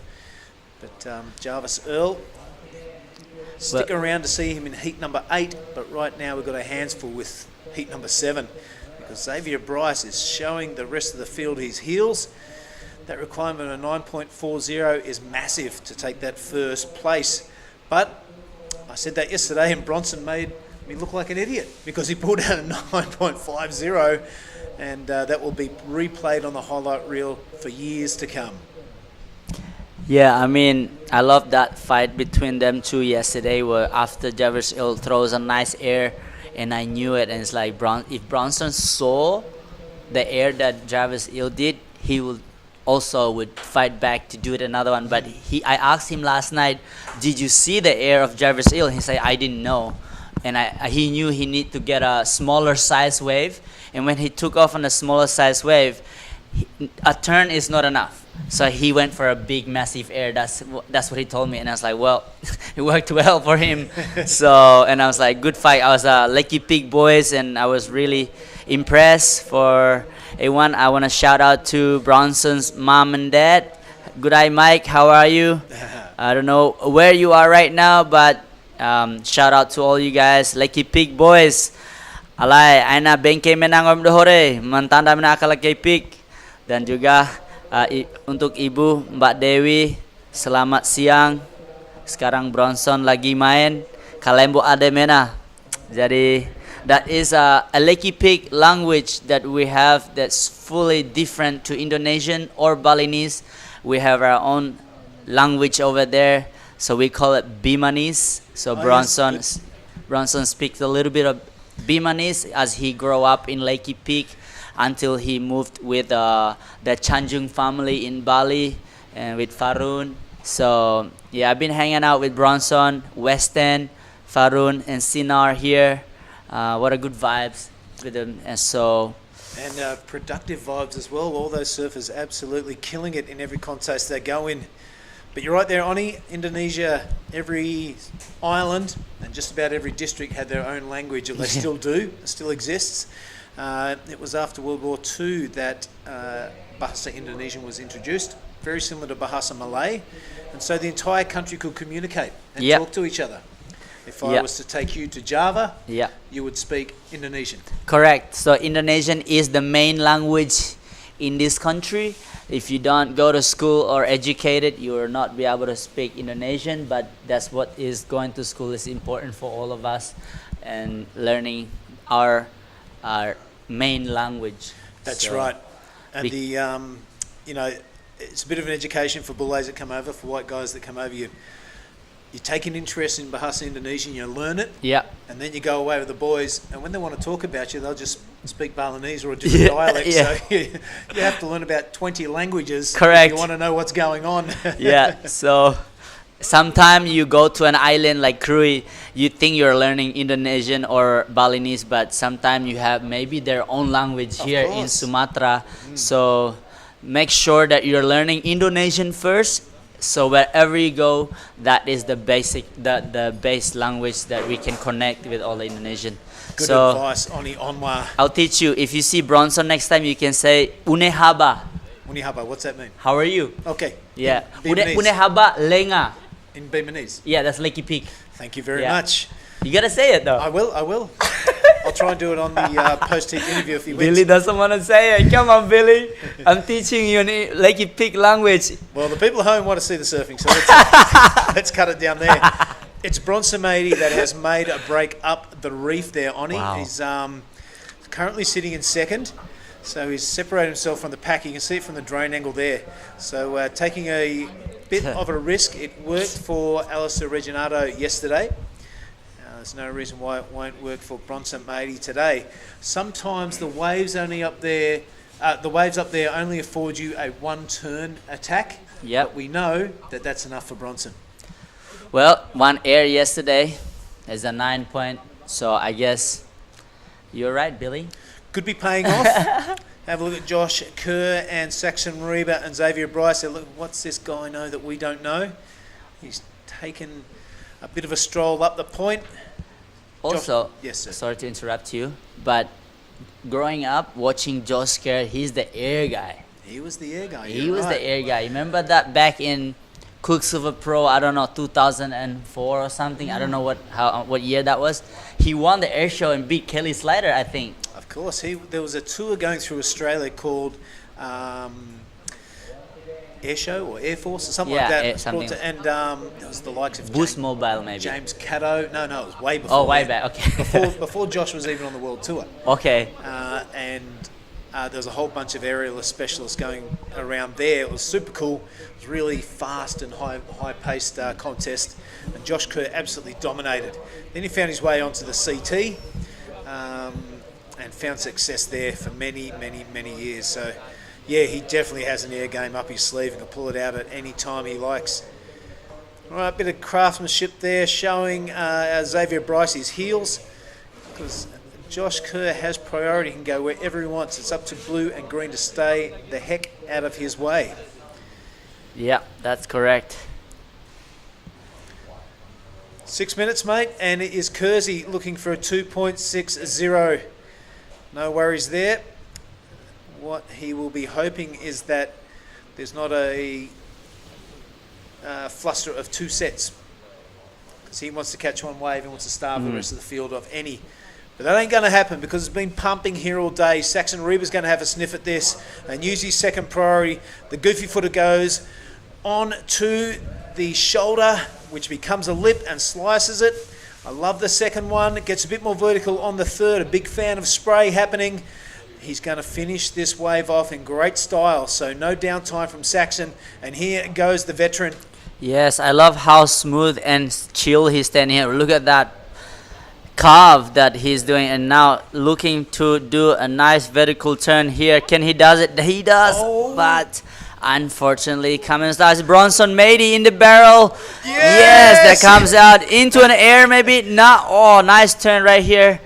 So I don't know where Bryce, because he had the priority. Here's go Bronson still going. Wow, like look at that face. Ew. I didn't know he could smile. That's fantastic. Bronson Matey, he's usually very intense through the duration of the heat, but even he loved that tube ride. A big beaming smile as he came down off his last turn. That move up to the top of the reef system seems to have paid off, Oni. I hope we get a full replay of this. Here he is. He's dropping into that hollow part of the wave on his backhand. Well, it looks like it's all over there, but he's stuck with it. Put the brakes on, and look at this. He's dragging the corn and feeling the wave with his left hand. Comes out, and a couple of really good turns to finish it off. So gave us the air of the event yesterday. And now he's just given us the tube of the event. I like it. The LPB is coming in hot, but hopefully that 9.4 is probably not the score, but at least it shows us some action. Yeah, mate, he's going to get rid of that 3.27 in a heartbeat. That's why he went deep. He wants to hug the reef, closer to the reef, because the big barrel is hollow up there. Yes, that's what I was saying. The move to the top of the reef system has paid off. Yep. Yeah, so well done to Bronson Matey. Tactical move has paid off for the young kid from Lakey Peak. All right, Saxon Reba with a score to drop. Josh Kerr with a score to drop. And that tube ride from Bronson Matey. Catching Xavier Bryce, who held priority out of position. All right, I am going to bet that Bronson sits right amongst them now. This is the priority trigger that Josh Kerr pulled. On his backhand, a couple of good looking turns. This is way out on the shoulder. Josh would know that. So tries to get a bit more vertical on this one and falls off on the finishing attempt. So not the best effort from Josh Kerr. Tell you what is a great effort, Oni Onwa, and that is an 8.40 from Bonsamedi. Can you believe it? Oh, yeah. Vaura. Straight. That means, yes, the best. Straight into the excellent range for Bronson Maedy. Asked him yesterday in his post-season interview, he's going for the win. He says, definitely I'll win the Pro Junior and the QS 5000. So he has the eye of the tiger, that's for sure. The wily veteran of Josh Kerr on his backhand. Second priority, it's a good inside runner. He finds the pocket there, the timeless style. It's effortless. It's very ergonomical. And it is a pleasure to watch. Oi! I meant to say ergonomic. All right. That was a huge. So, Jersey. Oh, that is a quad. Yep, that's his own signature model board. He's launching it here at the Krui 5000. How lucky are we? I think he's one of. Can we swap the two thruster so I can do some massive airs? Nah, he stick to it. Josh saying that he surfs a twin fin 90% of the time when he's free surfing. So yeah, just a bit more stability there for his contest board. His backup board is a twin fin, if you don't mind. Wow. But right now he's sitting in 4th position. This could be all we see of the surfing superstar. Have a look at this on this replay, Oni. Yeah, so this is a little bit smaller wave, but nice first turn right here into a float. But this is the air attempt that he's trying to do. Probably, that's the cool thing about Josh Kerr. He just tries something new in the heat. So we probably haven't done that in a free surf with that board, but he's just doing it. As you can hear, Bronson yesterday did a nice air, so he probably. Wait, let's hold the phone. Something's happened. What's happening? Our eye off the leaderboard for 1 second, and it is Saxon Reba, the big mover. 7.47. There's only 1 minute and 10 seconds remaining. Bronson Maedy, who has dropped an 8.40, finds himself in 3rd position, if you can believe that. He's looking to ditch that 5.10. He has second priority. He's got 1 minute to do. Wow, who would have thought that? Saxon Reba, only 2 waves, a 7.47 and that 6.73. So, wow, things have been shaken up within the last couple of minutes. Josh Kerr, you would think that is it for him. Bronson Maedy, you would never write him off even with 41 seconds remaining. Saxon Reba is going to keep busy on the inside and try and up the pressure on Bronson. It's only a little one. Takes a look over the shoulder. This is the taxi ride in for Saxon. And we look out, there's a little lump behind, but there's only 25 seconds remaining, and Xavier Bryce holds first priority.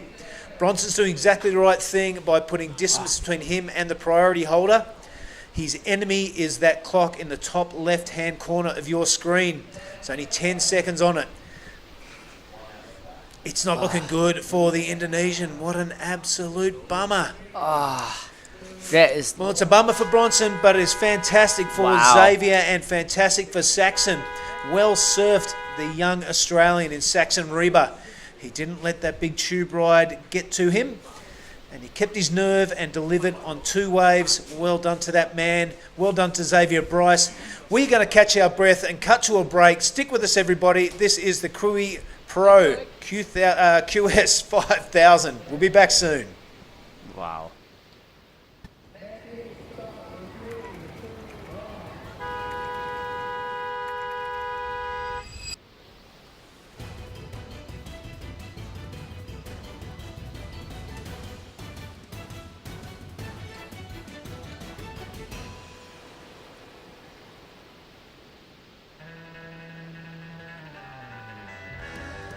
First, I want to thanks to everyone at home for supporting me, and I love you guys, and can't wait to see you guys soon.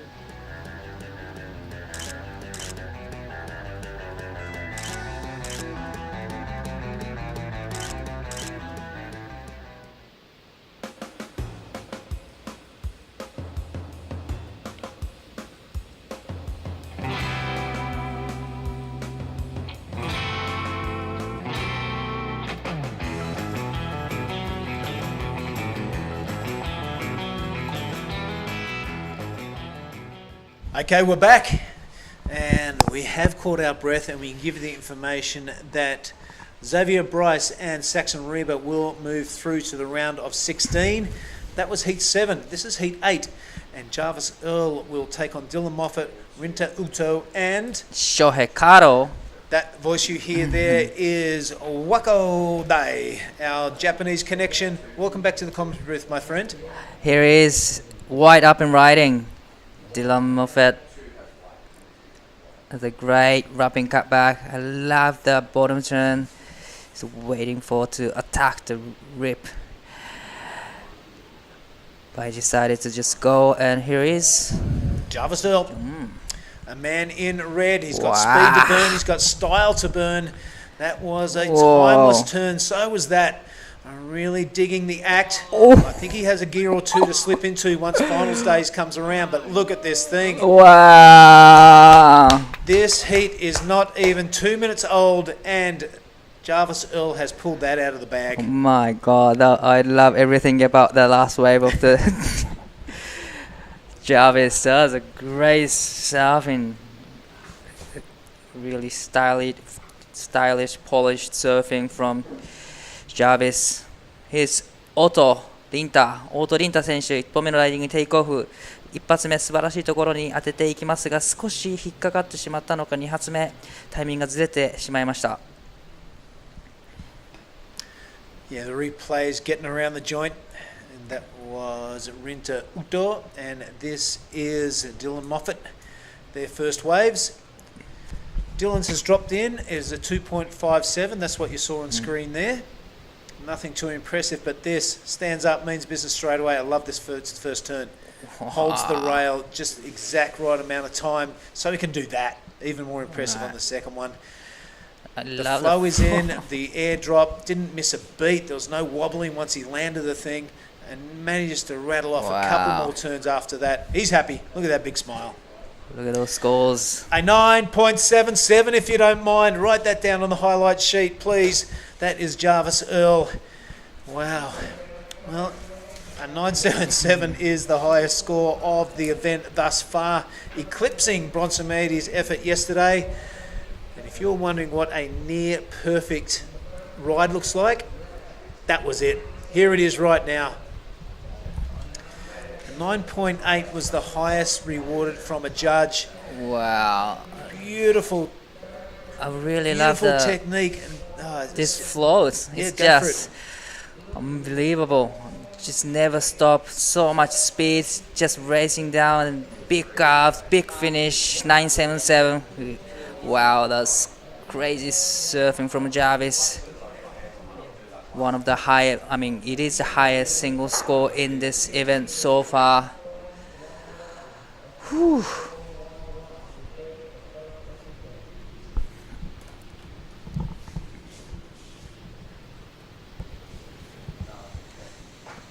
ラウンドオブ32ヒート8、こちらのヒートには2名の日本人選手がクレジットされています。グリーンに大戸凛太選手、そしてブルーに加藤翔平選手。現在4分30秒経過したところですが、ジャービス選手が 9.77、今大会最高得点をマークしています。素晴らしいライディングでした。凛太太田選手は1本目のライディング 4.67。Now our priority sits with blue. I don't know what the rest of the field, kind of looking at each other saying, what? We've only been here 2 minutes and there's a 9.77 dropped already. What do you have to do against this kid?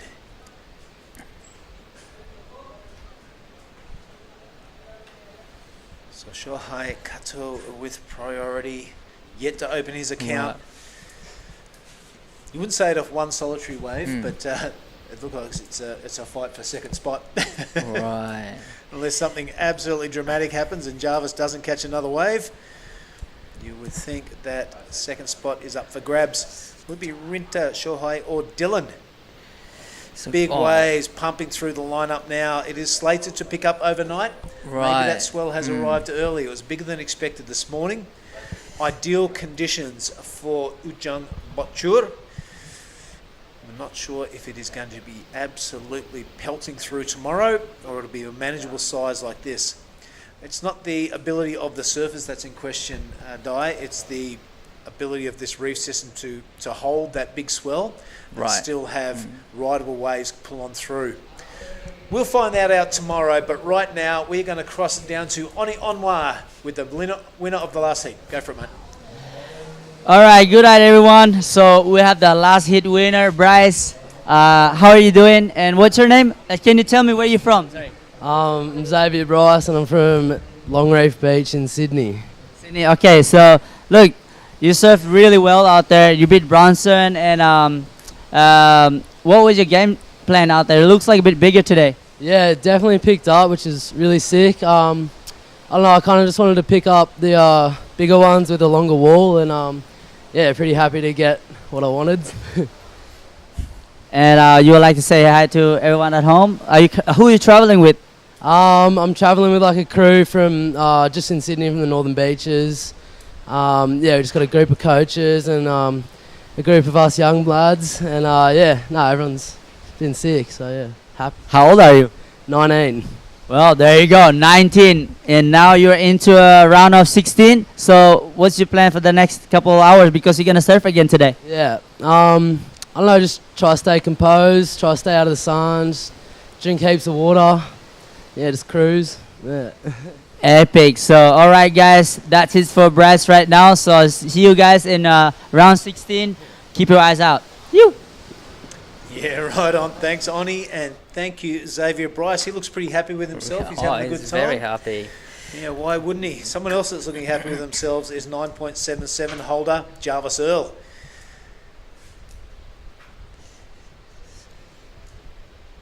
Shohei Karo is still sitting with first priority, and there's a lot of waves coming through. We've seen probably the biggest bomb today, and there's a few lines rolling into the lineup.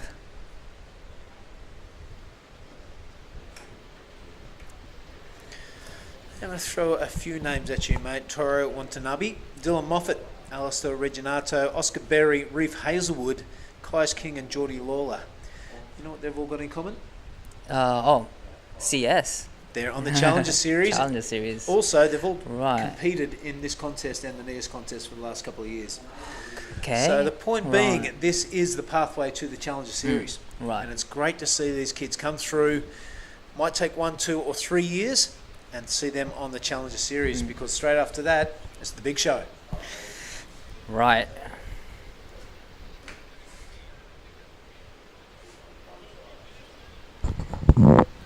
さあ現在ラウンドオブ32ヒート8が行われております。この後ウィメンズのラウンドオブ16、そしてメンズのラウンドオブ16を行っていき、本日のスケジュールは終了となります。今スクリーンを見ても分かる通り、昨日よりもサイズが2倍ぐらいになっております。新しいスペルが入ってきているのですが、明日まだオフィシャルではないですが、ファイナルズ勢となります。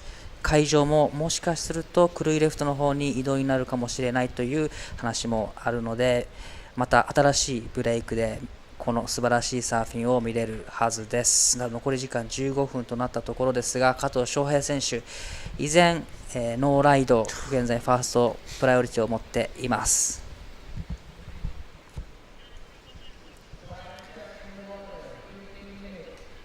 Well, 10 minutes is down, and this heat started with fireworks, and it's gone a little bit sleepy. Right. Man, if you didn't capitalise on that first set, you'd be kicking yourself. But only one surfer has really done it to any effect, being Jarvis Earl. Rinta Unto will be looking at that 4.67. I think it's pretty handy about now. All right, next heat in the water, that is our surfer in red, Holly Williams. Been looking on point this entire event. And you would think the next heat wouldn't be any exception. Philippa Anderson and Annie DeSantos. And we have Minami Nonaka from Japan. They're going to have something to say about it. They want this title as well. Oh, bit of a slip up there. Let's hope she hasn't kicked a toe on a rock.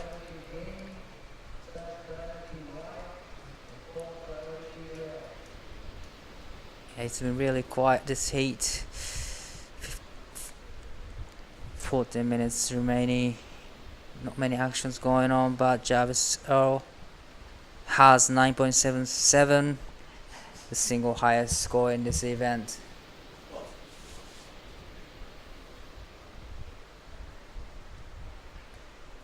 I'm sure there's gonna be plenty of opportunities in last 10 minutes or so.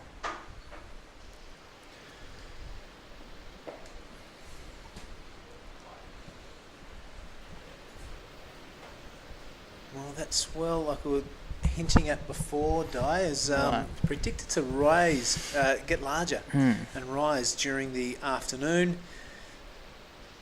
And you're looking at the last 10 minutes, you don't know if that's going to happen or not.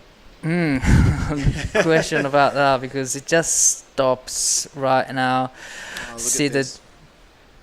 Jarvis is just looking and stand up on the board. If there's here is another guy doing the same thing. If They're like meerkats, aren't they? Yeah. Now, what Jarvis has done there is separating himself from the rest of the field. We saw Bronson Meady do it last heat Right. with great effect. Walked away with an 8.4 or something like that. So what will happen there, even though Jarvis is in fourth priority, his plan would be there would be a wave break up there and it would come inside the rest of the field. And he'd have it all to himself. Doesn't always pay off, but it's worth a roll of the dice when you get a 977 next to your name. Right. That's one of Alistair Reginato's move right there from Gel. Correct. Yeah, very good. All right, there's something in the top of the screen. This is going to happen, and it will be any of these surfers can take it off him. Decides to pull the ejection lever on that one. He's not going to go. And see it just pulls inside of those surfers. So if you get the right one, you can actually sneak them under the rest of the field.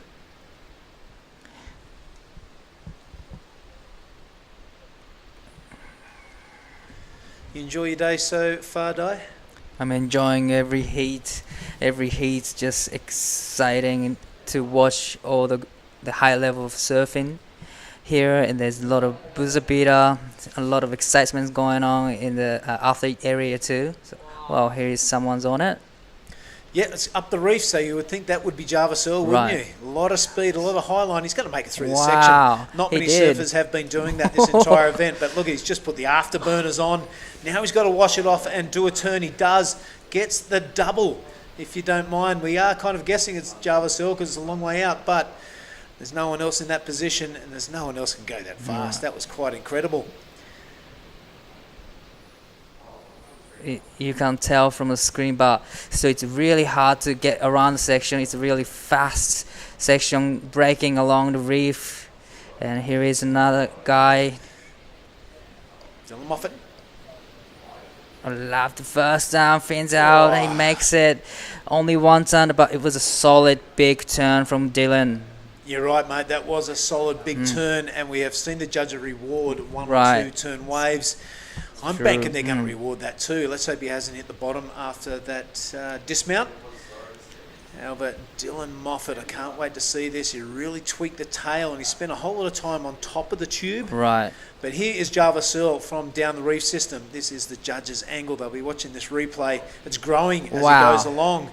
So he's already rattled off a series of turns. Now he says, I've got to put down the accelerator because there's a sleepy part of the wave. He makes it through to this area. Wow. Even picks up more speed. But now he's got to wash it off so he can go to the top and do that big layback. That was impressive. That and was the 2 for 1. Wow, up close. It's even better, isn't it? It was way better to looking at the wave closely. It was great surfing, even great off the top in the fast section of the wave, racing down through the fast section. It comes around a section, and he does a huge carve right here, labour turn, and straight into flows. But it was great surfing from Jarvis. It really was. I love that 2 for 1 at the end. How's when he's like tic-tacking, going through the slow part of the wave. You could see all fins coming out of the water. It was something to watch. I tell you what, This is Jarvis Earl. He's only got 2 waves, but that second one, a 5.67. So have a look at Rinta's requirement now is Combo Land, 15.44. I think Jarvis Earl has put the key in the lock and is just about to turn it for first place. Udo now looking to back up his 4.67. We're still waiting for the second of Dylan Moffat, the last wave. That I got a feeling that can be really big score too. Only one turn, but still solid one big turn. Wow, 7.50 for just one big solid turn. Yeah, well deserved, Wow. I reckon. He was up there for a long time. It was a big free fall back down into the flats. Here comes 音凛太選手、2本目のライディングにテイクオフ。これは素晴らしい大きなオフザトップビッグスプレーを飛ばしていきます。そしてこちらもしっかりメイクしていきます。さあ3発目入れられるか。さあここフィニッシュをしっかり決めてくる。現在オートリンタ選手3位のポジション、2位に上がるためには 5.41 が必要です。さあディラン・モファト選手ラストウェーブ2本目のライディング 7.50 をマークしているんですが、こちらワンターンでのスコアです。この大きな波で縦へのアプローチ、そしてフィンが3本しっかり抜けていたライディングがスコア、高評価だったようです。こちらリプレイ、オートリンタ選手ファーストターン大きなスプレーが弧を描きます。そして2発目もフィンを抜きながらしっかりとメイク、この最後のセクションもメイクしたことで高得点が期待できるでしょう。All right, here's the replay of Dylan's. Thank you very much, Di. Up Wow. on top of the roof. Drifts it on the way down if you're a bit of flair, if you don't mind. That is a 7.5. That was super cool. Right. So 6.33 for the last winter autos wave. Now he's in the second, but Dylan needing small score 3.50. Shohei Kato is still looking for 2 waves. He only got 0.77. He's struggling to get those right waves in this heat.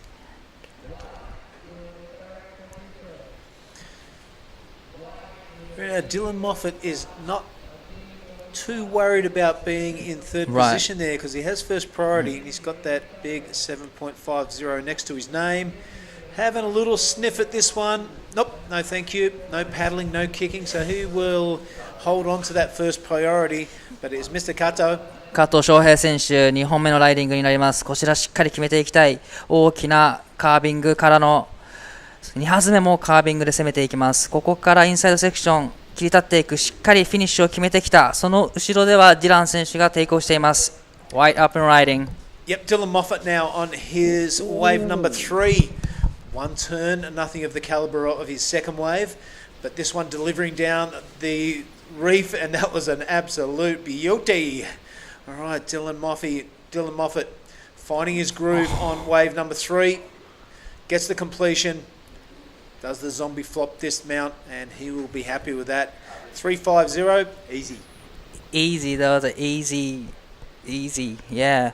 Definitely got the score and really loved the power in his surfing. Every time he threw a lot of sprays. His Shohei's last wave. Wow, Yeah, that's a really good turn, wasn't it? Yeah. Love how he's throwing a lot of spray and now finishing down. Gets the finish nicely. That was a great surfing from Shohei Kato. I love that style. Yeah, really making sure the judges see that he rides out in front of the whitewater with Shohei. That was a pretty critical turn. Rode along on his backside for a little while. This is where we join the action. So Dylan Moffat, this was the wave behind Mr. Kato's. So a lot of action going on in a short period of time. We'll wait for those scores to drop from Dylan and Shohei.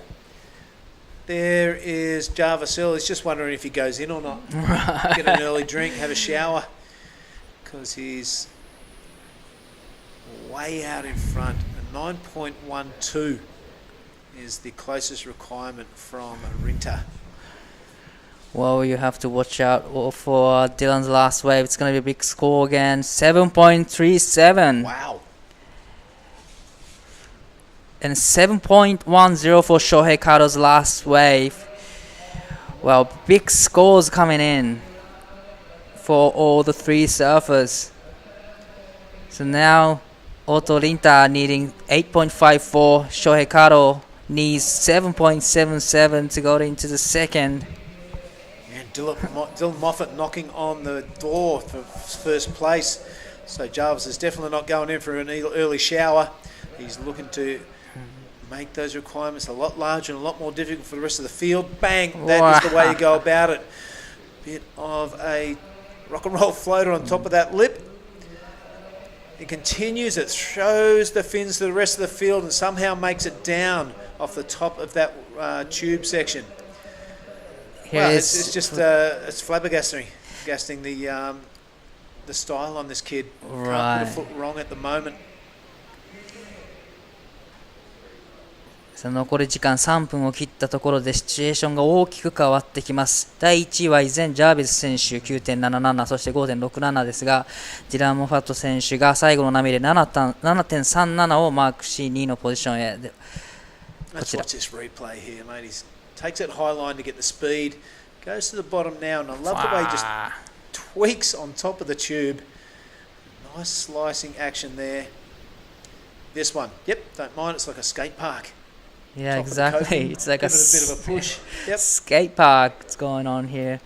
But even he got 6.43. Extend his lead now. Now Dylan needs 8.71 to take the lead from Jarvis. Rinta has first priority. He looks really interested in this one. Nope, changed his mind at the last second. 2 minutes to go. Heat number 8, I hope you've enjoyed the round of 32 of the men. After this, we'll be heading straight into the round of 16 for the women. Holly Williams and Philippa Anderson will take on Annie DeSantos, and I can't quite see from this distance, Di. Nonaka Minami from Japan in white. 残り時間1分30秒になったところでオートリンタ選手3位のポジション、スクリーンで手を振りシチュエーションコールをしている加藤翔平選手は4位のポジションで 7.77 が必要です。かなりハイスコアが多く出ているヒート8、見ている側はすごく楽しいんですが、この残り時間1分というところで日本人選手苦しい展開になってきました。さあこの後波が来るのか。Jarvis, keep him busy. It's only a small wave. Wow, he's just having fun surfing. Just going to sit back and enjoy this. I mean, this wave won't factor in. Why don't we just sit back and enjoy the style on this kid? It's a pleasure to watch. Yeah, I knew he's going to go to the air. It was another great surfing from Jarvis. And here's Dylan. Unfortunately, he just pushes too much. Kato Shohei 選手、テイクオフ。これが最後の波になってくる。さあここのセクションを抜けて大きなフローターで前に出てきたが、ここで引っかかってしまった。さあ残り時間20秒。オートリンタ選手もテイクオフしています。サイズのある波で綺麗なカットバックをし、バーティカルにここは攻めていきます。さあもう一発いけるか。ここはしっかりとパワーゾーンに戻り、最後のセクションへ。ここはしっかりとメイクしてきました。All right, you can hear the beach announcers counted out that heat. There are a few scores to drop, but one of them's from WSL. It's not going to factor in, but that was a keeper as well. He probably could have won with his 2 low-scoring waves. So a dominant display from the New South Welshman. That was heat number 8. We're going to cut to a short break, and we'll be back for the first heat of the women, round of 16. It's going to be good action for the rest of the afternoon. Don't go anywhere, folks. This is the Krui Pro for 2024.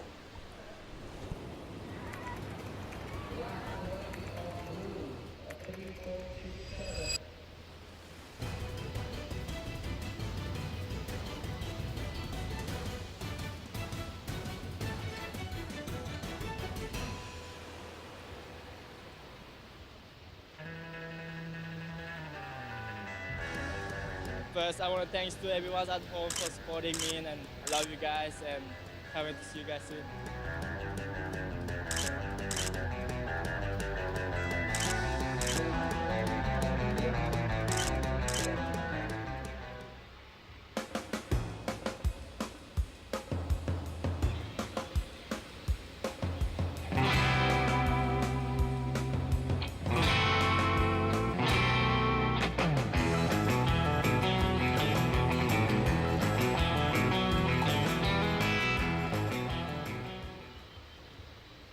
And look at Jarvis Earl, all smiles. He's got his shades on early. His future's so bright. He's got to get them on as soon as he gets out of the water. He is a weapon. Sits down there with his buddies. Timmy Hayne comes over to give him a little kind of beachfront interview. But Jarvis Earl just blew the back out of it. Absolutely BOG across everything I've seen this week. That was mental.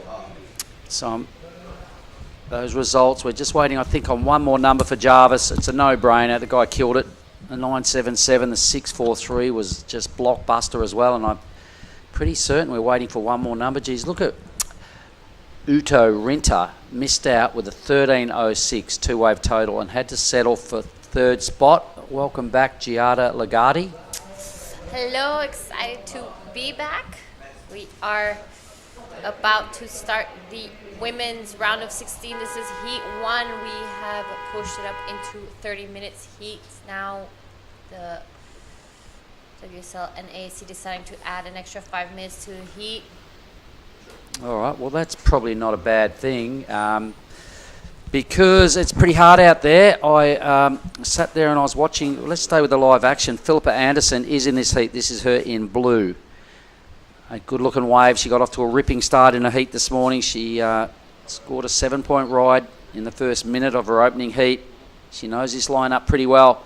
She knows how to get the numbers, playing the game like a seasoned professional.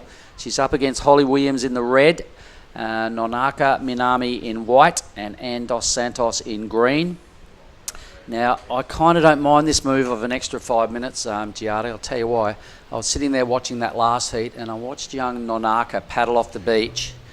She got hit in the worst possible spot by that massive set that came through towards the back end of that last heat, and she ended up way down in front of Lani's in no time at all, and she probably took her every bit of 15 minutes to get off the beach and over to the spot where the caddies were. So she's already put in a huge effort before she's even caught a wave. Seriously. Yeah, it has, like, the soil has increased so much since this morning. This morning was actually pretty small. I mean, it was like a head high sets, and now it's just like doubled in size. Kind of, when they come through, and there's quite a few waves in every set as well. So the smiling assassin Jarvis Earl is down there with Billy Hangen. Go for it, Bill. I do have the smiling assassin, and that have a look at it. It's pretty big and cheesy right now, with good cause, because a 9.77, that's got to feel pretty good under your belt. Yeah, I've been looking forward to my heat all day. The conditions just kept getting better, and when I got out there, that one just came straight to me, and I was stoked I finished off with that big lip line. It was real fun. Mate, we were absolutely losing our biscuits in the commentary booth. It looked fantastic. After that, you decided to separate yourself from the field and went further up the reef system. Did you see Bronson do that in the heat before? Yeah, I actually didn't see the heat before, but I'm sure Bronson was ripping. And yeah, I was under priority, so I thought I may as well go try get a back up the reef. And yeah, backed it up pretty quickly and then sat and wait for another set wider. So yeah, it was a pretty fun heat. Now, mate, are you going to Bolito? Yeah, I'll be going to Bolito. So after this, going to Nias, doing the QS over there, and then head home, swap bags, and straight over to Bolito pretty much. So pretty busy year, but I've been loving it, all the travelling and competition. It's been good. Yeah, well, that is the life of a pro surfer. You're going to be busy for a long time, mate, with performances like that. But Team New South Wales doing pretty good today. You getting pumped up for the State of Origin next week? Yeah, pretty keen for the State of Origin. It should be good in the house, all the boys watching, and yeah, all New South Wales has been ripping in this event, so yeah, it's real good to see. All right, mate. Well, good luck for the rest of the draw. You'll be surfing again today. Go get a coconut into you and keep up that form. Jarvis Earl, everybody. Thanks, Billy. Excellent work. And Jarvis Earl, BOG, that 9.77 in the backup, huge. The whole beach lost it when he nailed that big wave. Did you see it, Giada? I didn't. I Oh, actually man. just missed Madness. it. I was having a break out the back, just trying to disconnect a little bit. But I will be seeing it later on the highlights reel. This is Ando Santos while we were in that interview with Jarvis Earl. Second big turn, wraps it again. This is a good looking set, and she closes this one down. That was a really good wave from Ando Santos. So Philippa Anderson's first waves come in at a 5.17. All right, there's our beach scene as well. The surfer in blue just coming out of the water from that last one. Katai Shohei. Or might be someone getting ready for the next heat. Might be Charlie Hurst. Is that Charlie? It is. Yeah. All right, so the last wave of Ando Santos comes in at a 6.17. Really good wave from her. So that's a pretty nice start to that heat. I can see my mate Josh Harrington sitting there watching this heat. Master Splinter, but here is Philippa Anderson. Second big blast was a little bit too much. So I've just seen Joshy on the screen. Good work. I love that little fella out of Mandurah. Any of the boys at home watching him, yeah, kudos to the West Aussies. Who we got here now in red? This is Holly Williams. A bit of a setup turn here. She's going to wait for this one to stand up. It does. A nice blast off the top. Sets up for this second turn. Really well done from Holly Williams. A third one.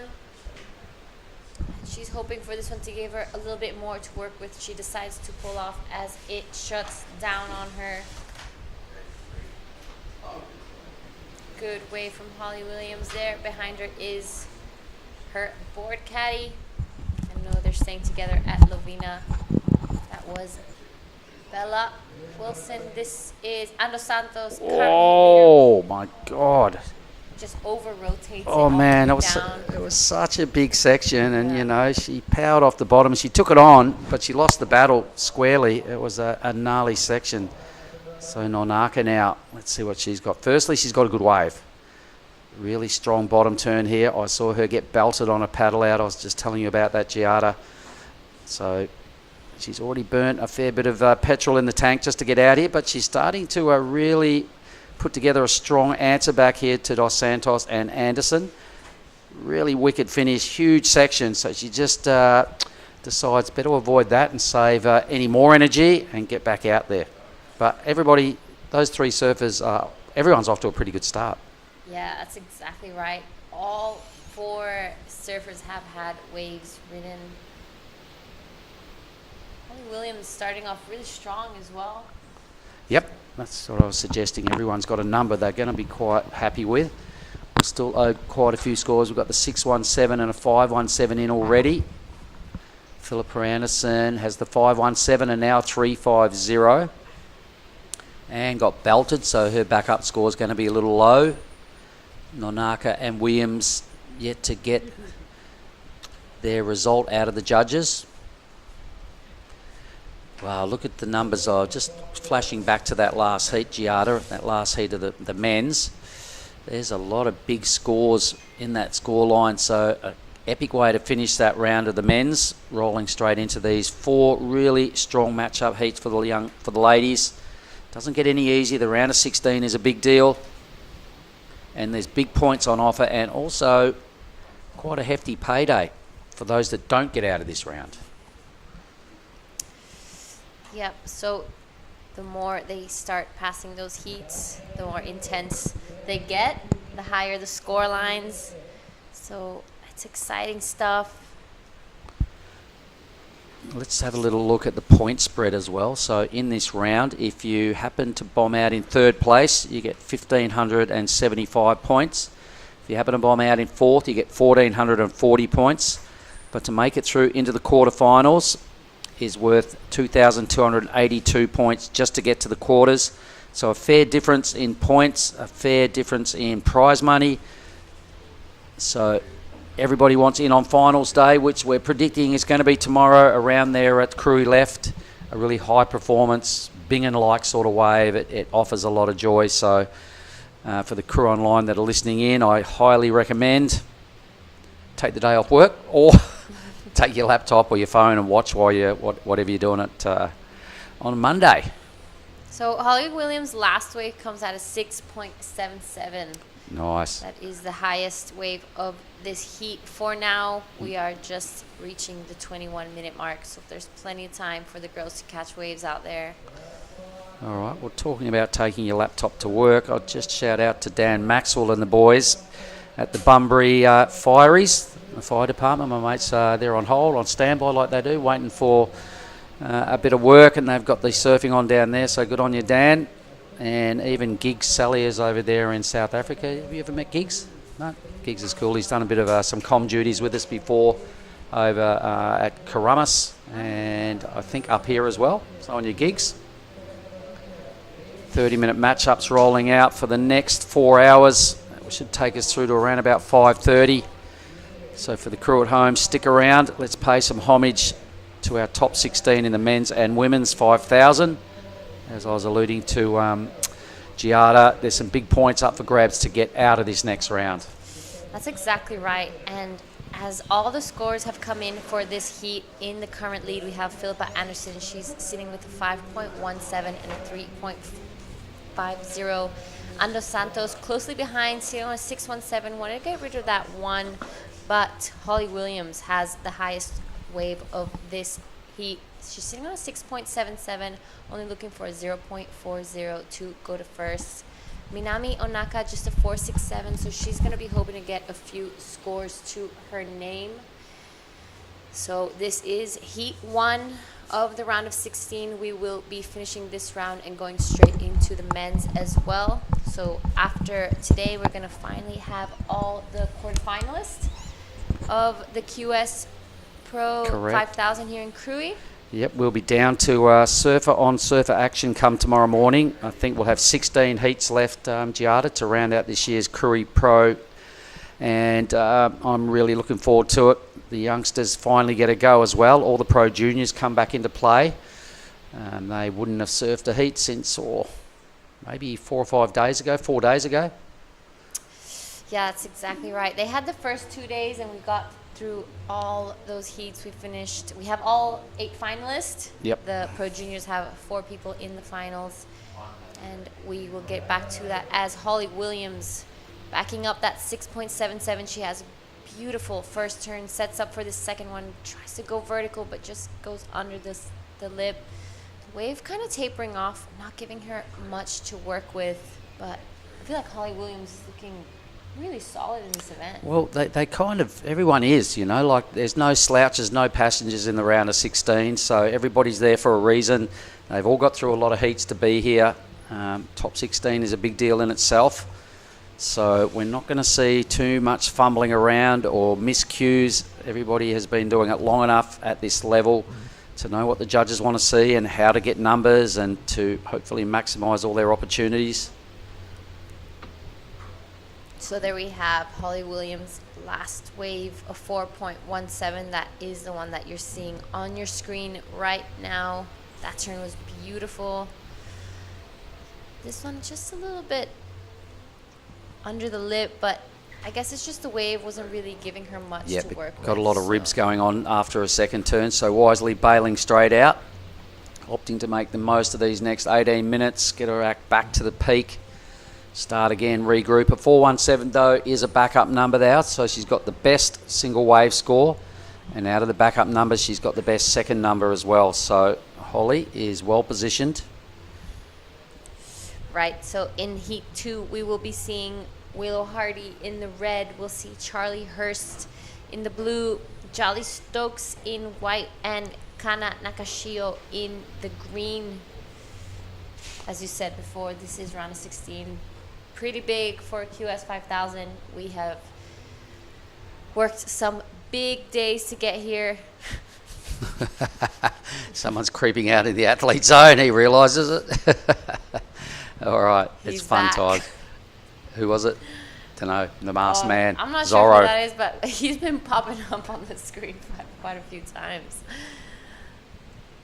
Oh well, we're all surfers. We all like to have a bit of fun.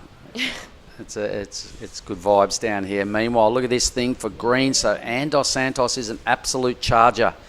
This is her. It's her third wave. She's burnt off a 1 point ride already. She needs a 2.5 for second. So I reckon that's happened. She now needs to get some bowly section going on. That's better. Right on cue. She might have a second one here. Kind of does. Starting to do some more top to bottom surfing here. Big section down the line. Well done. Goes into that low crouch. So she's well balanced for this section. May opt to flick out. She does. Really strong ride. Lots of setup, some really decent setup moves to get to that steepness, and it paid dividends. Really well done to Anne, I reckon, into the lead for me. Yeah, I think so too. I think so. Here it is again. What did you like most about this wave, Giada? Well, first of all, the size of it. That's a pretty solid wave. But I like here, she's just kind of, doing a few turns to keep the judges distracted that it's not really a good sectioned wave just yet. But here, stands up. I love the flow of that turn straight into the second one. Here, she sets up for this turn. I love how she just followed the lip line and just threw the water out the back of that one. Yeah, wicked timing. I make it 7 pretty good moves. A couple of them were outstanding. But 7 moves on that wave. It was a largish wave. She needs only a 2.5 for second. Every piece of that, she'll be tracking down. I think, what's that? Let me see. Around about 5.5 points to get to the lead. So I really think she has. If not, it'll be because of the sleepiness of those first few 3 moves. But there it is. She does go all the way to the first with a 6.9. So right on cue, and needed a wave. She got it, and more than that, she got the highest wave of the matchup to go squarely into first with a 13.07 two-wave total. That's a big lead right now. Holly Williams needs to do a mid-range 6 to catch up to her. Philippa and Nonaka now really need to answer back just to stay in that conversation for qualification.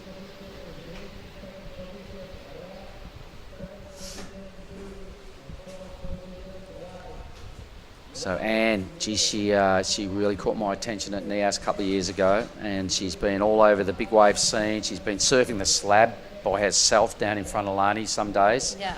So she's not shy. So it was no surprise that she really made everything click on that larger wave she just rode. Wave number 3 was a ripper. Yeah, and we did some surfing with O'Neill for the Maps to Nowhere series. So she got some sick waves on that. She was surfing the slab. She's super impressive in the barrel. So much technique. But yeah, you're right. Nia, she got that 10-point ride. That was an incredible wave from Ando Santos. She looks like she's in really good form. She snapped her board out at that slab in front of Lani's. No way, really? Yeah. Really? I'm pretty Okay, sure having a she red hot did. go. There's the athlete zone. Who we got there? Shino Matsuda is there in the blue shirt, an Olympic qualifier. She will be surfing in Tahiti, representing Japan. She's been spending lots of time there. Lydia in the background. Yep, Lydia Kato, Lydia's our Indonesian-Japanese surfer. Lydia's coming up a little later on. Who's just poked their head in the bottom of the screen? That's Rhea Campbell, All right. if I'm not wrong, surfer from the Gold Coast. I think right in front of us was Gia Lawrenson as well. So there is lots of people there at the athletes area. Well, it's a cool spot to sit down and watch the heats. It's made for the athletes. They're utilising it. They've got the board rack there. They can all check in and just do a bit of homework on what's coming up and what they need to do next.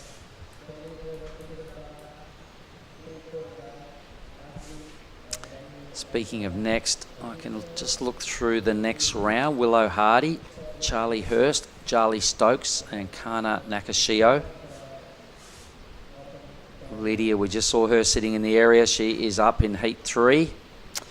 And 3 Japanese surfers taking on Coral Durant in Heat 4.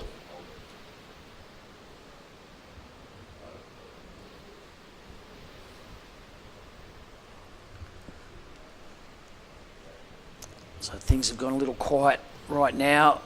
a little moment for Nonaka to reflect and go, okay, what do I need to do next wave? She's in white. She's got second priority, bottom of the ladder.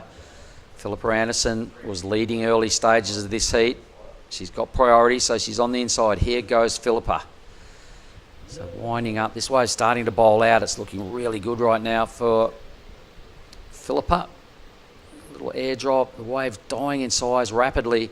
Starting to really peter out, so it looked a whole lot better than that when she dropped into it. Got some work done. Needs to improve on a 3.50 to make it worth doing. Needs a high 5 to get to second. I'm not really convinced she'll go up into second spot, but will probably improve on a total. What did you make of that effort, G? Yeah, it was looking like a really good wave in the beginning, but I think you're right. Kind of just tapered off. One of those waves that kind of faces away from the reef instead of wrapping around it. So just lost that wall and critical section, which is what you're looking for when you're out there. Geez, it rapidly dropped in size as well after her first move. But there's the lineup. There's the little pan back. This is what the competitors, the athletes are looking at that are coming up in the next heats. This camera view is from the athlete zone. So it's a pretty long piece of reef. I really rate it. I've had a lot of good times, a lot of fun since we've been here. All had a surf yesterday afternoon, which was good to get the salt water back in the gills. Reconnect with my piece of fiberglass I call a surfboard. It was good fun. Anyway, who we got here? This is Holly Williams, has been on fire throughout the entire event. Nice first turn, good looking wave. This wave just gets a little bit sleepy here. She's gonna stick with it. Wraps it around again, trying to back up that 677 she has. And it looks like it's gonna stand up for a huge turn from Holly Williams. Yep, good wave, strong wave. Here comes Philippa now, so she's just ridden a wave only moments ago. It didn't really pay off that time, and neither does that one, so things not ideal. She does have the 517. I think we've still got a couple of scores owed from Philippa. So no real accurate read on the situation. Maybe that was a little upgrade. I think she got a 393 for the last effort and burned off a 350. Another score to come. Didn't really catch all that wave, but Holly Williams will improve her situation. She was sitting on a 417 as a backup score, so for sure she's upgraded that. She needs a 631 for the lead. Any suggestions on what do you reckon might happen with her score, Giada? I don't know, I really liked that last turn. That was super critical. So much speed. A lot of water came out the back. Nice 2 hits out the one. That first turn was really good as well. Sorry. So I think it'd be a pretty healthy score for Holly Williams. And there it's looking like it's going to be pretty close to what she needs. And there we have it. Her last one comes in at a 7-point ride. Pushes her straight into the lead. Now Ando Santos in second, looking for a 688. Philippa Anderson needs a 790 to get back into the top 2, and Minami Nonaka an 8.40. So big scores being dropped here by all better girls. put that down on our highlights page. Holly Williams is having an absolute ripper. That 7 really caught the judges' attention. Backup score really strong. Still got plenty of time to get back out there and add another ride to her account. So BOG so far in this heat, and Andos Santos to get back to that spot. She's got top priority. She'll be looking for at least a 688. She would have got that news from the beach comms. Philippa, though, a couple little errors have crept into her performance in this heat. She's in third. You can't write her off. She needs a 7.9.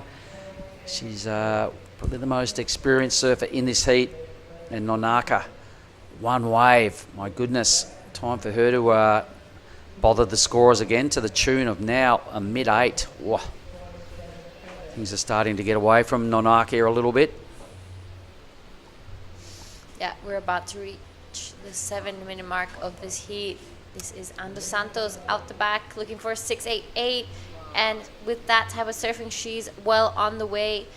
Nice wrap from Ani. Beautiful, stylish turns. And unfortunately, just falls off of that. I don't think that will be the score she's looking for, but right behind her, Philippa Anderson on a bomb as well. She's going to set it up for this turn. Nice one, right under the lip. Look how low she gets. Unfortunately, this will not be the 790 she's looking for, but we're having some massive waves come through. Oh, on a tear, Holly. Look at the waves she's chewed off here. Big section. Thought about swacking it, pulled it a little short, but look at the end bowl. What? Oh, my God. That didn't go to plan, that little jump off, but I like the idea. She's just trying to stay in rhythm. It was a big wave. Geez, there was two nasty sections there that Holly sort of had a look at. A little bit of a weird moment when she jumped off a board there. I hope she's okay. But either way, when you've got a 7 and a 6.77, she's feeling really confident. And that was a huge wave. Both those sections were kind of unhittable, but she had a good look at both of them and tried to preserve the board and herself. That's exactly right. We're reaching the 5-minute mark, so waves to come for red, green, and blue. I don't think there will be much change in the situation, but hopefully we'll have one last exchange before this heat ends. I would love to see Minami Nonaka catch one more wave, or maybe even two, get herself back into this heat. Unfortunately, she was just slightly out of rhythm, maybe still a little rattled from getting caught on the inside earlier. Man, that was gnarly, eh? I really watched that, and I you know, when I saw her go off the beach, I went, oh, she's going pretty early, and I started daydreaming, and I saw a caddy go out, and I thought, oh, he's a fair way behind her. Okay, no worries. And then I saw that set unload, and I noticed someone out of the corner of my eye right down. I went, oh, how's that person? I went, oh, that's the white rash vest. Are you kidding me? And I went, she got mowed on the way out. Nonaka, 15-minute paddle, I reckon, from the beach. So she struggled to get her into her best groove since that moment. She's only ridden one wave. She did a pretty good job on the wave for a 4.67, but a number like an 8.40, it's kind of got to mess with you a little bit. It's a huge number.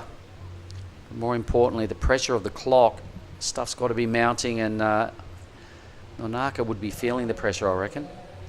Yeah, and maybe some people just don't realize, but everything that happens leading up to the heat can really affect your headspace when you're out there, so maybe she just really hasn't been able to shake that off just yet, but hopefully she will and get one more chance to.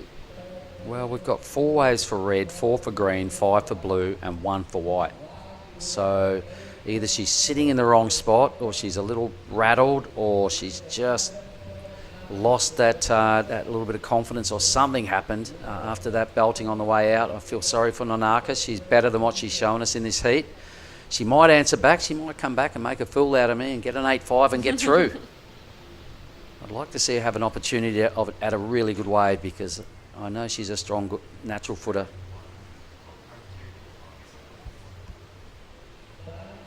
And the caddies got pretty mowed on that last set as well. You can see them sitting out there wide next to our water patrol.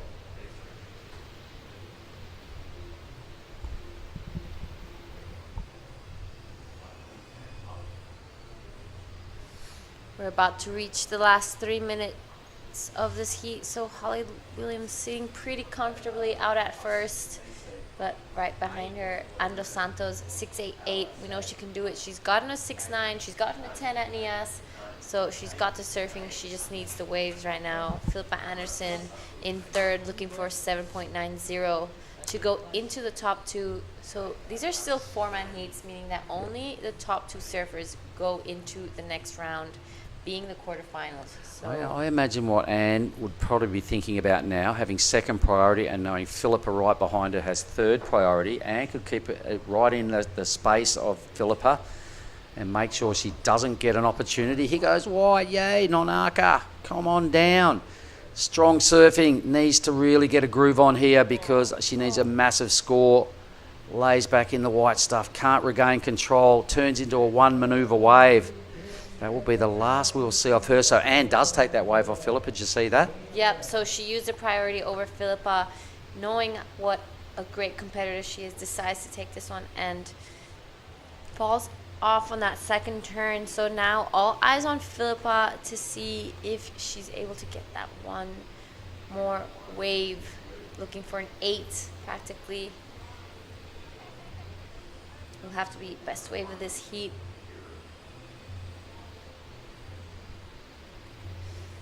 A minute and a half remaining. All right, so great heat from Holly Williams. You've got to give kudos where they're deserved. We have Red up now, so here she is, right on cue, wave number 5. So she's had a good run of rhythm in this heat. She's really strung together some strong manoeuvres. And as you've said, she's had a great campaign to this point, and she's really stamping her claim to become pretty much our first surfer-on-surfer quarterfinalist in this year's Krui Pro. Strong effort, come on in, great job. A round of applause there for Holly. I think she could replace that 677. Okay, all Those right. last 2 hits Good were call. pretty big. I'm sure we'll see an action replay in a moment. I think the only thing probably going against her in this moment is probably the size of the wave, but So just have a look at it again for me, G, and what do you like best about this ride? so a little bit mistimed on that first one, but here she starts finding her rhythm, wobbles down, but this is where she gets really serious. So nice setup turn. So much spray in the puck on that one. I love the flow in between and this one. I feel like it was pretty critical. She finished it off nicely. 5 strong moves. Here goes Philippa Anderson. Needs a bit of a Hail Mary out of this wave, and that's not going to be it. With 10 seconds to go, I'm pretty sure the result is set with Holly and Anne moving through to the quarterfinals, the surfer-on-surfer action. So well done, Holly. Well done, Anne. Commiserations to Philippa and Minami. Over and out for that heat. So we'll just throw to a quick ad break, and we'll be back in a moment with Heat 2.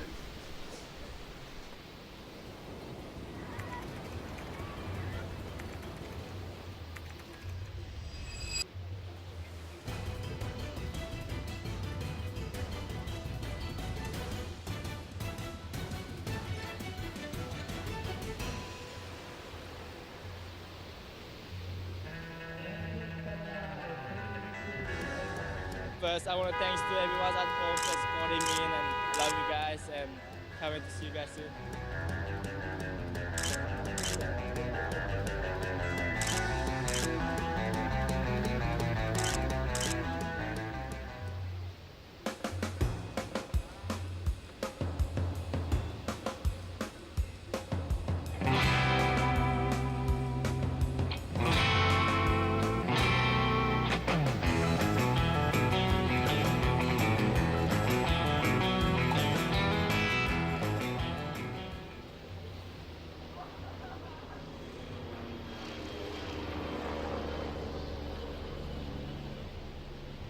We're back. Here we are. We're looking at Heat 2 of this women's round of 16. Oni Anwar's in the booth. Oni, who's in this lineup? Good evening, everyone. And Mark, yeah, now we have red Willow Hardy. So in blue, we have Charlie Hurst. White, we have Jolly Stoke. And come from Japan in green, Kana Nakashio. It's crazy, right. good heat. Oh, they're all good. And Holly Williams, a ripping heat. So Giada's going to go and have a chat with Holly. The heat previous to that, did you see Jarvis Earl? Yeah, that was the highlight I heard today. Oh was a my 9.8? 977. 977. It was amazing. With the mid-6 back up, just Wow. so many good things happened in that heat. But it is now the women's turn. It is the round of 16, mate. Holly and Andos Santos comfortably making their way through to the next round. There was a couple little errors out of Philippa. Didn't have the best heat. Nonaka also a couple little fumbles and not a high total there, but this heat is all well positioned and well set. I'm sure the West Aussies at home will be watching Willow Hardy here. She's a famous name out of the Margaret River area. She's cool. It's sisters here with her. Olive, I think she said her dad's here as well. Jin. What could you tell me about Charlie Hurst? Do you know much about Charlie? Yeah, Charlie Hurst is from close to Kayama, Wollongong, and she's been competing here a couple years now in Krui, so she knows this wave really well. As you can see now, our surfer from Japan, Kana Nakashio, her backside is on point. That was a nice turn. This one has a good check turn, and she's waiting for the section to hold up for her. So like, how's this turn? Rah! It's a good wave selection by Green. And Certainly was. Wow, it's still going as well. How many turns has she done on this wave? She's got an inside track here as well. She's looking for a finishing here, Mark. So that is what the judges been looking for lately. There's good finishing. This wave's gone for about a minute. Yeah. My goodness, Nakashio's picked a ripper to kick off Heat 2. While we're waiting for that score, and after a little bit of hairstyling by Giada Lagarde, take away the interview, please, with Holly Williams. Yep, I was just helping Holly with her hairstyle for a little bit, but wow, Holly, you're looking unstoppable right now. Tell us a little bit about what your tricks are without giving us too much. Well, I'm a really superstitious person, so I kind of keep the same routine every heat. But I think just going out there, like, I'm just happy to be here. I have great people around me and great people at home supporting me, so what's there not to be happy about? That's exactly right. So this board is looking incredible under your feet. Tell us a little bit about it. It is a new one that Darren and I kind of worked on. It's a 510 DNA. It's kind of a little bit of a remake of what Molly Picklam's riding. She's ripping on CT, and I've been on a few of her boards, so I remade it, and it feels like so good. It's magic.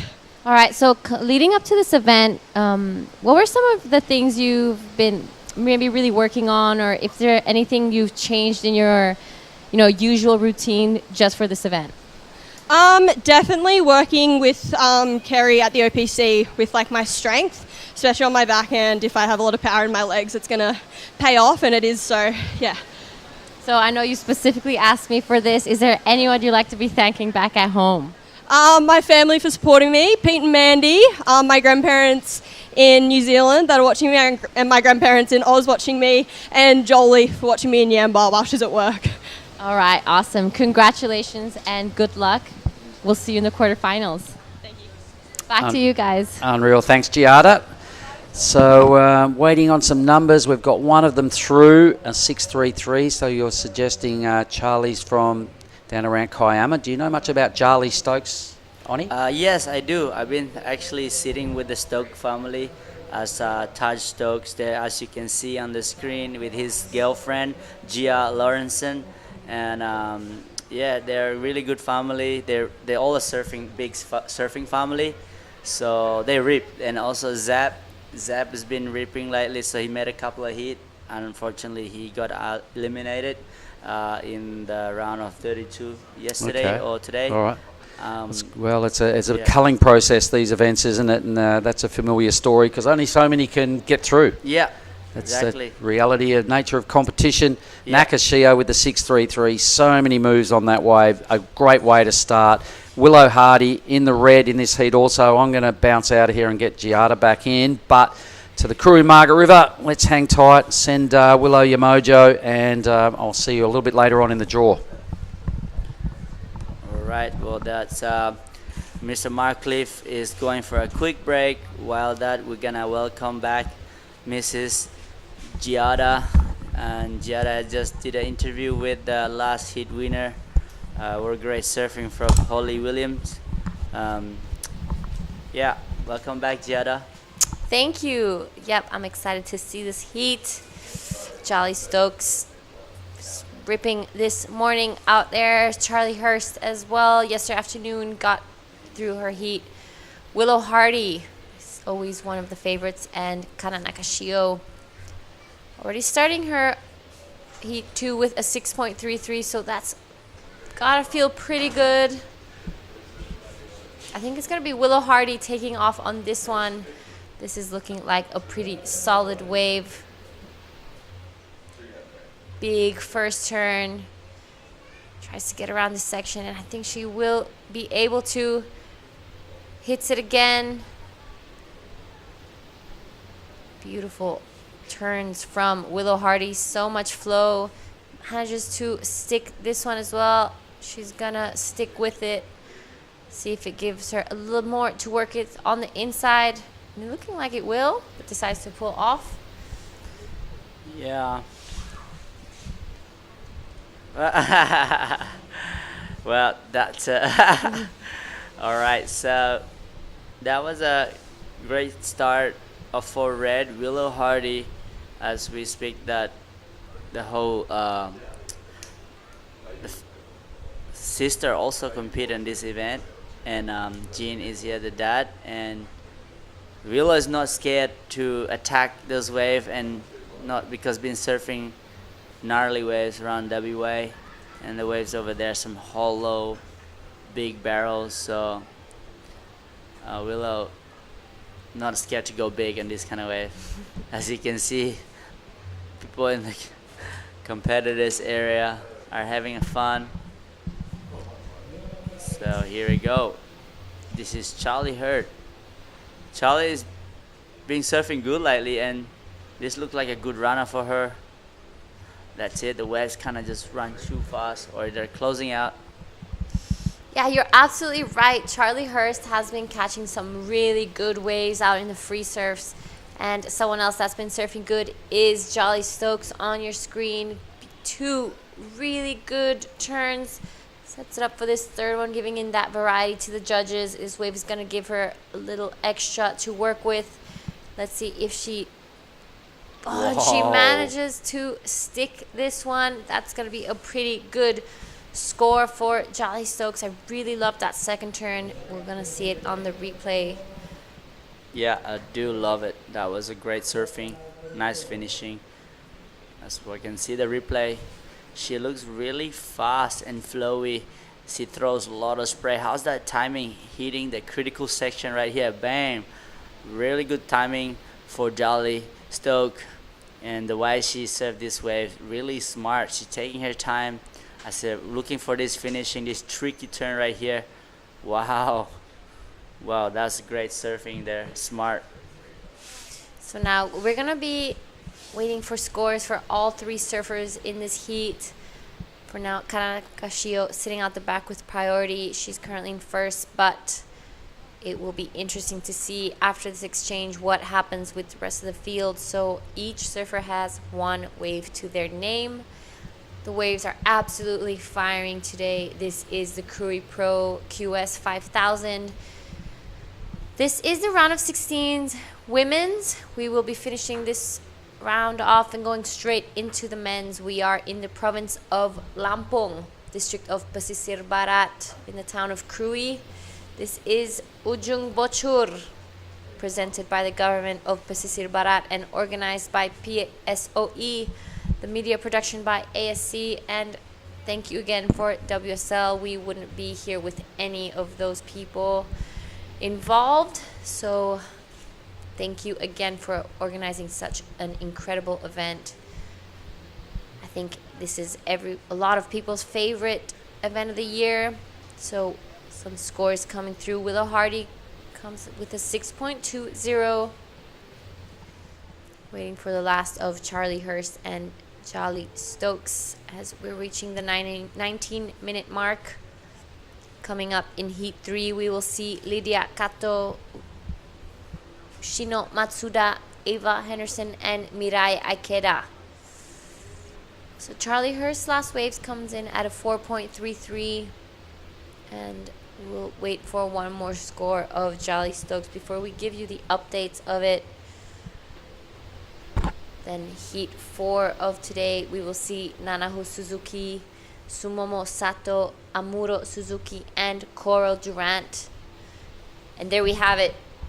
Jolly Stokes' last wave comes in at an 8.17. That is a huge score for our surfer in white. Pushes her straight into the lead. Yep, really great surfing. I knew that's going to be a big score, but just didn't want to say it start because I'm not a judge.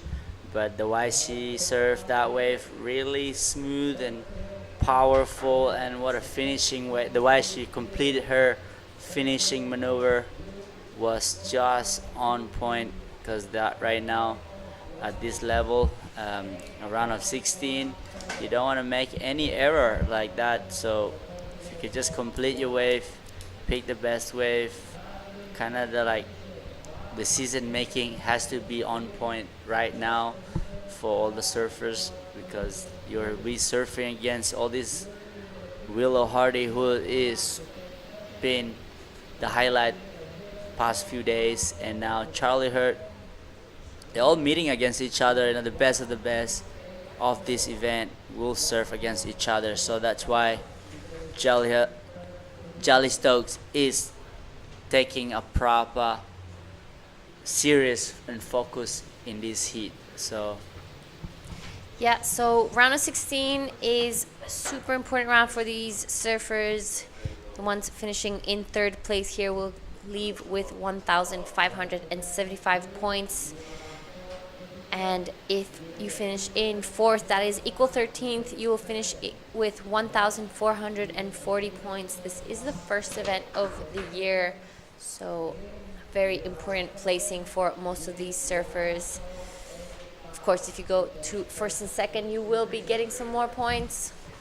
This is still a four-man heat, so both surfers in the first and second position pass on to the next round.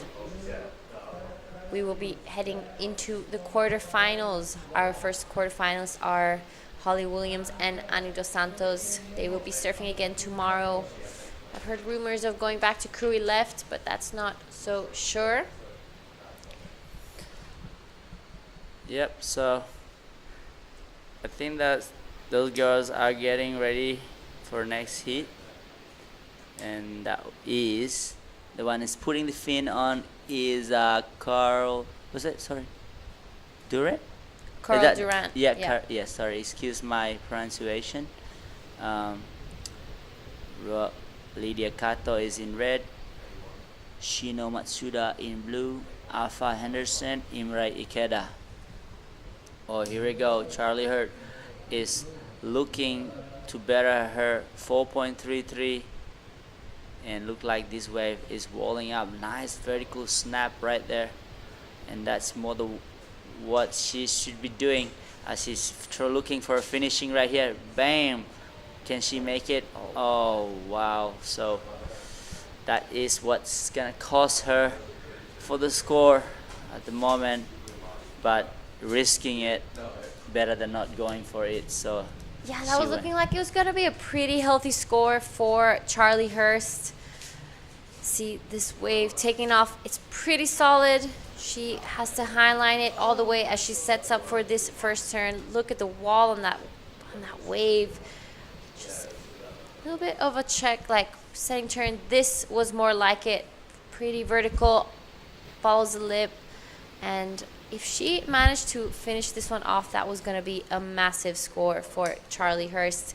But with that, she will go to an advancing position, looking for a 2.01, and there she has it, goes in the lead for 3.3, but Jolly Stokes only looking for a 1.03. So still no backups for any of the surfers there. We're just reached the halfway mark of this heat. A bit of a flat moment here. And that is gonna be priority is with Green. Green looks for to replace. Looking for a backup. First wave of Green looks pretty good. So 6.33 Jetta. That's a good number to have as a first wave. So that's why she's waiting patiently at the back with priority. And second priority is Willow Hardy. Also got a pretty good score at 6.2. And this is the moment that we're not gonna say who is winning, because soon we'll have a lot of different change of situation.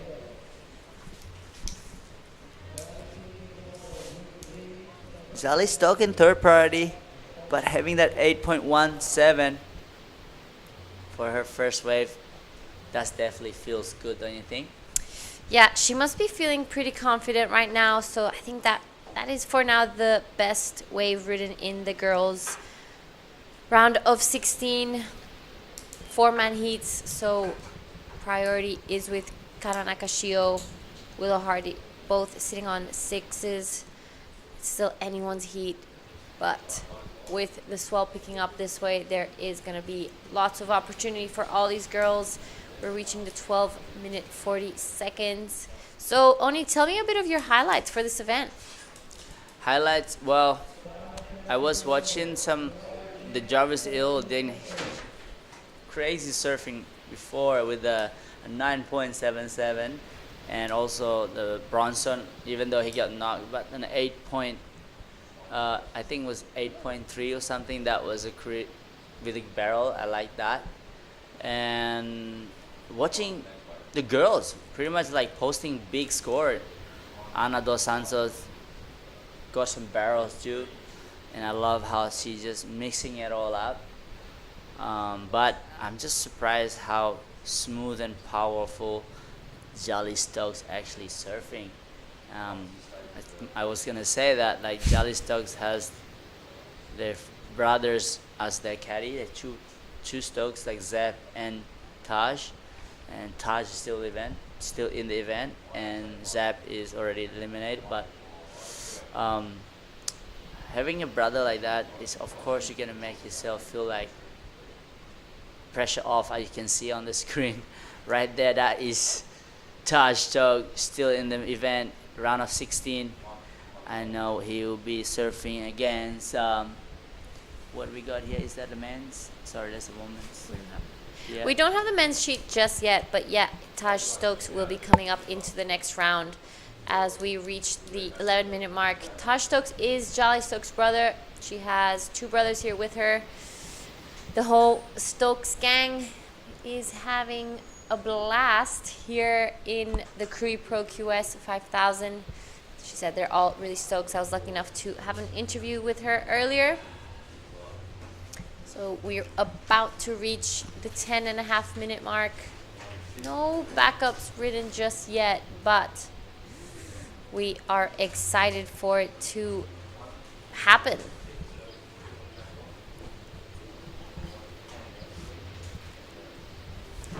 That's exactly right, as we still have a lot of hits for the girls. Right now we have Willow Hardy. She's using this as her. Look, the wave looks really good, this one. A solid wave, super hollow, good wave selection. Carving through this one, looking for a steep section to hit. There you go, she does, making it all the way. Wow, what a great way to do it, finishing it off. I'm sure that will be a good score, Giada. What do you reckon? Yeah, that's going to be a pretty good score for Willow Hardy. Those were some big sections she just attacked. I am excited to see what the judges are going to be thinking of that. That finishing was insane. She just like airdropped two of those turns, sorry. So Willow Hardy, someone who is not afraid to go big, especially here in Indonesia. She is last year's winner at Afulu, local international contest we had. But look at that. She manages to stick that landing, wraps it around. But I think this was my favorite turn from this whole wave. Huge from Willow Hardy. Billy's giving it a big thumbs up. He's liking it. The West Aussies must be liking it. I'm sure they're all tuning in, watching right now. And there we have it. Willow Hardy's last wave comes in at an 8.67. So the girls are busting into the 8s here in the Krui Pro. Yes, what a ride, what a score. Now, like everybody got like except Jolly Stoke, 8.17. Haven't got a backup yet. Look at that on the backup. That's Olive. Yes, that is Willow's younger sister. Wow, that makes it so much funner as having a younger sister cheering for you in the corner. That's the family that also makes the job makes easier, I guess. So Willow does back up the 6 and it goes into the 8s. That's almost a 9. That's crazy. That wave was insane though, so super well deserved by Willow Hardy. I'm excited to see what the other girls do. You know, the scores are big, the waves are big too. It's an incredible day here at the Krui Pro. The waves have almost doubled or practically doubled in size since this morning, and it's looking like it's just going to get bigger by the hour. So it's going to be non-stop action here at the Krui Pro. do not miss out. We will be finishing this round of 16 and going straight into the women's round of into the men's round of 16 here this afternoon at South Sumatra. 7 minutes, 15 seconds left in this heat. Well, there's 7 minutes to go. Surfers in the water right now. Priority is with green. Kana Nakashio from Japan looking for a 2.87 to go back in second, to go in second place. As you can see, there is Zali Stoke looking for a 1.03. Well, still the door is still open for second place, but for first place, Charlie Hurt looking for a 10-point ride.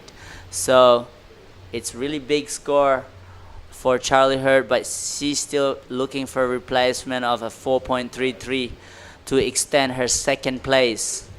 So it's looking like there are some lines approaching. With that set coming through. Woo! Maybe everyone's gonna get washed off. I don't know. We'll see. Look, and it's looking like Willow Hardy is gonna pull the trigger on this bomb. She is not afraid to go big. There we have it. Beautiful first turn. Straight to second, unfortunately, falls off on that one. I love that, how she's just going for it. Very nice turn at the start, but she's risking it for the next turn. She didn't make it, but I like the effort. Yep, that was a big wall she had to drop in the beginning. So exciting stuff from Willow Hardy. Here is the replay of that wave. Look at this. This was beautiful canvas for Willow to draw on. Nice first turn. Unfortunately, comes unstuck on the second one. She just falls backwards as she's hitting that lip. We're about to reach the 5-minute mark, but Willow is not worried. She's in first with an 8.67 and a 6.20. So now all eyes are on Kana Nakashio and Jolly Stokes. Just one wave to their name. Yep, the pressure is in. Looking for the good backup is important right now for white and green. They're holding the first and second priority. It's a lot of going on now as the wave comes through, and look like they are just duck diving through this big set. Wow, swell are kicking in for tomorrow. This afternoon could be a good wave. So let's see. We're also gonna see some men's hit too later as the swell is picking up. Some great action. Folding in. 4 minutes to go. 4 minutes and 10 seconds to go. There is a set just stopped coming, and now everybody is paddling closer to the reef where they can see the medium-sized wave coming through to get that backup score for Jolly Stoke and Kana Nakashio. What would you do if you are Charlie Hurt right now, Giada? If I was Charlie Hurst, I would be probably up the point, waiting for a bomb to come through and get those scores. And there she is, listening to what I said, but it looks like some of the girls are down the line, and it's Jolly Stokes who pulls the trigger on that one. She's looking just to replace her 1.03 to go into second. Good second turn. I think this was really smart from Jolly. There's not too much time left. She needs to finish it, and she does.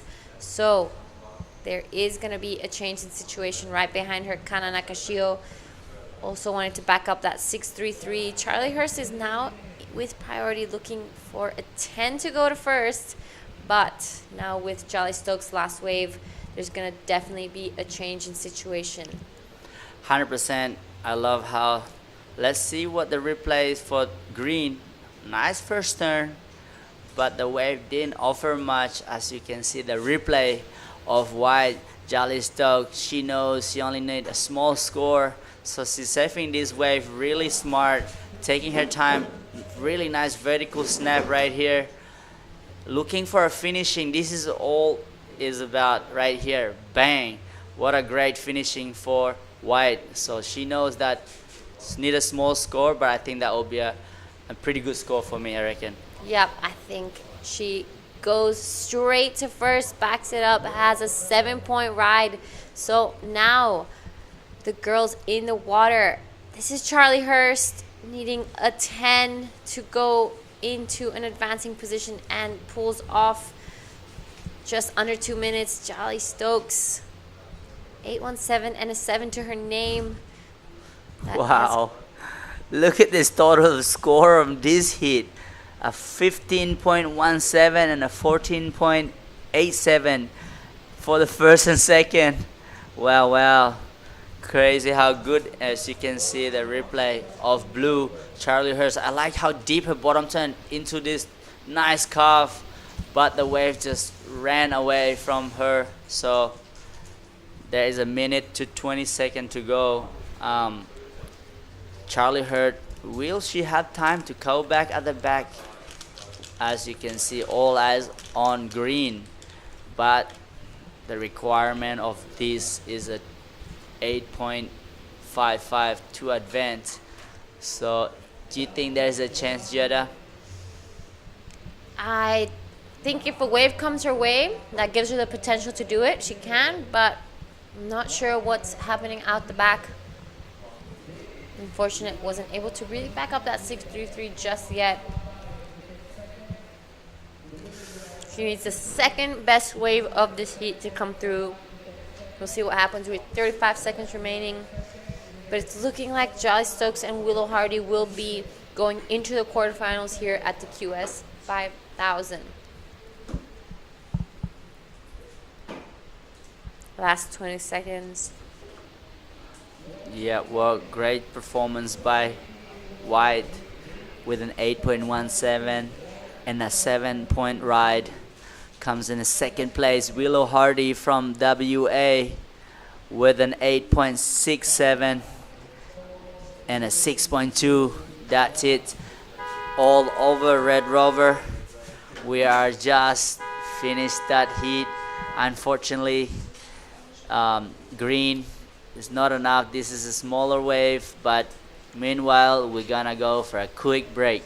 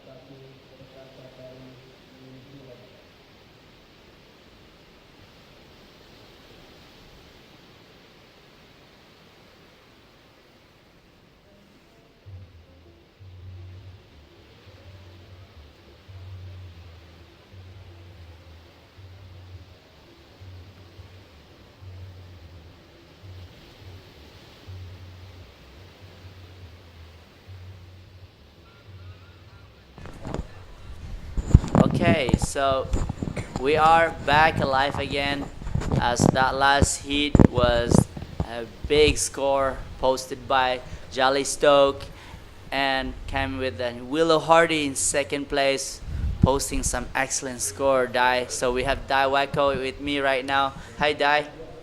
Hello. Morning, how are you? I'm good, thank you. I'm really excited to see this heat right now because I have you. Of course, you're gonna be excited too because Right. there's 2 Japanese surfer and 1 Indonesian surfer, and of course 1 from New Zealand. Here we go. Our surfer from New Zealand. She looks like just having fun. Really stylish surfer in white. Ava Henderson. So as now Shino. Sorry, that was Shino Matsuda from Shino Matsuda. Japan. And this is Mirai Ikeda. 池田未来選手、2本目のライディングすでに 5.50 をマークしています。こちら2本目のライディングになります。これも素晴らしいライディングを披露していいスコアになってくるでしょう。さあこのラウンドオブ16から30分ヒートとなっております。この後ヒート4終了後、メンズのラウンドオブ16、そして本日のスケジュールは終了となります。So exciting heat again. Yeah, this is a really nice turn for Lydia Kato as we can go straight to the replay of this wave. This is Mirai Ikeda. Really nice top to bottom surfing, backside surfing. Right. I love how smooth she is surfing on that wave. It's very short wave, but the way she ride that wave, it was just perfect. Mirai's been really strong competitor and she's improving a lot over the years. So now she's got 5.5 already and she's still waiting for the last wave. And the last wave for Ava Henderson, 4.0. Yeah, that is a 4.0 dial. That is for a surfer from New Zealand, Eva Henderson. And she served really good hit this morning. She did post some good score and now she's in a round of 16. Right, but I've seen Lydia's last heat. Yeah. She had a really great heat this morning. It's unbelievable surfing from Lydia. And wow, Shino Matsuda's last wave, 6.73. That's the highest single score in this heat so far. We're still waiting for the second wave for Mirai Ikeda. Well, pretty good scores for those 2 Japanese surfers. So now, first priority is sitting with Ava Henderson.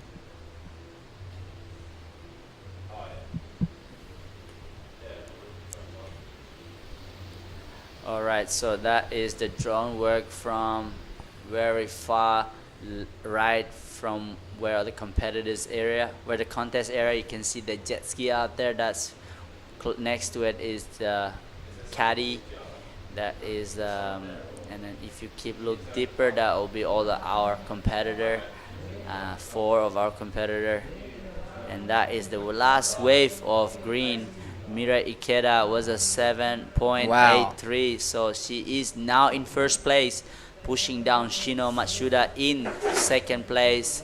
So Shino needs a 6.61 for first, and Eva looking for a 2.74, and Lydia Kato still in fourth place. She's still looking for some good wave, getting the rhythm, and 24 minutes to go. That's still plenty of time, Dai. 池田未来選手の2本目のライディング 7.83 をマークしてきます。エクセレントスコアに近いスコアをマークし、現在第1位のポジション。これにより増田篠選手が2位のポジションになります。大きな波での2ターンが評価されたようです。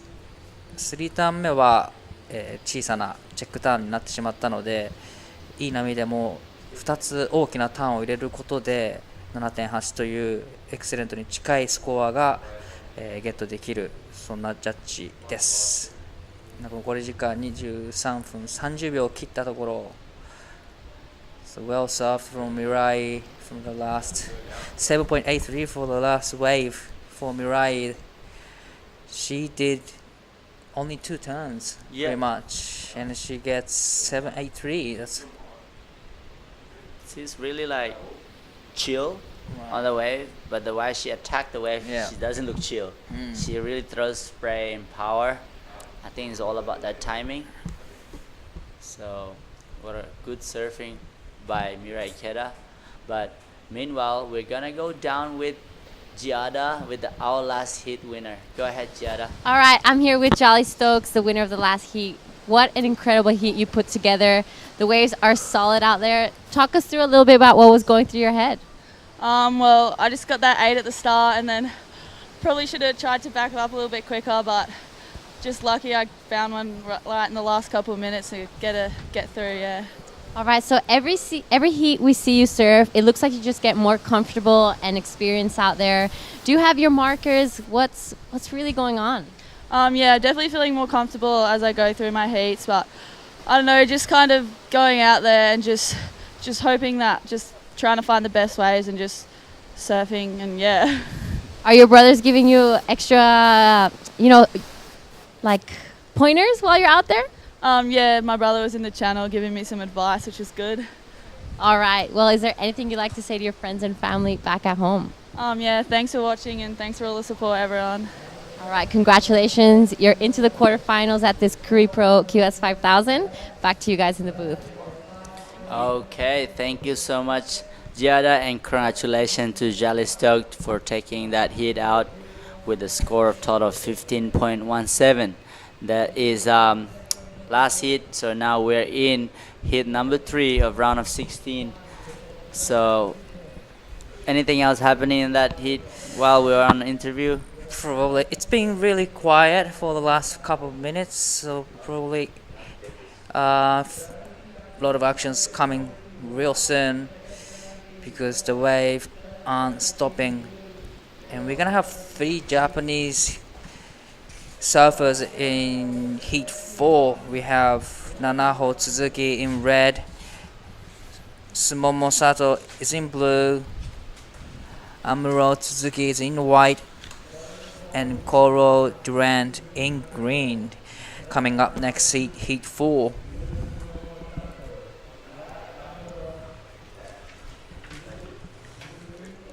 Okay, so there's 20 minutes to go in this heat. So Shino Masuda still in second place, looking for 6.1, and Ava Anderson with the priority. Now looking, Ava is up and riding, really stylish, chill, very relaxed surfing, but I love it how she's still going. Ooh. Unfortunately, the wave just ran away. Yeah, I think it's a smart move by Eva by keeping busy, as there's still plenty of time. You don't need to be waiting for too long sometime, because if you wait this early stage, it's going to play against you at the end of the heat. So you don't want to stay busy at the end of the heat. You want to kind of just wait for that, building your score, as all of these surfers out there haven't got any good score. Who's 3rd and 4th, as Lydia Kato waiting patiently for a good wave to come. She's been surfing really good. I think she knows she needs to get that good wave that allows her to do a nice vertical surf. So last wave of Eva was a 3.6, so put her in second place now. Shino Matsuda is in 3rd place with a single score of a 6.73. So now Shino needs a 0.87. Yeah, pretty much she takes off the wave and she got it. That's but true. Still, she's probably looking for the decent wave and decent backup, because every surfers in this heat can be enemy, and That's they true. can surf, they can score excellent score. So that is true. Dai Wacko is one of my school friend from school. We grew up together in the Gold Coast, and it's what a great way to come see you again. How many years I haven't seen you until now? Quite long time. Yeah, right? long time. So yeah, it's great. It's been great just hanging out. Yeah. Soon I'll come to Japan. Right, definitely. come to Yeah. Japan and just commentating. Yeah. In the event. Yeah, I would love to do that. I love Japan. I've been around to Tahara, Shonan, and Miyazaki. I don't know how you say it. Miyazaki. Miyazaki, yeah. It's a good place. I love Japanese people. And as we can see, there's 2 Japanese out there, and Lydia Kato actually half Japanese. He's half That's Indonesian right.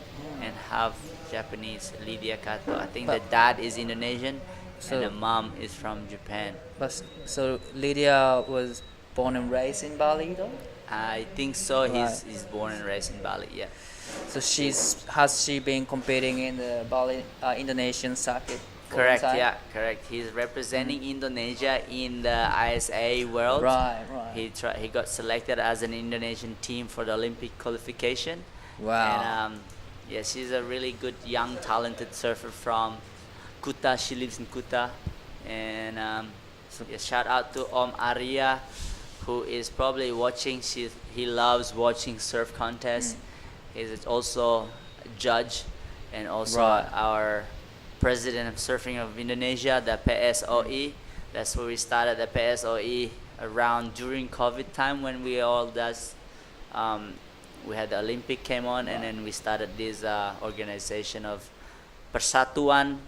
That's what PS is.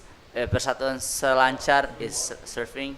As we're going through this one, Eva, wow, smaller wave.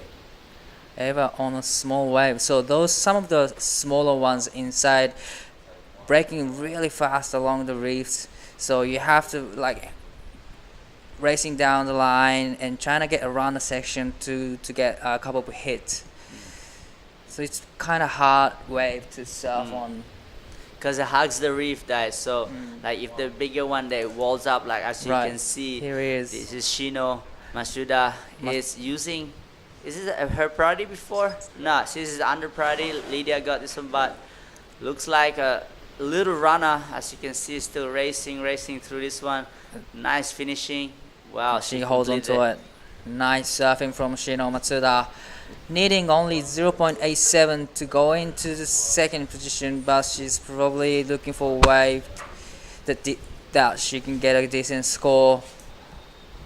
And that was her wave number 2. Here is Lydia Kato up and riding, racing down through. This is a bigger size of the waves. Nice off the bottom. That's a nice off the carve. I really like that one. And going to vertical, and unfortunately she falls off, but that was a big attempt. That was a big finish right there from Lydia Kato. Well, the wave definitely, that's a big wave for her. I don't know where she went on that. Maybe she's around there. I hope she's okay. She just went for it top to bottom. So here's a replay of Lydia. Yeah, so Lydia looks like she's trying to find that section to hit, and this first turn, she's managed to do a little check turn, as this one is the money turn, but upside down off the top. That was a great surfing. okay, Eva, I don't know, I didn't see the start of that wave.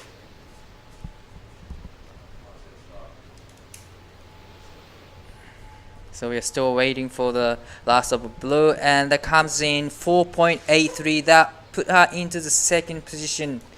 Now Eva Henderson needs 7.56 to go into the second, and Lydia is still looking the combination of 11.56 and just hitting the 14 minutes mark.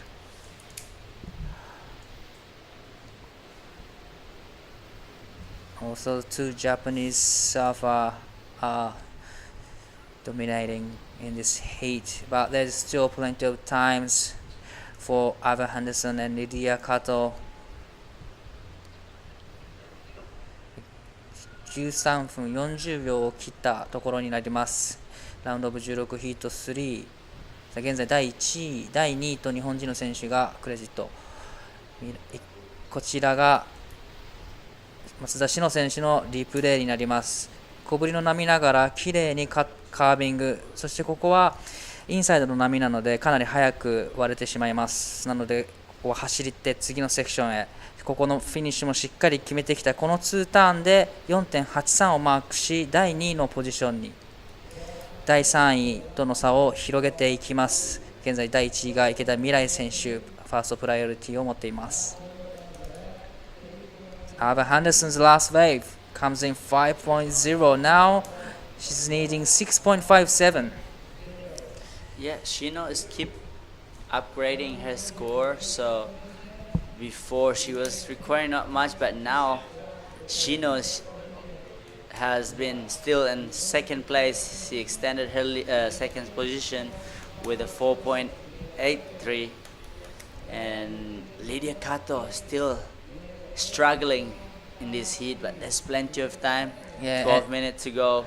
And I know Lydia is capable of getting 8 and excellent score, as we saw it in the last heat of this morning, round of 32. So she just needs to wait for the right ones in the bigger sets and just do probably put a couple of turns, and that'll do the point.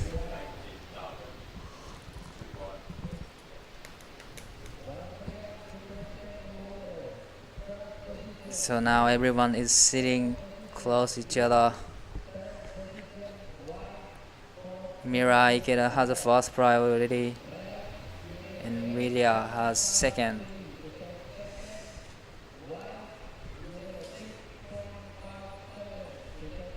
I'm wondering what they are thinking right now at this stage. Oh, looks like few sets are rolling into the lineup. Well, both surfers having a look. So Lydia is having a look. Still just decided not to go. Wow. They're still in action.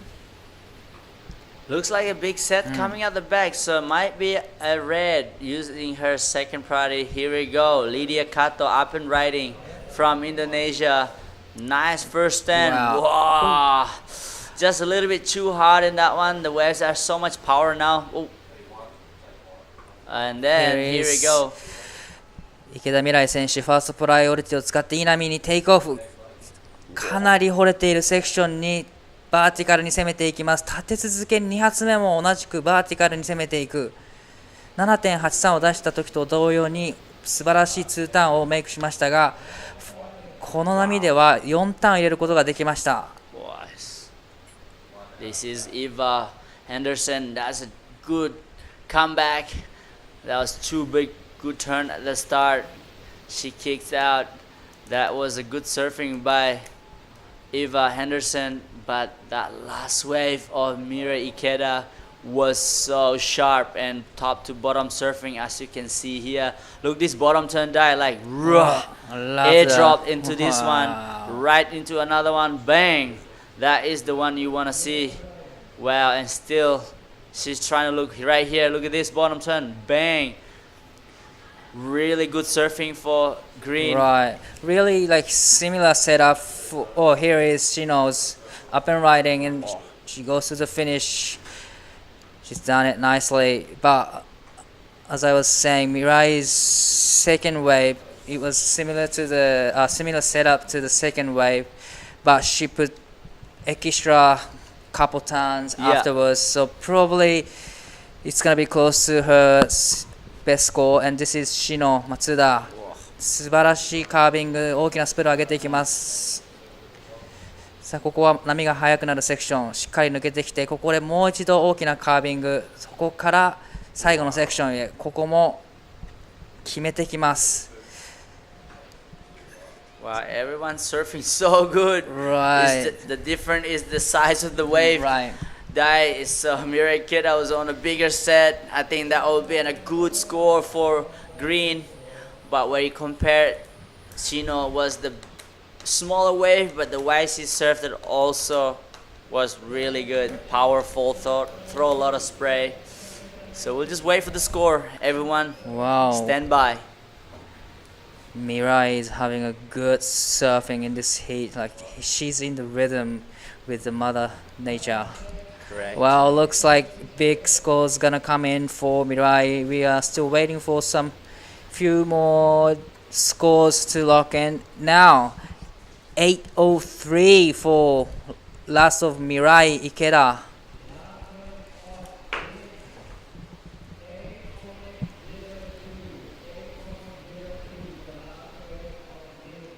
There we go, 8.03 for last wave of green. 7 minutes 50 seconds to go. She is in front, comes second place right now. We still have to wait for, look at this replay of green. Wow. That is a big set, and she just went top to bottom in this one. How she's pushing it as this is a check turn. Look at this. I like this one because it's a fatter section, but she just went vertical on top of this section. Whoa. さあ、池田未来選手、3本目のライディングで 8.03 をマークし、1位のポジション、2位との差を広げていきます。3本しか波に乗っていないんですが、それぞれの波でスコアを塗り替えています。素晴らしいヒートを展開している池田未来選手。2位のポジションに松田詩野 6.73、5.97、そして第3位ホワイト 7.70 を必要としています。第4位がレッド 9.67 を必要としており、現在残り時間6分43秒。Look at this offshore. There is some, might be a barreling ladder after this win. Could be. Look at White is paddling. Okay. Oh, that was a little bit of a mistake from Ava Henderson. She loses the second priority. There you go. Scores in for last of White was a 4.67. Still in third place. Looking for a 7.7 to jump into second place. Here we go. White looking for that score. No. Just coming unstuck. The waves are just running away from her. So Dai, what is going on here? Tell me. Wow. They are having a great times, but unlikely for Ava Henderson is struggling to get the better waves. She now needs to sit and wait for the right ones probably. Yeah. And getting some scores, but her requirement is 7.7 and it's a big score, but still Ava Henderson is capable of getting those scores. So 100%. If she just wait at the back, waiting for that priority, or there's a wider one. Right. If the waves comes, everything is possible. So plenty of time. 5 minutes is still a lot of time to get right waves. So there you go. That is Eva Henderson from New Zealand. She's traveling with Billy Stedman, couple of New Zealand crew here. Elliot Perrite. Here you go, Lydia Kato from Indonesia. Wow. Nice vertical turn. Can she make it? Yes. Another one right here. Waves are, looks like really big wave for her. And she's looking for a finishing. No, kicks out. That was a great ride from Lydia. Really loved the first down. Went to really vertical off the top. She was looking for 9.67. Not too sure if she gets it, but definitely replaced the best score in this heat, and now Ava is up and riding. Looking for 7.7. Ooh. Just a bit late hitting that section. Just kind of went underneath. Oh, is she okay? Yeah. There you go. So that is like 3 minutes and 50 seconds. Looks like red. Wow. The first time was solid. Straight into the second, throw some sprays. A little bit of a different maneuver. That was a nice combination from Lydia. Here's a replay of Ava's last wave. That was a great turn. And yeah, just like you said, it was a little bit too late. Went for the second section, and here comes the set again. 池田未来選手、4本目のライディング、こちらもサイズのある大きな波にテイクオフ、チェックターンをしてタイミングを測ります。ここでバーティカルに攻めていく。これは非常に大きなリッピングとなりました。ここはしっかりとメイク。Wow. Looks like she's getting all the bigger ones now. 松田詩野選手もテイクオフしています。綺麗なカービング。そしてここは波が速いので抜けていきたい。さあここはしっかり抜けてくる。もう一度大きなカービングをする。少しホワイトウォーターが多くてガタつくが、ここもうまくトリミングしています。さあこれはインサイドまでつながるのか。ここは早めにキックアウト。残り時間2分30秒になります。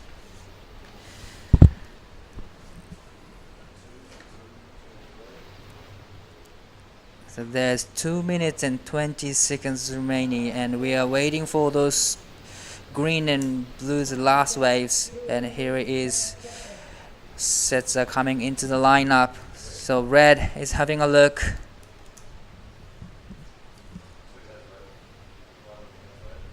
Just quick in and out for Lydia Kato.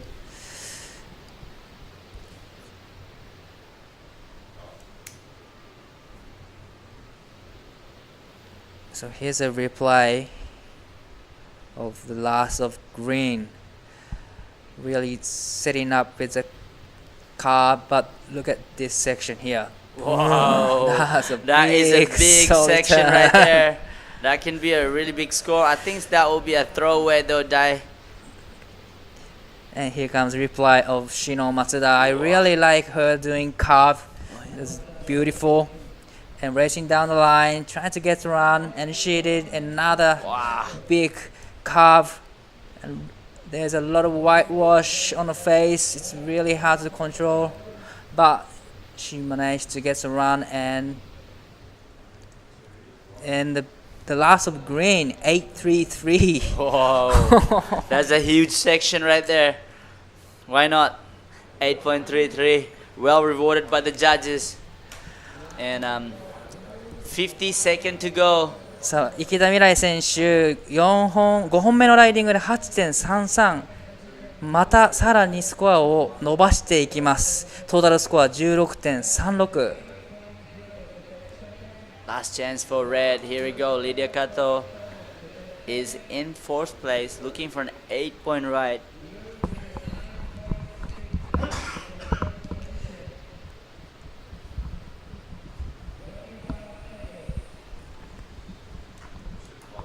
So down to 20 seconds remaining.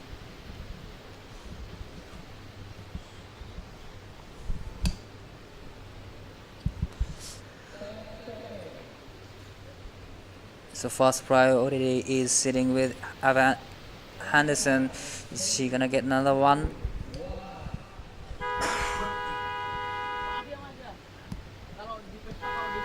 Fortunately, so this is it. We have first Mirai Ikeda, second Shino Matsuda advancing to the next round. So now we are going to the ad break and quick break. We'll come back after the break.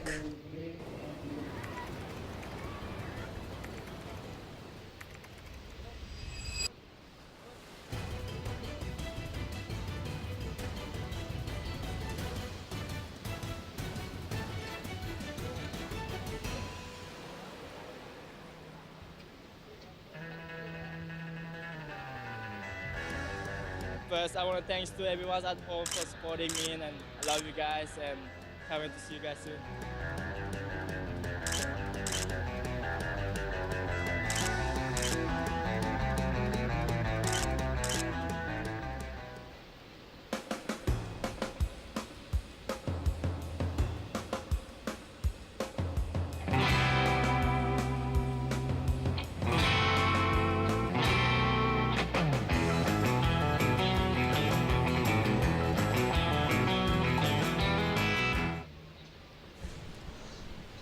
Okay, we are back live again for heat number 4 of round of 16 of the women. So in the water right now, we have Nana Ho Suzuki in red. In blue, we have Sumomo Sato. in blue from Japan. And another Japanese surfer is Amuro Suzuki and come from WA, Coral Durant. And now, of course, I got Billy. Good day, Billy. Good afternoon, Oni. Great to be with you again. I hope you're enjoying the broadcast wherever you're watching around the world. Spent the last heat up in the judging tower and the waves are absolutely pumping. You sit here and watching it on the screen all day, but when you watch it in the flesh, this is a surfer's dream. And this is Coral Durant on wave number 1. This heat is not a minute old and the West Australian is looking good. A bit of a lateral roller coaster ride to get things going. It's going to wrap it around. It's a long way from the dangerous part of the wave, so the judges wouldn't be impressed with that thus far. That's a better looking carve. Coral Durant getting going now and a bit more vertical. This wave delivering all the way through the reef. What looked like a dodgy decision at the beginning is really paying off now for Coral. She's got to complete it. She doesn't. Yeah, this is Nanaho Suzuki from Japan. Nice top. Whoa! Wow. That is a gnarly drop. She loved it. She gave a good high five to, waving to the judges. Said, yep, she made it. That's an exciting score. So, Nanaho Suzuki fighting back, knowing that Coral Durant first wave. And look at the replay. Let's see what is going on, Billy. I really like it. It's a bigger wave. It grew as it went along, but this is a meaty section. And I love the way that she attacks it. Here we go, rolls it down. I've seen a lot of claims, but this could be the happiest ever in the history of professional surfing. That's got to be the happiest claim I've ever seen. Big smile, hands akimbo. Awesome. All right, we'll wait for those scores to drop. Coral Durant, Nanaho and Sumomo all have scores owing. So this heat, Oni, not even 4 minutes old and heaps of action already. That wave of Coral Durant's started off a little bit behind the curtain, but once you got going, it was good to see. Scores are dropping for that wave. Looking to be a mid-range score-ish.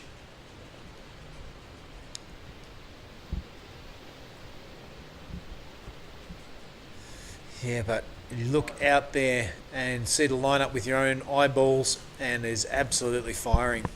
That section that they're taking off in now is definitely the numero uno place to take off. And it's just going to be getting better and better all afternoon, I reckon. All right, a 5.67 for Coral Durant and an 8.17 for Nanaho Suzuki, if you don't mind. So a couple of turns and then that big waterfall drop has resulted in an 8.17. That message has been clear all day. They want to see big, dramatic, lip-hitting turns, the judges I'm talking about, and they'll reward you with a whole lot of points. Definitely the case in Nanaho Suzuki. Yeah, that is right, Billy. Everybody's posting some big scores. There's a lot of wave coming through now. The swell is picking up. You can see a little bit of wind coming through now, so that is bringing the swell. So there's a lot of power too out there. So the wave of Nanaho Suzuki, it's a heavy drop, and I love about that she went for it, as you can see now. This is Sumomo Sato from Japan. Oh yeah. Fighting back. This is her first wave. Nice vertical snap. Throws a lot of spray. Goes again. As she goes, looking for a finishing right here. Not down. It's a nice check turn. Into another one. Let's see the finishing right here. Boom. Can she make it? Oh, that is only she did. And here's a big set coming. Everybody's duck diving this one, Billy. Yeah, everyone caught out of position by the looks of that. I reckon Coral Durant would still be paddling up after her first wave. Nanaho Suzuki is going to be very happy with her start and totally bails there. All right, so the size of the waves becoming evident by the girls ditching their boards and going deep as they can. Why everybody is underwater wrestling crocodiles and doing backflips. Let's cross down to Wakadai. Here's the winner of the last heat.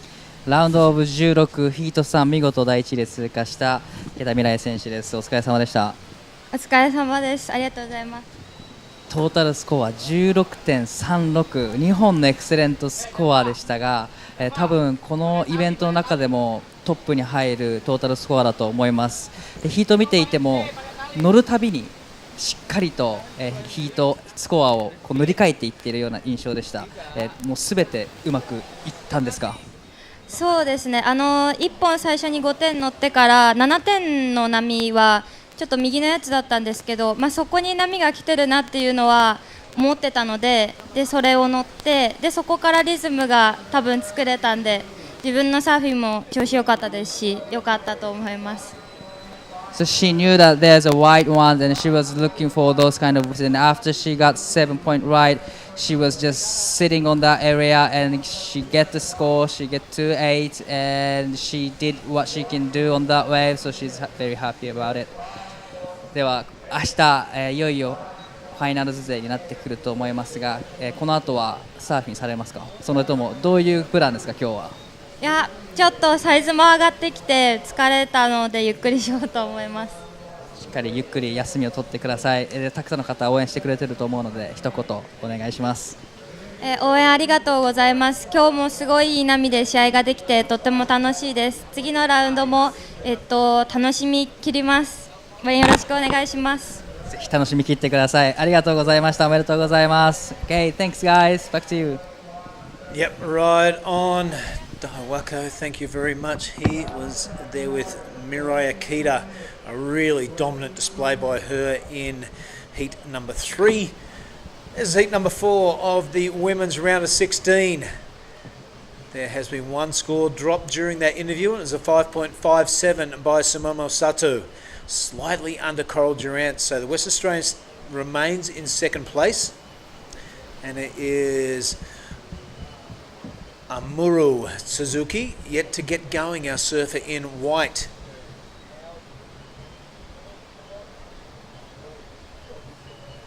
Yeah, really, it's a 8.17 for red. That was a crazy drop. It was great. I liked it. It was a bigger wave, and like I said, maybe the happiest claim ever in the history of pro surfing. I hope that gets a replay. Can be a highlight, I reckon. Oh, of course. There was no aggression. There was no giving the business to the judging tower. It was just a good old-fashioned stoke coming out of Nanaho Suzuki. We'll bid farewell to Oni Onwa for the time being and welcome back into the booth. Wakadai. Hello, that was a great heat to watch about Nanaho Suzuki.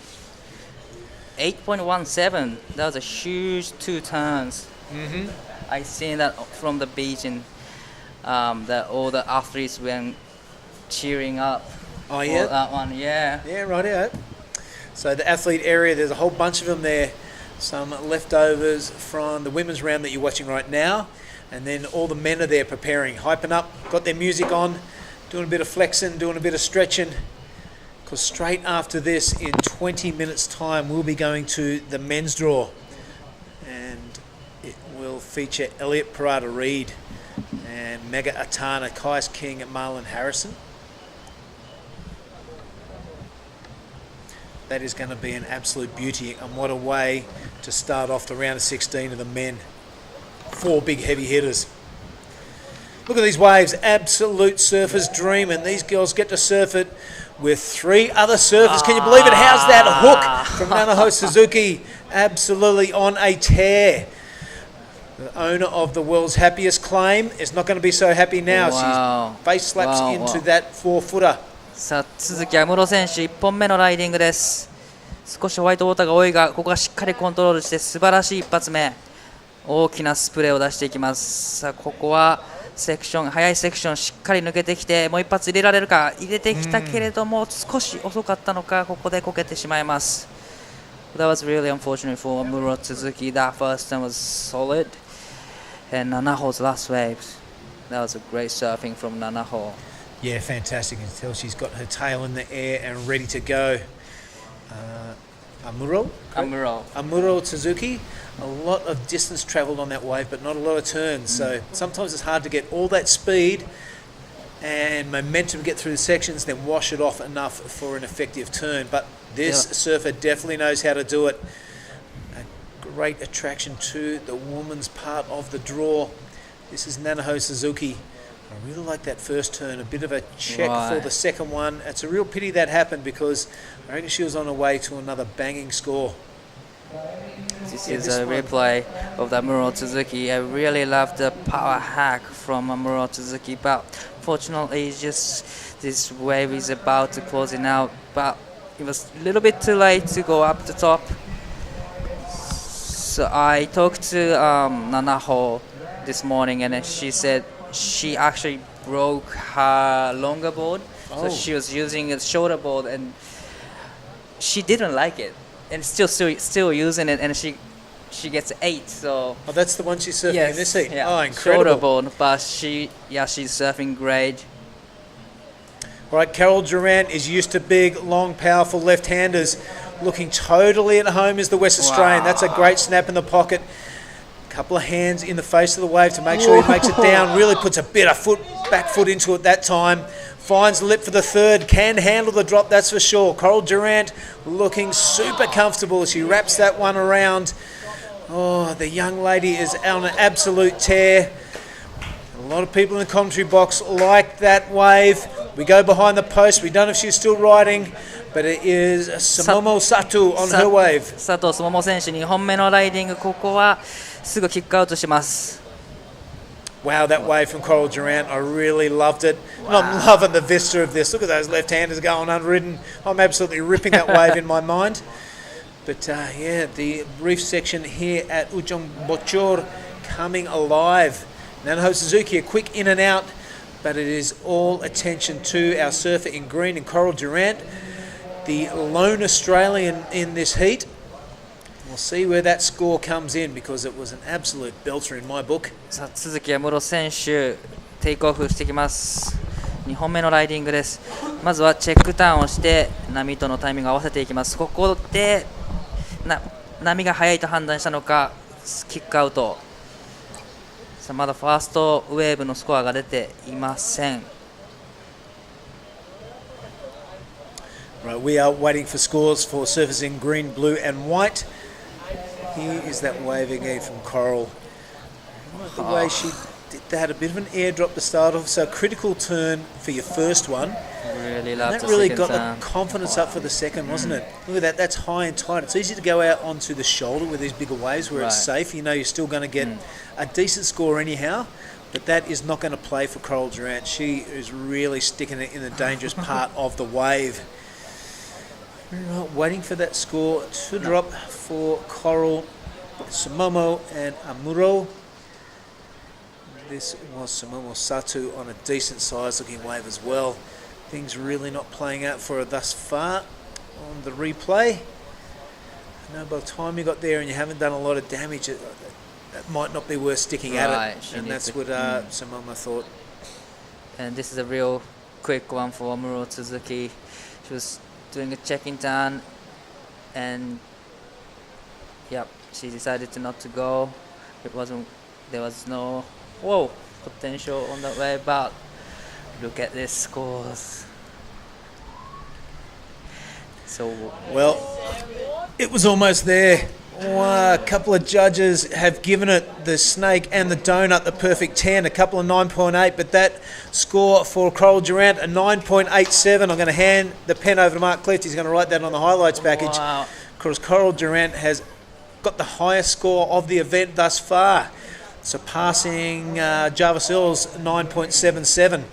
So well done to Coral. So this is a replay of her 9.87. Beautiful first turn, and I really love the second turn right here. Going to the vertical, hit the section super hard, and straight into the third turn. That was a well-controlled surfing from surfer green Coral Durant. At some point I thought it's going to be the perfect 10. Well, mate, just watching this on replay and being super critical, a perfect 10 is you've ridden away perfectly and there's no mistakes. And you probably saw that first turn there. There's a little bit of a wobble. Still fantastic. A little bit of a wobble, and you had to put two hands into the face of the wave to recover. That set her up for the rest of the wave. So that is the only glitch in the armour I saw from the last wave from Coral Durant. And just bear that in the back of the mind. She got ever so close to a perfect 10, but that would be my reasoning behind it. Sumomo Sato has stayed busy. 佐藤すもも選手、テイクオフ 8.70 が必要な状況。これはポテンシャルがないと判断し、すぐさまキックアウト。Well, look at those scoreboard, a huge number. You know, it's a 9.87 for Coral. Still does not have the other surfers in a combination situation. So that's testament to Nanaho's form at the moment, because it's taking off and usually capitalising on every opportunity that she's given. So it's, to coin a cliche, it is going to be battle of the backups. We've got a 5.67 and a 6.10. You know, they're right next to each other. So this could get really interesting between 1 and 2. 12 minutes 30 to go. You can see it right there in your top left-hand corner of your screen. It's Coral Durant out to the lead over Nanaho Suzuki. Nanaho does have a priority, and Sato Sumomo in 4th, looking to better that 2.77. That's not going to be hard to do, but for the two surfers in the bottom in blue and white, those requirements of a 9.37 and an 8.70 are massive. 残り時間12分になったところでシチュエーションです。第1のポジション、コーラル・デュラント選手、なんと2本目のライディングでほぼ10ポイントに近い 9.87 をスコア。2名のジャッジが10点としています。 9.87 をマークし、第1のポジション、第2位に鈴木菜々穂選手 8.17、6.10、トータルスコア 14.20。佐藤すもも選手は 8.70 が必要、そして4位の都築有夢路選手 9.37 が必要となっております。ここでコーラル・デュラント選手テイクオフ。Coral Durant 5.67 is her low scoring wave. I think that is going to remain that way, because this attempt looked like it's going to be no go. No lips to hit as yet, but there's one. Whoa. Totally lays it back.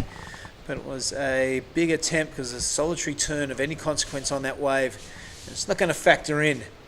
So 15.54 will remain the heat total for Coral Durant. Big hello to Reed and the fam watching in West Australia. Big hello to anyone in Carnarvon. Great old town. It is the gateway to the northwest. This is the replay. Nothing much really to write home about here. But cruising. Just cruising. Yep, in a super confident and comfortable manner. You can tell you're on a bit of a roll when you can just play with waves like this. Wow. Not sure if you're familiar with the wave that Coral grew up on. It's called the Red Bluff in Western Australia. It's kind of like this, but bigger and faster and windier and gnarlier. So this this is playtime for Coral Durant. Right. This is a big skate park for her, definitely. She's been surfing harder conditions for her entire life. Since you're a little baby, little girl. Yeah, it's quite emasculating. You get up there, you drive 14 hours to Carnarvon and then another few hours to the Bluff. It's 5 to 6 foot. You're trying to pump yourself up, and there's this 12-year-old girl just getting barreled the whole way through. You pack up and go back to Perth. And there's a whole bunch of them up there too.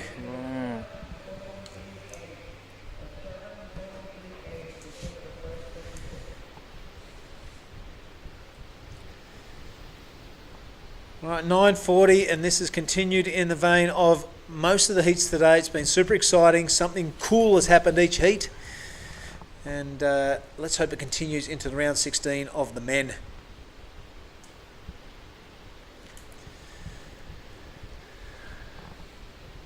Let's have a look at the women's results thus far in the round of 16.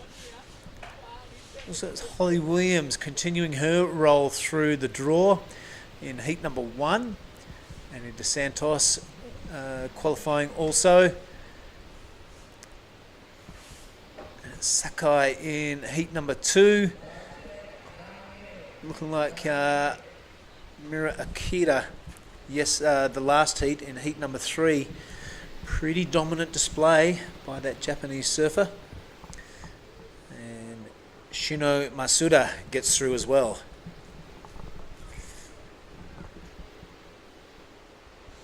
So it's going to be a pretty even spread of Japanese surfers and Australian surfers by the look of it. そう佐藤すもも選手、この波に乗ってくるか、これはポテンシャルがないと判断し見送ります。残り時間8分20秒、ここは2位の争いになってくるのか。セカンドプライオリティを持っている鈴木安室選手がこの波にテイクオフ 9.37 必要です。さあここはチェックターンをしてタイミングを整えます。ここからバーチカルに力強いオフザリップですが、波が崩れてしまい2発目を入れることができません。鈴木安室選手、現在4位のポジション 9.37 を必要としています。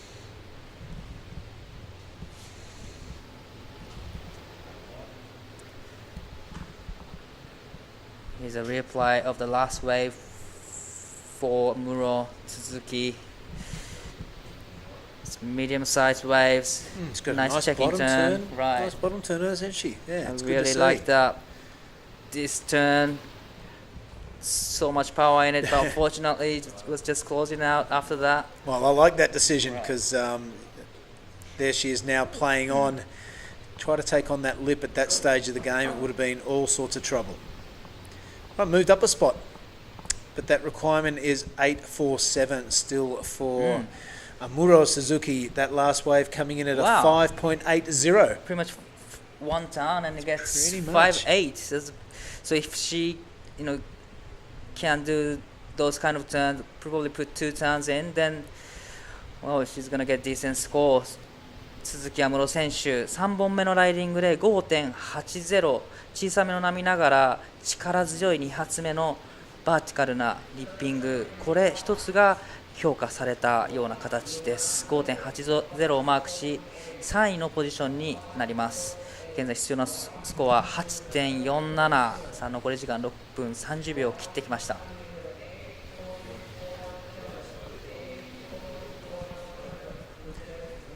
Well, the surfing has been red hot dye, but just outside you may be able to hear it through the effects mics, but it is a festival going on there, a full event. There's been dancing and bands and all sorts of business going on just outside of the contest area. I hope the local populace are having a great time. Certainly there's a lot of hello misters getting thrown around, stopping for photos. If you've got blonde hair and you're young and you look like you're a pro surfer, allow yourself 20 minutes to get back to your accommodation, because there's a lot of hello photo mister. And it's great. Everyone loves it. Everyone being really accommodating.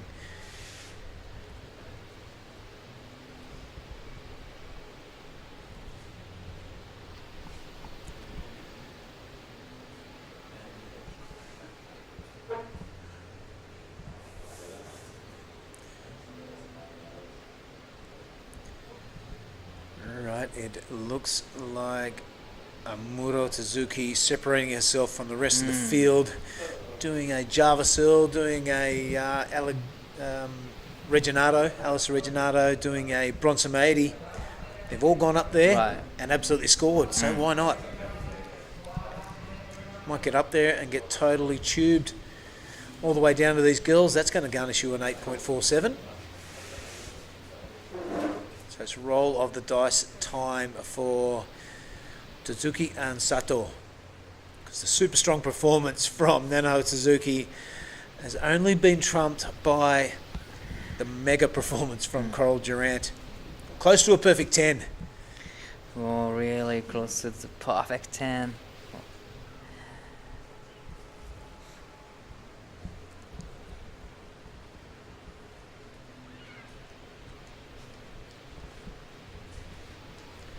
残り時間がもう間もなく4分になるところですが、ファーストプライオリティを持っている鈴木菜々穂選手、しっかりとファーストプライオリティを使って長い間、波の方を待っています。第1位になるためには 7.38 が必要なので、先ほどのようなセットの波、そして肩が張っている波にテイクオフする必要があります。ですがこの会場、波が来ると全ていい波に見えてしまうということなので、その中でもどういうチョイスをするかというのが重要になってきそうです。現在鈴木亜室選手第4位のポジションですが、第3位のポジションでプライオリティを4番を持っていますが、奥に1人波のポジションを取っています。この動き、プライオリティ4番を持っている選手は多くの選手が行っているんですが、この奥にも実は割れているポイントというか、もう一つピークが存在します。ここで奥から来るいい波に乗ると、この手前で待っている3名の選手は波に乗れない、なのでスコアをできる可能性があるということで、1人今奥で波待ちをしている状態です。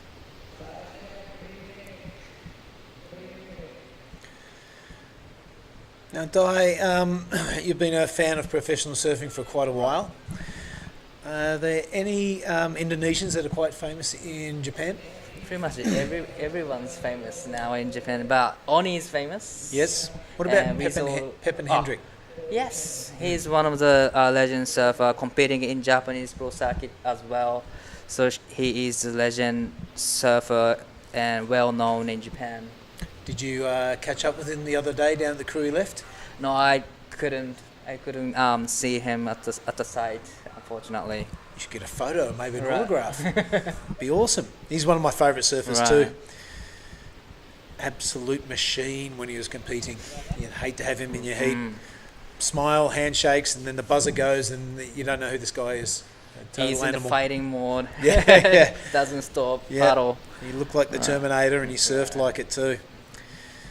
All right, 2 minutes to go in this one. This is Heat 4, the last of the women for the round of 16. And it is Coral Durant out to... Oh, in any other heat, this would be an unbeatable lead. But Nanaho Suzuki has found some form. And that 7.38 is not a massive ask for her. But 1 and 2, pretty safe, I reckon, because Amura and Sumumo have 8.47 and 8.70 respectively as the requirement. It's been an entertaining heat, hasn't it? We got excited when Coral got that big, long wave. We got super excited when Nanaho did that big drop down the waterfall into the happiest claim in the history of professional surfing. Makes you feel good, makes you smile when you see something like that happen. It wasn't rehearsed. It wasn't a bit of anger. It wasn't pointing to the judging tower. It was, I'm so happy. I absolutely loved it. I'm just hoping there's another opportunities for those two surfers in the end. But down to 50 seconds remaining.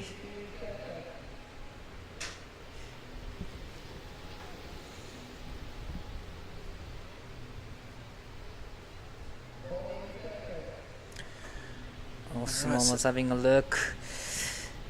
She's not on it. Is there gonna be another chance?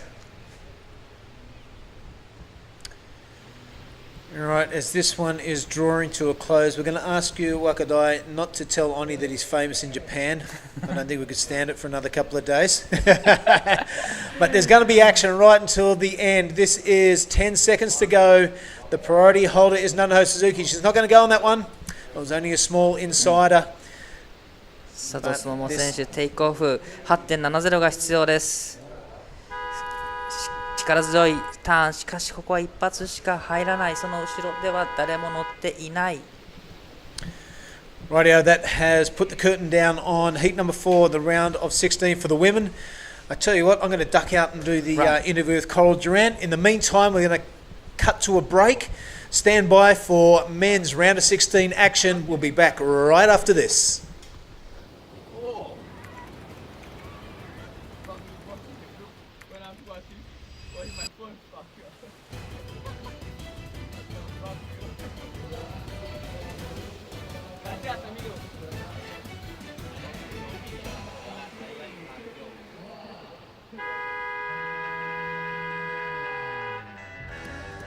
First, I want to thanks to everyone at home for supporting me, and I love you guys, and can't wait to see you guys soon.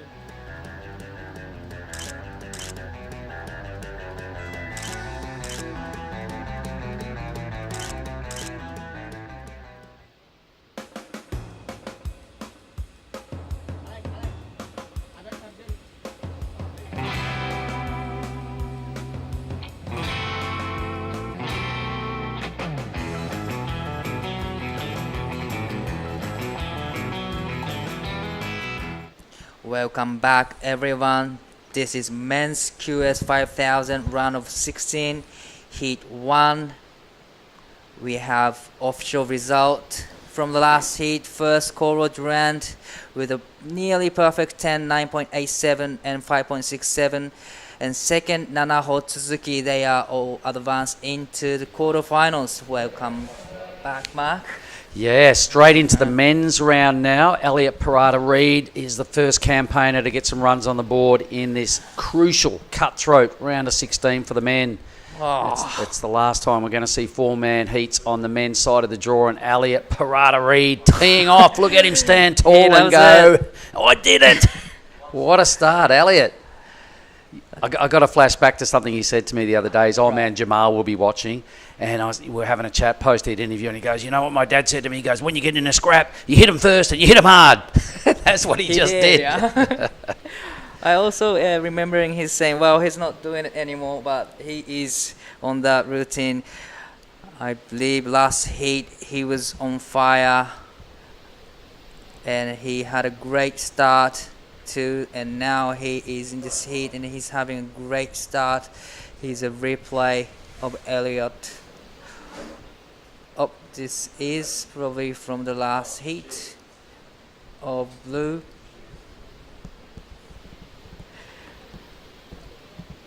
So this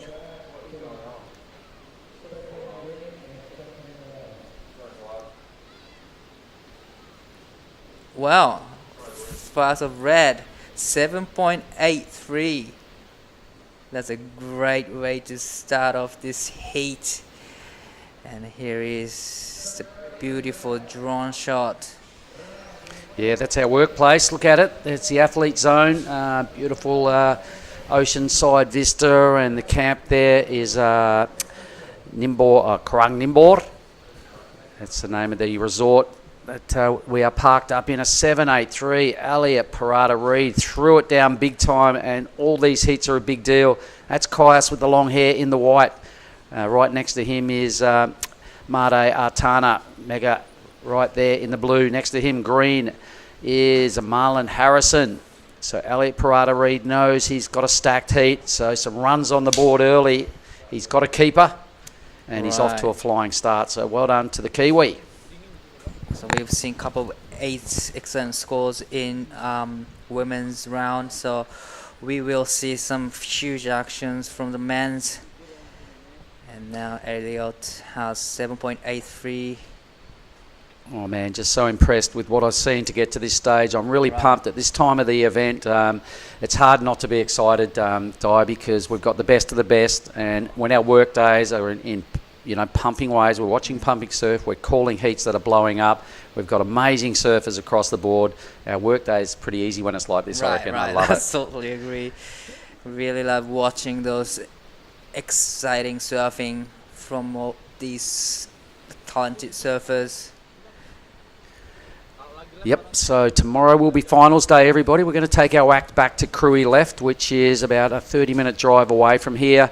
It is a Bingen-like wave. The swell is on the move. It's heading up. This wave will get really burgery and a lot of wash-throughs tomorrow, and really quite out of control big. So we're going to tuck away in this corner. Backup venue is basically Bingen, but a bit longer. So it's a pretty good backup spot. All finals will be surfed tomorrow. 16 heats to roll through. So roughly 8 hours of surfing.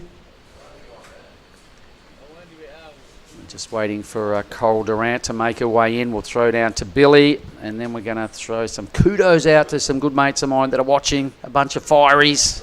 Hold on there, boys. We love your work. Coral Durant had an amazing heat. Reed and his family up there in Carnarvon, or wherever you guys are, must be so stoked right now, because Coral has been waiting for a long time to put together a result like this, and indeed she has. So we're just waiting for the all clear before we throw down. And we've got the all clear. Billy Hangen, to you and Coral Durant, please.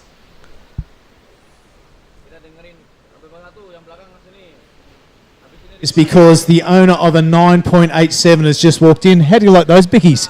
Yeah, I'm frothing. It was good to just get a good one. My goal going into that heat was just to surf good, and I did that, and I'm really happy.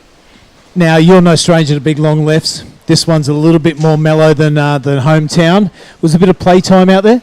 Yeah, well, I'm definitely used to it. I'm very comfortable in long lefts growing up at Red Bluff.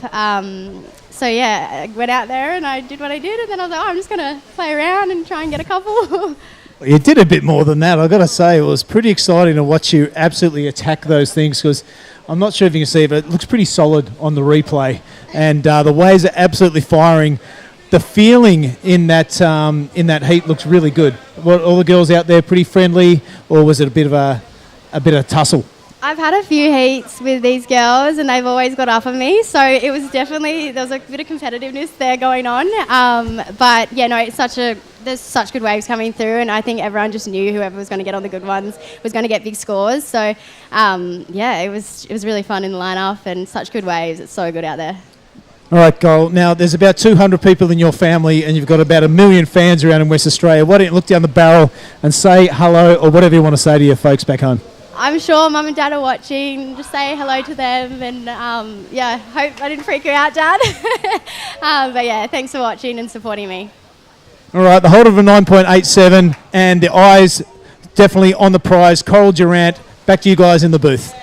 Thanks very much, Billy. And Coral Durant is an absolute favourite of mine. She's done such hard yards to become the surfer she is. She's a former Australian under-18 champion. She lives in the desert. She's got a whole lot of sisters that grew up in like a stone house, seriously, in the desert, this harshest environment. And, you know, they've travelled so many yards. To get to events as a junior, she had to drive, her and her dad, like, you know, 15, 16, 17 hours to get to Margaret River, to get to Perth, to ply a trade, to learn how to compete. Madness. Meanwhile, a lot of waves got caught. Caius King, runner-up here last year. This is him on our screen. We've got a bunch of replays.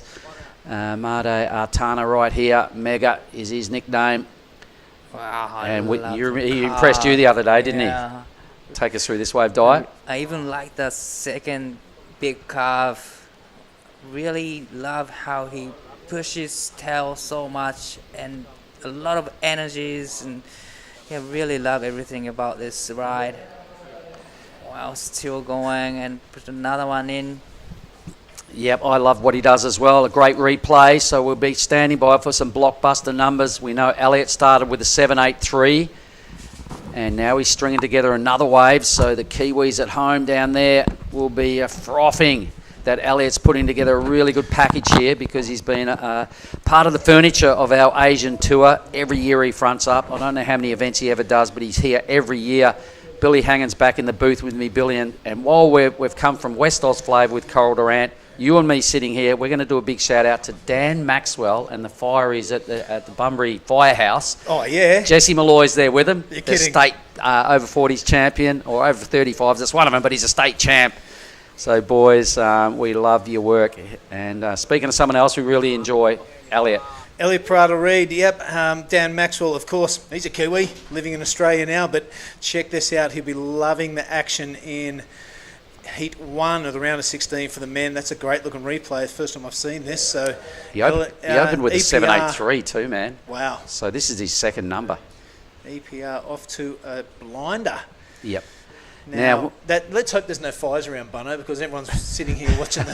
Well, everyone's in the station. they were on their way back to the station to watch, but then they went, we'll just put the lappy up and we'll bring it up. So I think they're sitting in their truck with the lappy up, and I said, I'll do a shout out, boys. I love the Fireys, beautiful. and Lovely. I love what Dan does, and I love the Malloys, and Jesse's become a state champ. So kudos, boys. We it's a very respectable role being a firefighter. Here is Marzi again. Let's stay with the live action. That was a solid tweak to kick things off. More power right in the pocket. So really sticking to the theory and the method to extract big numbers from the judges. He's back in the pocket again. Boom, another huge turn. Strong surfing, everything connected really well right there for Marlon Harrison.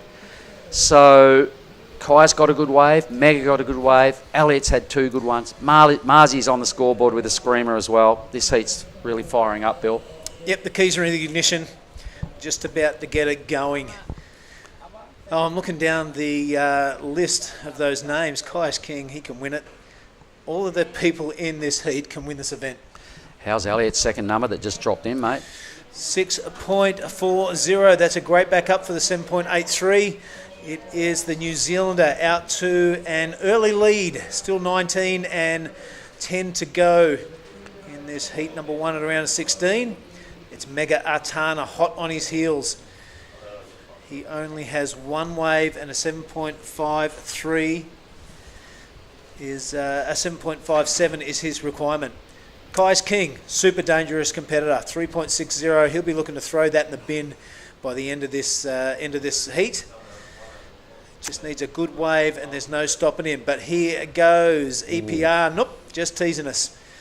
Well, Kai's runner-up last year, mate, so he'd love to go one step better, and he made a whole lot of fans with his surfing here last year. He may not have won, but boy, oh boy, I'm sure his Insta and the rest of it blew out because famous performance. An 8.50 for Marlon Harrison, thank you very much. 6.67 for Mega, Made Artana, and Kai's just languishing there on a 3.60, but he can do a lot better than that, and he knows it, so wow.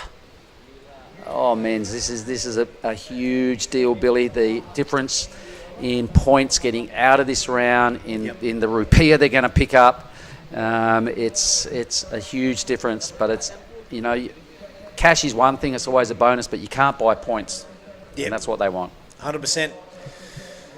Mate, just as the the cut has made the Challenger Series super interesting. I mean, that contest up at Queensland at Snapper was one of the best contests you'd ever watched, straight after Margie's. It's filtered down here, I reckon. Look at these absolute rock stars in the round of 16. Elliot Parada-Reid, well known around the world. Marlon Harrison, an absolute rock star from Queensland. Mega Artana, one of the best known Indonesian surfers, and Kai's King, the rock star from Byron Bay. The QS 5000s are getting sick.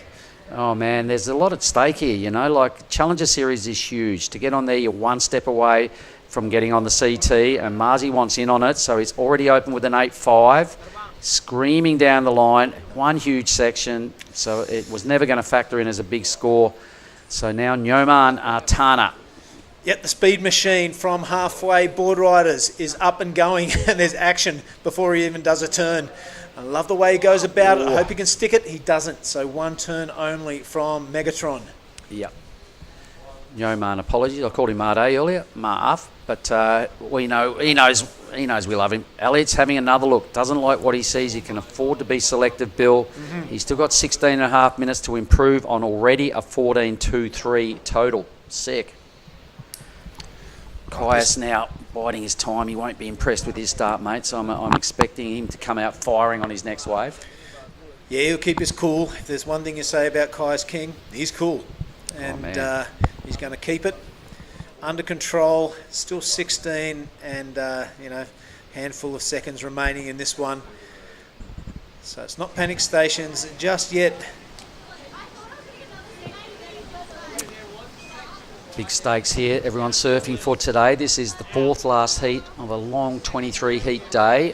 From tomorrow, all surfer on surfer action apart from our pro juniors. The girls and the boys divisions there and the juniors are 4 surfers apiece. Everything else, the other 14 heats will be surfed off with just 2 in the lineup. Over there at Krui left.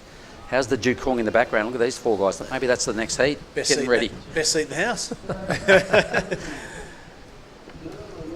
Did you see the interview with Coral? I did, yeah. She's grown up and she got tall.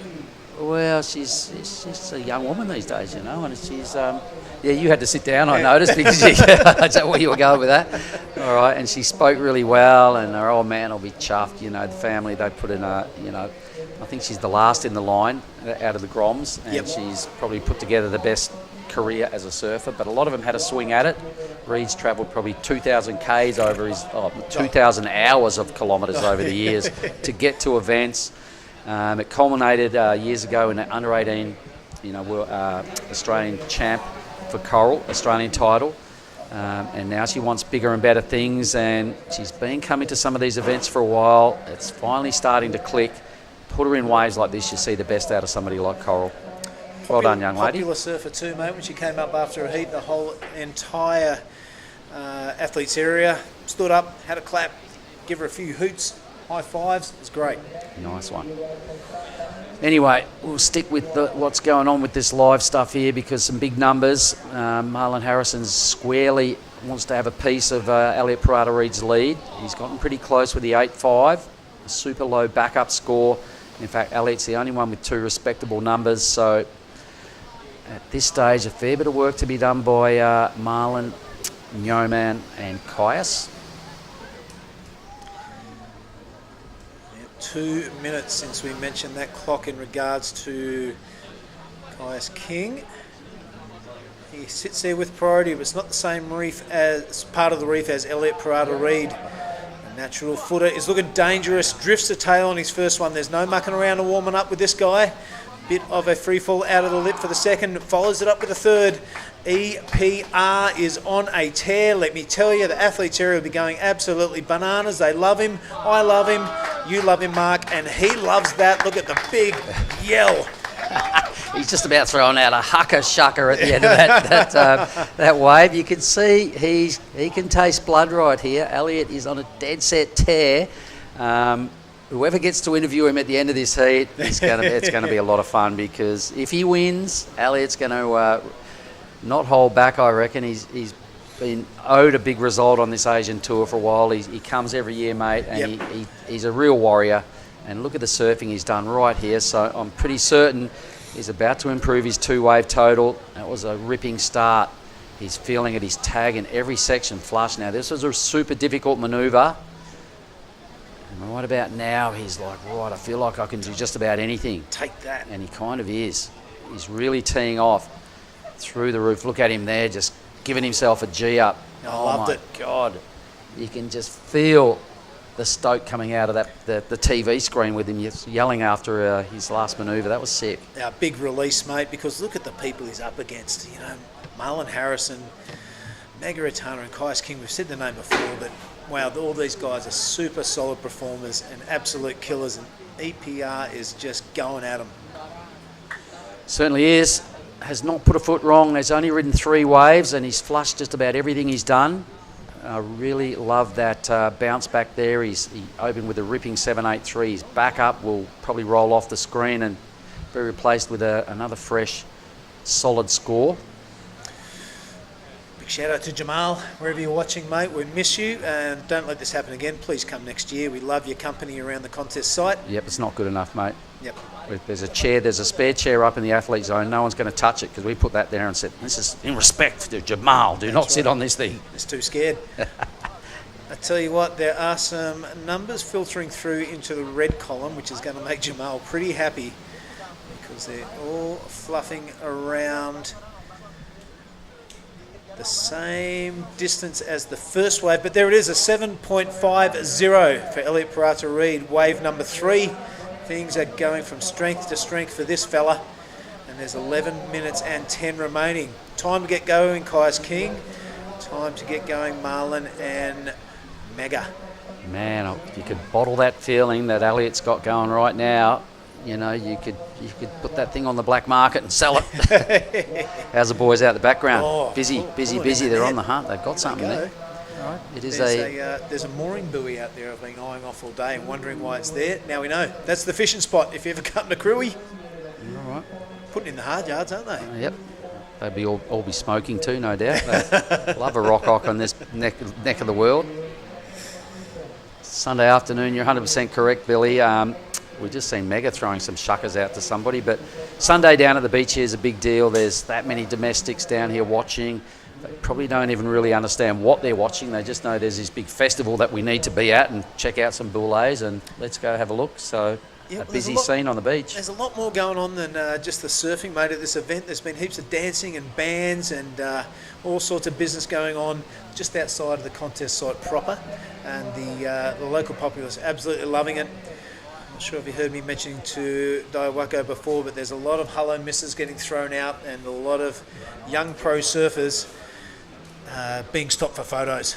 Hello, Mr. Photo, of course. Why you get not? One photo and that just attracts another crowd. You're stuck there for about another 5 minutes. You almost can't stop, can you? Sometimes you've got to be a little on the rude side and go, well, I'm in a hurry.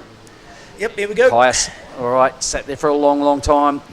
The unmistakable flair of Caius King with the long hair. Boom, crunch, nails it. Right, something else. Got to stay busy here. It's a smaller wave. It's an inside track, upside down a number of times, so the judges will really have to take note of this wave and compare it against the really strength waves of Elliott's and the 8.5 of Marlon. Mega, here we go, Bill. Mega absolutely drifting the tail. I'm not sure what number turn that is. It doesn't matter because the cracker doesn't complete it. That's a bit of a bum up, Marlon Harrison. Yep, shimmering. He's made a little fumble as well, so big advantage out of all this goes to Caius, and he's the one that needed a bit of love in this heat, so here we put himself back in the mix. He needed a 5.91 to track down Marzi, who's just gone over the handlebars. I thought it was strategically very smart from Caius King. It's got down to that 9-minute mark. As we watch the replay of Mega. Good first turn. I'm not sure where we joined it. That was there. Okay, so a couple of crackers.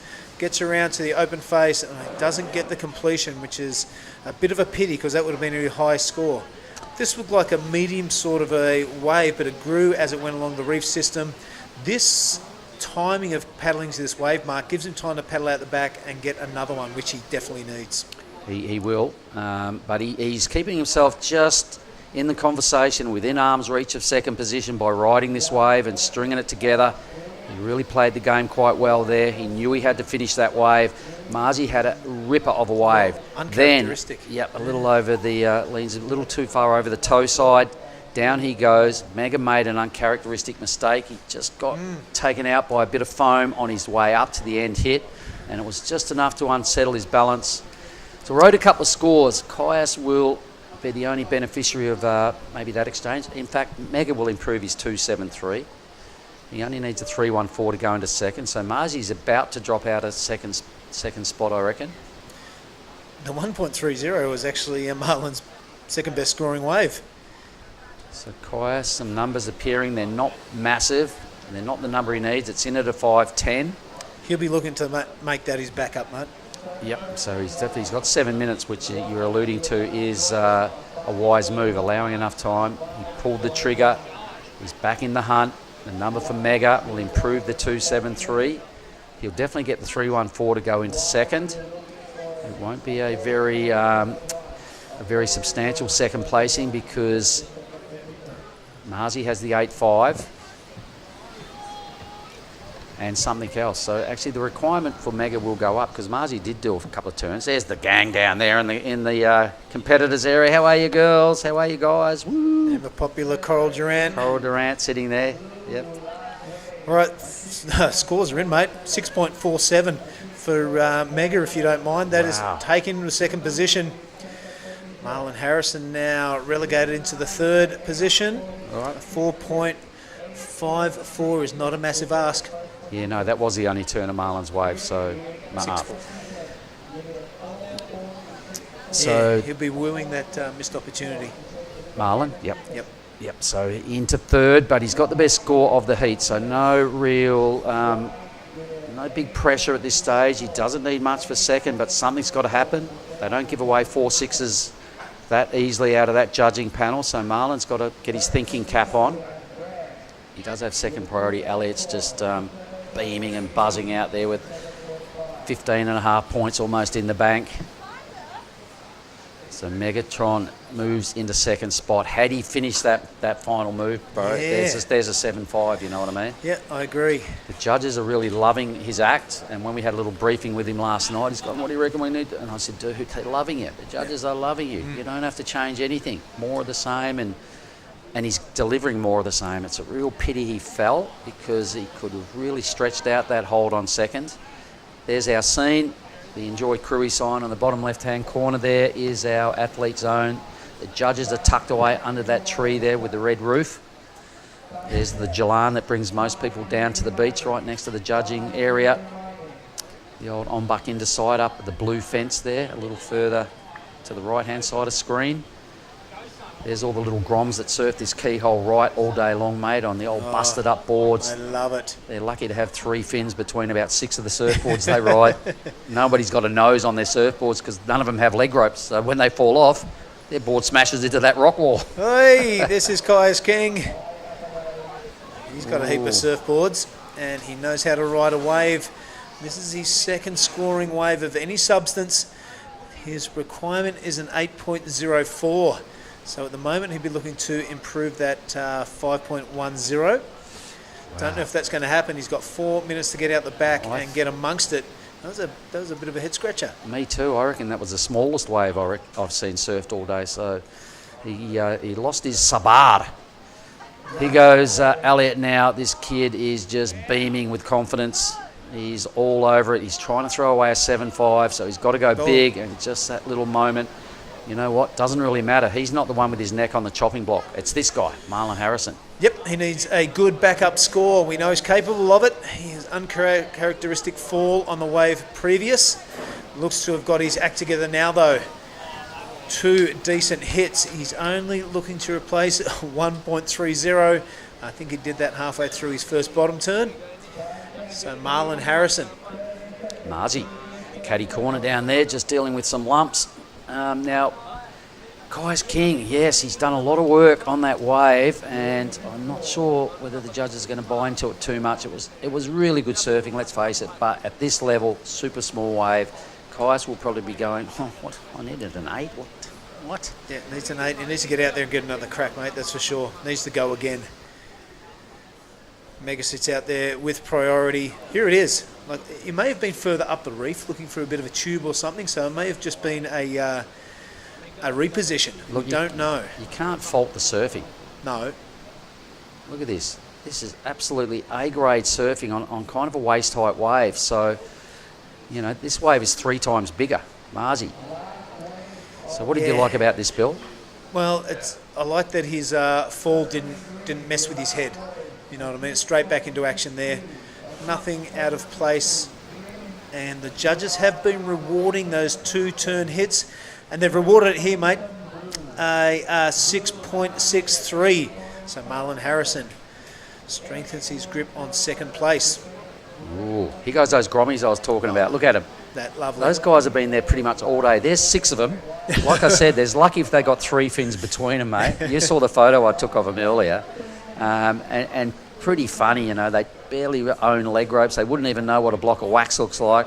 But they're having so much fun down there. That's about where you start your paddle out.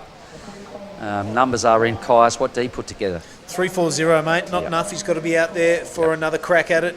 See if we can make out the colours as we get that drone shot. I can't see white. Maybe that is him up the reef. That's green right out. Oh, no, so green. That might even be other heat paddling out. I don't know. I've lost it. I don't know.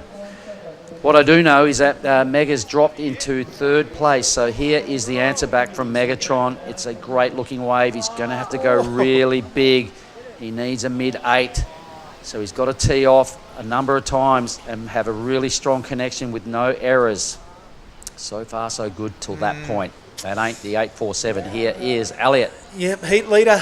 Elliot Parata Reed stabbing it through the roof. He seems to be on a roll, happy and fluid is the Kiwi. 1 minute. Kai's King has second priority but is nowhere to be seen. The fact that he has picked up a priority would suggest that he is in the takeoff area. It is that pesky Marlon Harrison. He's got second place and he's also got first priority. So 40 seconds to go. There's got to be a 2-wave set if there's any hope for Kai's King. What a start. There he is there, just coming to the right of screen, Mark. Yep, 35 seconds. He needs something in a hurry. Hang on.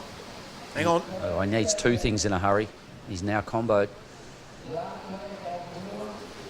Wow, yep, look at that. All right. This could be the upset of the event thus far, I think. Well, Mega as well, with a 13-14 2-wave total to finish in 3rd is probably hard done by because it's a big number. And I don't think many people have missed out with 13 points in the bank. No. So he could consider himself a little unlucky. Ripped his way into this position, which will be effectively an equal 9th. This has to be a big half-court Hail Mary if he's got any... No, what is he in combo? What am I talking about? Yep. All right, Kai's King is relegated out of the competition. That is a massive shock to a lot of people, including myself. Let's take nothing away from Elliot Parata Reed and Marlon Harrison progressing into the surfer-on-surfer action tomorrow. Look at the emotion coming out of Elliot. I love it. I get to have a chat with him, so I'll go down there and set myself up. That's going to be fun. And once again, to Dan Maxwell and the Fireys in Bunbury. We love you, boys. Okay, back in a moment with heat number 2.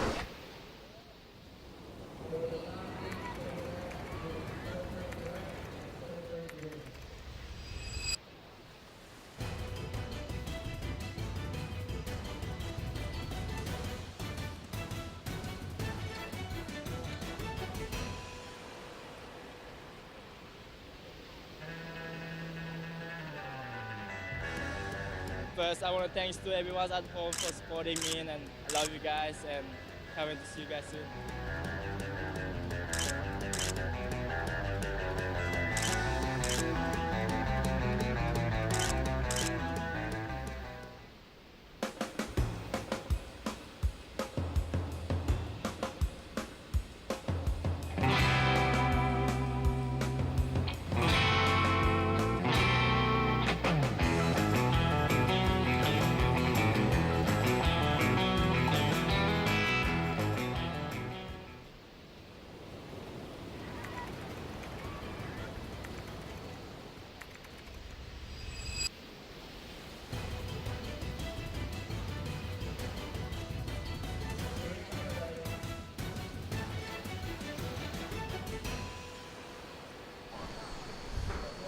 Yes, welcome back. This is heat number 2 of the round of 16.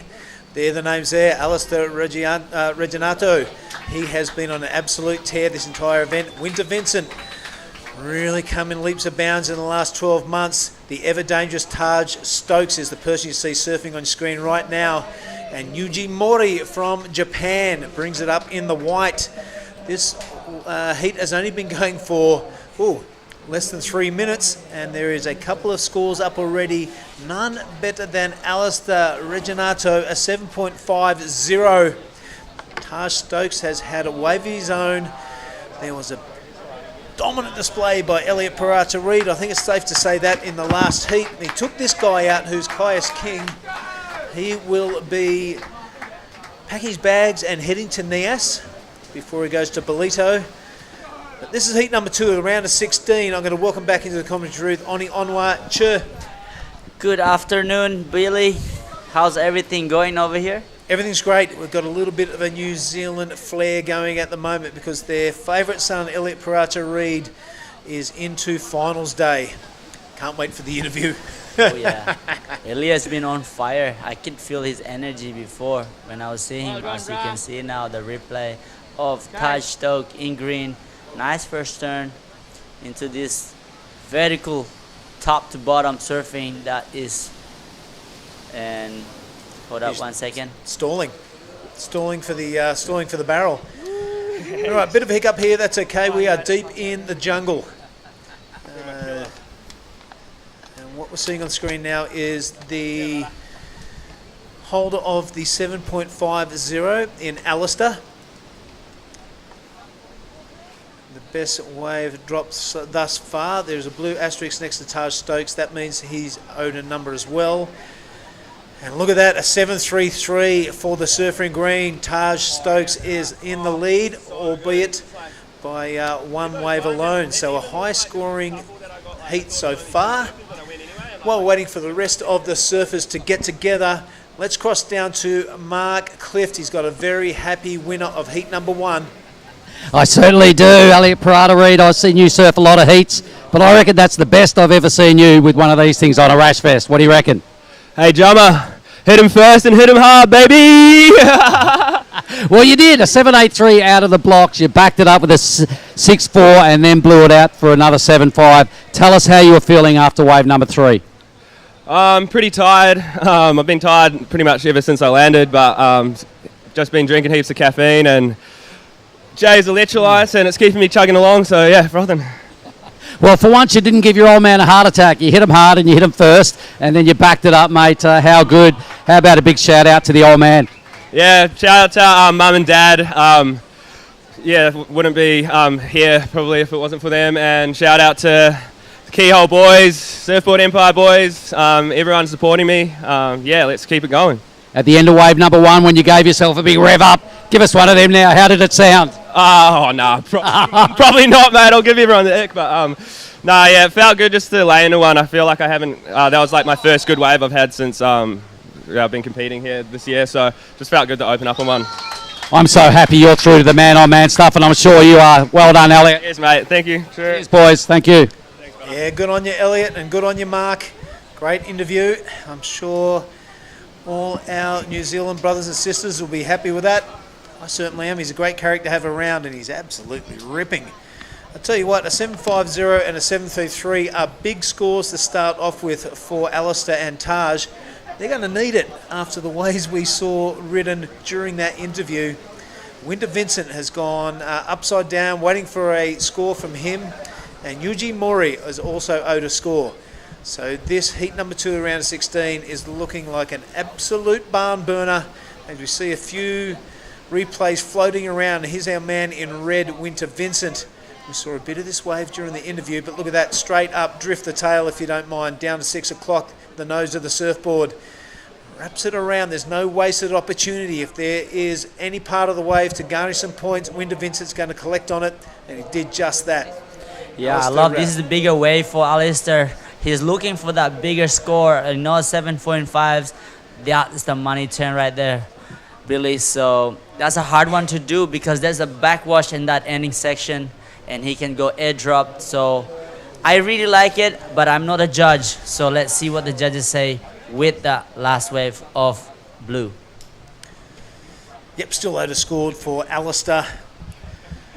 Scores are filtering through for red, and we're still owed a score. No, we're not. There, Eugene Murray is through with a 5.50. So all surfers with a score on the board. Just after we get reds coming through. I was impressed with that wave. On the Onwa, I was giving it a big thumbs up as I was describing it, so it definitely pleased him. I tell you, it's pleased the judging panel, because it comes in a flat 9. How do you like those biscuits? 9 for Winter Vincent. That has leapfrogged him straight into first position over Alistair Reginato. There is a score coming for him. Taj Stokes and Yujimori, one wave apiece. They'll be looking for a good backup, but a 9 on Onma, come on, that is the way you want to start your round of 16 heat. Yep, that's it, Billy. Round of 16 is where everybody serves amazingly. Also, the wave just picked up. So many nice walls to hit. You can go really upside down out there, as you can see. Last wave of red, Alistair Reginato, was a 6-point ride, and he is a Yuji Mori. Last wave, that's his first wave, was a 5.5. So you gotta step up the game as everybody is going. Some backside hangers out there. Yeah, a lot of backside hangers, and that was an absolute ripper. Yeah. Yuji looked happy with it, and why not? A 5.50. Love this mid-face bottom turn and a little bit of a tail drift, if you don't mind. That was almost completely vertical. This surfing from Winter Vincent is effortless. Look at that, 3 really decent turns. The first turn is something we haven't seen before in this event. Yes. You know, most people would have just raced around that lip line and look for the pocket to hit. So the imagination and can't think of the word, but the imagination from Winter Vincent, spontaneity was fantastic, resulting in that 9.00. Yeah, I mean, it's a tricky section, and he pretty much showed not just the fin, but almost the whole board. Yeah, it made it look easy. Above that lip, and control comes out with the control and goes straight to a next turn, and nice finishing. That's what the judges are liking right now. So how you can see, White is paddling, our surfer from Japan. This is Yuji Mori. What he's gonna do, really fast in the line. All right, the kicks out. That's all he does at the back. We have Alistair Reginato. He's been ripping lately. In and out for him. But Winter Vincent, mate, he doesn't make many mistakes. The wave selection seems to be on point as well. He sticks it high, he sticks it handsome. He's going to have to complete this one for a decent backup. He does. Guy can't fall off. It's absolutely incredible. in that drone work, he's actually, you can see how he pushed the tail out. That's super technical move he does. For the judges have to really look how critical this guy is. You can see this turn, look at this turn right here, boosh, straight into this tail kick bomb. That was clean and smooth. That was it. So Yeah, great Winter surfing. Vincent for his backup score underwater. So the announcements won't be made until the score is dropped, of course, but until the surfers are in a position where they can hear it. A 4.50 is a requirement for Winter Vincent to head into first place. I think we can put our neck on the line and say he's definitely going to get that. He has a 7.43 for the surfer in red. Winter Vincent continuing his march through the round of 16. He's not having a good time there underneath the white water, but he'll be happy when he comes up and hears that score of a 7.43 for a backup, if you don't mind. Alistair Reginato is now relegated down to second position, an 8.94 his requirement. So all of a sudden, in the space of one exchange, Winter Vincent has taken a stranglehold on this heat number 2. Round of 16, the action never stops at the Krui Pro 2024, presented by the government of Pesisir Barat. Oniwanwa, I'm having a great day. What about you? I'm having a great day too, Billy. Just good to finish off the day with excellent surfing. As I've been mentioned lately, that I really like to watch these guys actually going head to head with excellent scores, with a 9-point ride by Vincent and a 7.43 as Alistair Reginato. I'm really excited to see this guy also a bigger face, because he has so much power that thrown by Alistair Reginato. Mate, just that red jersey on screen, I'm pretty sure that was Elliot Prada Reid. I think he's out there just enjoying the moment. It definitely wasn't Winter Vincent. Nah. Elliot already won the last hit. I realised this. Yeah. Looking at the face, I don't think he's come in. Oh, he's done the interview. You're right. He's done Already, the interview, but yeah. that didn't look like Winter. Yeah. He's got the messed up hair. Something about the red jersey. Yeah, something's happening. Something's happening out there. I'm not too sure what it is. He's Yeah. never flustered. He never looks out of place. But yeah, you're right, mate. Elliot has come in and done that interview, so I've had a bit of a brain fluff there. But, Having too much fun, Billy. well, let's hope Winter Vincent isn't in some sort of mischief. He hasn't joined the rest of the pack so far. Maybe he's just a little bit rattled. I think Winter is got stuck by those two big sets on the wider one who just came before, as we saw on the drone before, Billy. So he's still piling out, still trying to get his way back in the lineup. As you can see, a total score with a 16 minutes to go, with a total score of 16.43.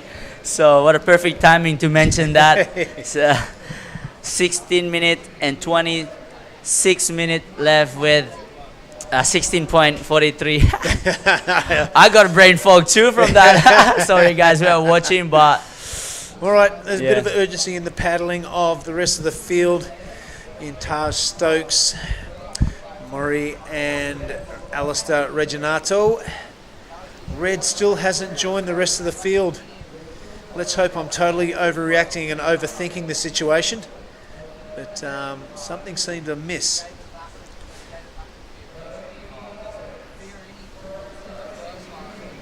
so right now, Taj Stokes be thinking, okay, my game has to step up a little bit. I have the priority. I need to pick that wave that allow me to get a 9, like Winter Vince's. Yep. So might as well dream big, because there's plenty of time to chase the score, and all of these guys are capable of getting those 9s too, Billy. So you just get a matter of the wave selection and how they're timing their turn from the top to bottom. Very good point, mate. You're exactly right. All of these surfers are capable of the requirements. Biggest amongst them is 8.94. The smallest, the 6.18. Taj Stokes can do that in his sleep. He has second priority. Oh, forgive me. He has first priority is Taj Stokes. Winter yet to pick one up, suggesting that he's not in that takeoff zone just yet. So right now, as you can see, there's Alistair and Taj Dog are both from Sunshine Coast. There's so many surfers are doing so well from Sunshine Coast here. It would be cool to see what the after party will be. Celebrating. It's finals day tomorrow, mate, so there won't be any celebrating today. If you do get through this round of 16, it's all business tomorrow. It's Exactly. where the big chocolates are up for grabs. Big chocolate. I want some big chocolate. Here he comes. Bottom of the left-hand screen, that is Winter Vincent. I was overthinking and overanalyzing everything, so that's good news. Picks up 4th priority. So here we go. There's wave coming now. Taj Dog is looking. He's getting his position right. Will he go on this one? He's thinking about it. If not, Yujimori will take, but as you can see, now he's using priority. This is Taj Dog in green. Looks like he's going deep bottom turn straight into the pocket and holding that rail a little bit into the pocket again. Push a little bit of tail, but the waves just run off from him. Good turn. Yeah, 2 turns only, but they were good. It's a good analysis there, Oni. I like that last one. Drifted the tail out. See it from the front on angle. These waves are just beautiful. You'd love to be out there surfing. Like the second one. Brings it right up high, drifts it around a little bit. I wonder if he didn't do that drift, if that wave had run off quickly, or he could have got some more scoring potential. But look at that, it was a bit of a closeout. Yeah, so Taj Dog knows that when he takes off on a wave, that the judges want to see a complete maneuver. So doing half turn, and if you float over that fat section, that running section, yep, he will not get rewarded for a good score. So he has to go a little bit harder, as he heard the score of Winter Vincent and Alistair Reginato.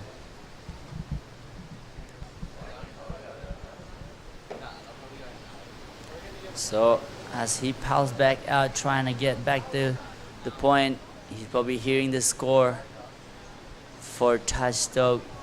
As you can see now, Alistair Reginato, nice turn, very cool. I love this guy surfing, so much power, throws a lot of spray. If this wave walls up, he's not giving any wave a chance, because he's gonna keep fighting this wave. Look at this. He's waiting for that section to wall up. Unfortunately, not really. Yep, Moray now on the answer back. He's currently 4th. He is going to have to go big, and that's exactly what I tried to do. But Yuji coming unstuck. An 8 is his requirement. That's not going to do it. But Taj Stokes is filtering around that area, and there it is, an 8.10 for the last of Taj. 2 decent turns. They loved it. Exactly. So as what I said before, the judges like the top to bottom. 2 is max, but 1 is okay. So as you can see the replay, he knows this turn he felt really nice, and he has to finish it really well here. See the completion, he just pulled his board all the way back. So he's not thinking about the next turn.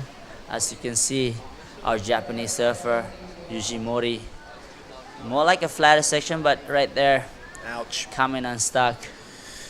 And this is an interesting one, mate, because Alice's has dropped a 4.23.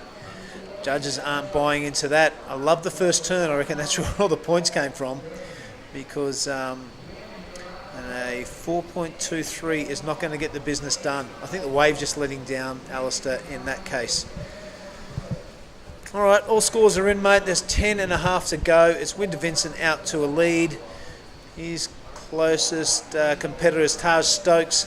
He's going to have to cough up an 8.34. Alistair Reginato, a 7.94 to take that second position off Taj.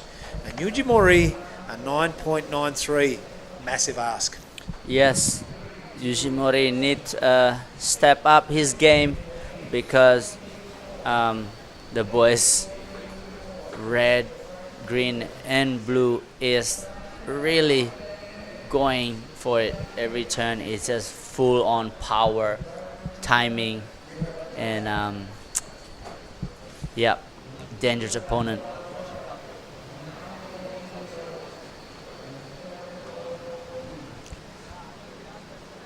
Seems like there's a few sets coming in. Priority is with Winter Vincent, our currently heat leader with a 16.43. I wonder how comfortable he is sitting at the back, but knowing the Taj Stoke is a dangerous opponent. Here we go, red up and riding. It's our currently heat leader. How smooth is that turn? Straight to another one. Throw a lot of spray with the control. I love that float. What he's gonna do in this finishing. Whoa, this guy has the style and has the power with the flow. I like that, Billy. I really like it. Yeah, there's absolutely nothing wrong with Winter Vincent. Can't remember the last time I saw him fall off. He's on an absolute blinder today. So if he can carry that form over in tomorrow in the finals day, look out the rest of the field.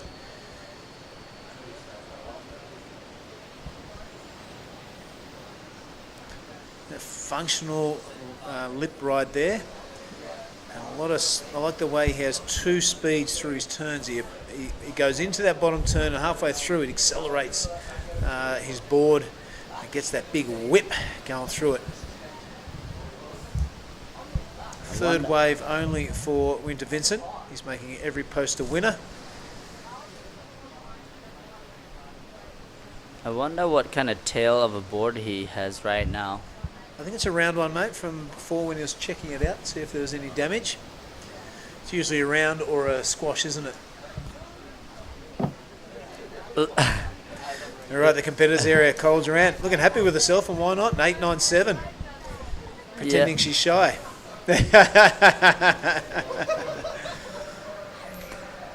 So, yeah, I think it's going to be Swallowtail, to be honest. Well, we'll have to find out later in the post-heat interview, because now he's got an 8.07 to his name. How do you like those bickies? Going from strength to strength is Winter Vincent. 8.07 and a flat 9. 8.98 now the requirement to Taj Stokes. All right, it's on for second place, and Yuji Mori is still in the hunt. He's going to have to get a couple of waves, you would surmise, but that is the way to go around it. He finds the lip twice on this wave, but it's running off into the channel, and that's all it will afford him.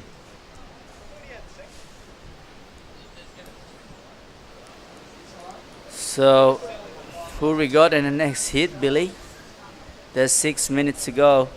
6 minutes to go, mate. Dylan Moffat, who's been in great form, will take on Grayson Grant, who is in the corner with Owen Moss, if you don't mind. A little American connection there. Saxon Reba, who put on a great display earlier today. They'll be taking on the New Zealand veteran Billy Steadman, who has been looking unstoppable. There you go. I actually like this wave of Yuji Mori. He went vertical on this turn. Boom. Yep. And I like this one even better. Right there at 12 o'clock. So let's see what the judge, similar to Taj Stoke, maybe a less... bit smaller, mate, and a bit Small wave. less critical. Reflected in that score of a 5.77. So Winter Vincent and Taj Stokes, the two progressing positions. Just under 6 minutes remaining. It's been a long day. It's been a great day. We have scratched our way through 23 heats by the end of it. So a big chunk of competition out of the way. Tomorrow will be finals day. Will it be here? Will it be at Krui left? Huey's going to decide. Either way, we're on a winner.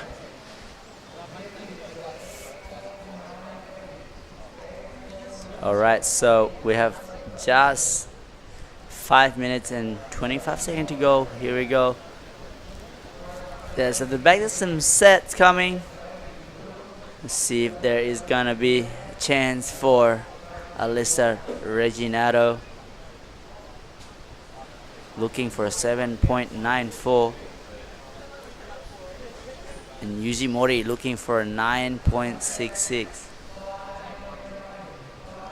There you go. As you can hear in the back, 5 minute remaining. Look like Alistair Reginado is going for this one. Look at this wave on him. Nice wall on this one. He has to go big on this one. Really nice first turn. Hold the right. Whoa! Yeah. That is one of my favorite turn for sure. But is this wave walled up? No. But that 2-turn, Billy, I think that was a money turn. If you can watch that in a slower motion, it's gonna be a good turn. Yeah, the first one was super impressive, wasn't it? Yeah. Love it. I love it. So Alistair Reginado knows what he needs to do. So right now he's probably going back out and trying to get that same turn, but a bit longer face. 310 of them for sure. He's gonna get the score. It's going to be interesting, mate. There's just under 4 minutes remaining. An important wave in the scheme of things. Winter Vincent has a stranglehold on first place via a 9 and an 8.07. Taj Stokes, while it's been a solid performance, he is not necessarily safe because he's got a rampaging Alistair Reginado nipping at his heels. A score to drop from Blue. Judges will be up there comparing that to the high-scoring 8.10 of Taj's wave. We'll see if anywhere near that ballpark. It doesn't have to be that high, but it has to be in the same street. Same street, different number. Here we Look go. at I this. love this first turn. How's that super slow-mo action from the ASC media team? Blast that thing. And even when he comes out of the turn, he's right Straight next away. to the white fluffy stuff. And again, it's pretty to watch, isn't it, Oni? I love it. It's so cool to watch that one because he's like, after that first gnarly turn, he didn't even give any second. He just went straight down and straight up as he holds the rail of his board and go almost 1 o'clock on that turn. Oh, yep. And come out clean. So I rewarded really good score. I mean, good surfing, and judges are taking their time. Yeah, well, there's no other waves being ridden, mate, so why not get it right? Yeah. You know what I mean? We don't. The judging panel doesn't want to be rushed and put themselves open for Lister. study of that score. Open themselves up for ridicule or deciphering their decisions. I'm rambling on a little bit because I can see the scores dropping in the blue column. An 8-1-0. It's exactly the same as Taj Stokes. As we see Yuji go over the handlebars. So the big mover and shaker within the last 2 minutes has been Alistair Reginado. Takes out second position over Taj Stokes. 7-5-0 his requirement. Alistair looking to better his situation here. This is live action. Sticks it high. This is a man full of confidence at the moment and really whacks around the second one. A bit of texture on the face, but he's going absolute bananas. There's Alistair Reginado. He's got his tail up. He's full of confidence. Look at the surfing on this young man. Gone on the inside, looking to replace the 7-5-0. He's given himself every chance. Winter Vincent behind him. Yeah, this is Winter Vincent, our currently heat leader. Looking really smooth and fast, spicy, throw a lot of spray. Look at this turn, bam! And it's like, I'm gonna show you, Alistair. There you go, that's the spray for you. Oh, yes! He's just loving it. How's that smile? 50 seconds to go. Looks like Hang at the on. back. Hold the phone. This is Taj Stokes. He needs a bit of a score. He's going to have to go really big and do something really spectacular. I'm not sure that will do it. A 7-5-0. He thinks he's got enough. Gives it the big fist pump. We haven't seen the entire wave. So things still out at the jury. What a heat. Wowee, what a heat. That's exactly right, Oni Onwa. There's 30 seconds remaining. We're waiting for scores. I tell you what, we're going to stick with this one, I reckon. Build the tension. Wow. And see who gets through to finals day. We have to stand by, everyone. Don't go anywhere. This We're is watching the last replay. of Alistair's. So this was it was an impressive wave. This is just after he got rewarded the 8-1-0. Okay, let's cross to Yuji now. Not much going on there. Well, this could be live action. But that's a massive 9.83 that Yuji was looking for. I don't think that's going to happen. You can tell by the body language, this little cruise into the channel and into the shoreline for the last time. But we are waiting for scores from all surfers, none more important than Taj Stokes. 7.50 his requirement right now, but we do have a decent number to drop for Alistair. Winter Vincent may continue to improve his situation, and 8.07 his lowest score. As we're watching the replay from Taj. Whoosh. Right, that was about it. I don't think that's going to be enough for 7.50. If the claim counts for anything, he's going straight to first. Yeah. But we'll see what they say. A big high fives in the channel between Alistair and Taj. Two good mates, two competitors, and two great showmen. I love that sort of stuff. The judges will be up there replaying everyone's ride. Wow. As the boys join Winter Vincent there. Anyway, it's second place up for grabs, and this is what we're waiting for, because it's either going to be Taj or Alistair joining Winter Vincent on finals day. The next heat in heat number 3 will be on hold. You're right, Billy. I think Winter is on a round tail right there. Round squash. Yep. Big, tall, lanky guys love round tails, mate. Yeah. Easy on the knees. Right, each column has a blue number in it with an asterisk. That means we're waiting for a score from the judging panel. Oh. Taj sitting out there. That was Dylan Moffat looking at. Dylan, sorry. He's like, when am I my turn? All right, everyone is in suspenders in the athletes area. God, there's me on there. All right, let's have a look at Alice. There's a 6.73. That does not factor. So the song remains the same for Taj Stokes. A 7.50 is what he requires to oust Alistair Reginato of second place. Ooh. There's his photo there. You can see the scores filtering in. The 7.50 looks to be out of reach. One more score to drop in, and we'll know the fate of Taj Stokes for 2024. Oop, they've disappeared. There's Alistair. How's the photo of Taj Stokes? It's big rum there. No hair now. Right, Alistair currently in second. He'll be looking for the scores coming from Taj. His fate in the hand of the judges. Coral Durant with an interest in this also. Waiting on that score for Taj. Yeah, you never know until it is in the column.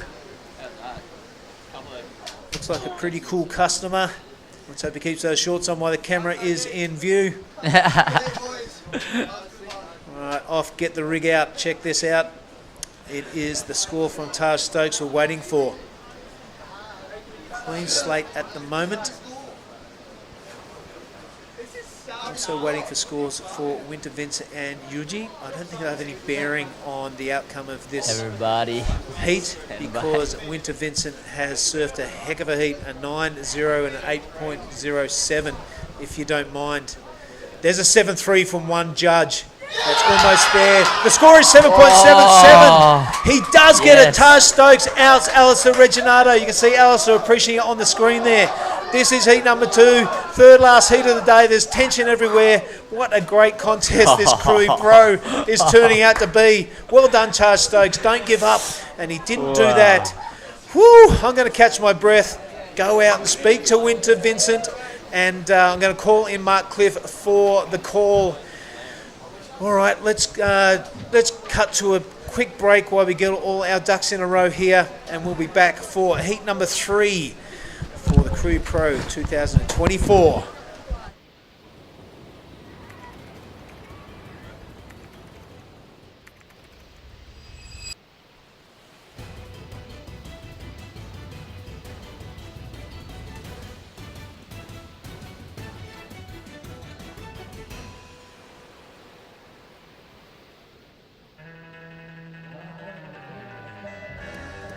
First, I want to thanks to everyone at home for supporting me, and love you guys, and can't wait to see you guys soon.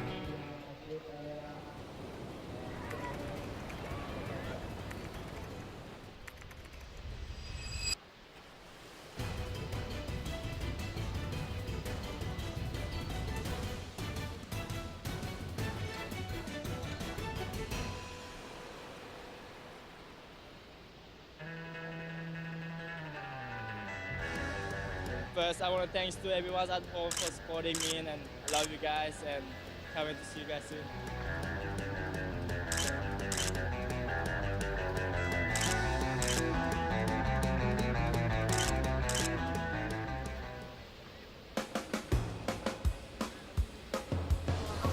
Alright, so we are back as we saw that last hit.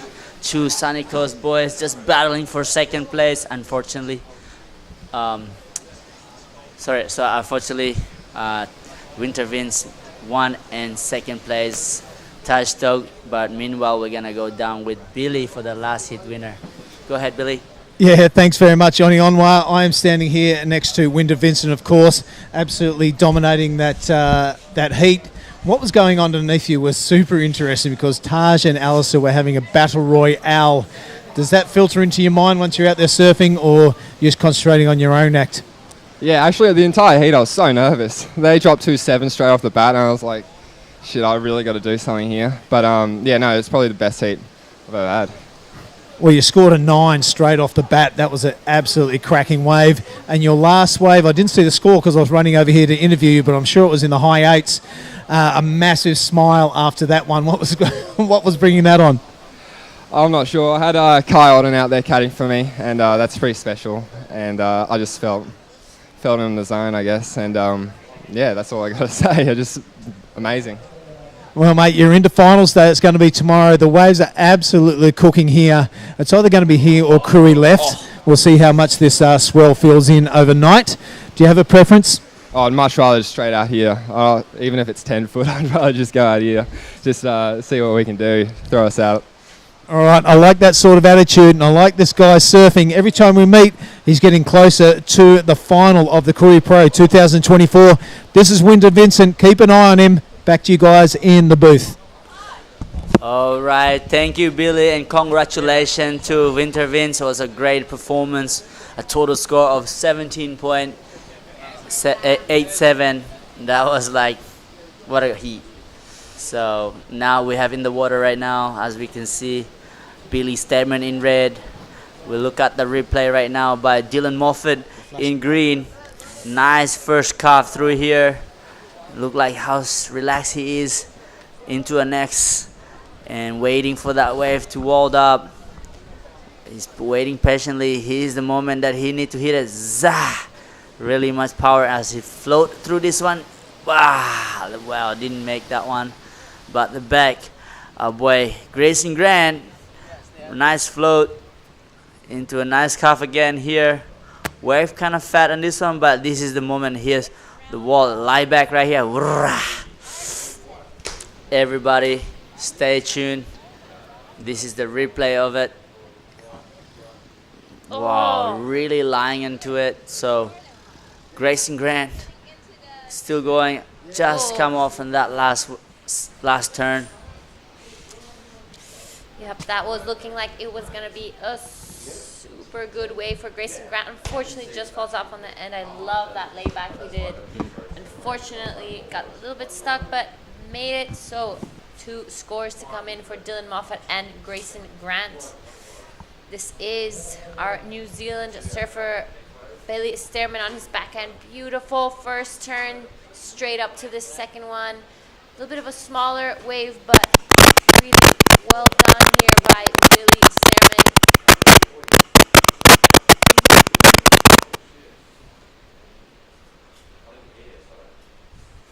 So, first wave of Dylan Moffat comes in at a 5.50. Grayson Grant, 5.17. We'll see what the judges think of Billy Stearman, because he did some really good vertical in the pocket turns, but the wave was smaller, so they're gonna really tell the guys like, okay, we want either really big waves or, you know, it's okay if you get small ones, but good turns. So it's really interesting. That's interesting, Jada, what you just mentioned there. Let's see what the judges say, because, okay, there we go. His field score in, there we go, 4.77. So the judges looking for that nice steep wall in the bigger set, bigger wave, because there is a couple of good waves on the set that all the surfers can take. So, but I guess Billy probably having a feeling with his board to see what is, can he go bigger on a bigger set, So yeah, just testing it all out. Yeah, the conditions have increased quite a bit from his first heat to the second one, so I guess that could be a point only that he's just testing it out, feeling his surfing, first wave, getting those nerves off his back, and he'll be ready to attack again for that second wave. Yep. So that was crazy hit. I just can't believe that last hit. It was amazing. It made my day. That was probably one of my highlights today. Yeah, so. But this hit just started 23 minutes ago. We're gonna see more action. So it looks like there's something coming. So the surfer's just going a little bit closer to the reef. And it's looking like Saxon Reber is going to be pulling the trigger on his priority. Talk us through, Oni. Yeah, I like this wave. It's a bit smaller, just like Billy's, but more walled. But let's see what is doing in here as he's waiting and doing couple carving. That's the nice turn. That's nicer one. So really smooth, good timing. All right. So I think the way he surfed it was perfect, but just the wave is not that the judges want to see. Probably similar to Billy Sterman. I can see now Dylan Moffat. I love how low he stands. He's ready to attack the section, but he letting that wave go at the back. Some sets coming through. Dylan took off on that first one, but wasn't really convinced with what that wave had to offer, so decided to pull off. Here is a replay of Saxon Reber on his last wave. Good little kind of like laid-back turn on that first one. Wraps it around on this kind of dead section, but here's when the wave starts to stand up again. It's hugging the reef. A good wall to it. That turn was massive from Saxon Reber, and finished it off really strong. Unfortunately didn't get that last turn in. I'm sure that would have given him that extra point, but really well done from Saxon Reber. Yes, great surfing, great technique. Everything was perfect, just a matter of the size of the wave. And there we go. There's a few scores coming in for Saxon Reber. It's gonna be a mid-range score. Yeah, we're seeing some scores just trickle through here in front of our screen, and we will give you guys an update as soon as it comes out. But plenty of waves being ridden. Here we go. Red is Billy Stedman from New Zealand. He's the best at the raglan. This wave is similar, going left, so his backside is one of the best. Here we go. Nice turn there. But the wave's kind of just a little bit choppy, fat, but look at that turn. Really nice finishing by Billy Stedman. Oh, still going. Yep, he's not done. All right, so judges are taking their time about that last wave of blue. There you go. It was a 5.87 for last of Saxon Reber in blue. But meanwhile, we wait for last wave of red. Here we go. The replay of red. Nice high line. He's waiting. Oh, nice first turn. More like a check turn, but this is the money turn right there. He's really jammed it as this wave goes fat, but he's still. How fast is Billy Stedman surfing? That's nice finishing at really difficult section to do a turn, but he's managed to just go on top and vert on that. That was really impressive. For the first time, I think I actually liked the beach angle more than the drone on that one. Once we saw the replay, that was really nice. And it comes in at a 6.83 for Billy Stearman, so pushes him straight into first with a 4.77 backup. Now Grayson in second, Dylan third, and Saxon Reber fourth. All three surfers still to look for a second wave to put onto their scoreline, and it's going to be Grayson. Taking a look at this one, I wasn't really convinced. Dylan Moffat either, so that wave not offering much. Yeah, smart wave selection by Grayson Grant. Like, it's all about wave selection out there right now because Dylan Moffat is in second priority. If Grayson went on that wave, it goes straight to the priority with Dylan Moffat. As Grayson is in second place right now, he don't want to let that go, so he's gonna wait for a nice backup as his first wave. No, first wave was 5.17, and second wave right now is a 1 point. So definitely want to have a good backup or better than a 5. Yeah, and I agree with you. It's not, you can't just go out there and just surf. You know, you have to have strategy at this point. You have to have good wave selection. Otherwise, you won't be making these heats. These guys have been competing for years, and they know what they're doing. They know what they want. So it's extremely difficult. And the more we get into these rounds and the deeper we go into the competition, the harder you're going to have to stick to your game plan. Yeah. That's exactly, Giada. That is on point what you just said, that everyone here is been training also, prepare themselves boards mentally, physically. All the equipments are ready, so why not? That's why we're watching now. Yeah, that's exactly right. You can't just, most of these guys don't just rock up here and just hope for the best. You know, Yeah. They come here with months of preparation before, their nutrition, their equipment, their training not only inside but outside of the water. They spend hours trying to perfect everything before they get to this moment. Yeah, and also having the right coach around them, have a good mentor, make them decide better which boat to take and what kind of surfing they have to perform. So yeah, Grayson went to Lakey Peak for a week to just train and surf, and he asked me, can I get in this event? He's actually one of the last guy just got in, and he started from round 1. So Grayson surfing a lot of heat to get through here. So he did a couple of airs. Been good for him. Yeah, Good trip he's so really far. impressed me. This is the first time I get to actually watch him surf many heats, and you know, every time he has that element of surprise. Yeah.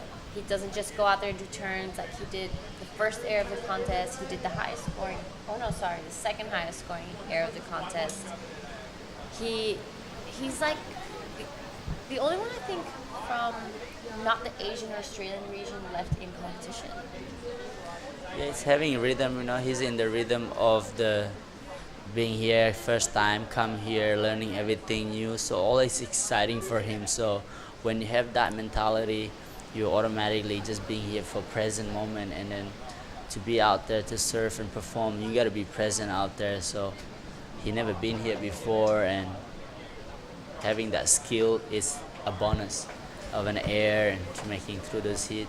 But today is a little bit bigger. Let's see what he can do surfing against a biggest phase wave, because the last couple of days have been small, and Grayson Grant will have to prove himself that he can also do some big heavy turn. As you can see, Alistair, one of the heavy footer, got beaten by Taj Stoke, also a heavy footer, and Winter Vince posted a 9-point ride and an 8-point.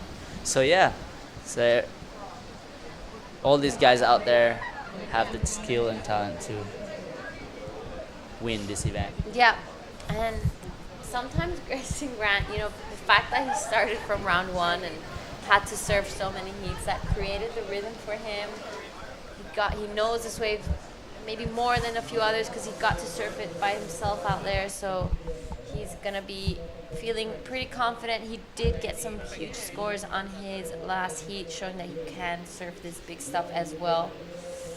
So we just passed the halfway mark of this heat. Ocean going a little bit flat. So you told me that last heat was your highlight of today. What was your favorite part? My favorite part when this last minute, like Alistair literally took a wave. It was like a 45-second to go. Everybody thought like Taj Dog was in third place, looking for a 7.5, and Winter Vince took a wave, and Alistair took a wave, and there's at the back was Taj Stoke, and he got the score. That's Buzzer exactly beater, more right. like a thing. So it was pretty sick. Everybody's watching, looking at the screen, waiting for the score to come out. And he needed a 7.5. I think he got a 7.77. So Just got the score he was looking for. exactly. No, it just sucks for Alistair Reginato because he's been surfing well all the way through. But between those two guys were like up and down, second, third. Because Winter Vince, who started from the start, he was winning. Yeah, we've all been in Alistair's spot and we've all been in Taj's spot. Yeah. So that's just competition life. It happens and Yeah, that's true. Like coming here, you see all the guys that lose their heat and they just walk around with head down, and it's a couple of the kids that I know. I just say like, look, I'm trying to be a good role model and tell them like it's okay, it's a part of life, and so it's hard to hear that when someone's telling you what to do, but later they will understand it's not about winning, but also learning how to accept losing as well. And that's life, because if the wave doesn't come to you, you're not gonna win. It's not about your skill and your performance. Look at these waves rolling in now. So that is even a throwaway waves. Nobody's catching, but if you're surfing like somewhere around, I don't know what country, but we'll be battling for that wave right now. Are you kidding me? I'll be all over that thing. And no wetsuit is Yeah. even better. So you're just on your board short, and right now is what a life that all these surfers live in nowadays. Get to come here and surf, and there's a lot of wave around the corner. If they get knocked out, they can go surf, free surf, create some content for their sponsor or for themselves, so Make that next surf video. exactly. So you don't just come here for the points, but for the lifestyle of being a surfer too, So for whoever was watching, life is good in the water, in the surf. That's exactly right. And speaking about it being good, it's going to be pretty good for Grayson Grant. He decides to cash in his priority in this one. He sets it up. Good looking turn. Unfortunately, just gets stuck on the top and was not able to get back down. Yeah, so here we go. Dylan Moffat looking for a replacement of a 0.5. Look how low this guy stand. He goes, zah! The timing, how low is that? No pump. What a technique he has. Nice finishing right there. Can he make it? Yep. That's definitely puts him in second place. That was an incredible wave by Dylan Moffat. Yeah, I love what you mentioned, that he doesn't double pump at the bottom. It's just like one straight line, straight to the top. And he just looks so relaxed. Yeah. So I think the board looks like a little bit longer too. So he has that, his board will be longer and lighter, so light that has that speed. You don't, sometimes you get a board that doesn't go at all. It's so much rock, probably like a little bit flatter on the rock, on the tail. So having a right equipment helps a lot. So coming out here having 4 or 5 boards, but there you go. So waiting for the score for Dylan. I thought that was just Dylan's wave. Okay, so Saxon Rebel right now. Ooh, look at this score for Dylan Moffat's coming now. Looks like a pretty good score. Oh my, It's gonna wow. change the situation. So Dylan Moffat, that last wave, he's in 3rd place right now, but I'm sure he'll go straight in 1st place, as we're still waiting for one more judge to put in the score. Wow, it's looking like gonna be a pretty healthy score for Dylan Moffat. Definitely gonna be pushing him into 1st position. Judges taking a good look at the replay. 2 judges have to decide. Some sets coming through, and it looks like some of the guys are just too deep for it. There you go. Is a is the 8.5. Last of Dylan Moffat put him straight in front. Second place right now, Billy Sterdman from New Zealand. And Billy now need a 7.18 to go back in first place. Let's look at the replay of Dylan Moffat. Look at that low stand. First stand was smooth. Look how he doesn't pump. Even his hand doesn't move. He grabs in the rail. That is competition surfing, looking smooth and spicy. He's a smooth criminal. Smooth operator. Okay, so 8 minutes to go. Grayson Grant is in third place, looking for 6.44 to take Billy Sterdman down.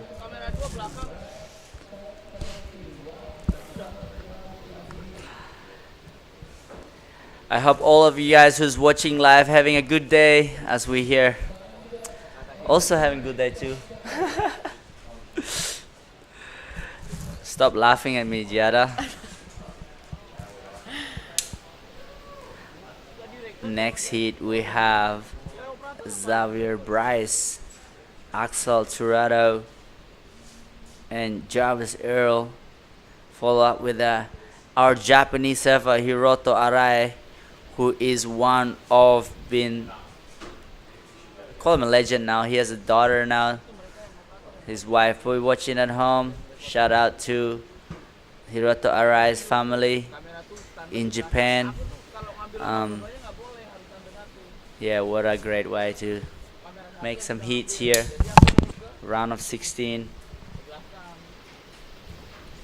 Yep, so current situation we have in first Dylan Moffat with that 8.5 and a 5.5. Billy Sterdman in second with that 6.83 and 4.77. Grayson Grant looking for a 6.44 to go into an advancing position, and Saxon Reber looking for a 5.74. There are just under 7 minutes remaining in this heat. It's been a big day of competition. This is the second last one of the day. We have decided most of our finalists, just 4 left. So Dylan Moffat has 1 foot into that quarterfinal.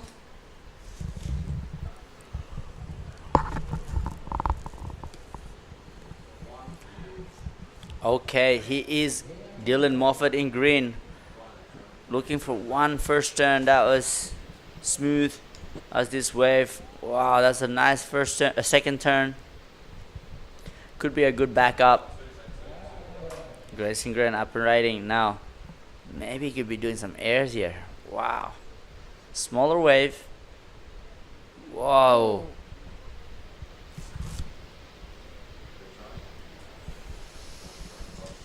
So Saxon Reber just at the back waiting patiently for a good backup.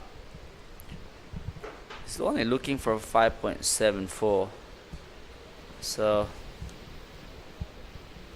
Billy Stedman's waiting patiently with that second priority.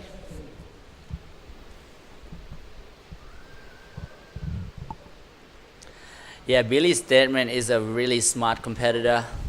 So he knows what he's doing right now. He's not going to any wave that is not offering him any score that over a 5. There's a big set coming here. Yep, here are some waves coming through. That's on your screen. Saxon Reber, surfer in blue. We're waiting for some scores to come in for both Dylan. And it does come in. It's a 4.40. Does not go in his top 2. Grayson Grant just a 2.73. Still looking for that 6.44. Yeah, I love how Billy Stedman sitting just below that guy with the priority, Saxon Reber. It's one of the tactics. Yeah, in the last heat, Billy just caught 2 waves, passed in first. So he came in and he was like, oh man, I only just caught 2 waves, but I guess that's all I really needed. And yeah. So I guess he doesn't really get those nerves when he sits there waiting for a long time, which is a really great thing as a competitor. But we'll see if he gets to pull it off again as we're reaching the 4-minute mark of this heat. This is our second last heat of the day, round of 16. We will finish the day off with heat 4. So it did start raining outside. I think it's raining, yeah. See, it just creates that drama, that overcast, makes it dramatic. Ah, it's nice and cool out there. It's not hot anymore. So no sun, nice warm water. It's like a hot bath out there. 3.5 minutes left in this heat. So only one of the guys got into that 8-point range. You know, compared to the last heat, there was 9s and 8s and 7s everywhere.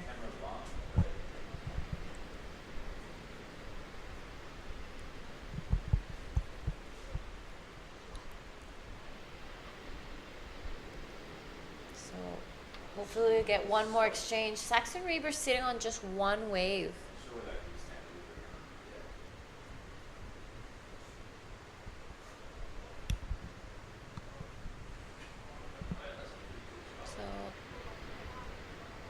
There's a few waves coming through. I see a few lines coming. Let's see if they reach that point break or if they're going to break more down the line. It looks like they might be able to. 2 minutes, 40 seconds.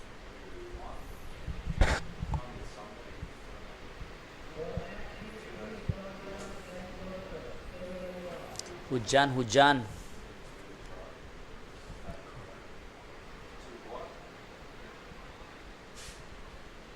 Grayson Grant decides to go on this one. He did have 4th priority. Did not like the look of it. Gonna paddle back out. So we're about to reach 2 minutes of this heat. Let's see if anyone.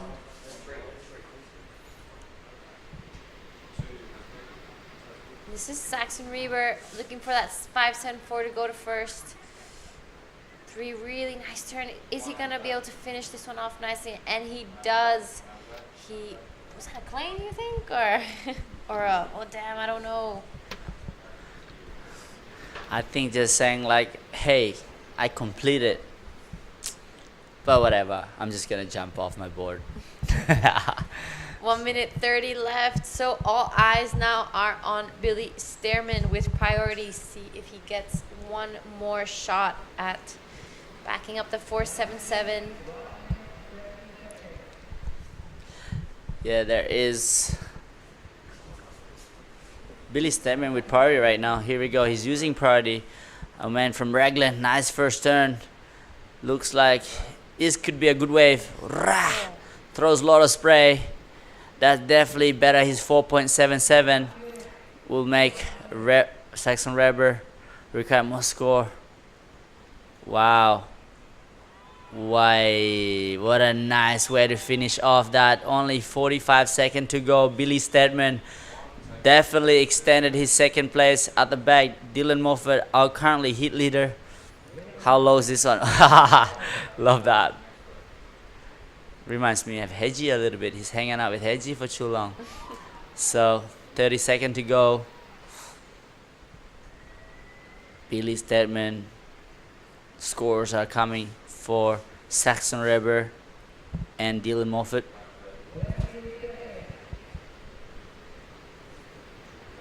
This replay, Giada, what do you reckon? I really like this wave. I love that turn. It was so in the pocket. It was vertical. He threw spray out the back. That floater to just give in that diversity on this wave, and he still managed to finish this one off strongly. So this is going to be a pretty healthy score. Waiting for the last of Saxon Reber and Billy Stearman. So a few waves still to be given to us. Yeah. And we're gonna go on a break and we'll return with the scores after the break.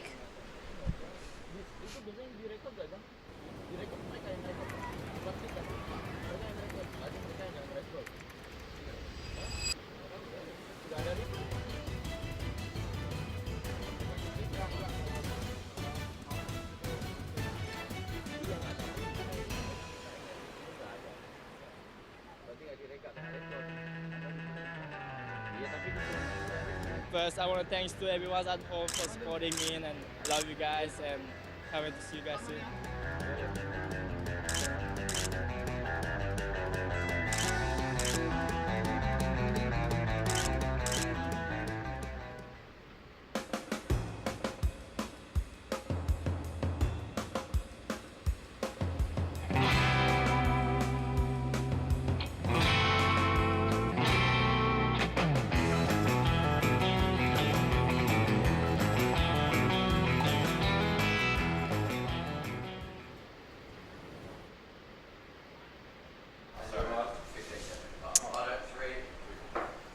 All right, we're back. Here we are. A little bit of hoojan, a bit of rain going on outside. A few crew running for cover.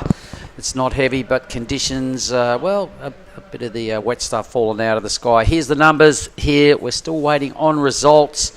One more score to drop in. It's not a big one for Saxon. Well, still one more for Saxon. Grace and Grant went a little bit missing at the back of that heat. Some big numbers for Billy. I didn't see the actual numbers, but let's have a look at this. He's finished with a 14.43 total. So Billy Stammen goes to first. Dylan Moffat with the highest scoring number will have to settle for second. Saxon's out, and same with Grace and Grant. Epic heats. It was always a hard act to follow after that heat number 3, but heat number 2. But either way, congrats to those two that made it through, Billy and Dylan. Welcome back into the booth, Di Wacko, and it's Mark Clift sitting here. Di, who's in this next heat? So we have red, Xavier Bryce, in blue, Excel Kurota. Am I pronouncing right? In blue, and Jarvis R in white, and we have Hiroto Arai in green from Japan. 3 Australians against 1 Japanese in this heat, and this is the last heat of the day. It's been a big day. Oh man, it has, but it's been a great day, and things are just starting to flare up. Everybody was scratching their head after heat 2, man, because Winter Vincent, Tar Stokes, Reggie, and the Japanese surfer in that heat, just absolute highlight out of the whole 6 days we've been rolling. That's the craziest heat, and a mate of mine, Matty Glossop, was watching from Jakarta, and he said there's not a lot of work getting done on his work site at the moment. Down tools are all watching the Krui Pro, why wouldn't you? Perfect offshore conditions, that little bit of hoojan, a little bit of rain has helped the breeze just straighten up. It's dead set pumping out here. About the only thing we haven't seen today is somebody get a draining long tube. Right, we haven't. You've seen 1 barrels from Meidi. Bronson Meidi. Oh, Bronson. Okay, I missed that. Was that today? Was it? Right. Okay, I didn't. I was on a break then, so that's pretty much it, though. All right.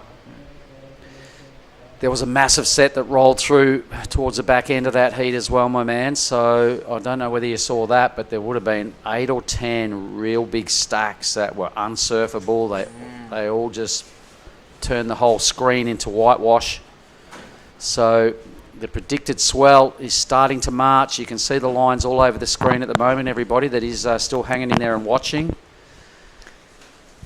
So the decision will have to be made at some point. What do we do? Do we go to Krui left tomorrow? Do we come back here and find that it's too big to surf? I don't know. I'm glad I'm not making the call. Right. It's going to be a really hard one to decide, because the waves absolutely improving a lot, but still firing in a surfable at the moment. 100%. This is a good size for this wave. It's kind of starting to get up towards the max of goodness. Once it sort of goes to that next level again, it can start to look a bit weird, but the medium ones would still be unreal. We do have the best of the best fronting up tomorrow for finals day, Di. Most of the heats tomorrow, we've got to remember this, they're only surfer on surfer matchups, which means you only need half as many good waves every heat to have a fair playing field. So do we stay here? Oh man, this guy today, this is Jarvis Earl. He does stuff at 1,000,000 miles an hour. He got a huge number earlier. It was a 9.77 on the men's side of the draw. He owns the best number. Look at this guy go. Are you kidding me? Everybody knows this name. Wow, Jarvis that was one of the huge, solid last turn. Has in he this event? Has he outdone his 977 from earlier? That was freaking mental.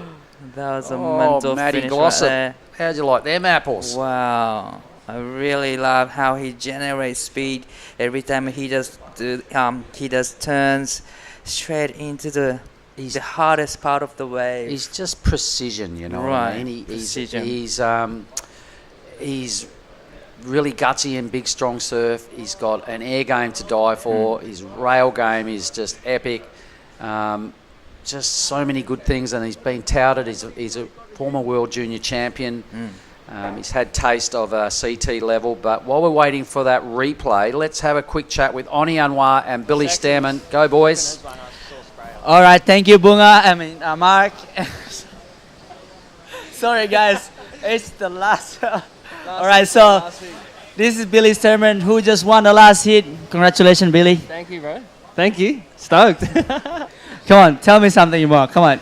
Bro. You need to talk more now. Bro, that was a sketchy heat, honestly. I couldn't find a good wave. I felt like, my surfing's, I feel like, pretty good at the moment, and no matter what wave I can kind of produce some scores, but I really wanted to showcase some bigger, better surfing and bigger waves. So, I was pretty lucky to get that last one. I knew Saxon got a score, and I needed another score. So, I thought I kind of clutched up at the end, which I'm pretty stoked about, and it was a tough heat, though. This wave similar to Raglan or not? Heaps similar. That's why I come every year. It's like a warm Raglan. So, I'm loving it over here. I like going left. Everyone knows that. So, I'm stoked. Oh, that was pretty mean, cuz. So now that you're in finals day tomorrow, what's your game plan tomorrow? Same again. I'm just trying to enjoy it, there's a lot of, we're kind of got the best job in the world, We get to come here and surf pumping waves and hang out with good friends and have a good time. So I'm just enjoying the whole process, I've got the Olympics coming up, so good to get, a bit of momentum going and put the rashy on and still compete. And, I'm loving it. I'm loving the whole journey and I'm feeling fit and healthy, been training hard and, just rest up tonight and see what tomorrow brings. Wow, you look really fit and you look sharp, and we're excited to see you doing well at the Olympics. So good luck, and then get some rest. And everybody who's watching, Billy Stearman on fire today. I'll see you guys later. Later. You want to say hi to all the boys from NZ? Yeah, all the boys. I know they're watching. It's pretty late at home, 10 o'clock, but they've been watching all day. All my family. I know my brother Reef's probably watching, and Dad and Vicky, and stoked. Tomorrow, let's go. All right, there you go. Ladies and gentlemen, see you guys soon. You. Yeah, boys. Billy Stearman. It's 10 o'clock in NZ, bro. Hey, big news. A 993 out of Jarvis Earl included 3 10s. Wacko. We saw that wave. We couldn't believe what we witnessed, eh? Well, in the meantime, he brought a ride, first ride. Unfortunately, he just stuck.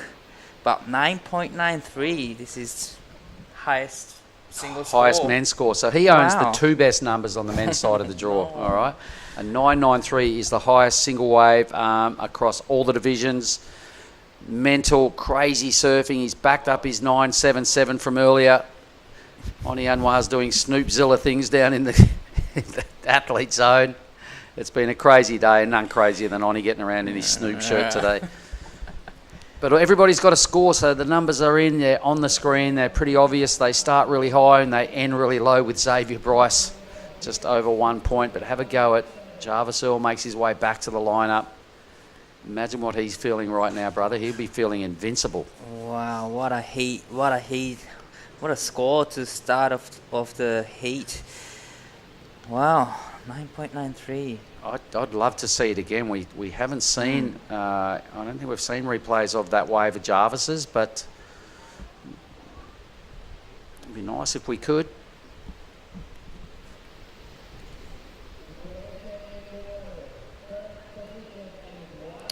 Mean, absolutely mean. What a demon. Most people around the world that are involved in pro surfing or at any level would no doubt have heard of Jarvis Earl at some point, unless you had your head in the sand or under a rock or something, because he's a man on the rise, young man charging.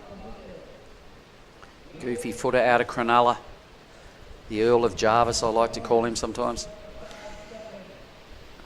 Had you seen much of him surf before live, Di?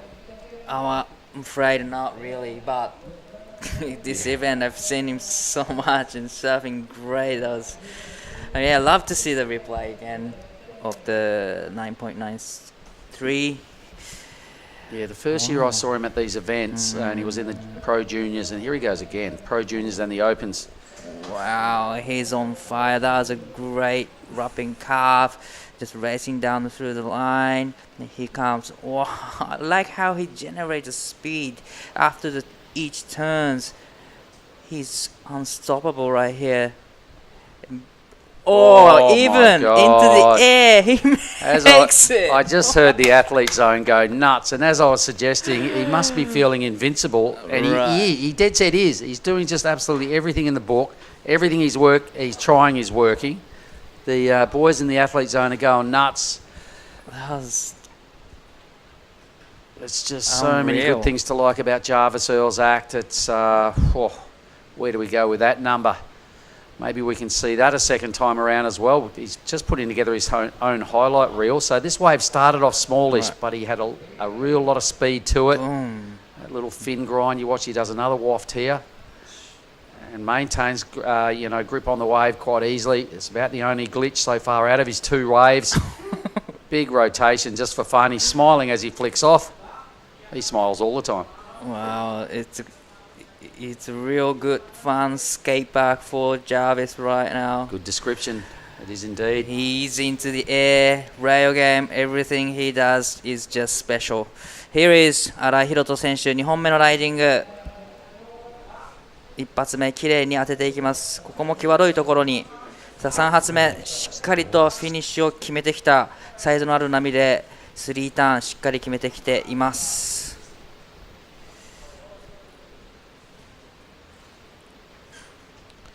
Yep, I like what you said then. Everything he does is special, and it's, a skate park, as you said as well. So those two things you just put together, mate, I like them. So in comparison, the judges are going to be squaring this off against Jarvis Earl, which is not good news for the man in blue, Axel, because you're looking at some absolutely A-grade surfing, and then you've got to decide where that goes up against what Jarvis is doing. So the numbers will be quite suppressed. Wow. Jarvis Earl setting the meanest standard on the men's division coming into finals day. He would be on super short odds with the bookies going into tomorrow. There's all the requirements. We've got numbers to play catch up from white, blue and green. Oh my God, he's in the nines again. 9.10 for last Jarvis wave. I could say I don't believe it, but I believe it. It's a total of 19.03. That is the highest total scores of the event. And you know what? He's done that in 10 minutes. He's done it in 10 minutes. He can come in already. But he's going to just having a fun surf. Just playing around. Don't buckle that board, Jarvis. That is an absolute magic carpet. He might not want to catch another wave and just keep that thing, put it in bubble wrap tonight and stash it under your bed. That is a weapon of a board. And it's the operator's not too bad either. So last wave of the Hiroto is 6.10. It's not a bad way to start, but it's pretty much all about second place now. Oh man, I sort of feel sorry for the other three, because they would have heard those numbers and they would have gone, are you tripping? The heat's been going 10 minutes. Well, please believe it. Axel's into second with a number, and that number is a 4-4. So in comparison, not great reading. A 6.10 for your boys, a pretty good number. It's the third best number of the heat. So everybody playing catch up. Jarvis Earl, wow, he extracted 3 10s out of the judges on his opening ride, and everyone's gone into the 9 range on his second ride for an average of 9.1. I think it's only a matter of time before Jarvis really gets a little bit of luck at the Challenger level to get onto the CT. Once he's there, I reckon that's where he belongs. 残り時間16分30秒を迎えました。このヒートラウンドオブ16ヒート4、このヒートには1名日本人がクレジットされています。新井宏斗選手、現在第3位のポジション、2本目のライディングで 6.10 をマークし3位のポジションですが、逆転に必要なスコアはわずか 3.13 となっています。このヒート、ジャービス選手開始10分で9点台を2本、1本目のライディングです。リッピング、カービング、そして大きなフィニッシュで 9.93、 2本目のライディングではエアーを入れて 9.10、 エクセレントなサーフィンを見せております。 So Jarvis Earl out of Cronulla, another fella I know, Johnny Tucker, Johnny Uluwatu out of Cronulla. He'd be sitting down there at Winnie's joint, I reckon, watching on the big screen, the new big screen. The boys there at Kanoa and Jalan in Legian. If you are on your JT, your boy is on a tear, brother. We miss you. And we do the bang bang. You wouldn't even know about this. We do the bang bang treats at NIAS in respect and honour to Johnny Tucker, Johnny Uluwatu, there when we go to our next event in NIAS. Did you know that? Have you ever seen us do that? All right. I'm not even going to tell you about it until we get there, mate. You wait till you see it. You've got to win a heat to win a bang bang. No more said. Wait till we get there. All right, he goes red. So it is Xavier Bryce. Looks down the line. He gives it a pump on his backhand. There's been some insane backhand surfing today. Whoa. None better than Winter Vincent. Taj Stokes from the heat by memory. So Xavier Bryce is doing his best impersonation. He gives it 3 big hits and goes for a bit of a bungee jump off the board at the end. Xavier was only sitting on a 117, so that will sort of keep him in that conversation for second position. Definitely that last one put him into the game again, and here is a replay. What did you like most about this one, Di? Well, I love how he kept the momentum together. Even he goes to the vertical, it's just there's still generating a lot of speed into the next one and a lot of sprays and into the finish turn. He's done it nicely. Yep, fins out the back on that first move. I noticed on the replay. Couple of real strong hits after that, so not blockbuster numbers in comparison to what the Earl of Jarvis is doing, but it's definitely keeping him in touch with Carota. Your boy Arai needs to get his number together. There we go. So it's the best out of the next bunch. 767, pretty strong. It is very strong for Xavier Bryce's last wave. Now needing only 1.56 to go into the second place. Now, you know what I've noticed throughout the day, Di? We'll just stay with blue. I'll get back to that in a minute. So let's stay with Axel here. Sitting on a pair of 4s, not good enough to get out of this heat. I'm tipping, so really needs to turn it up. He's starting to get his groove on now. Looks like he's got the double deck grip going on, using it to good effect. Bam. Wow. Nice turn. How's that offshore breeze just fanning the top of these waves? So pretty good effort from Axel. That was another great ride. Yep. So if no one's on this one, I'll get back to what I was saying before. What I've noticed today is over this event, we've all been talking about the scale being fairly reserved, but there's been a reason, because they were waiting for stuff like today to happen, and the boys have stepped up. And Jarvis is doing his things. Winter started to go mad. Cole Durant went nuts. A few other surfers. The replay's looking real good here for Axel, but they've all stepped up to match the gnarliness of the judging scale, and now we're seeing the high-end numbers come out at random, so that the level's just really gone through the roof here. Wow, 8.23 for last of Axel. That is a good sign. Strong number.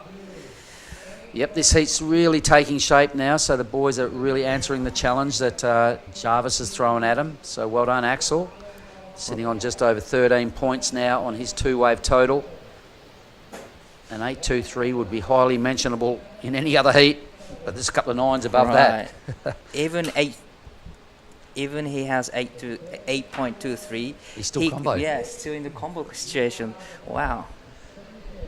2 9s are very strong numbers in surfing competition, and now Hiroto Arai needs a little bit of work to do. Seriously, those other 3 must be scratching their heads when they've gone, what, 1903? Hang on. What just, you know, how did that happen? Well, Jarvis caught fire, basically. Lifted his act up again from previous. He was full of confidence after that last heat, and he stepped it up 200%. Gone through the roof. How was that air reverse he threw down on the 9-1? It was almost full rotation, but it was such a good combination from Jarvis.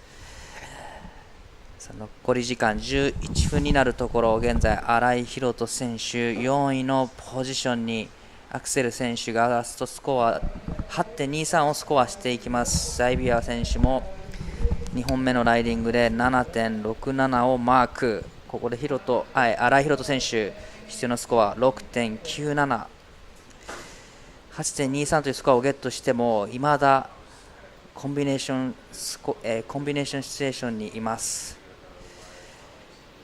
9点2本を出しているジャービス選手はかなり優位な位置にいるでしょう。残り時間10分30秒。このヒートが本日最後のヒートとなります。明日はクォーターファイナルからのスタートとなります。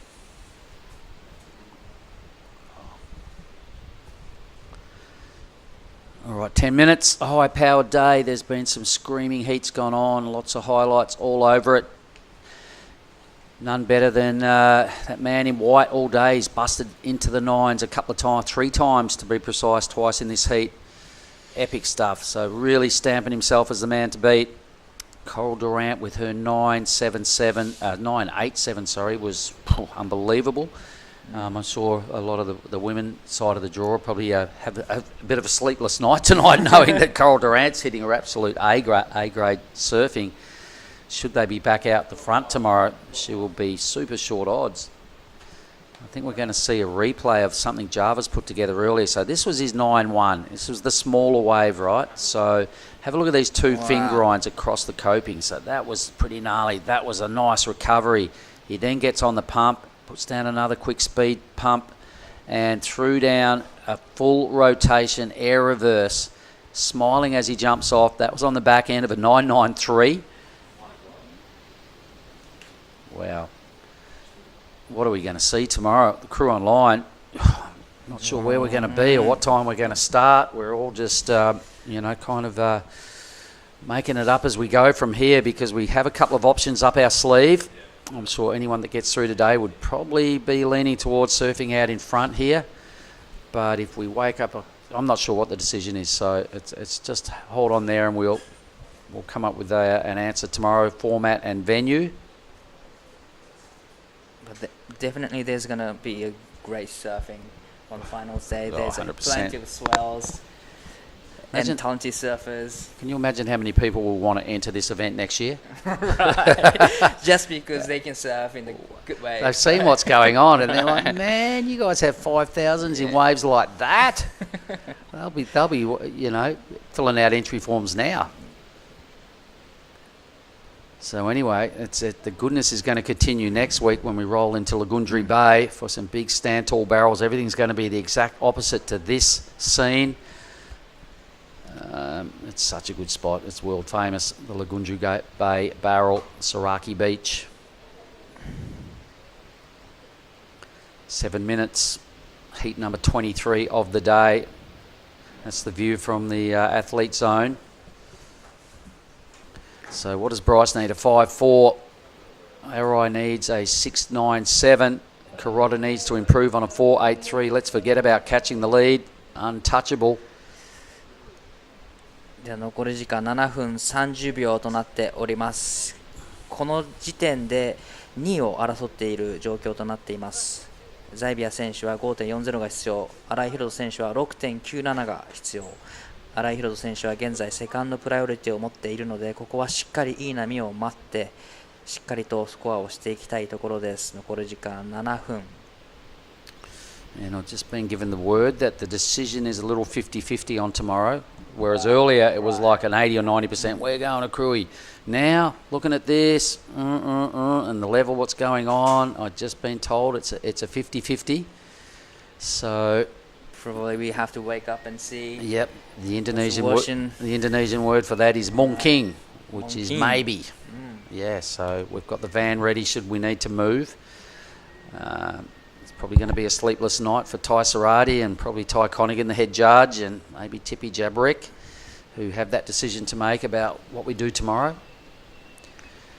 For the people that are through to the surfer on surfer action, 8 males, 8 females, and we've got to remember about the junior Groms. There's four young men and 4 young ladies ready to take on their final as well, and they've been waiting a lot of days to do that, so they'll be pumped. Quality fields remain only in this year's Krui Pro. It's been a dastardly hard event to stay in, and a lot of people have been deleted along the way, huge numbers, and people just dropping like flies because it's a culling effect competition, and you got to narrow it down. There's only one winner, so at some point a lot of people get disappointed along the way, but the performances here today, mate, have just been such a highlight to watch and be entertained. Here we go, Axel. Axel, looking for a way to improve his 4.83. That was a quick check down, and that was unfortunate for him, just stuck on the face. Yep. Well, now, first priority is still sitting with Jarvis. The second priority is sitting with Hiroto Arai. We're just hitting the 5-minute mark. Yeah, Axel just got a little heavy on the front foot on this second or third manoeuvre.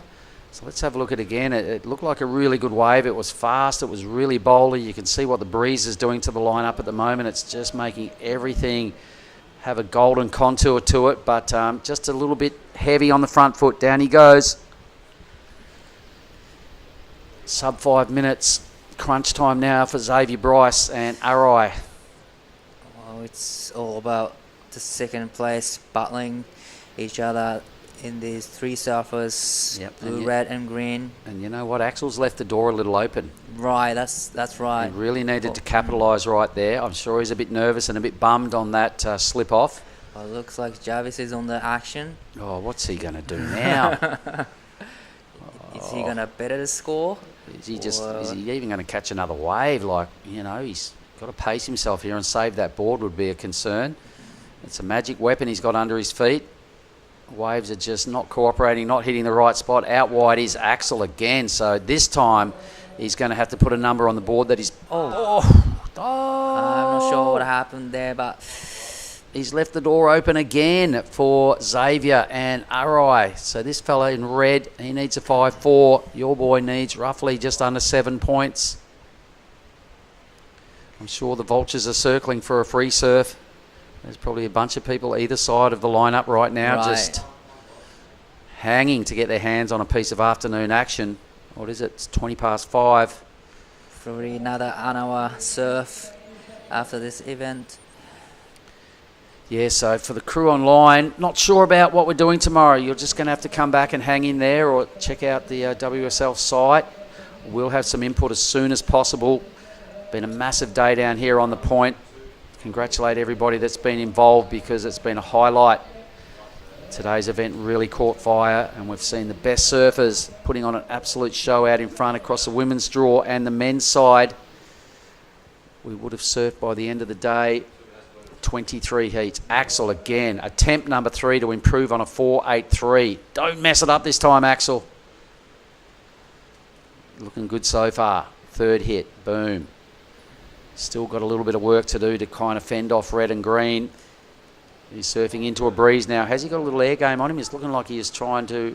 No, a big stab would be nice. Does that. Nicely finished that time. Well done, Axel. That was a great surfing from Axel. That will put some runs on the board that will be handy. He's needing to improve 4.83. And he's done a couple of turns, but most of them are really like S-carves. But the last turn was solid. Stock standard sort of surfing. Lots of times. Depends what sort of mood the judges are in here. They've seen there's some absolute blockbuster stuff out of Jarvis, so they've got to keep it all real and compare to what else they've seen. So here's the replay. What did you like most here, buddy?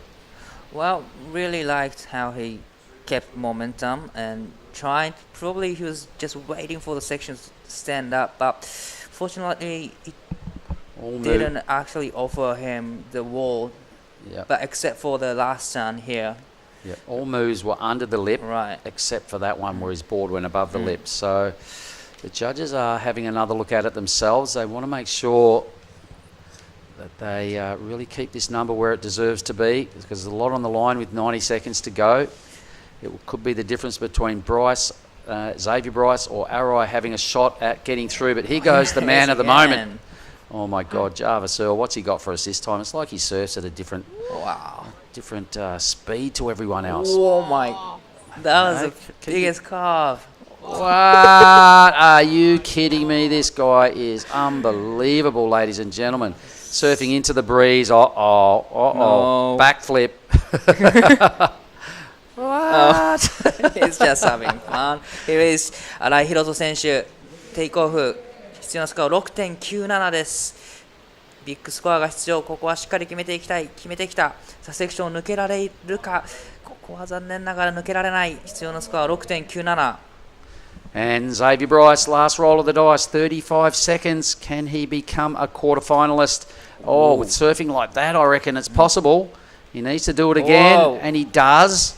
Huge finish. I can hear the athlete zone going nuts. That was great surfing. Xavier's got some fans down there, man. Let's remember, he's already packing a 7.67. Needing 5.40. Well, I'm not sure Axel's... We've got 4 scores to come. How about that? So there's no other heats to come, so we're going to stay with this. We can't sign off. 4 seconds to go in this heat. The day has officially finished. But let's stand by for some numbers now. What did you like about this? I really love the third carve right here. To hold on to the rail until the bottom. That was a big carve. What about that? That was ridiculously good. Are you kidding me? I thought he was going to go into the air. Yep, he was thinking about it too. Then he's gone, no, hang on.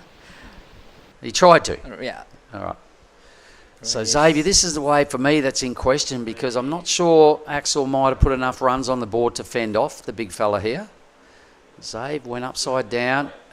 Boom. Definitely last 2 turns will be rewarded. It was a nice vertical, powerful surfing right there. Well, he needed a 5.4. That was really quality surfing. Right.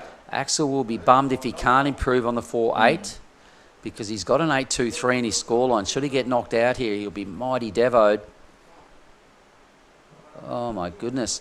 For everyone online, I really hope you've enjoyed the show today. It's been a pleasure coming to work when it's like this, Di, and hanging with you guys, and Billy and Giada and Oni, and our post-heat interviews and the entertainment value. Unreal. I love my work days, particularly when they look like this one. Oh, looks like we're going to have Axel's last wave, 5.30. All right, so what the new totals that everyone needs now? Well, it's still 5.83 allegedly there for Bryce. Xavier Bryce, he's coming in now. That's him right on screen. So the scores are critical, a 5.87. Pretty strong surfing, man. He went upside down twice there at the end of that wave. All right. Can't even remember what he did, to be honest. So much stuff's gone on. Right. So this is the score. That's the one. Your boy's got a number in. It's not enough. It's a 4.47. So he is out of the event. Xavier Bryce is on the shoreline. He's right in front of the athlete tent right now. I'm sure everybody hasn't given up on this. They'd still be down there staring at the screen in the athlete zone. Camera follows Xavier. Let's hang in there. This is a big moment. We've also got a score by the miracle man, Jarvis Earl.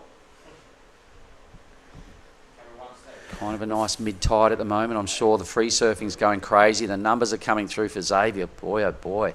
He's chasing a 7. He's chasing a 5.87. He's going to get every bit of it and some. Xavier Bryce is just about to go into second spot. He hasn't heard it yet. He's got no idea. The number is in at an 8.33. He's probably just hearing the news. There he is. A cheer and a smile busts out on his melon. What an epic way to finish. One more number to come for Jarvis Earl in white. He only rode 3 waves. Man, that was another insane heat. Jarvis, BOG today. Xavier Bryce, what an epic moment for that young man. Still the score to come for Jarvis Earl, who's just mixed it up and shown us a whole bag of absolute A-grade surfing here today.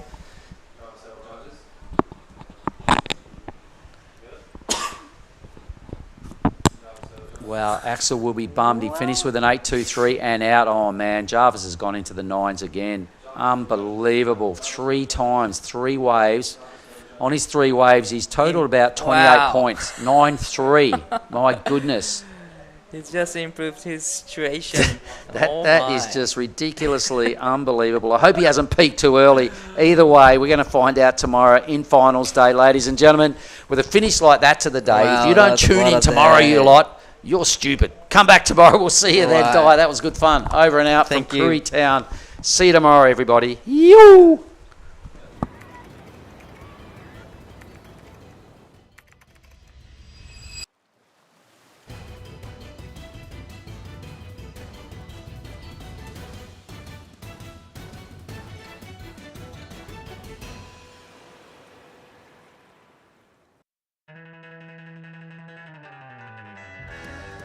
First, I want to thanks to everyone at home for supporting me, and I love you guys, and can't wait to see you guys soon.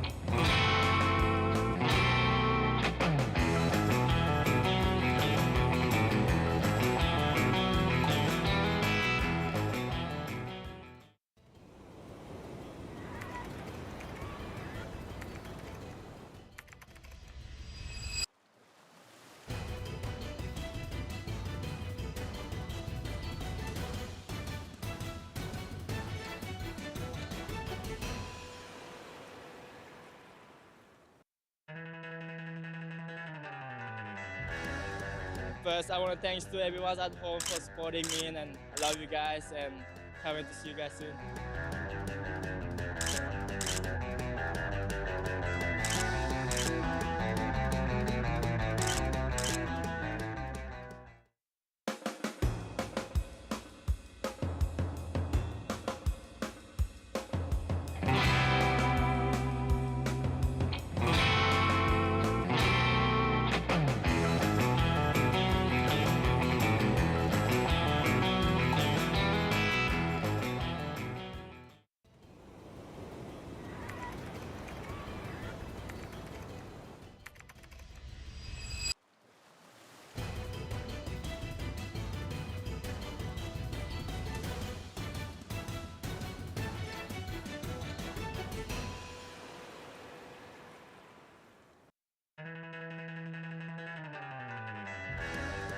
First, I want to thanks to everyone at home for supporting me, and I love you guys, and can't wait to see you guys soon.